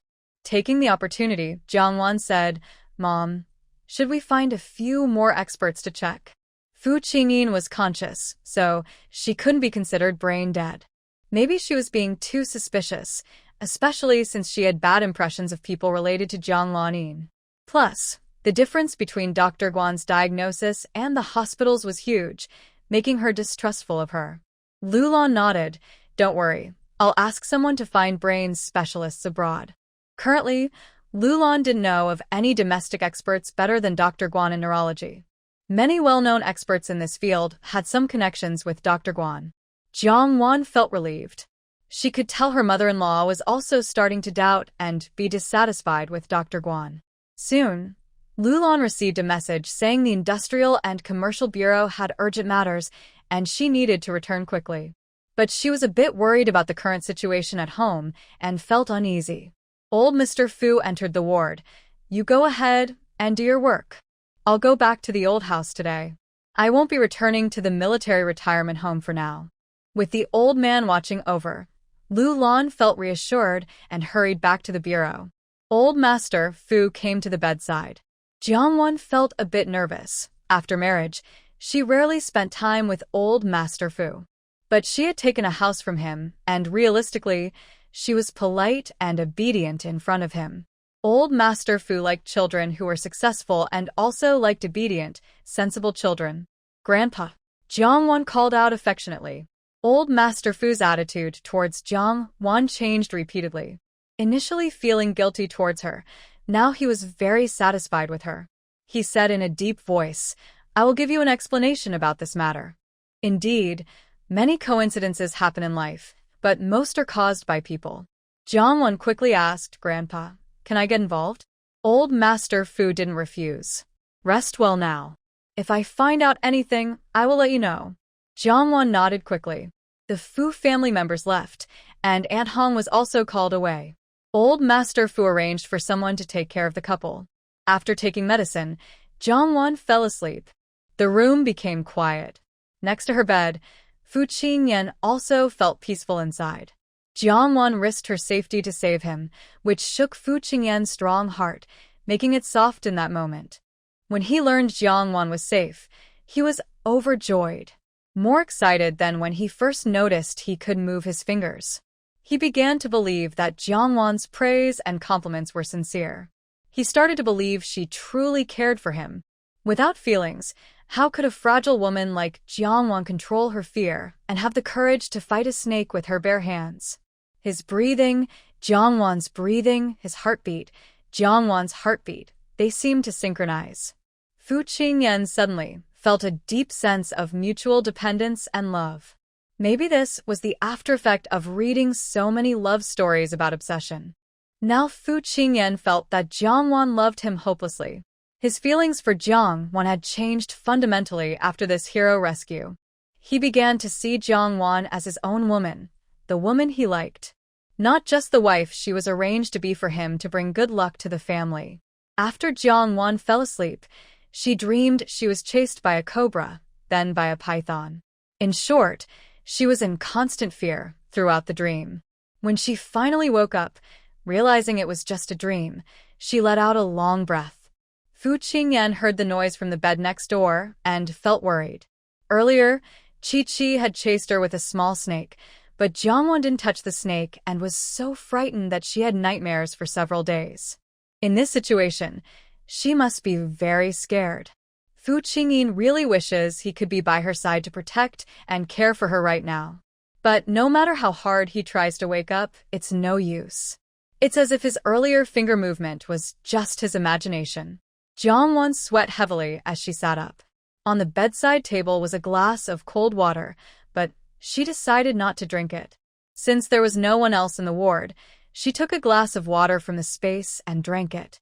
As she drank, Jiang Wan suddenly remembered. How did she forget to put the poisonous snake into her space when she was catching it? Her space, after several attempts, only allows her to bring in living creatures. Anything else dies immediately. If she puts the poisonous snake into her space, it will die on its own without her doing anything. She was so frightened at the time that her mind went blank. Plus, Uncle Ing came quickly, so she didn't think of this. It wasn't until a long time had passed that she remembered she still had her space. Fu Qingyin, you owe me a big favor. Jiangwan turned to look in his direction and couldn't help but say. If she had to do it again, she might not have had the courage back then. She now admires herself. It's also because Fu Qingyin is very lucky, blessed by Buddha, blessed by the country. Fu Qingyin's heart instantly softened. It's not just that he owes her a big favor, but that he owes her his life. If he can wake up, his life belongs to her. The next afternoon, Fu Qingyin and Jiangwan returned to the old house. The atmosphere was strange. Old Master Fu and Ing Shu were in the living room, along with several people working around the house. Jiangwan glanced at Aunt Hong, trying to get some hints. Aunt Hong shook her head at her. Jiangwan didn't understand. Had Old Master Fu found out something? Old Master Fu saw her and showed a gentle expression on his serious face. Wanwan, come here and listen. Jiangwan obediently sat on the sofa. Wang Qin looked at Jiangwan with deep resentment in her eyes. She had tried her best to be careful, but still, everything fell apart. Old Master, the snakeskin bag in my room was picked up from outside. I didn't know there was a snake inside. Wang Qin shouted in her own defense, feeling frustrated that she hadn't noticed the snake shedding its skin inside the bag. You've also seen inside my room. Not only that snakeskin bag, but I have many bags made of snakeskin. I use snakeskin bags to store things. It's definitely that snake that also entered my room and even stayed for a while. At that time, my daughter was still living with me. If she had been bitten by a snake or gotten into trouble, I might have lost my life. Now I think about it, it was only because my daughter and I were lucky that nothing happened. Wang Qin calmly looked for reasons. As long as she wasn't caught on the spot, she wasn't afraid. She was Lu Lan's savior. She had been at the Fu family for so many years and had no reason to do such a thing. Moreover, over a month ago, so many snakes were in the cellar. It was normal for one to escape. Jiangwan looked at her coldly. According to your words, you and your daughter are very lucky, but Qingyin and I are just unlucky? Wang Qin's face changed slightly. She secretly cursed Jiangwan for twisting her words and deliberately finding fault to harm her. Don't wrongly accuse me. I didn't say that. I just feel lucky that my daughter and I didn't get into trouble. With the old master present, Jiangwan wisely chose not to say more. Old Master Fu said in a deep voice, Did you send the food to Indashan and Niu Kaihua? Wang Qin had her reasons. Yes, I did. I've always had a good relationship with them, but I told them long ago that those things were about to expire and to eat them quickly. Old brother and sister Niu, tell me, did I remind you? Not just once. Wang Qin asked them. And Dashan and Niu Kaihua looked uncomfortable but nodded. Wang Qin felt proud. Their family's eldest grandson was over 5 years old, and they always wanted to bring good things home for him. They could only go back once a month. When Wang Qin sent the items, she timed it so they could return in 5 days. They would definitely keep the food. Until the 3rd day, she casually mentioned that the weather was hot, so the food had a shorter shelf life and shouldn't be left for the children. But they didn't understand a concept of expiration dates and were used to leaving good things for the children, so they kept it until the 5th day, when they were about to leave.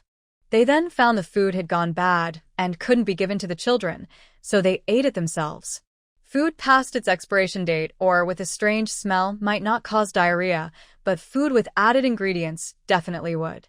However, the leftover egg cake had already been pocketed by Wang Qin and thrown into the hospital trash can. And Dashan and Niu Caihua's stomach issues were their own problem, not Wang Qin's. As for taking them to the hospital, which left no one at home, it wasn't practical for either Wang Qin or Aunt Hong to do it alone. Even Dashan and Niu Kaihua felt they were at fault in this matter. They usually get along well with Wang Qin. Wang Qin works in the kitchen and often prepares special meals for them. It's not fair to blame Wang Qin. She did remind them several times. They felt ashamed and guilty, almost lowering their heads to their chests. After Fu Qingyin got married, Lulan replaced the previous caregiver and chose an older couple, and Dashan and his wife, who had more experience caring for patients, to look after their son. They are provided with food, accommodation, and a salary of 80 yuan. Lulon promised that if they did a good job, she would increase their salary every 6 months. They are diligent and very clean, taking good care of Fu Qingyin. But this time, both of them felt a bit scared. Are they about to lose this job forever?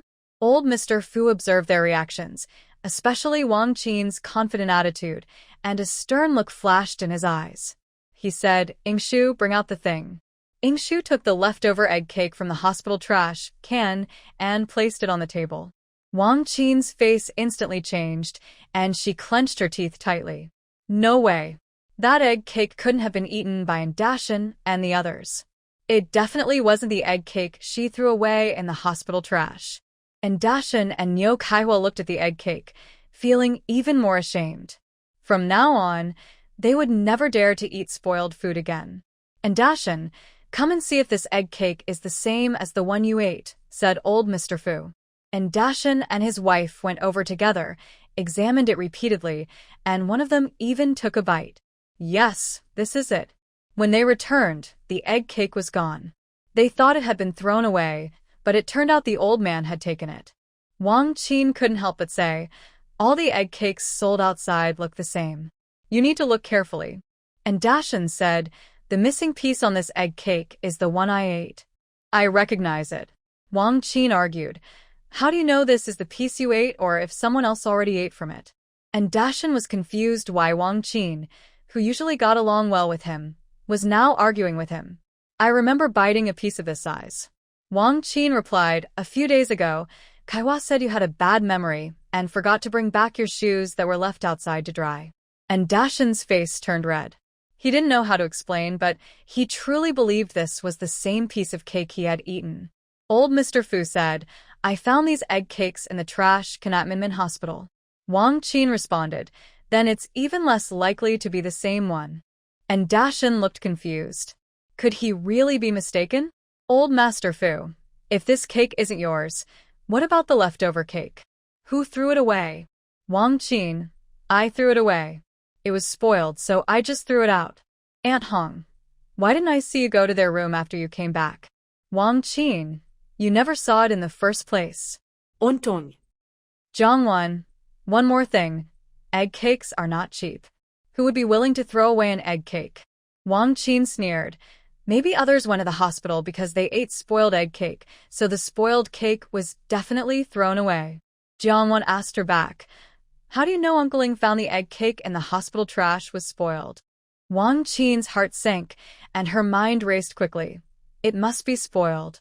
If it wasn't, why would someone throw away such a good thing?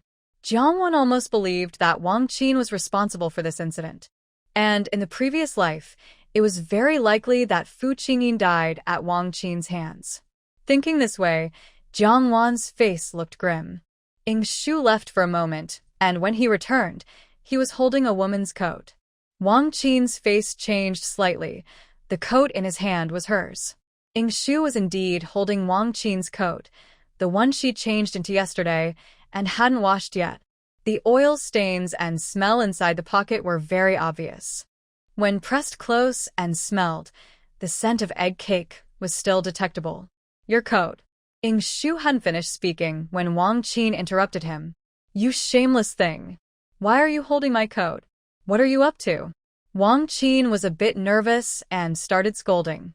Ingshu's face turned red with anger and said directly, there's egg cake in your pocket.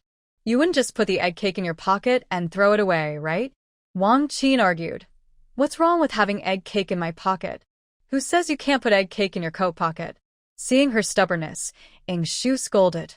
Wang Qin, there's snakeskin in your snakeskin bag and egg cake with laxative ingredients in your pocket. You better confess clearly. Wang Qin felt guilty, but knew she couldn't show weakness now. She raised her voice. What am I confessing? Could it be that I put medicine in the egg cakes for Brother Nyo and the others? This is absurd. I have no grudges with Brother Nyo and the others. Why would I put medicine in their egg cakes? Wang Qin wanted to dodge the issue and avoid mentioning the snake. Ingshu said, I've already asked someone to bring your daughter here. Wang Qin's face suddenly changed, and she felt a surge of frustration and anger inside. What do you mean? What are you here for with my daughter? Ingshu didn't speak. Wang Qin turned her gaze toward old Master Fu, her face filled with anger, sadness, and disappointment. Old Master, I've worked in the Fu family for nearly 20 years. During these 20 years, I haven't dared to rest for a day, just to make sure your family has hot, tasty meals every day. When Fu Qingying got into trouble, I was almost blinded by tears. I treated him like my own child. I see the Fu family members as my own relatives.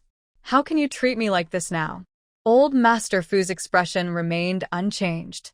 Wang Qin, I also hope this matter has nothing to do with you. Wang Qin said disappointedly.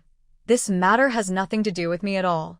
The egg cake incident, I can barely be involved in that. It's because I was soft-hearted and gave the egg cakes to brother and the others. But the snake incident has nothing to do with me. Could those hundreds of snakes in the cellar have come because of me? Or that I raised them? Even if I did raise them, I have no ability to control the snakes to bite people. If I had such power, I wouldn't be able to control just one snake. At this moment, the sound of a car entering the yard was heard. Old Master Fu's cloudy eyes held a deep look, as if piercing through Wang Qin's heart. You talk a lot, but you haven't said the one thing you should. Wang Qin's scalp tingled. She wanted to say more, but just then, Old Master Fu ordered, Yingshu, Zhuanghong, let her go back to her room and calm down. Wang Qin had also heard the car noise and suspected her daughter Yawa had arrived. Old Master, I am very calm now. I am not upset. Old Master Fu didn't reply. Yingshu forcibly pulled Wang Qin toward her own room. Old Master, what are you doing? You called my daughter here, but won't let me be present. You. Wang Qin shouted loudly, trying to alert her daughter outside.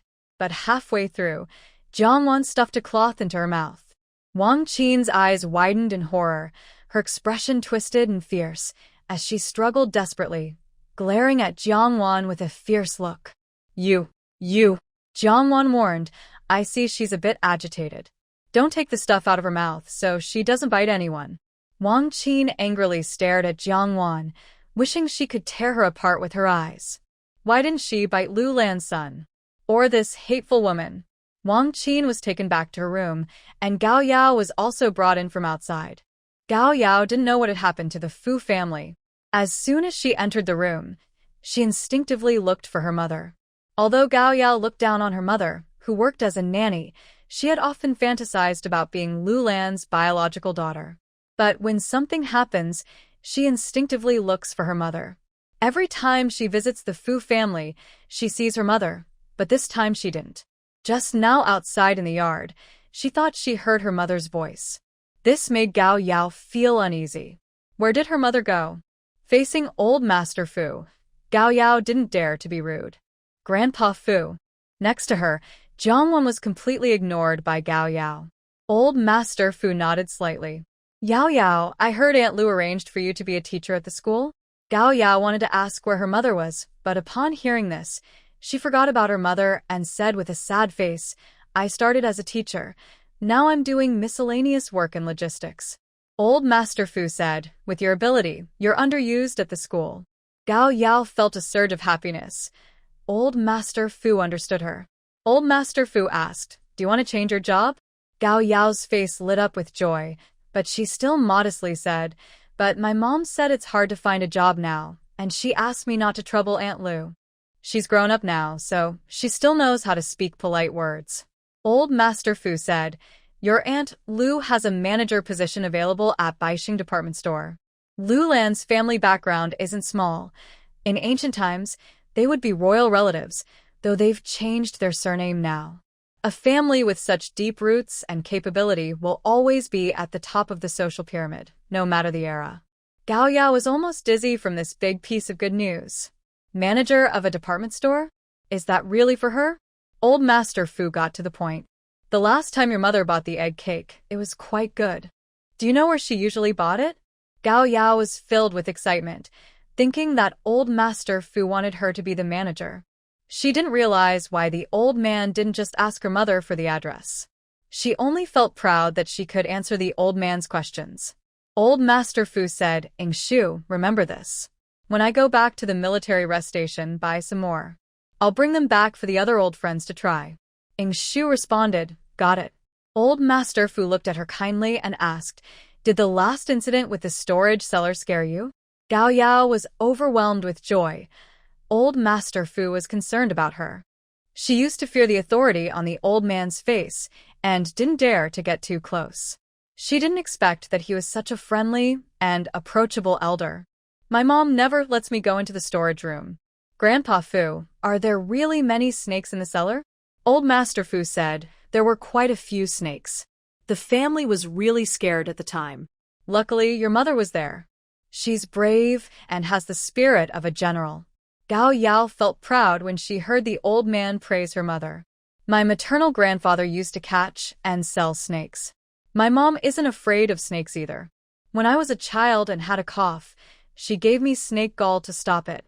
There was a long snake, and my mom stepped on its tail, grabbed its head, and then just pulled it apart to squeeze out the snake gall for me to drink. Old Master Fu looked surprised, but also somewhat doubtful. Are you sure your mom isn't afraid of snakes? Many women are scared of these slippery, cold-blooded animals. Gao Yao was excited to share this story. It was rare for her to do something that made the old man look up to her, so she didn't want him to doubt her. The last time I came back, I saw a snake in a snakeskin bag under my mom's bed. I guess she kept it to sell for money. Jiangwan raised her head, and her usually calm face finally changed. Old Master Fu's gentle expression faded. How do you know the snakeskin bag under the bed actually had a snake? Did you see it yourself? Gao Yao didn't realize the old man's attitude had changed. I didn't dare open it, but I lifted it up. It was heavy and I could feel movement inside. It must have been a snake. Before, the little ones had accidentally caught snakes. Her mother catching and selling a snake wasn't a big deal. Gao Yao thought that the Fu family wouldn't argue with her mother over such a small matter. In Wang Qin's room, Wang Qin and Aunt Hong sat on the bed. Before leaving, Shu had Wang Qin's hands and feet. Wang Qin still had a cloth stuffed in her mouth, pushed in by Jiangwan. Now she couldn't walk or speak, and her face looked terrible. She tried to gesture to Aunt Hong to take out the cloth from her mouth because she wanted to talk. Aunt Hong didn't do it. Old Master Fu understood her meaning. She had also been checked. Right now, the most suspicious person was Wang Qin. Although Wang Qin just stubbornly refused to admit it, no one was fooling anyone. One coincidence might be just that, a coincidence. But a series of coincidences? Are they really just coincidences? However, Aunt Hong couldn't figure it out. She instinctively thought Wang Qin was trying to harm Jiangwan by releasing the snake. Everyone knew Jiangwan was terrified of snakes. Why did you do this? Even if you had a conflict with Jiangwan, it shouldn't have gone so far. She didn't finish her sentence, but then she remembered that the venomous snake was found in Fu Qingyin's room. Such uncontrollable things as snakes, Wang Qin could only have put it in the room directly to achieve her goal. Aunt Hong opened her eyes in disbelief. Was Wang Qin really trying to harm Fu Qingyin with a poisonous snake? At that moment, Shu pushed the door open and untied the ropes that bound Wang Qin. Wang Qin eagerly took off the cloth in her hand. Her face muscles ached terribly. She said angrily, "You are too cruel." Shu looked at her coldly. "The old master told you to leave." Wang Qin sensed something from Shu's expression and suddenly felt worried. Did Yaoer say something? Wang Qin felt uneasy and prayed that her daughter hadn't said much. Her daughter wouldn't be so foolish. Gao Yao saw that her mother finally arrived and didn't give her the usual attitude. She thought that today, old Master Fu was so close to her because her mother had done something to impress him. Otherwise, why would old Master Fu change her job and speak to her so kindly? Wang Qin stared at her daughter with anxious eyes. When she saw nothing unusual, she finally relaxed a little. Old Master Fu said, "I've already sent someone to the place where you often buy egg cakes. Soon, the egg cakes will be brought back." The laxative in the egg cakes couldn't have been added after they were finished. It must have been mixed in during baking. Anyone close to Wang Qin who could make her do this must have a very strong relationship with her. Wang Qin's pupils shrank. She suddenly turned her head and stared at her daughter again. What did you say? Wang Qin asked hurriedly, her voice trembling slightly. Gao Yao noticed her mother's strange face, but didn't pay much attention. It's just the place you often go to. Wang Qin cut her off sharply. Which place? Gao Yao was confused by her mother's harsh tone. It's Aunt Lian's place. Their egg cakes are more oily, with more eggs, and taste better. Wang Qin's body went limp. Hatred filled her eyes. Why did she mention that place? She often went to 2 different cake shops. You're wrong. I don't go there often, Wang Qin said through clenched teeth. Gao Yao's face turned red with anger. She blamed her mother for embarrassing her in front of old Master Fu. Even if she didn't go there often, couldn't she say she went frequently in front of old Master Fu? How can you say you don't go often? You're. Wang Qin shouted sharply, shut up. Gao Yao was frightened by her mother's twisted expression and stopped speaking abruptly. Old Master, I have always respected you. In my heart, you are a great person. You are honest, selfless, kind. I truly admire you from the bottom of my heart. But I didn't expect that someone as important as you would do such a despicable and shameless thing to deceive a child. Jiang Wan sneered inwardly, knowing that kindness doesn't lead to military power, goodness doesn't make a good official, and benevolence doesn't govern politics. Moreover, warfare is full of tricks. Old Master Fu remained unmoved, looking at her with a cold expression. Do you have anything else to say? Gao Yao finally realized something was wrong. She looked at her angry mother and then at old Master Fu, who looked indifferent. What is really happening? Wang Qin, full of resentment, said, Are you secretly questioning me today without telling Lulan? Gao Yao's face showed worry. Mom, why are you being questioned? Grandpa Fu said he would help me change jobs. Wang Qin couldn't hold back and slapped her. You fool. Gao Yao was shocked and covered her face. You hit me? Since she was a child, her mother rarely hit her. Wang Qin, both angry and worried, said, Can't you be a little smarter? Gao Yao, feeling wronged, started crying. I am smart. She had grown. She was a high school student. Jiang Wan silently covered her face to hide her smile. Suddenly, she noticed that Gao Yao looked much more pleasing today than before. The phone rang. Ing Shu answered the call and then handed it to the old master. After a few words, old Master Fu's face, already lined with wrinkles, looked even more serious. He hung up and asked, Did you open that cake shop? Wang Qin knew that since the old man knew about that place, she couldn't hide it anymore. Yes, I did. Gao Yao was shocked. Was the cake shop run by her Aunt Lian? Thinking about how her mother usually treated Wang Cui Lian so well, buying her clothes during festivals and holidays. And Wang Cui Lian even shared her mother's surname. Is Wang Cui Lian your illegitimate daughter? Gao Yao asked through gritted teeth. Otherwise, why would her mother hide her as the only daughter? Wang Qin. Old Master Fu. Jiang Wan suggested, if you don't understand the situation, say less. Gao Yao, with red eyes, shouted, Shut up. It's not like you care if your mother has an illegitimate child. Of course, you don't care. Wang Qin, unable to bear it, yelled at Gao Yao, Shut up. Gao Yao looked at her in shock, heartbroken, and said, You yelled at me just because of Jiang Wan? Old Master Fu ignored their messy mother-daughter issues and said directly, They found the remaining laxatives in the cake shop. Your daughter also proved that you really hide snakes in your bag under the bed. I don't understand. Before and after my grandson's accident, I had no conflicts with you. Why do you want to harm my grandson? Gao Yao was overwhelmed with grief and fear after hearing old Master Fu's words. Did her mother really harm Fu Qingyin? No way. How could my mother harm Fu Qingyin?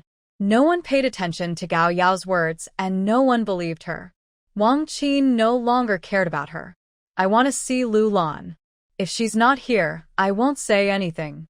Old Master Fu ordered Ing Shu to call Lu Lan back directly. At the same time, Old Master Fu also filed a report. Wang Qin's teeth were almost grinding. She didn't expect Old Master Fu to be so decisive. Lu Lan hadn't returned yet, and Old Master Fu had already reported the case. Old Master, I Am Lu Lan's savior. Are your Fu family members so unkind? Old Master Fu ignored Wang Qin's questions and closed his eyes to wait for the police and Lu Lan to arrive. Fu Qingyin was Old Master Fu's most beloved and guilty grandson. Not only did Wang Qin have a favor towards Lu Lan, but even if Lu Lan was her mother, he wouldn't let her go this time. Wang Qin's words were completely ignored. Gao Yao was anxious and worried. Old Master Fu had already reported the case. Even if it was later proven that her mother had nothing to do with it, the situation would escalate, and everyone would lose face. Would her mother still have the courage to stay in the Fu family? Gao Yao was furious. Why didn't she speak up? Why didn't she continue to explain? Say something. Gao Yao pushed her, urging her to clarify. She believed her mother might have harmed Jiang Wan, but she didn't believe her mother harmed Fu Qingyin at all. Wang Qin's mind was in chaos. Plus, this matter was originally foolproof. Her daughter's foolishness had caused her to fall into this situation. Smack! Wang Qin slapped her hard, so forcefully that Gao Yao fell to the ground. Gao Yao was stunned, unable to react for a long time. The police and Lu Lan arrived at the old house one after another. Ying Shu recounted everything, including what Gao Yao had said. Only then did Gao Yao understand why Old Master Fu said her mother was responsible for harming Fu Qingyin. Thinking about what she had said earlier to Old Master Fu, her face turned pale instantly.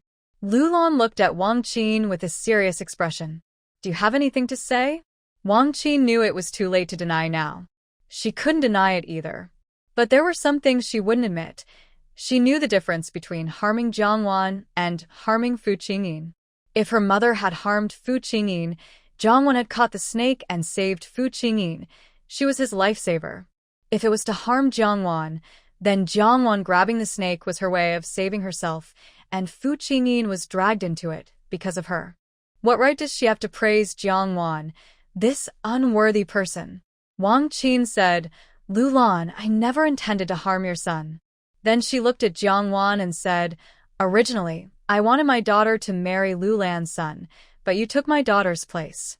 You not only drove my daughter out of the Fu family, but also made Lu Lan stop liking my daughter, turning her from a teacher into a support staff member. Do you think I should hate you?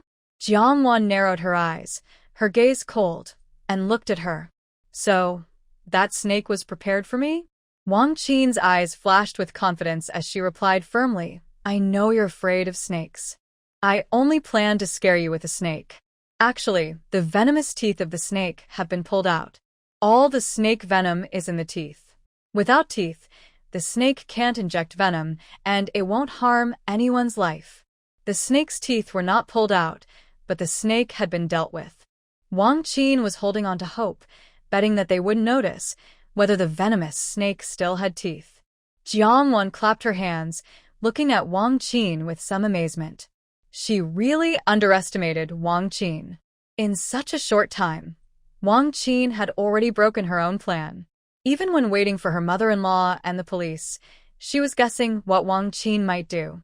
All she could think of was that Wang Qin would use gratitude to force her mother-in-law to let her go, or perhaps threaten her by holding some leverage over her or the Fu family. Wang Qin's unusual reaction to Jiang Wan made her heart sink. What did this little brat mean? I know you also dislike us mother and daughter, but just like you wouldn't harm us physically no matter how much you dislike us, I won't either. If Jiang Wan still doubted her, it meant she also had harmful intentions. Jiang Wan's smile was as cold as ice water. Do you think the venomous snake has been dealt with so there's no way to prove it? Wang Qin's heart gradually tightened, and the hidden malice in her eyes slowly surfaced. Even if Jiang Wan doubted her, the snake's body had already been disposed of. Jiang Wan said, I saw with my own eyes that the snake's teeth were not removed. And who says the venom is in the teeth? Snake venom is in the snake's mouth and injected through the teeth. The snake's teeth are like a syringe, but that doesn't mean other teeth can't act as a syringe. Wang Qin gritted her teeth, her hatred for Jiang Wan growing stronger. Her hand, hanging by her side, clenched into a tight fist. But I didn't know that. I thought once the snake's venomous teeth were pulled out, it wouldn't be venomous anymore. Jiang Wan, isn't your family known for catching snakes for generations? How can you not understand snakes? Even an ordinary person like me knows this, so you should too. Wang Qin stared sharply at Gao Yao, making her lower her head before she looked away. I know you dislike me, but I haven't lied to you about this. Jiang Wan sneered. Haven't you told enough lies in front of Grandpa just now? Wang Qin's face darkened. She stopped arguing with Jiang Wan and turned to Lu Lan. Lu Lan, I have complaints about Jiang Wan, but I would never really harm her. If I were such a wicked person, I wouldn't have saved your life back then. Wang Qin. Before the mother-in-law could speak, Jiang Wan interrupted. Your family catches snakes, so you should know how to lead them, right? As soon as she finished, Wang Qin's pupils shrank. That hateful woman. Jiang Wan kept an eye on Wang Qin's reaction and thought about how the snake reacted in the room yesterday. Her face suddenly changed. She quickly said, Mom, Grandpa, that snake in the room yesterday seemed to keep trying to crawl onto the bed. I couldn't get it to leave. Old Master Fu and Lu Lan both looked shocked. Wang Qin's eyes flashed with anger, mixed with hatred and pain. Jiang Wan. You're so malicious. You're just taking revenge. If you hate me, just hate me. You shouldn't accuse me like this and slander me. After speaking, Wang Qin turned to Lu Lan. If that really happened, why didn't she say anything yesterday? Why bring it up now? Jiang Wan shot her a disgusted look and then looked at Hong Yi. Hong Yi, did anything on the bed in the Qingyin room get changed yesterday or today? Hong Yi's heart skipped a beat. Yes. Jiang Wan hurriedly asked, what was changed? A wave of intense hatred surged in Wang Qin's heart. She shouted loudly to stop their conversation. Jiang Wan. How much more do you want to hurt me? Old Master Fu's face darkened. Wang Qin. Don't force me to silence you. Wang Qin clenched her teeth tightly, glaring fiercely at Jiang Wan. Even if she had discovered it, the pillow had long since been thrown away. Hong Yi looked at Wang Qin's reaction, her face grim. She returned to her room and took out the pillow Wang Qin had discarded. She said Captain Fu's pillow had been used for too long, so she bought a new one herself. She threw away the old one, but I think the pillow still looked fine, so I secretly picked it up again. Coldness spread in Wang Qin's heart. This time, she knew she was doomed. Inside Fu Qingyin's pillow, she had placed fish scale vine powder. Fish scale vine is a common herbal medicine. Her family often used it to attract snakes when catching them. She changed everything, including the pillow, just in case she might leave a smell or traces. She didn't expect her efforts to fail in the end. This time, Wang Qin could no longer deny her guilt. Her real target was Fu Qingyin, not Jiang Wan. Old Master Fu was so angry his face turned pale and didn't want to hear Wang Qin's excuses anymore. He ordered some police officers to arrest her. Wang Qin's hands were cuffed, and she shouted loudly at Lu Lan. Lu Lan. Don't forget. I saved your life. How can you treat me like this? You're ungrateful. Jiang Wan was worried. Surely, her mother-in-law would still defend Wang Qin at this point? Gao Yao immediately knelt in front of Lu Lan, crying and begging, Aunt Lu, please help my mom. She saved your life and took care of the Fu family for many years. She has made contributions, even if not all are visible. Fu Qingyin is fine. Jiang Wan is fine. They're all safe. My mom was wrong. She will change. Lu Lan approached Wang Qin, her eyes dark like storm clouds, suppressing her anger to keep her voice calm. Are you trying to harm my son? Are you planning to let a snake bite him to death? Jiang Wan covered her mouth, holding back her gasp of shock. She watched helplessly as her mother-in-law drew a small firearm from her waist and aimed it at Wang Qin's head. In this era, the head of the Industry and Commerce Bureau has the authority to carry a firearm. Lu Lan was called back in such a hurry today that she brought her firearm with her. Gao Yao was crying and begging, but when she saw Lu Lan take out the weapon, she froze in fear, her face showing terror. Wang Qin's heart was pounding wildly. Lu Lan was pointing the gun at her. She was her savior. Lu Lan. Are you crazy? I saved your life. I helped you when you needed it. You said it yourself. You owe me your life. Wang Qin suddenly felt a surge of anger and hatred. Old Master Fu came over and said in a deep voice, "Give me the gun." Lu Lan didn't move. Her eyes were full of hatred as she stared at Wang Qin. She wanted to shoot her immediately. People in power often hide their true feelings. Lu Lan rarely lost control of her emotions.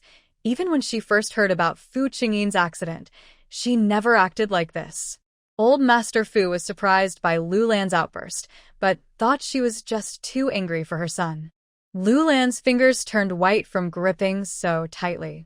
The gun's tip was pressed against Wang Qin's head, and her intense hatred made Jiang Wan sense that something was wrong. Lu Lan. Old Master Fu's tone carried a commanding edge. Wang Qin was a little frightened, her eyes showing some fear. She didn't expect Lu Lan to be so angry. Her son was not dead. Her daughter-in-law was fine. Why was she so angry? About her lifesaver attitude. But now she didn't dare say anything, afraid that Lu Lan's fierce gaze might really lash out. Because it seemed she heard Lu Lan unlock her firearm's safety. Old Master Fu's face changed slightly, and he quickly and firmly removed her firearm. He had been worried that Lu Lan might plead for mercy, but now he was more worried that Lu Lan might take revenge. Wan, help your mother-in-law back to her room to rest. Jiang Wan finally let out a breath she had been holding. Okay. Jiang Wan quickly agreed. Wang Qin. But she couldn't die at her mother-in-law's hands. Fortunately, old Master Fu was there. Wang Qin panicked, struggling and shouting in the police's presence. Lu Lan, I saved your life. You ungrateful person. How can you ignore my life? Your son is not dead. Lu Lan's expression suddenly turned fierce, her eyes cold as she stepped closer to Wang Qin, her gaze full of hatred. Smack. A harsh slap.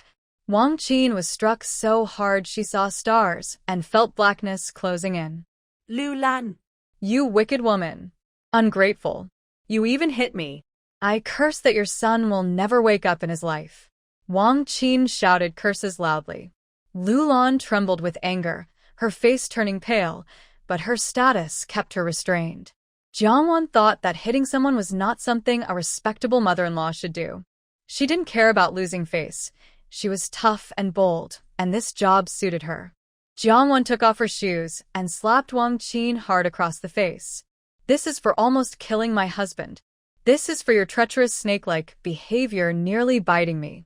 This is for insulting my mother-in-law and making her angry. This is for your wicked, scorpion-hearted nature. In an instant, Wang Qin's head was beaten into a pig's head by Jiang Wan's shoe sole. Cough, cough. Wang Qin was reminded by the police. That's enough now. Old Master Fu finally spoke, telling Jiang Wan to stop. He had already started liking his granddaughter-in-law more and more. At first, he thought she might be narrow-minded because of her background, too petty about some things. A young lady who liked to hit people was a bit undignified. Now, he didn't think that anymore. Some people just needed to be beaten. Beaten well. Beaten until he felt comfortable and happy. When old Master Fu spoke, Jiang Wan stopped. Wang Qin was beaten so badly she couldn't speak, and 2 of her teeth had fallen out. Wang Qin glared at Jiang Wan with a look full of hatred and malice, like a venomous snake staring at her. Jiang Wan looked at her with disdain and asked, "Are you done with your teeth? Do you also want to lose your eyes?" Wang Qin's hatred and resentment grew even stronger. She wished she could bite Jiang Wan to death and drain her marrow. Jiang Wan said, "Comrade police officer, put a black bag over her head so her ugly face doesn't scare the flowers and grass outside." As she spoke, the police covered Wang Qin's head with a bag, hiding her pig-like face to avoid trouble from any private punishment. Many people knew that Wang Qin was Lu Lan's life savior. Because Lu Lan had planned to break off her engagement with the Jiang family and choose Gao Yao to bring good luck. So, the fact that Wang Qin was Lu Lan's savior would naturally raise Gao Yao's status. The daughter of a savior sounds more suitable than a maid's daughter. There's no true empathy in the world, only many people willing to do good for others. Others only saw that since no one in the Fu family was really in trouble, Wang Qin shouldn't be killed. After all, Wang Qin was Lu Lan's savior and had worked at the Fu family for half her life. Not long after Wang Qin was taken away by the police, the second branch of the Fu family arrived at the old house. At this moment, Jiangwan was comforting her mother-in-law in the room and discussing Wang Qin's situation. Wang Qin, who attempted murder, could no longer be sentenced to death. Lu Lan's face was cold, and her eyes showed great unwillingness. She had a dream. In the dream, the Jiang family broke off the engagement, and Gao Yao married her son to bring good luck. But shortly after, her son was bitten by a venomous snake and died. She didn't believe the dream at first because it was strange from the start. The Jiang family didn't break off the engagement. In the dream, after Gao Yao married her son, he died soon after, which made her uncomfortable. So no matter how Wang Qin hinted that her daughter was better, she refused to choose Gao Yao. But shortly after, her son was bitten by a venomous snake and died. She didn't believe the dream at first because it was strange from the start. The Jiang family didn't break off the engagement. In the dream, after Gao Yao married her at the hospital, Lu Lan was so sure that Jiangwan saved her son's life that she was overwhelmed with gratitude. In the dream, the venomous snake had killed her son. She not only didn't know the truth but also, out of gratitude to Gao Yao, accepted Wang Qin as her adopted daughter, introduced her to a good marriage, and gave her a generous dowry. Thinking about all this now, Lu Lan was almost furious with herself. Jiangwan felt nervous, wondering what her mother-in-law was thinking, as she felt a chill run through her body. She had previously suspected that her mother-in-law would defend Wang Qin, which was really wrong of her. Mom, should we check if Wang Qin has other issues? I find the cake shop thing very suspicious. Gao Yao is her only daughter, but she doesn't even know that. Jiangwan subtly suggested, trying to make Wang Qin seem more guilty. In the past, Wang Qin truly caused Fu Qingyin's death. Lu Lan looked up at Jiangwan, her expression softening as she hugged her. Good girl, you are truly Fu Qingyin's blessing. Jiangwan's face turned red, and a faint smile appeared in her eyes. The Jiang family called her a jinx. Her foster parents said she was a burden. The Qin family said she was an useless old hen. Only her mother-in-law called her a blessing. That night, Lu Lan went to her son's room and told him what she had dreamed. Qingyin, Wanwan is a good girl. Marrying her is your luck. Fu Qingyin felt a warm flow in his heart and strongly agreed with his mother. Lu Lan's eyes reddened as she held her son's hand. Mom plans to have you divorce her and find her a good family to marry into. Fu Qingyin instinctively agreed, but quickly realized what his mother was saying. Divorce? Find her a better family? It was like a thunderbolt. Fu Qingyin was stunned for a long time. Didn't his mother just say Jiangwan was his blessing? Now she wanted to send his blessing away? Lu Lan didn't notice his thoughts, but believed her son would understand her intentions and actions. Jiangwan is a good girl. They shouldn't let her stay in the Fu family. She deserves a better home. Is the Wei family the right choice? She's at the military academy now, looking healthy and spirited. Nothing seems wrong with her. Cheng's family is also good, but he has no parents, and his grandmother is a bit difficult. Lu Lan kept picking at options in front of Fu Qingyin. He felt deep sadness and anger inside. They didn't ask for his opinion when they got married. Now they won't ask for his opinion when they divorce. Jiangwan loves him so much. She even dares to catch snakes for him. How could Jiangwan possibly divorce him? How could his mother unilaterally decide this? She can't just introduce his wife to someone else.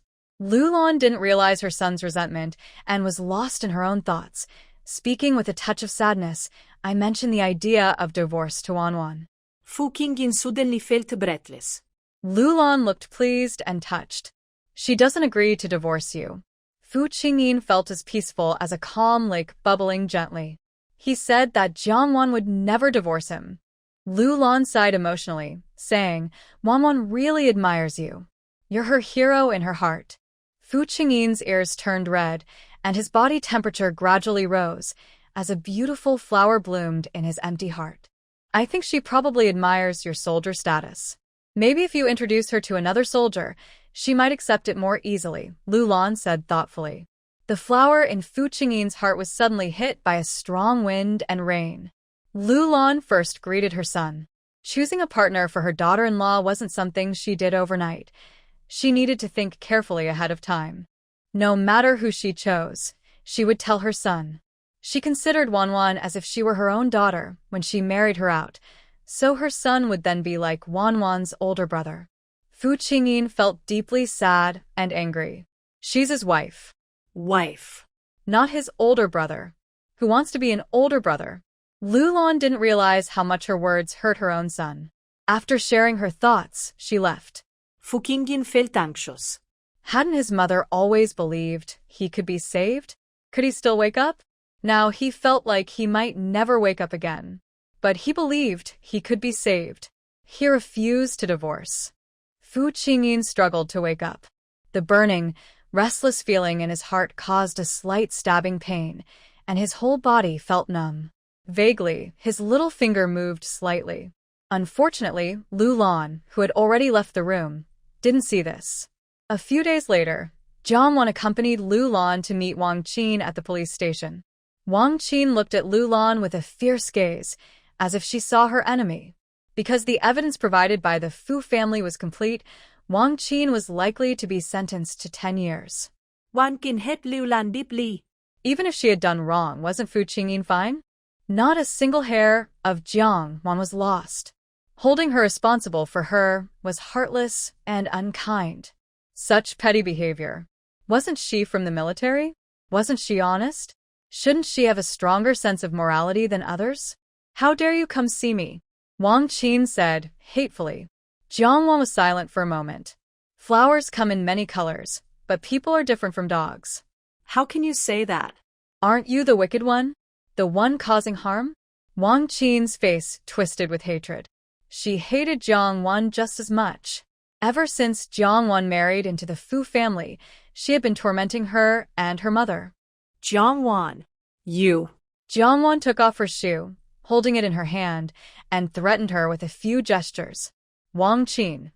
She swallowed her unspoken words back. Lu Lan pressed down the corners of her mouth and quietly said to Jiang Wan, "You go out first. I want to talk to her alone." Jiang Wan nodded. "If she talks nonsense, you can let me in to scold her." Jiang Wan threatened by throwing her shoe at Wang Qin, who was so scared she quickly moved aside. But Jiang Wan only made a gesture without actually doing anything, making Wang Qin's dodge look especially funny and ridiculous. "You wicked person." Wang Qin cursed inwardly, glaring at her with her eyes. Jiang Wan put on her shoes and left.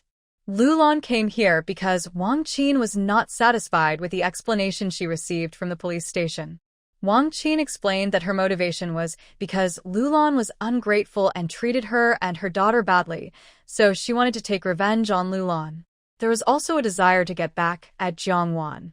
As long as Fu Qingyin died, Wang Qin would publicly say it was because Jiang Wan was cursed. With the reputation of being cursed, could Jiang Wan have a good life? It seemed Wang Qin's explanation was reasonable, but Lu Lan still had doubts. "I've already asked about your daughter's job transfer." She was punishing students by making them kneel in class and broke 2 students' heads. Although the students' parents didn't say much, these days, the belief that good children come from strict discipline was common, not only at home but also in schools. But what really made the school leaders feel it was inappropriate was after they observed her teaching twice in public classes. Lu Lan said, "Gao Yao has no experience, never prepares lessons, and has no teaching notes." The school leaders think her teaching skills and attitude are not good, so they all agree she's not suitable for being a teacher. Wang Qin said, "That's their mistake. If they make a mistake, shouldn't they be responsible? Do they have to wait until everything falls apart before they act?" She just started teaching. How could she know so much? Who is born knowing everything? Doesn't teaching require experience and learning? Lu Lan found it pointless to argue and stopped explaining. "Why did you want to harm my son?" Wang Qin didn't believe the police's answer. In her dreams, there was no Jiang Wan, no school, but her son was still bitten by a poisonous snake and died. If it was just a dream, it wouldn't make sense for the snakes in the dream to all be the same. It also didn't make sense that the two caregivers also got sick at the same time. Wang Qin looked at Lu Lan with some surprise, as if she was surprised she would ask such a question.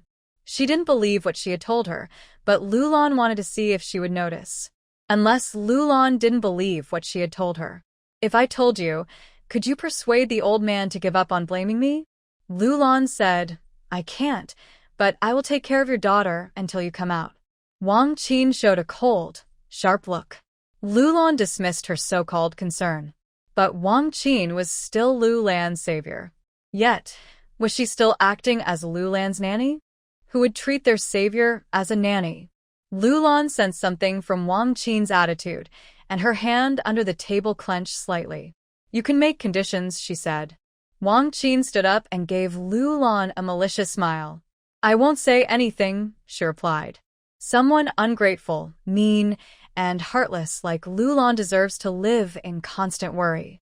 Lu Lan looked serious, her expression deep and calm. Who is the person behind Wang Qin? Could it be related to Guan Xian? Lu Lan's heart grew heavy with worry. Lu Lan's suspicion of Guan Xian was partly influenced by Jiang Wan's occasional teasing. But Guan Xian and Lu Lan had been very close, and Lu Lan couldn't think of anything she had done to offend Guan Xian. If Wang Qin appeared openly, she might have motives. But Guan Xian showed no signs or clues of any wrongdoing.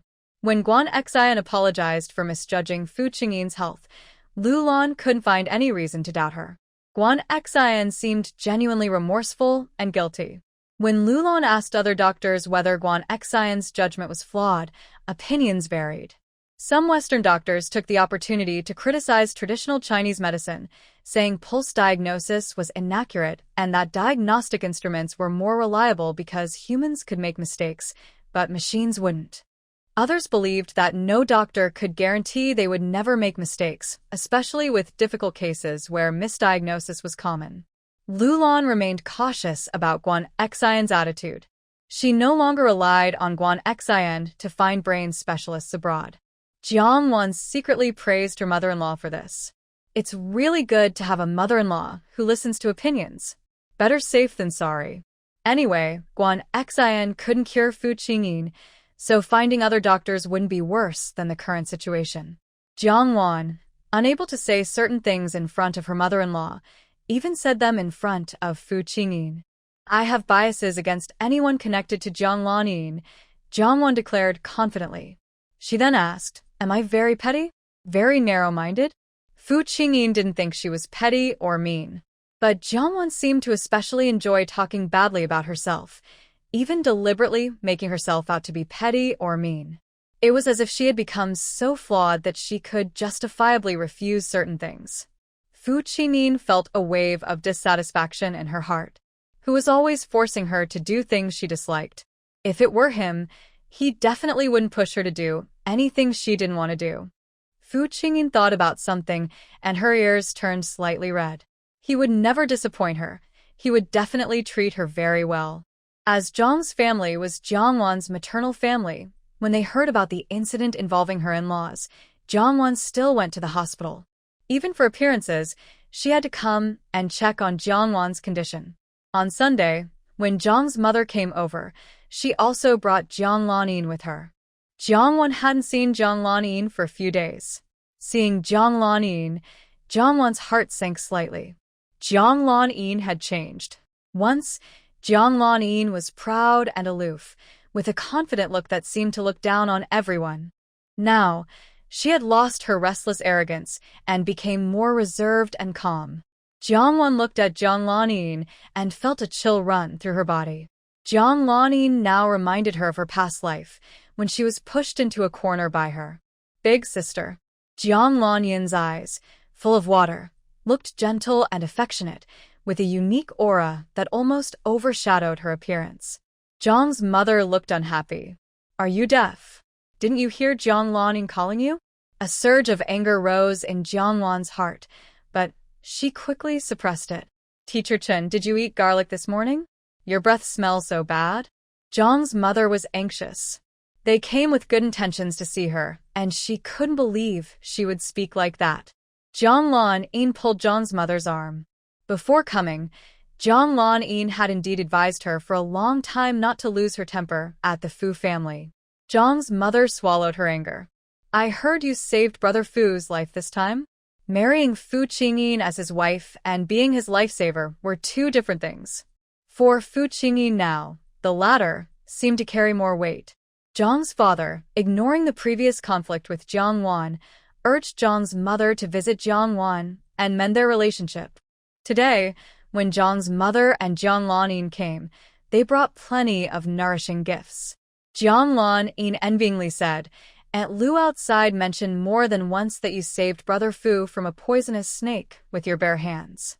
Now that you've established yourself in the Fu family, your parents don't need to worry about you being bullied there. Jiang's mother reluctantly suppressed her displeasure, speaking with a tone that showed obvious concern. Although it's right for a wife to protect her husband, you also need to take care of your safety. What if that poisonous snake had bitten you? Wouldn't my husband and I be left without parents? Jiang Wan, does teacher Jiang mean I shouldn't save Fu Qingyin? Jiang's mother was angry inside. Was she really that stupid, or just pretending? How could she ask such a thing face to face? As a mother, I still hope you take care of yourself first. Jiang Wan remained indifferent. She had long hoped for such words in her past life. For the Jiang family, when she was no longer valuable, even if she was as gentle as a cat, they would complain about her shedding fur. Seeing her attitude, her mother's anger grew even more intense. What kind of attitude is this? Jiang Lan quietly whispered a few words to her mother. Her mother took her 2 children to the yard. Officially, Chi-Chi and Nua were also Jiang's grandchildren. In the living room, only Jiang Lan and Jiang Wan were left. Jiang Lan suddenly spoke, change in luck, but not in nature. Jiang Wan looked at her strangely, full of question marks. She had traveled 10 years ago, and it had been 20 years now. She remembered reading a sci-fi book where the protagonist had a space link. Jiang Lan looked at her deeply. Sister, do you know about space novels? Jiang Wan was still trying to understand what Jiang Lan just said, but she mistakenly heard it as space stories, and she looked confused, thinking, what nonsense is she talking about?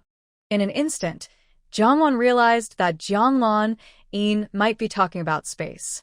If Jiang Lan had directly asked her about space, she might have already been caught. But she didn't understand space novels very well and needed a moment to react. By chance and mistake, Jiang Lan didn't see Jiang Wan's true reaction.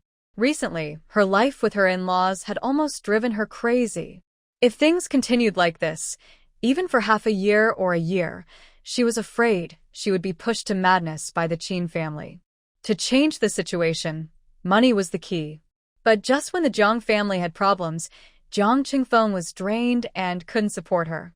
Li Baiyu's nightclub was also holding a beauty contest, and she had no money left to help her. Jiang Lan could only lower her pride and ask her other godparents and older brothers for help. Jiang Wan drained the Jiang family's resources, making them unable to help Jiang Lan. She schemed against the Qin family, making them hate Jiang Lan. In these 2 months, Jiang Lan's life had become visibly difficult. But it was only these 2 months. Jiang Wan, reborn for 2 months, wanted to surpass Jiang Lan, who had traveled 20 years, but it wasn't that easy. Now, Jiang Wan also felt this. If she wanted to get revenge on Jiang Lan, she had to deal with everyone around her first. Jiang Lan looked at her with some suspicion in her heart. Sister, I already know your secret. Since the crossing had happened, the existence of space was no longer a shocking thing. Jiang Wan, don't call me sister. It makes me feel sick and goosebumps come up. Jiang Lan's expression remained calm, and she smiled gently. Sister, you have space, right? Jiang Wan was prepared, showing just the right amount of confusion and impatience. What do you really want to say? If I didn't have space, could you be talking to me here now? Jiang Lan was stunned for a moment before realizing that the space Jiang Wan mentioned was a local term for time. Was she overthinking it? If Jiang Lan had crossed over a few years later, she wouldn't have such doubts. Jiang Lan also found it hard to believe that Jiang Lan was lucky enough to get such a treasure as space. But after the Jiang family was emptied, the 20,000 from the Qin family and her dowry, She started to suspect everything was Jiangwan's doing. Jiangwan looked calm on the surface, but her back was already sweating cold sweat. Why did Jiang Lanin know about space? Could it be that Jiang Lanin also obtained space in her previous life? Jiang Lanin's gaze silently enveloped her, trapping her, showing a helpless yet innocent expression. Sister, I don't care what your situation is. I won't hold grudges about the past. Can we just not interfere with each other in the future? Jiangwan looked at her in surprise. Are we already not interfering now? In her previous life, she didn't marry into the Fu family as Jiang Lanin wished, and all her plans failed. Since then, Jiang Lanin had never let go of her, and her life was full of Jiang Lanin's revenge. Now, what Jiang Lanin said, based on Jiang Wan's understanding of her, she didn't believe a single punctuation mark. The smile in Jiang Lanin's eyes seemed to turn into a sharp blade. Sister, Mom and Dad said you suspect you're not their biological daughter. But you actually know the truth, right? You've known from the beginning. You are Jiang family's biological daughter. Jiang Wan looked at her with a calm expression. You think that by saying this, I will believe I am Jiang family's biological daughter? I am their biological daughter. They look down on me everywhere, praise you highly, treat you like a treasure, and see me as nothing but straw. Do you think I am blind? Or do you think my heart is blind? Can't tell who treats me well and who doesn't? Jiang Lanin's face grew cold and indifferent. She didn't know whether Jiang Wan was hiding a great treasure, whether Jiang Wan was reborn or traveled through time, or if Jiang Wan was simply a local. But she knew she couldn't see through Jiang Wan, which showed how deep her scheming was. She underestimated this woman. If she had known earlier, Jiang Lanin regretted more than once. She really shouldn't have pulled this woman out from the countryside. She should have just killed her to end it so she wouldn't be a trouble anymore. Older sister, the stray cat in the alley and the stray dog by the road are free, but they have no home. Do you think being unbound and carefree is also a kind of helplessness? Jiang Wan's caution deepened, and she let out a faint, cold laugh. You're saying all this just because you want me to speak up for Jiang Chang in front of our mother-in-law? Director Jiang asked me to do things, and even offered me benefits. Now you, with just a few words, want me to do something? Do you think it's because of your face? Or because you're specially thick-skinned? Jiang's mother wanted to hear what they were saying inside the house, so she quietly came over. When she heard Jiang Wan insulting Jiang Lanin, her face turned sour, and she secretly hated Jiang Wan. She thought, no matter how she raised her, she couldn't make her obedient. But this time, she didn't rush in to scold Jiang Wan. She held back. Mother and daughter didn't leave after Jiang Wan's attitude, and even at lunchtime, they stayed and didn't go away. Jiang Wan, with a tone that seemed to see them off, said, "The Fu family doesn't have a cook right now, so I guess they can't host you for lunch." Jiang Lanin smiled charmingly. "We're all family. No need to be so polite. Whatever you eat, we'll eat the same. I haven't had your cooking in a long time, Mom, and I really miss it." Jiang Wan had been cooking for the Jiang family 3 meals a day for half a year. Looking back now, she felt like smashing the pot in frustration. Jiang Wan didn't want to cook, so Aunt Hong prepared a simple meal. Jiang Lanin's mother and daughter insisted on staying for lunch before leaving the Fu family. Jiang Wan sat coldly on the sofa, her whole body shrouded in a gloomy atmosphere. Shameless. Unbeatable in the world. Whether Jiang Wan admits it or not, whether she likes it or not, outwardly, the Jiang family is Jiang Wan's home. As long as the Jiang family treats her kindly and shows her affection, they are her good parents, her good sister, and her good brother. Like in her past life, as long as she disobeyed, refused to compromise, or acted improperly, she was considered unfilial. She was not a good wife, not a good daughter-in-law, and not a good sister-in-law. Jiang Wan felt numb, like a frog slowly boiling in warm water, unable to struggle. If she could start over, Jiang Wan would have the courage to give everything up and would not fall into Jiang Lanin's trap again. When Jiang Lanin came to the Fu family to scheme against her, she decided to plan against Jiang Lanin at the Qin family instead. Chi-Chi and Nuo were especially quiet when Jiang family women were around, not even daring to watch TV. Once the Jiang women left, they became lively again. Jiangwan took them to the Qin family together. When Qin's mother opened the door and saw Jiangwan carrying lots of fruit, she was very happy and warmly welcomed even the two little children. "You came just now, and you brought so many things," Qin's mother said with a big smile. Jiangwan smiled and said, "Annie has watched me grow up. To me, you are an elder, and I should respect my elders." Qin Wenfeng heard the noise and came out.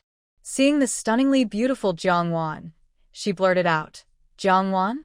Jiangwan looked at her former younger sister-in-law, Jiang Lanyin's assistant, with a cold heart but a smile on her face. "Wenfeng, I made you a dress. Come try it on and see if it fits." Qin Wenfeng didn't expect Jiangwan to make her new clothes and looked a bit surprised. "You made this for me?" Qin's mother's face was even more cheerful, looking at Jiangwan with warmth, as if she was looking at her own daughter. "You're such a good girl. Why are you spending so much money? If you have clothes you can't wear or don't want, just give them to her. It's not worth buying new clothes for her." Qin Wenfeng was unhappy to hear that.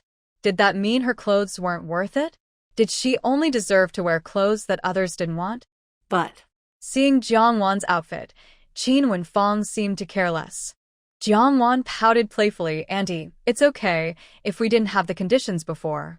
Now, Wenfeng's two brothers and her sister-in-law are all working and earning money. Why can't she wear new clothes? Our Wenfeng is so pretty. She should wear beautiful new clothes." In her past life, these words were spoken by Jiang Lanyin and Qin Wenfeng. This time, it was Jiangwan speaking. Qin Wenfeng held the new dress Jiangwan handed her and listened to her words, which sounded so reasonable. Wanwan is right. Jiangwan paused, feeling a mix of emotions inside. It was the first time she heard Qin Wenfeng call her sister in such an affectionate way. In her past life, Jiangwan was not someone who lacked words, nor did she fail to buy new clothes for Qin Wenfeng, but she never received a kind look from the Qin family. Now, just a few pounds of fruit and a modified dress are enough for her to enjoy the status of a guest of honor at the Qin family. Mother Qin brewed tea for Jiangwan and carefully took out a watermelon that was hanging in the well, meant for her two sons, and cut it for Jiangwan and the children to eat. Qin Wenfeng changed into a new dress in her room, looking shy but happy, saying, "Sister Wan, the dress fits so well." And she looked very pretty. This dress was made by a tailor from Jiang Lanyin's dress, and the color and style suited Qin Wenfeng very well. As for the size, Jiangwan had personally made a few dresses for Qin Wenfeng before, so she knew her size very well. "I just remembered Wenfeng's approximate size and made it a little looser. I didn't expect it to fit so perfectly," Jiangwan said unexpectedly happily. "The fabric was given by a friend of my mother-in-law in the city, and I thought the color was perfect for Wenfeng at the time." Mother Qin felt touched. If Jiangwan didn't value her daughter, she wouldn't remember her daughter's size or use fabric given by her mother-in-law to make clothes for her daughter. "Don't forget to thank Sister Wan," Mother Qin hurriedly told her daughter. Qin Wenfeng looked at Jiangwan, her expression becoming more affectionate. "Thank you, Sister Wan," Jiangwan said. "Auntie, Wenfeng and I grew up together. I treat her like a little sister. What's wrong with me making a dress for my little sister? If you keep saying thank you, it'll be too formal." Jiangwan was wiping watermelon juice off Nuo and Chi-Chi's faces. Even when the children dirted their clothes, she didn't scold them, her expression gentle and patient. Qin Wenfeng was touched inside. Jiangwan was so kind to even the two children from the Fu family. If Jiangwan married her older brother and became her sister-in-law, she believed Jiangwan would treat her better than Jiang Lanyin did. "Wenfeng, what are your plans now? Do you want to stay in the city or go back to the countryside?" Jiangwan asked with concern. Qin Wenfeng decided not to go back after coming to the city. She preferred staying with her two brothers, selling things at the stall, rather than working as a small nurse at the rural clinic for 30 yuan a month. "My mom and they are all in the city, and I don't want to go back either." Jiangwan nodded and looked at Qin Wenfeng carefully, saying, "That's good. Being with family is more important than anything." Qin Wenfeng felt a little uncomfortable. "Sister Wan, what's wrong?" "Wenfeng, I think you look good, and your health is quite strong. Maybe Jiangwan hesitated, but didn't finish her sentence. Jin Wenfang asked, "What if not?" Jiangwan replied, "What if your sister-in-law takes you to the art troupe?" Mother Qin's eyes lit up. After her husband's accident, she was reluctant for her son to join the army. But if there was a chance for her daughter to join the art troupe, she would be very willing. "Is that possible?" "I can't dance," Jin Wenfang said, a bit unsure. She couldn't imagine herself joining the art troupe like Jiang Lanin. Jiangwan didn't care whether it was possible or not. She was just talking, not responsible or exerting effort. Who starts out knowing how to dance? If you can't, you can learn. Even if the art troupe doesn't work out, working as a nurse at the military clinic is fine. As a nurse, you have some skills. A girl should have a decent job. In the future, she can find a good husband and she'll feel confident. Mother Qin nodded in agreement. "You're right, Wan Wan. You should listen to her." Jin Wenfang also wanted to hear more. Then, "What if sister-in-law doesn't help?" Mother Qin said, "I'll talk to her. You're her close younger sister-in-law. If you succeed, it will also bring her face." Recently, Zhang Lanyin had become much more obedient than when she first married. She even voluntarily gave 10,000 yuan to her son for business. Because of this, the Qin family's attitude towards Jiang Lanyin improved somewhat, but only a little. They still believed that the money Jiang Lanyin took out was originally from the Qin family. If Jiang Lanyin was smart, she should find Jin Wenfang a good, decent job. After Jiang Wan stirred things up, or tried to sow discord, in the Qin family, she took her 2 children to her bookstore. At the bookstore, there was a new comic book about the Monkey King, and the kids were happily looking at it on the table. Xiang Wanrong gave Jiang Lanyin 2 tickets to the nightclub, saying, "These were sent to you. They said they're for you." I heard tickets to the Huangquan nightclub are now selling for 20 yuan each. Tomorrow is the nightclub's beauty contest for dancers, and tickets are hard to get. Xiang Wanrong had been reading about the nightclub in the newspapers and was eager to see it herself. But she was reluctant to spend a third of her salary, 20 yuan, to buy a ticket from scalpers. Jiang Wan casually handed 1 ticket to Xiang Wanrong. "Wanrong, 1 is enough for me." Xiang Wanrong hesitated a bit. "Aren't you going with friends?" Jiang Wan smiled. "Aren't you my friend?" Xiang Wanrong then accepted the ticket. "So, shall we go together tomorrow?" When the 2 of them agreed on how to switch shifts with others, Jiang Wan's phone rang loudly. Jiang Wan moved to a better signal spot to answer the call. After hanging up, Jiang Wan looked upset. She greeted Xiang Wanrong and first sent the 2 kids back home. The 0-point dance hall was not only reported for engaging in cult activities, but also for distributing inappropriate materials. Surprisingly, some people actually caught a few individuals inside the dance hall involved in superstitious activities and other strange things. Besides that, someone reported that the lighting and sound equipment in the dance hall did not meet national standards. There was also a report claiming that the owner, Xian Li, did not have a high school education. When Jiang Wan arrived at the 0-point dance hall, the punishment decision had already been made. It was so quick, there was no room for negotiation, probably because someone was behind the scenes targeting them. Jiang Wan's face was serious. She flipped through the documents page by page until she reached the end. The result was that the dance hall would be closed for 3 months for rectification. The Kyoto Cultural and Entertainment Market regulations had just been introduced recently. Although their dance hall didn't violate every rule, they had broken quite a few. Regarding fire safety, just make the necessary changes. As for the lighting and sound equipment, Jiang Wan remembered that the Cultural Administrative Department had indeed issued new regulations in her previous life. She wasn't sure if the details were exactly the same now, but it was around 1994 and it was only 1989 now. After Xian Li took a call, he looked unhappy and said, "Li Baiyu is responsible for this." Jiang Wan guessed it was related to him too. "He's quite capable. Should we report him too?" Jiang Wan asked. She didn't believe every rule in the new regulations could be met by everyone. Xian Li replied, the competitions he organized were supported by the cultural department. Even if there are some issues, he would just be asked to adjust after the event. The new regulations would be sent to all entertainment venues with a deadline for correction. For those like them, who were directly shut down for rectification, it was obvious someone was targeting them. Do you have a high school diploma? Xin Li asked.